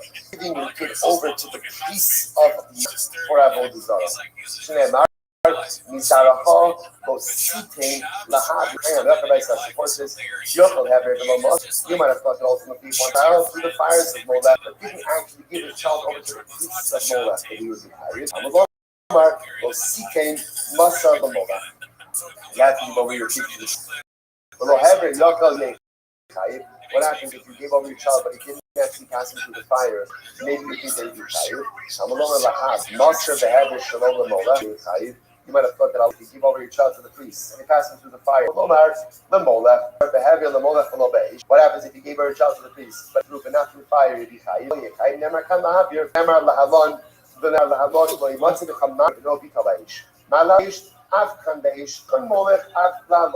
So I'll say, so bottom line, in order to be chayiv for giving your child over to Molech, you need three components. Number one, have to give the priest. That's one. Number two, ultimately, again, there has number three, the child actually has to be walked through the fire. Now, what that actually walking through fire actually looks like, in Yeretz Hashem, we'll see in a little bit. Heber calls Zaro Potter. Like, if you pass all of your children through Molech, Shneimar Nisa, the Russian of the Pasuk means all you pass your child or from amongst your offspring, not all of your offspring.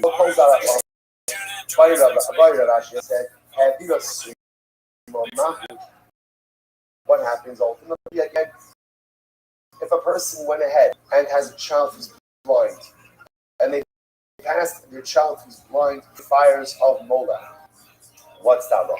Or gushing, what happens if the child is asleep? So let's explain again. In these situations, they're blind, they're asleep. Are you chayiv from Molech? Now, your grandchildren from Molech. What's halacha?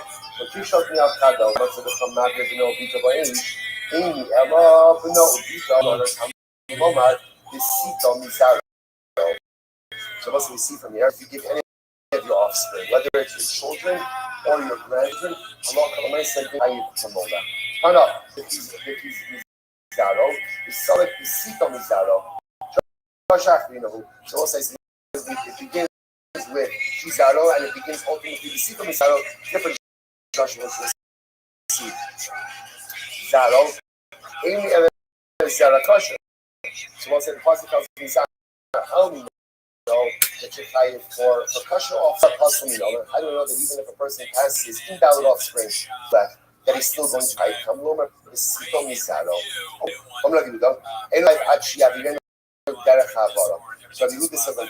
what if you go ahead and you pass your children through? Actually, we're going to do is we'll stop over here for today. So we'll say this next sugya ultimately teaches us how that was actually, how we went ahead and it was passed through the fire. So we'll say, and again, hopefully tomorrow we'll have a little bit, learn more today. We're not finished. So also, if you can take your packets with you as well, and there's a little bit into we'll say, and again, usually when it comes to Daf Yomi, we usually don't have that where you actually come as the Daf, especially tremendous old those from today's more than a minute, so we'll get to them further. And I guess is that that's okay. But I think our goal in Mir so breakfast in Mir Hashem stay tuned. So a lot of it I didn't understand what he was saying. The words not making sense. But by the end of it, I was able to get hate when someone spoils the show or supporting dumbest guy you know. It's like it's an evidence. He's of course brain dead ruined from it. We're pretty much there. Pretty much. Good after. Such a smart Ayakikala with a little bit around the Daf Yomi watching today. Today's Daf is not Gimel. Son of Gimel. Like the Trump just said.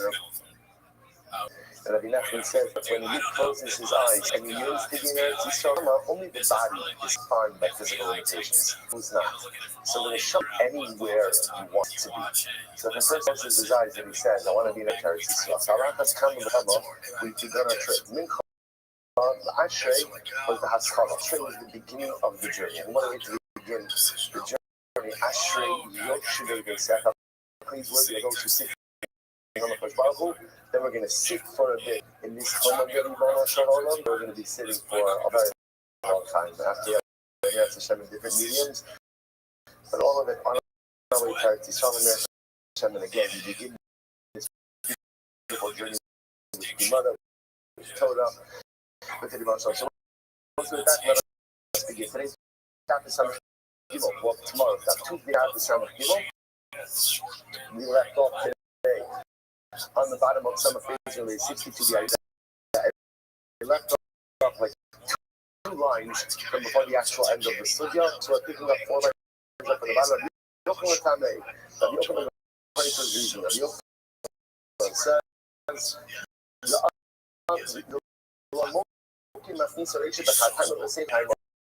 the Yochanan himself doesn't like to establish a Raisa reflecting 2 different opinions. So Rabbi Yochanan says,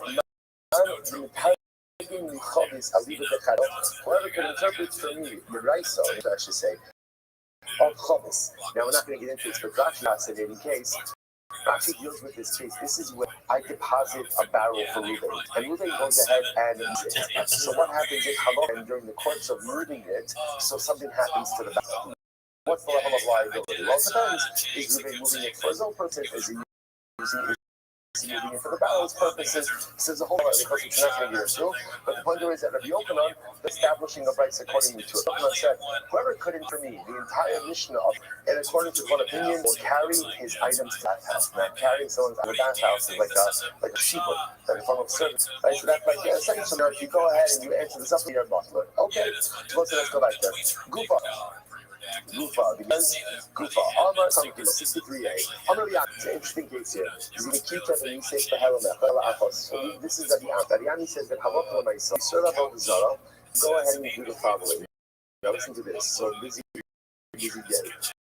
You offer up the carbon, you offer incense, you do a wine libation, and you do all of this. So multiple acts of service about the Zara, but all the Halamach. So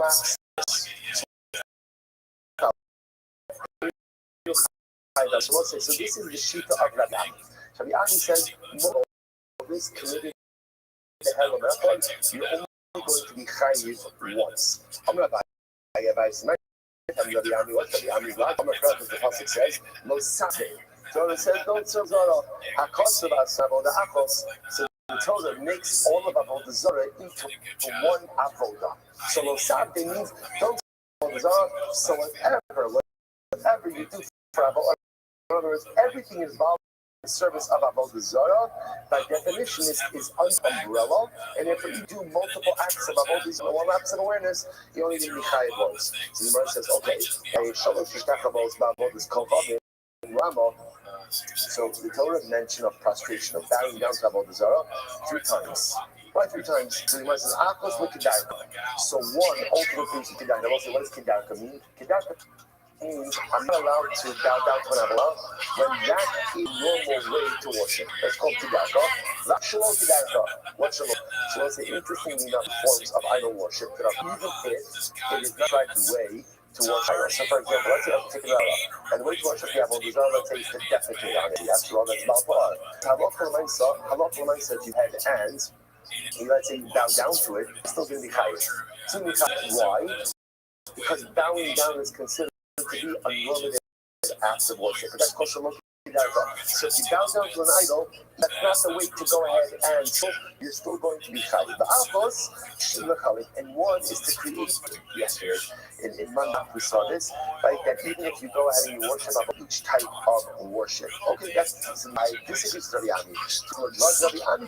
Rabbi was espousing his idea, and the court is not told in this way. So most I say, so you want to point that it's the Rabbi Ami is of the opinion if you perform multiple acts of Avodah Zarah service in one act, you'll chayiv once.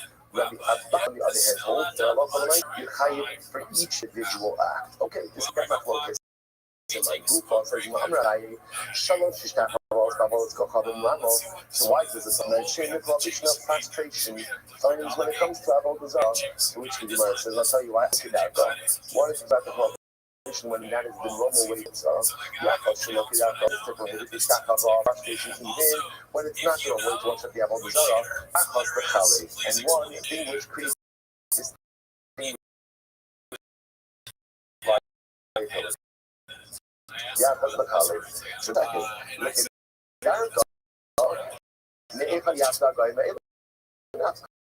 so we learn out the idea that you're not allowed to work without down to an idol when that is the normal form of worship out from a particular responsive of it. I feel like I feel like else.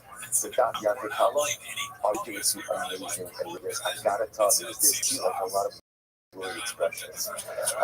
Is this it? Is this what we're doing for the next week together? So first of all, you know what's great about being with the demons you love and the people that you love?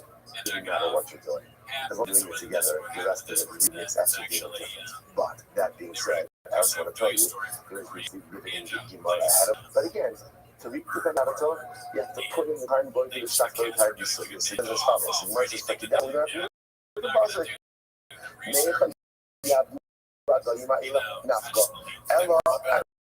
Rather again, the Gemara says about it says, one mention of Ishtachava prostration. It's a teaching me.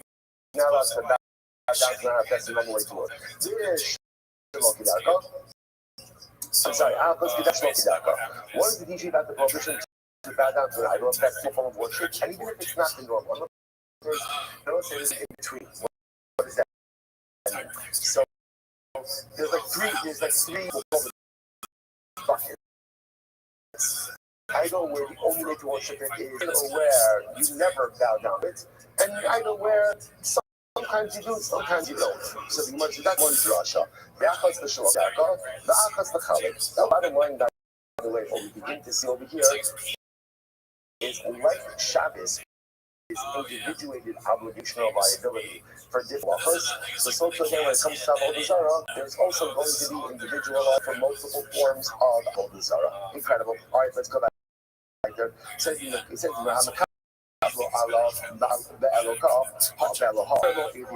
remember when the Gemara says, if a person goes ahead and how does he worship it? He says, accept Avodah Zarah as my God, right? Or you're my God. So the Mishnah said, you're chayiv for love. Not chayiv means you're chayiv for love. So the Gemara says,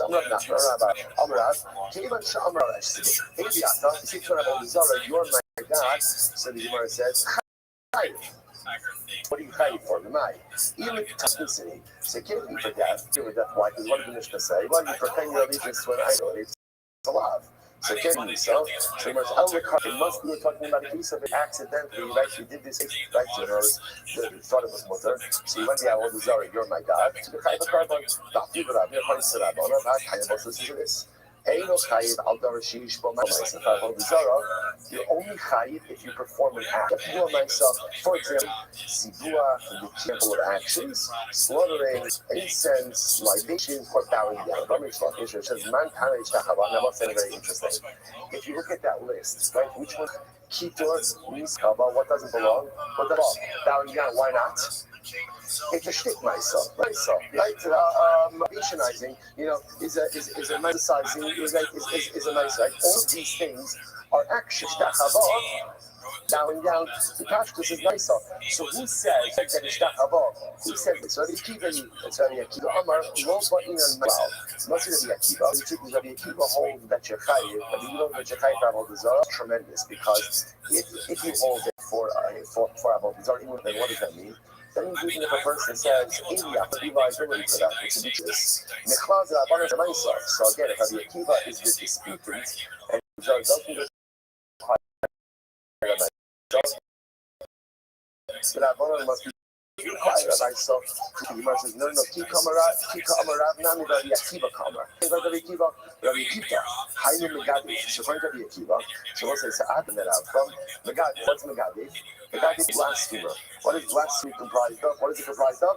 Speech, right? And halacha liability. The Gemara says, mouth came off, thoughts, mouth came off.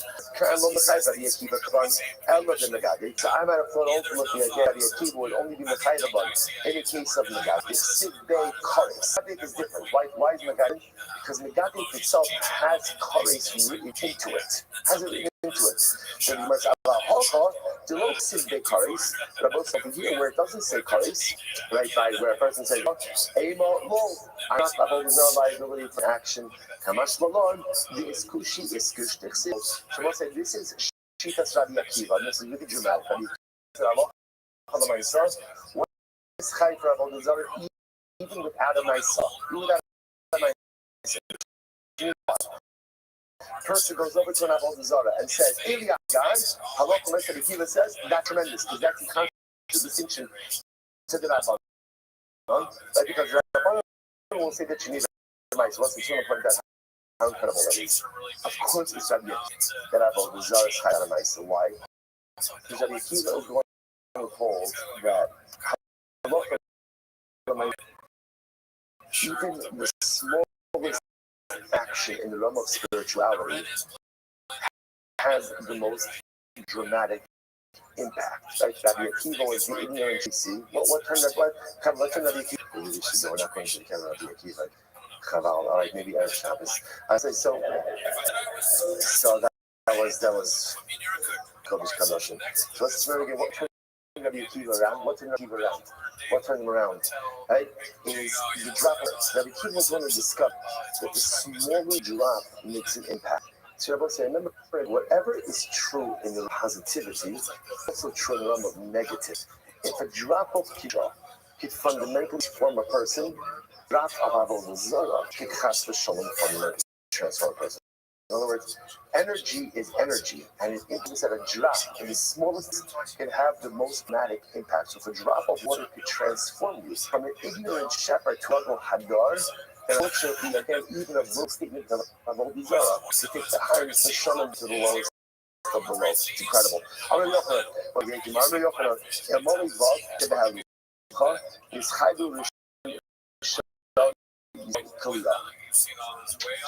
So, okay, transitioning over here to the Kete Ego.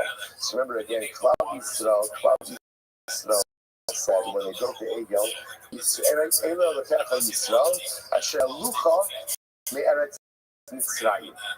interestingly enough, Ha'alu is plural, right? They brought you up. So the Yochanan says something very interesting to this. So you read this phrase, right? Translated, these brought you up on the side. I'm not saying now, what over here. Essentially, what the Yidden are saying is, Klal Yisrael was Hashem and the angel that brought you up. And the Yochanan essentially says, Baruch Hashem, They made it plural. Had they not made it plural, it would have been destroyed. What does that mean?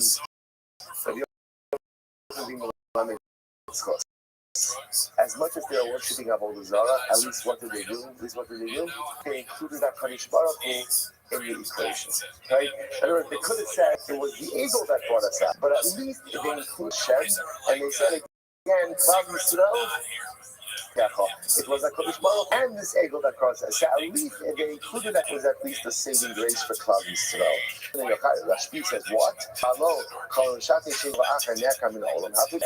If a person goes and includes HaKadosh Baruch together with Avodah Zarah, it'll be again they're uprooted from the world. In other words, it's even worse. It's even worse. To include, let's say here's what's incredible. What is the upside of the Avodah Zarah? I know it sounds like it's precious, but what is the upside of being an Avodah Zarah? What's the upside? The upside is you chose the team. Choose the team. Choose the team. Be decisive. Right? Cast your lot with someone. The worst thing, like the worst review that the Navi Ideal did is Mosai I can post him Ashtei. How long are you going to straddle the if you straddle the fence? You can't do anything, right? If it's like it's like the big fallacy of being like, tent. Everybody wants to be the big tent. The big tent. Everything for everyone. And if you're everything for everyone, then what? You are nothing for no one. You can't make everyone happy. I'm loving you. By the way, I want to make that something incredible, right? I'm loving it. Was the tent open on all four sides? And it's incredible. I'm loving it with unique personality, right? Everyone else, if you something, it can't be everything for everyone. It's just not the way someone. But you gotta represent something. You gotta represent something. So incredible. Again, Rabbi says, no. Essentially, polytheism into the 12th of Avodah Zarah, that's disaster. At least Avodah Zarah, you've chosen a team. You've chosen to come back afterwards. So ultimately, again, rather, what does it mean? They desire to worship any God. So again, they didn't actually worship any God, they desire to worship any God. Okay, so what's the first I just want to open on? And Rashbi. That's praising Klav Yisrael, because at least they never fully abandoned it. Fully abandoned HaKadosh Baruch Hu. You're going to Rabbi Yochai, this is incredible. Rabbi Yochai says, if you're going to be an Avodah Zarah, do it. And be wholly committed. Because in life, also, you know what the worst needs in life is? A non-committal person. We lack commitment. By definition, you never do it in your life. Better be committed. It's going to sound strange, so just let it swirl around your mind a little bit. Better, here it is. Better to be committed to the wrong thing than to be committed to nothing. Because if you're committed to nothing, it means you lack the need of commitment. You lack the need of commitment, you're zero. You're zero. You're not living your life. At least if you're committed to the wrong thing, you're committed to something, and you're cultivating the need of commitment, which means that when I get my act together, on my way to go ahead and get on the right path. The Sefer HaChinuch brings down on the mitzvah of soul. Get ready for this. Sefer HaChinuch says it is better to have a bad king than no king. Okay, you hear that? Why was that? Because some leadership is better. Like, no leadership, no one's going anywhere, right? No one's doing anything. Bad leadership, okay, we might go in the wrong direction, but at least we're moving. Some movement, even the wrong direction, is better than no movement. That's why we know for ourselves. Let's say, what's better? What's better? To sin or to ultimately, again, flat hard and apathetic? What's better? Yeah. Okay, the truth is, it's going to sound strange. I think it's better. I don't put on the blank. I calm down. Because at least if a person, they're in a direction. Now again, don't use that halacha and so we're speaking of theoretics. But at least I'm moving something. Worst thing in life is stagnation. All right, let's go back there. Like, I'm back on the fight around Rabbi. So again, a person always in two levels is right. That's a lot. That's great. The Gemara. He also that the Akulam Lokeh Kain Bishmo. So the Gemara says this. Rabbi said it's following Rabbi Lazar. For these things you get malchus, with the exception of, right, making a neder in game. Gabi, if you need to cover, there's sheets. No, take it back. It's yeah, if anyone needs to give over here. So the Gemara says. It says, Al Kulam, Loki puts me another Bishmo of a kind Bishmo. So ultimately, again, so we can get Malchus, with the ultimately again of making a in the name of the Avodah Zarah, or ultimately again making a Mekaki. So the Gemara says, why? Interestingly enough, because taking an O-ring is a lav she'in b'maisa, right? It's a lav without associated with it. So the Gemara says, Haninami lav, and in general, you don't get much. We'll say a lav she'beklavus is a lav that is learned out from a general statements. The general diplomas, the sign of is Minayin Sha'Allah from Minasitatin Achal, Shubalo Sansa, Hadi, but it's still what's the word? Flail and the overall Sas. The Kamalomar will Soku ala like the Shachted already, but when it's moving halfway, don't eat it. Dabra. Soku ala will Soku, don't eat on the blood of the you don't eat. When ultimately it has been sprinkled. But he don't so he says Minayin Sha'Allah, the days of his how do you know? That we don't have a special medicine. Come in my Discord. Die, even come back and they have it. So that's how it is. I grew up in the community. So how do I know that I was prosecuted by Beijing? There is no Tamaloma Loso ahead and have a Suda after the blood has been stilled by Beijing. Okay, Rabbi Kiva says, so how do we know that it's a Hezim keeping someone? That they don't eat for the rest of that phase. Incredible. So Yochanan says, as far as Ben Solomon, from where do you know a lot about Ben Solomon? Rosoklu al Hadam. The pasuk says Rosoklu Adam. We'll take a look at Rashi. Rashi Ben Solomon, that's last line. So on came his share, the hate from his. So Rosoklu Akila Shetalav. Seems to Ben Solomon, that should be executed about. But then Solomon, remember again, steals money to purchase meat or to drink wine. Allah is executed. So Adam, okay,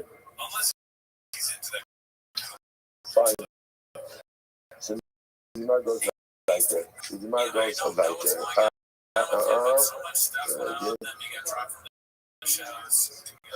Okay. Good. I'm going to be out here about you're not really looking at any of these things because it's a general right. You're only going to get malchus if what? You take an oath by the name of the Avodah Zarah or you swear by the name of the Avodah Zarah. The Gemara says, why are you not? Why don't you get for these other items? The holiday love should have realized love. And he love shame of myself. To which the Gemara says, how would love shame of myself? You the whole that it doesn't have a myself, you still point that you sign your about Simon on Dolker, Torah says, Gemara says, Torah comes to give a positive case. On the days, Lomar Shane Lokin, I love the red off. The beach don't get malchus for this. Rabbi Yaakov says, Roman Hashem Yisrael, and Yishim the Havli Lav Shem. So again, Rabbi Shimon says, Rabbi Yaakov says, the first one says, a love without an action, and any love without an action, you don't get malchus in the cloud. So Rabbi Yehuda Seven looking on love. But it's here, review the whole that you do this for a love Shem Amais. It's most fundamental machlokes. You get malchus for a love Shem Amais for machlokes, Rabbi Yehuda and Rabbi Yehuda say, first of all, we just finished that first on the Danyake Kalo. It deserves L'chaim, you know? To really, this is such an opportunity, not just like to learn distracted, to lose ourselves distracted is not a schedule. It's a schedule, but we're not going to stick to it. You know, and there's going to be so many different things that are happening over here. Just literally, again, it's being the Shema in charge. The body's always in charge, your mind is always in charge, and the phone is always in charge, and the schedule is always in charge, and everything else is always in charge. And the Shema is never in charge. For the next couple of days, it is the neshama that is in charge. And when the neshama is in charge, everything always finds it. I mean, the name more moving over to come with a another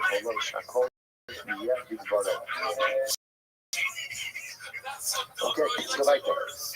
Says I know the smoke, but the kind of process. All right, for those watching this tomorrow morning, this was not a morning shift. I want to be there. Maybe it's 5 o'clock somewhere, but okay, good.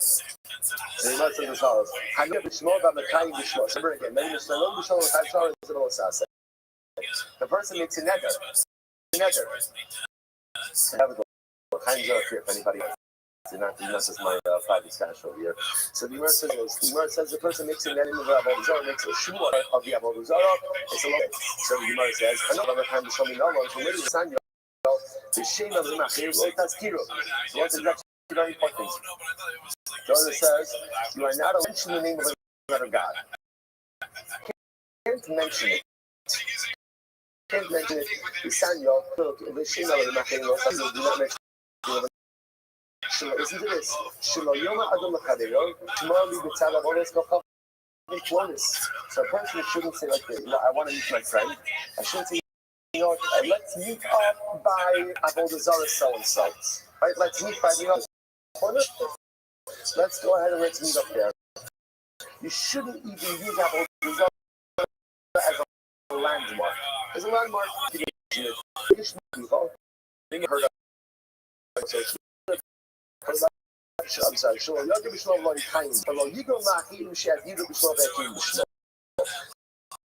again, you shouldn't make with Avodah Zarah, you shouldn't make you shouldn't cause the name of Avodah Zarah to be people as well. What does this mean? It should be here now. This is a Christian, makes it about someone who encourages other people towards Avodah Zarah, and Madiach is someone who gets an entire city. Macy says it's Ksiv Day. So you should be rather again the problem Madiach. Someone tries to get an entire to worship Avodah Zarah. Below Yigro Nachmo, the Sheikh kind of Bishmo, and you shouldn't cause other people to make out with Avodah Zarah or to make out with Avodah Zarah. But say Avodah Shmo, don't Avodah Shmo. What's very interesting? Also, get ready for this. Also, the Adam Shiasa should focus in Obi Kohavim. A person should not go into business with an Obi Kohavim and Akko. Why not? Shemin Yischayiv or Shuva of a Nishba, but can happen. If you have a business dispute, what's going to happen? Your business, your Akko business partner is going to say, okay, you say you don't owe me any money. Swear by my idol that you don't owe any money. And you never need to a complicated situation because halacha the money. So again, now you have a head and swear by his abo. Okay, so we'll say an interesting story over here.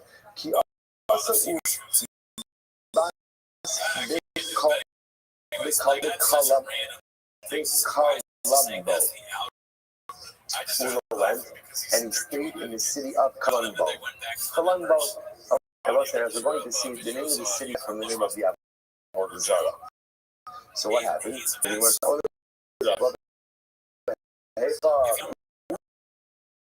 how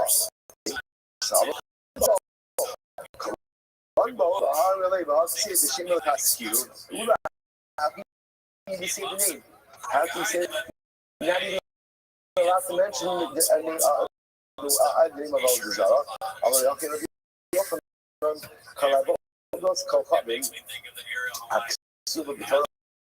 Yo, come in my Discord. So we will answer any Avodah Zarah whose Yo, come in my Discord, dog. in the Torah, you're allowed to say it. You're allowed to say it.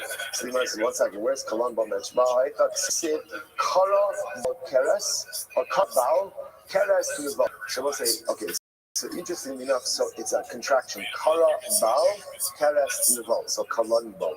Yeah, it's actually two different Zarah. There's an Avodah Zarah, and Nevo, which is an Avodah Zarah. Now, literally translate crouches, and Nevo splashes. That was like both a reference to diarrhea, right? So again, what this is, the pasuk is mocking Avodah Zarah.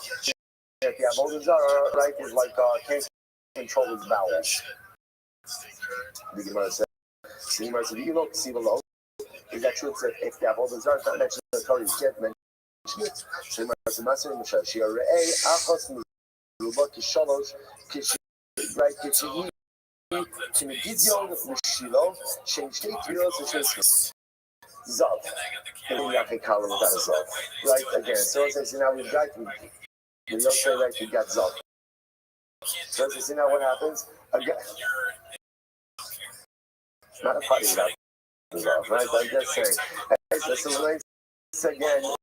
So nice. What happens? So remember again, a guy becomes a Zav Gadol if he has 3 eels. What happens if he has 1 eel that lasts 3 eels? Right, not a good day, right? So what happens now? How long is 3 eels? So the Gemara says, Kimigyon Mishilo. The amount of time it takes to go from Megidyon. Now Megidyon doesn't have all the Zara. The amount of time it takes to go from Megidyon to Shiloh, which is the amount of time Shtei Tvilos V'Shnei Sikudim, and dry off twice. So the Gemara says, Harei Zeh Zav Gama. That's the first one. So Chazal and the Shir are mentioning Avodah Zarah. No, this Avodah Zarah in the video, right, is also mentioning in the Torah. In Tanakh, Ha'orakim Lagad. Okay, some of the guys, Ora Nachman, Kolitzim Yisas Sira, Meksanis. Meksanis is also. Now what is this? Meksanis? It's just English word for Meksanis. Full-hearted, right? Mattenkeit, right? Like a criminal foolishness in Mattenkeit, right? So essentially what Meksanis is really is, Meksanis is the ability to take anything that is serious and make it not serious. Now that is a very serious thing. That's a very significant question, and a significant flaw. Why? Okay, is there a room in life for Joseph? Of course. If there are room even for levity or for a little lightheadedness, please. And if a person, so a rat is someone who could take anything that is serious and meaningful and important and totally just like make it into foolishness. So that's a problem. That's a problem because a person like that and doesn't have a respect. The Gemara says you can't do anything like tell us except for Avodah Zarah. You want to make fun of Avodah Zarah, you can do whatever you want. Except the Gemara calls this place a kara bao kara neval. Kara yakdov lo yakim nas.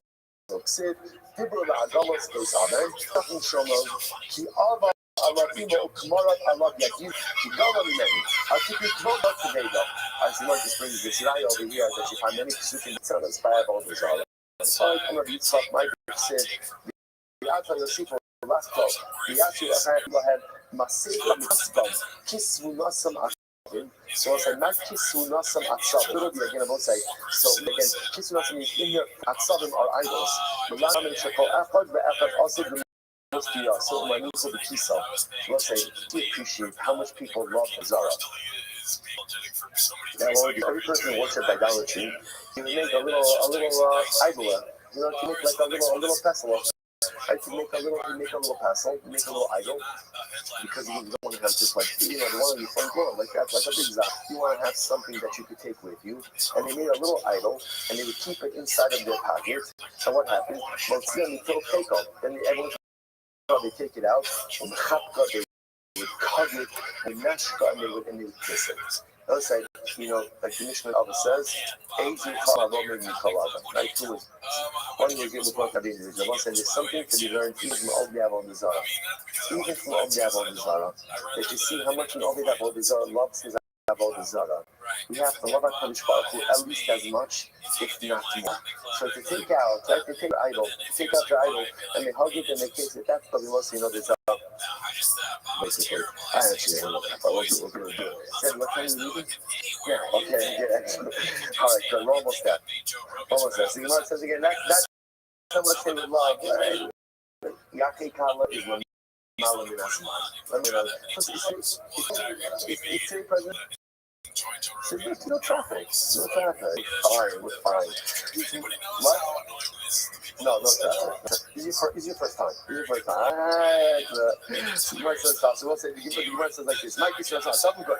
Gemara says about, Mishash, Zokhar, Mital, Mital, good. So Gemara says, my Zokhar, Adam Agal, my Zokhar, Adam Agal, what is the movie again? Those Zokhar, Adam Agal, those who will be again, now it seems we'll see how to read this passage.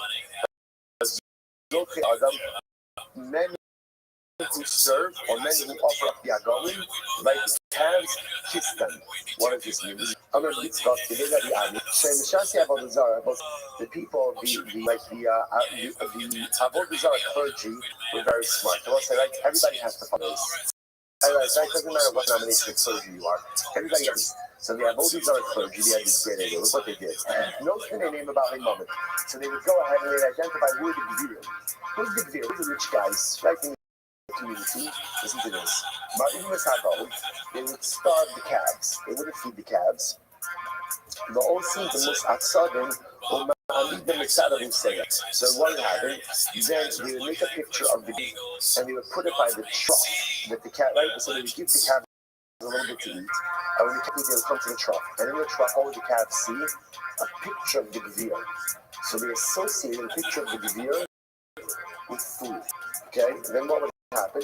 The clergy, like the Avodah Zarah, would then let the calves loose. So eventually, so it happened that when the calves were set free, who they run to? They run to the Gvirim, to the rich guys. Only know all, and then what happened? Like the priests of the Avodah would take to the Gvirim, only know Avodah called Kavim Kavim. And by the way, the calf to the Avodah Zarah. So what would the priest say? They say, oh, you see, the Avodah Zarah loves you. The Avodah Zarah loves you. So look, he's coming up to you. He's nestling, snuggling. Okay, right, nestling, nothing. Right, nestling and nuzzling. Right, next to you. So you see Mamas, the Avodah Zarah loves you. Avodah Zarah loves you. Right? And when you have what you show what there's only one thing you should do, which is walk up to the Avodah Zarah. Now, of course, what happens after the age of self-sacrifice? Who owns their property? The Avodah Zarah. So they could get the Avodah Zarah very sneaky in this way. There's no way that they appropriated the assets of rich people. Okay, incredible. But then it shouldn't say people who serve will kiss the calves. Rather, it should say calves will kiss the people who will offer themselves up. Rather,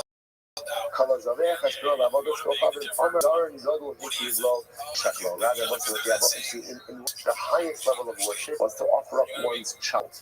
If you would be willing to offer up your child to the Avodah Zarah, that was like Kodesh Kadosh. Like that ultimately against we committed to the Avodah Zarah. So if you're willing to offer up your child, so the priests of the Avodah Zarah would say to you, come, you can now come and kiss Allah. It's such a warped sense of things. I'm going to do that without the answer. We're going to end off this piece. The Gemara ends up by talking about the different types of Avodah Zarah. I'm going to do that without the answer also as Sukkos Spinos. Their Avodah Zarah was called Sukkos Spinos or Sukkos Spinos. Who mind you, what was it? Tarnagolas, the chicken. What was the chicken? That was the Avodah Zarah. The Anshe Kus, Oslas Nargal. What was Nargal? Mind you, Tarnagol, a rooster. Okay? The Anshe Kamas, Oslas Ashima. So Anshe Kamas, they worship Ashima. What was Ashima? Oh, mind you, Baruch HaKarfa, a goat. So the audience also is not called that Tartek, what they worship, Manu, Keleb, the Chamar, a dog and a donkey. Right? The Hasafrodin, such an aspect of the same age, La Adar Melech, the An Melech. And the Safrodin, they would bring their children, they would offer up their children as sacrifices to Adar Melech and Melech and An-Melech, what is that? Elohei, Sakra, Pered Vasos.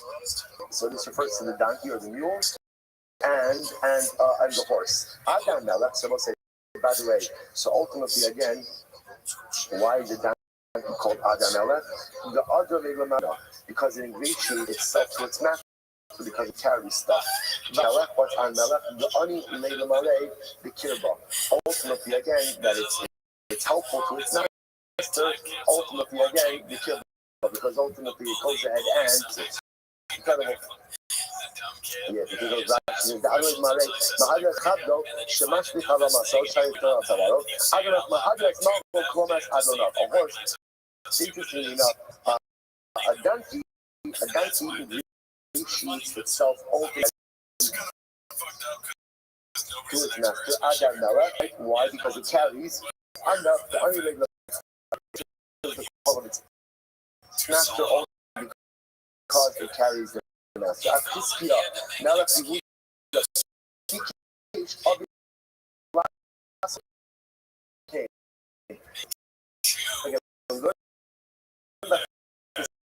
So long ago, like again was one of the righteous kings of Klal Yisrael, but his father Achaz was a tremendous Russian of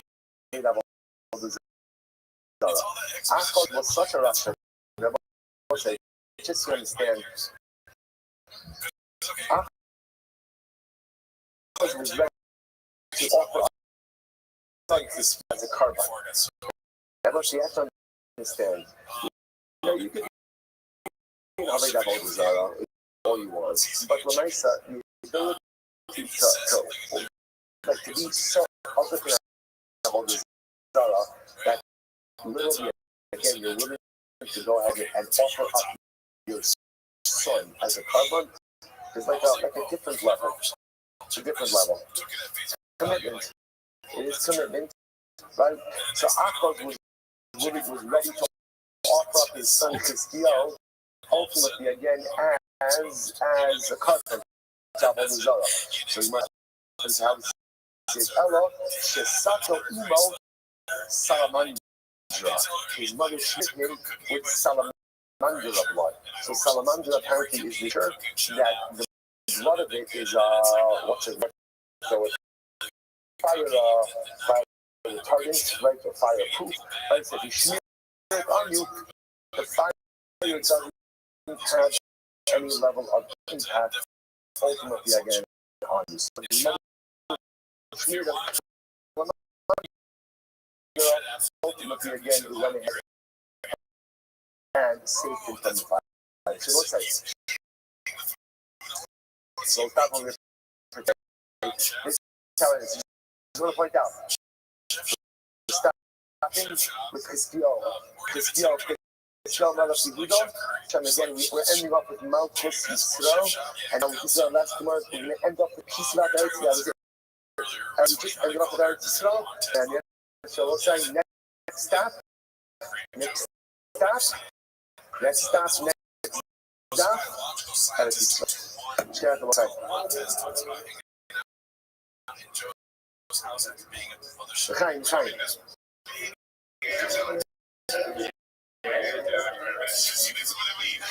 We cook, yes, that's what we at the airport.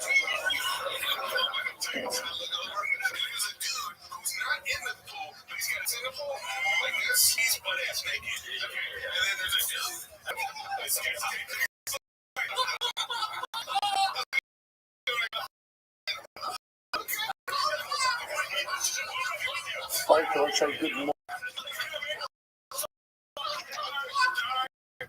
They're laughing because they've all seen people jack off at Rogan's now. It's like some weird thing. Yeah. These guys we like that, but these guys like Rogan. Oh, you know what's hilarious? Maybe some diehard. When you let us do shit to think.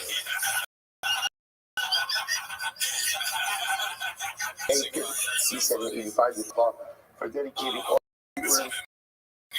and Russia this year. All the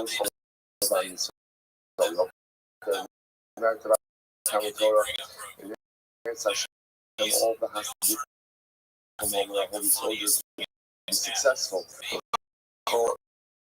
Not say that's Sunday 62. So we are going to pick up on Sunday 62. 2a. We're going to pick up 2, 4, 5 lines down from the top. So the Gemara says as follows. The Gemara says, that guy Tamid Rabbi Yochanan. So it says, we're going to get a very interesting story, well, a couple of interesting figures that I have in front of us today. The Gemara says as follows, right? Right, so the Gemara says as follows. So so Zakkai taught the following before Rabbi Yochanan. Listen to this. Okay, so it's interesting how all these are. So let's say someone goes ahead and worships him, and the reason he worships Zideh means again, put up a carbon, slaughter the carbon, keep there, Torres offered incense, wine libations, and he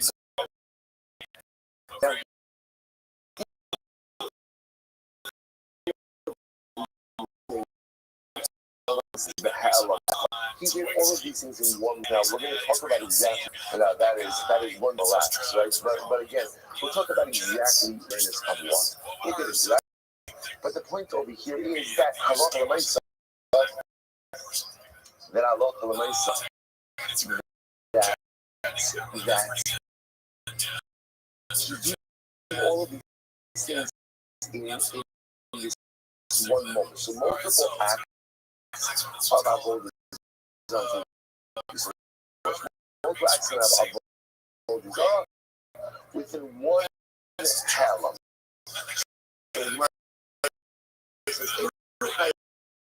So now look, is chai one. So yeah, it's important to get the meaning down over here. So this is the side over to Rabbi Yochanan. So the halacha is he did all of these things only chai once. So Amalei, turn in the drop. This is interesting. So the Rothschild says to Rabbi essentially says to him, get that out of it. Don't even tell me that. Get that. I'm not the out. I'm not saying the it's okay. So obviously, so remember, so Rabbi Yochanan did to this particular statement. So you might say, I'm not the Abba. This statement of Rabbi Zakkai is in fact a machlokas between Rabbi Yossi and Rabbi Nosson. What's the machlokas? Samuel, Havara, this is actually okay, Shalom Aleichem, Chadar Eretz Yisrael. All right, so nice, beautiful. Beautiful, Shalom Aleichem. I'm looking forward to seeing you soon. Ah, beautiful. Okay, so have a great time. Enjoy. So the nuance is interesting. The statement of Yochanan is the statement of Zakkai is the machlokas. What is the Samuel? So this is one of the most exotic machlokas we have in local Shabbos. We've seen it multiple times, and it's for the guy to just see it for once. Samuel, how about Lavitas? Well, here's what you know. Hilchot Shabbos. Where do we learn Hilchot Shabbos? Where's Hilchot Shabbos? Where do we learn from? Now remember, however, the Torah does go out to say, "Lo survive, but almost for safe from Yom HaShabbos."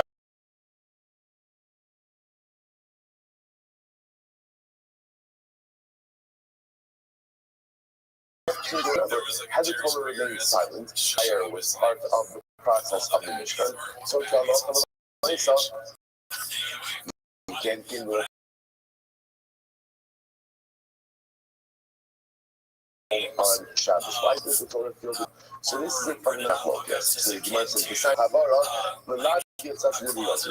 Yossi says, Havara without interesting enough to teach you that whereas every other transgression,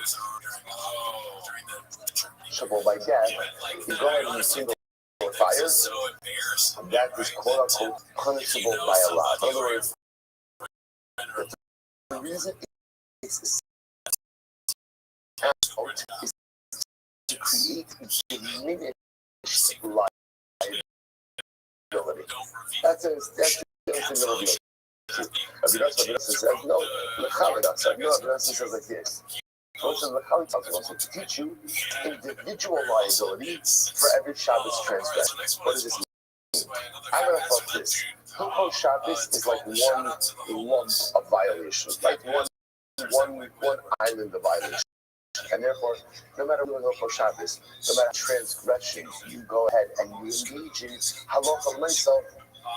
There's only one liability. Kamash means the Torah single havara to teach us that halacha l'maisa for each and every malacha that one performs. That's the chalik yatzasa. So now, what does that have to do with what we're talking? So the Gemara says, "L'manda yatzasa." So listen to this.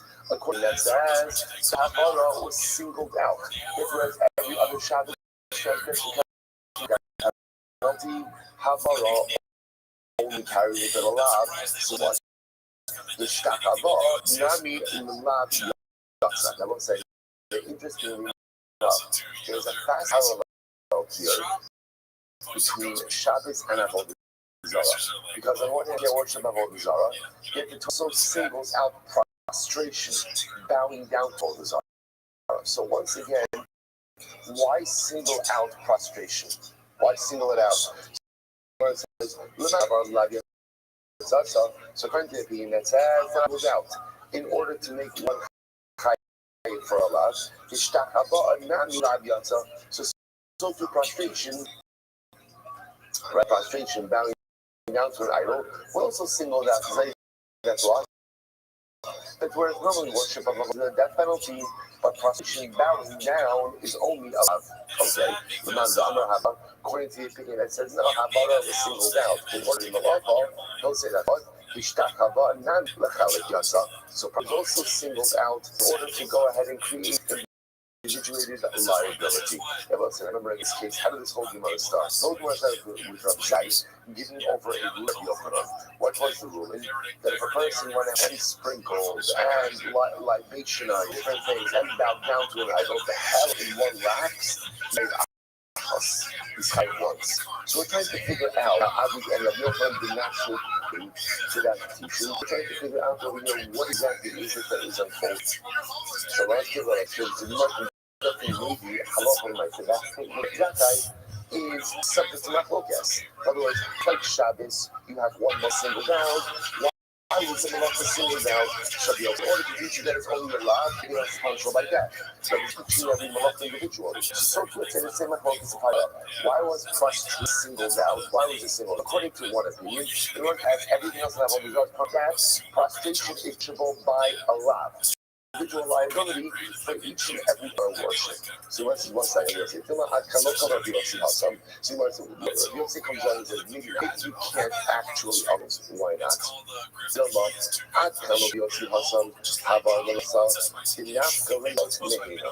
Gemara says, well, maybe that Yossi only. Havara is different, right? The Shabbos, when the Torah singles out kindling, then halacha by Shabbos you have another part. The part that is being called Gaber Albany Southern Bar. Nefesh kitachta gam mikom mitzvos Hashem asena va'asa me'achos. So it's really talking about to get a carbonic liability, right? And the halacha when I said performs mehina. Now, is an interesting one. The way it translates is from one from the Merkel. Because Chilik Malachos, it could be that Rabbi Yossi holds that Havara is singled out for lot purposes. Because he learns out Chilik Malachos. He learns out the idea that every Malachos is run separately from the different namely. From that phrase, Me'achos Mehina. What she says, V'asa Me'achos Mehina. Performs. So you're still not the violator. The person who's violating the halacha, he performs the answers. This is actually very interesting. Shekayu Achos Below. Well, it says some Chayu ones or acts of liability.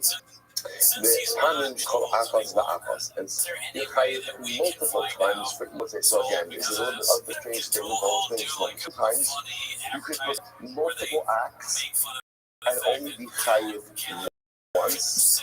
And sometimes we could perform multiple acts and be liable for each individual one. Here we'll define what that is. So Rabbi Yochanan says, my time with Rabbi Yossi. Where does Rabbi Yossi get this from? Where does Rabbi Yossi get this from? Tiksiv, the Asa Me'achos Mehina. So the Torah is speaking about liability. He says that the person will perform one, me'achos from one, mehina from these. So that's an interesting enough the juxtaposition of those two words. Achos is singular, hina is. So now watch this. Achos, singular is achos, me'achos. So sometimes again, individual liability, it is collective liability, or I should say multiple levels of liabilities. And then and sometimes on both sides, there's one aspect could create multiple layers of liability. And then for example, let's put the meat on the bones with this. So the so what would be an example again of? Well, be an example of regularity. So the Gemara says achos. Shimon. Example would be shimon. Now what is okay, what is it called? Shabbos. Person goes ahead and writes. Person goes ahead and shimon. So that's right. Remember again, what is on the law? This is writing. Go ahead and you write the name. Okay. Me'achos. What does it mean? Me'achos. What was an example like a talk from that? Shimon. Let's say you instead of writing the name shimon, you write shimon. Shimon. Like I said, you know that the local Shabbos purposes, right? One of the 30 ultimately is kosher, is writing. How do you generate the malacha letters? So that's an example. Again, so the malacha would be writing shimon. What would be an example of me'ach? So for example, so again, just see how what's happening. So let's say again, so Shabbos violate me'achos. How do you violate Shabbos? So again, how does a person violate the Shabbos? You write in shimon. What would be a derivative of that? So shimon. Like Hena refers to avos. Local Shabbos, you have the avos, which are what we call primary categories of malachos. The ones actually done in the Mishkan. And then you have the total specific malachos. Achos, shihi, hena. There was an example of achos, that is hena, was an example result in multiple layers of liability. For example, zadon Shabbat, v'shividas malachos. So what interesting. So zadon, what does this mean? Shabbos. I know that it's, but I don't know that all of these acts that I'm engaged. Right? Today is Shabbos. But what did I do? I think, the cup of Shabbos, the cow. I didn't know that Shvita was a malacha. Then I go out and I cook up a piece of meat. I didn't know that the fire was a malacha. So I know that it's Shabbos. So I said, what's halakha in that case? There's individual liability for each and everything that I did. Right? So here, interestingly enough, there's, so to speak, so I know that it's Shabbos, but I don't know all of the malachas. Here's individual liability. So that's how the shig that's malachos. What would be an example of multiple acts with individual liability? Shigadas Shabbos, v'zadon malachos. So let's say, however, it's interesting enough, if I know that Shabbos, but I don't know that malachos are also, I have ability for every malacha that I perform. On the other hand, if halacha, Shabbos, right? Again, that I this Zadon malachos, and ultimately again I am intentional about the malachos. So that's Elashi Achos. That would be again singular liability. So let's say, so remember again, that's because you hear the difference over here. When I know that it's Shabbos, then again, it's okay. Every halacha that I perform is its own shogeg, and therefore liability. When I don't even know that it's Shabbos, right? All these malachas, my issue is not with malacha. What's my issue? Interestingly enough, as much as I've done multiple acts, there is singular liability for failure to know that it's Shabbos. Okay, interesting. About halacha, so let's say, now remember again, we're not learning about Shabbos. What are we learning?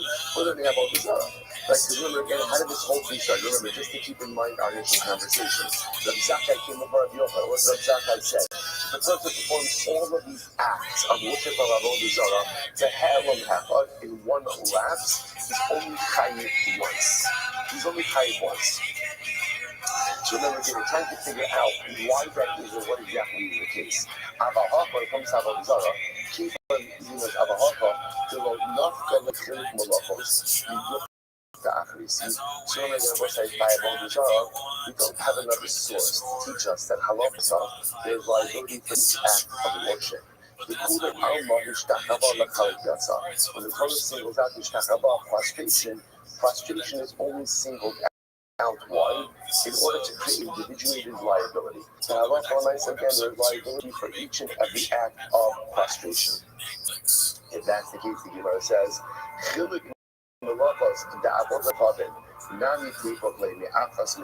so you must say, why not? Why can't you use the same pasuk that we just quoted before for Avodah Zarah? Like, go ahead and learn out Chiluk Malachos. So let's see what that means is learn out that each act of Avodah Zarah worship, one is going to be liable for that. Let's go up and from Avodah Zarah. Learn out simple play. So, for example, let's say same pasuk Achas Meina. Achas is Zikol. Me'achas is Me'achas. So, for example, what the Achas, see your Avodah Zarah worship? Shechting out of Avodah Zarah. What's next? What do you derivative after that? Shechting one sin. Remember, so if you want to make remember again. Shchita normally requires money. We wouldn't try to do this. Let's say Achas is the actual Me'achas would be cutting simanim. Simanim is almost primary categories. Zibua, Tor, Miso, Ishtachava. So again, primarily slaughtering, incense, lightation, prostration. What does that refer to? Many of them Shavar Malkal, Shavar Makal. For example, if you broke a stick in front of the Avodah Zarah, let's say you have a stick. What does that mean? Let's say you have a particular type of Avodah Zarah where the way that you worship it is that, okay, if that's the way you worship it, then that's the way you worship it. So again, even though normally one would not be liable for that form of worship, but it's halacha says that is how the particular idol is worshipped, and there is liability for that. Also, what's an example of a singular act of liability? For example, so let's say that would be an example of, let's say again, I know Avodah Zarah is asur, but I don't know that all of these different things are problematic. So, for example, I know that Avodah Zarah, but I didn't know that I can't bow down, offer up a carbon to it. I didn't know all of these things. I committed all of these acts. So, what's that? There's individual liability for each of those acts. Now, remember, again, mindset is everything. Because in this case, I knew Avodah Zarah was also. What didn't I know?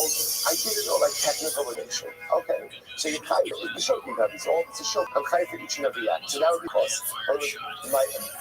There's so one act of situation which is in multiple layers of liability.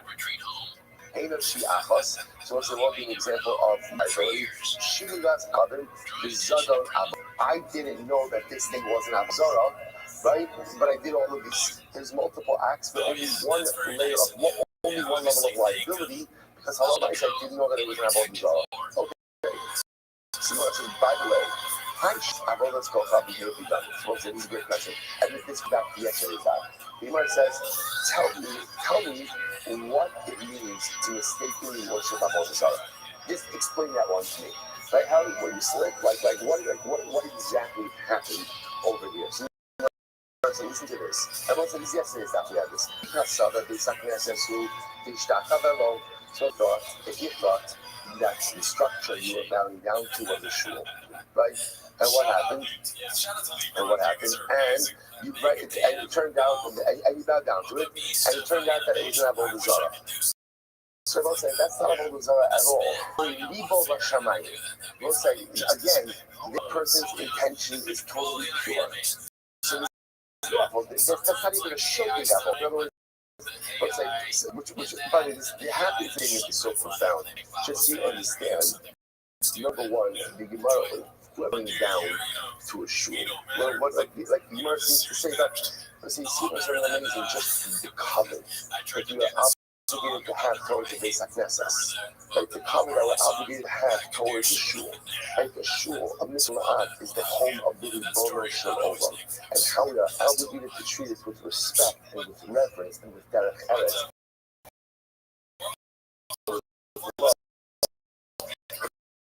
Fascinating. I've never heard of bowing down to a shul. What is it? We don't bow down to a shul, but it's mean that the Gemara understands is that you thought it was a shul, and therefore you bow down, as if that's a normal thing to do. Well, again, we see all kind of Gemara how Chazal teach such profoundly so such profound. Again, it is give and take of Gemara. So, and the other piece over here also is, if you thought it was a shul, you bow down to a Shamayim. You're belongs to HaKadosh Baruch Hu. Let's say that phrase, if at the end of the day, when your children, your friends, or whoever you're delivering your eulogy, if you say that phrase about us, this was a person who was Lashamayim. Heart belongs to HaKadosh Baruch Hu. If after 120 they say that about you, that is a life well lived. That you learn Torah, anybody can learn Torah. That you give tzedakah, if you have it, you're going to give it. You give chesed, it's beautiful and fulfilling, and it's shtickle self-serving to give chesed. What's the true spiritual success? A person who lives a life whose heart belongs to the Ribono Shel Olam. Rachmana liba bo. But HaKadosh Baruch Hu wants more than anything from us is not our body. He doesn't just want our memories. He wants our hearts. He wants our heart. So you can say, Hari liba Shamayim. Imagine, HaKadosh Baruch Hu could say that about me. My family could say that about me after 120. Hari liba, my heart belongs to HaKadosh Baruch Hu. Now, you obviously bring the rest of your body with your heart as well. Like it doesn't make you're not allowed to say the alarm offering in the morning. Heart belongs to HaKadosh Baruch Hu. My body is going to belong to that. Right? But my heart belongs to HaKadosh Baruch Hu. Obviously, I will say that sometimes we get so lost in all of the neck details that we get there. As important as the details are not the ends. The details to bring my heart to HaKadosh Baruch Hu. So what's the case? I look at Chazal and Darka. What's the case? The case was I saw a statue of the king. So statue of the king. What did I do? I bow down to it. So the man says, one second. You bow down to a statue because you thought that it was a deal. You not accept it as a local. Then old family there's nothing to talk about. Once again, remember again, it says, yes, rather, why did I bow down to the statue? Out of fear or love for a person. Not a statue. The statue must have known Yes, it does. Come on. This is why, by the way, that, let's say, you ever wondered, the Megillah says, Mordechai didn't bow down. Everyone else was bowing down, including the Rabban, including the Talmidei Chachamim. How was he able to do it? It wasn't Avodah Zarah. That was the whole chaf. They were doing it ultimately, again, because they were scared of Haman. They were respect or reference to Haman, fear of Haman. That's why, again, notice the Megillah records that there was such an Mordechai and the other Rabbanim. Because the other Rabbanim thought that Mordechai was a rabble. He was a troublemaker. What are you doing? Just bow down. Everyone else is bowing down. Why do you got to do that? That's bow down. It's not Avodah Zarah. It's not theological at all. This is just about playing with politics. So the Moshe says follows. According to that said, bow down to a statue out of Avon. You're chayiv. I love them a potter. My eagle. But Rabbi says that it's what is there to say? So the Ella Ba'omer. Interestingly enough, let's say what's the case? The person says it's mutter to shit avodah zarah. Rashi says over here, it's five lines up on the bottom. Ela ba'omer mutter kasaver ein avodas kachavim b'torah. The person says there's no prohibition about in the Torah. He makes that. That's what happens here. Hey, literally again. Oh my mutter, it's mutter. Don't say, by the way, it's not a point out. Lest you think that they're crazy. Right? The truth is, all of us tend to do this in some area of Yiddishkeit. Right? Oh my mutter. I said it's mutter. But it's not. But I said it's powerful. Right? It's powerful, right? You got Omer mutter. I said it's mutter. He said, by the way, if you say it enough times, I say convincingly enough, something amazing happens, which is you actually begin to believe it. Right? We're able to. One of the interesting things, because Buck was called that, is the ability to live with cognitive dissonance. Create alternative realities, stand for long enough, it comes MS. So the says, oh my God, I said, I didn't know. So the Gemara says, Tishok by name, you have them out. So it's interesting enough now. If you can probably remember, it's interesting enough. This helps me resolve another case. Let's say the case. Let's the guy didn't know about Avodah Zarah, and he didn't know about the accompanying modes of worship. Tishok the Enochayim Ela Achos. So it appeared that again he was only Chayim Yichayim. So much as Holocaust. So it says, shouldn't be a question. Resolve this. Now, 1 second. Let's go back for a second. We're actually to apply to Zarah. But can you really go ahead and actually use psukim to apply to Avodah Zarah? The Mashiach sorry, the Mashiach Par, Ubenasi Seir, Ubiyakid Kivsa, Usira. As well as again, all of these different levels of liability, you have the par coin Mashiach, which is a par, the offering, the guilt offering, the Nasi rules erroneous. Right, that's the seer. And the individual is the Kivsa seer. Even by others coming up by idolatry, time the shoving should be seer of Yokid. Ultimately, also the called that Halos, so the said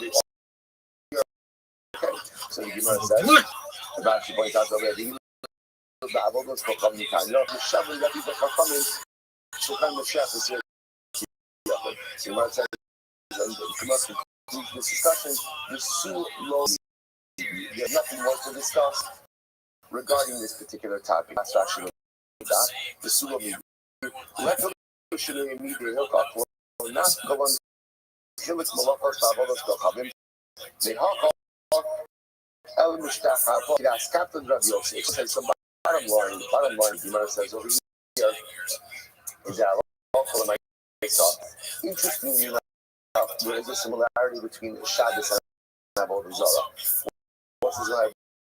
Which must say, by the way, the similarity between Shabbos and Avodah Zarah actually Gemara says quite explicitly that whoever is Mechal Shabbos, it's as if he is worshiping Avodah Zarah, right? Shabbos is the mitzvah that solidifies and concretizes our belief in God as a creator. That without that, there is no the primary essence of the Ribono Shel Olam and contemporary creator. Shabbos is the that solidifies that, right? We abstain from creative activity to so therefore, again, failure to observe Shabbat tantamount to worship of Avodah Zarah. The Gemara just to teach us, although the Torah goes out and singles out in order to show you that there's individual liability for every act of constriction by Avodah Zarah, because that there's individual liability for every act of Avodah Zarah. Okay.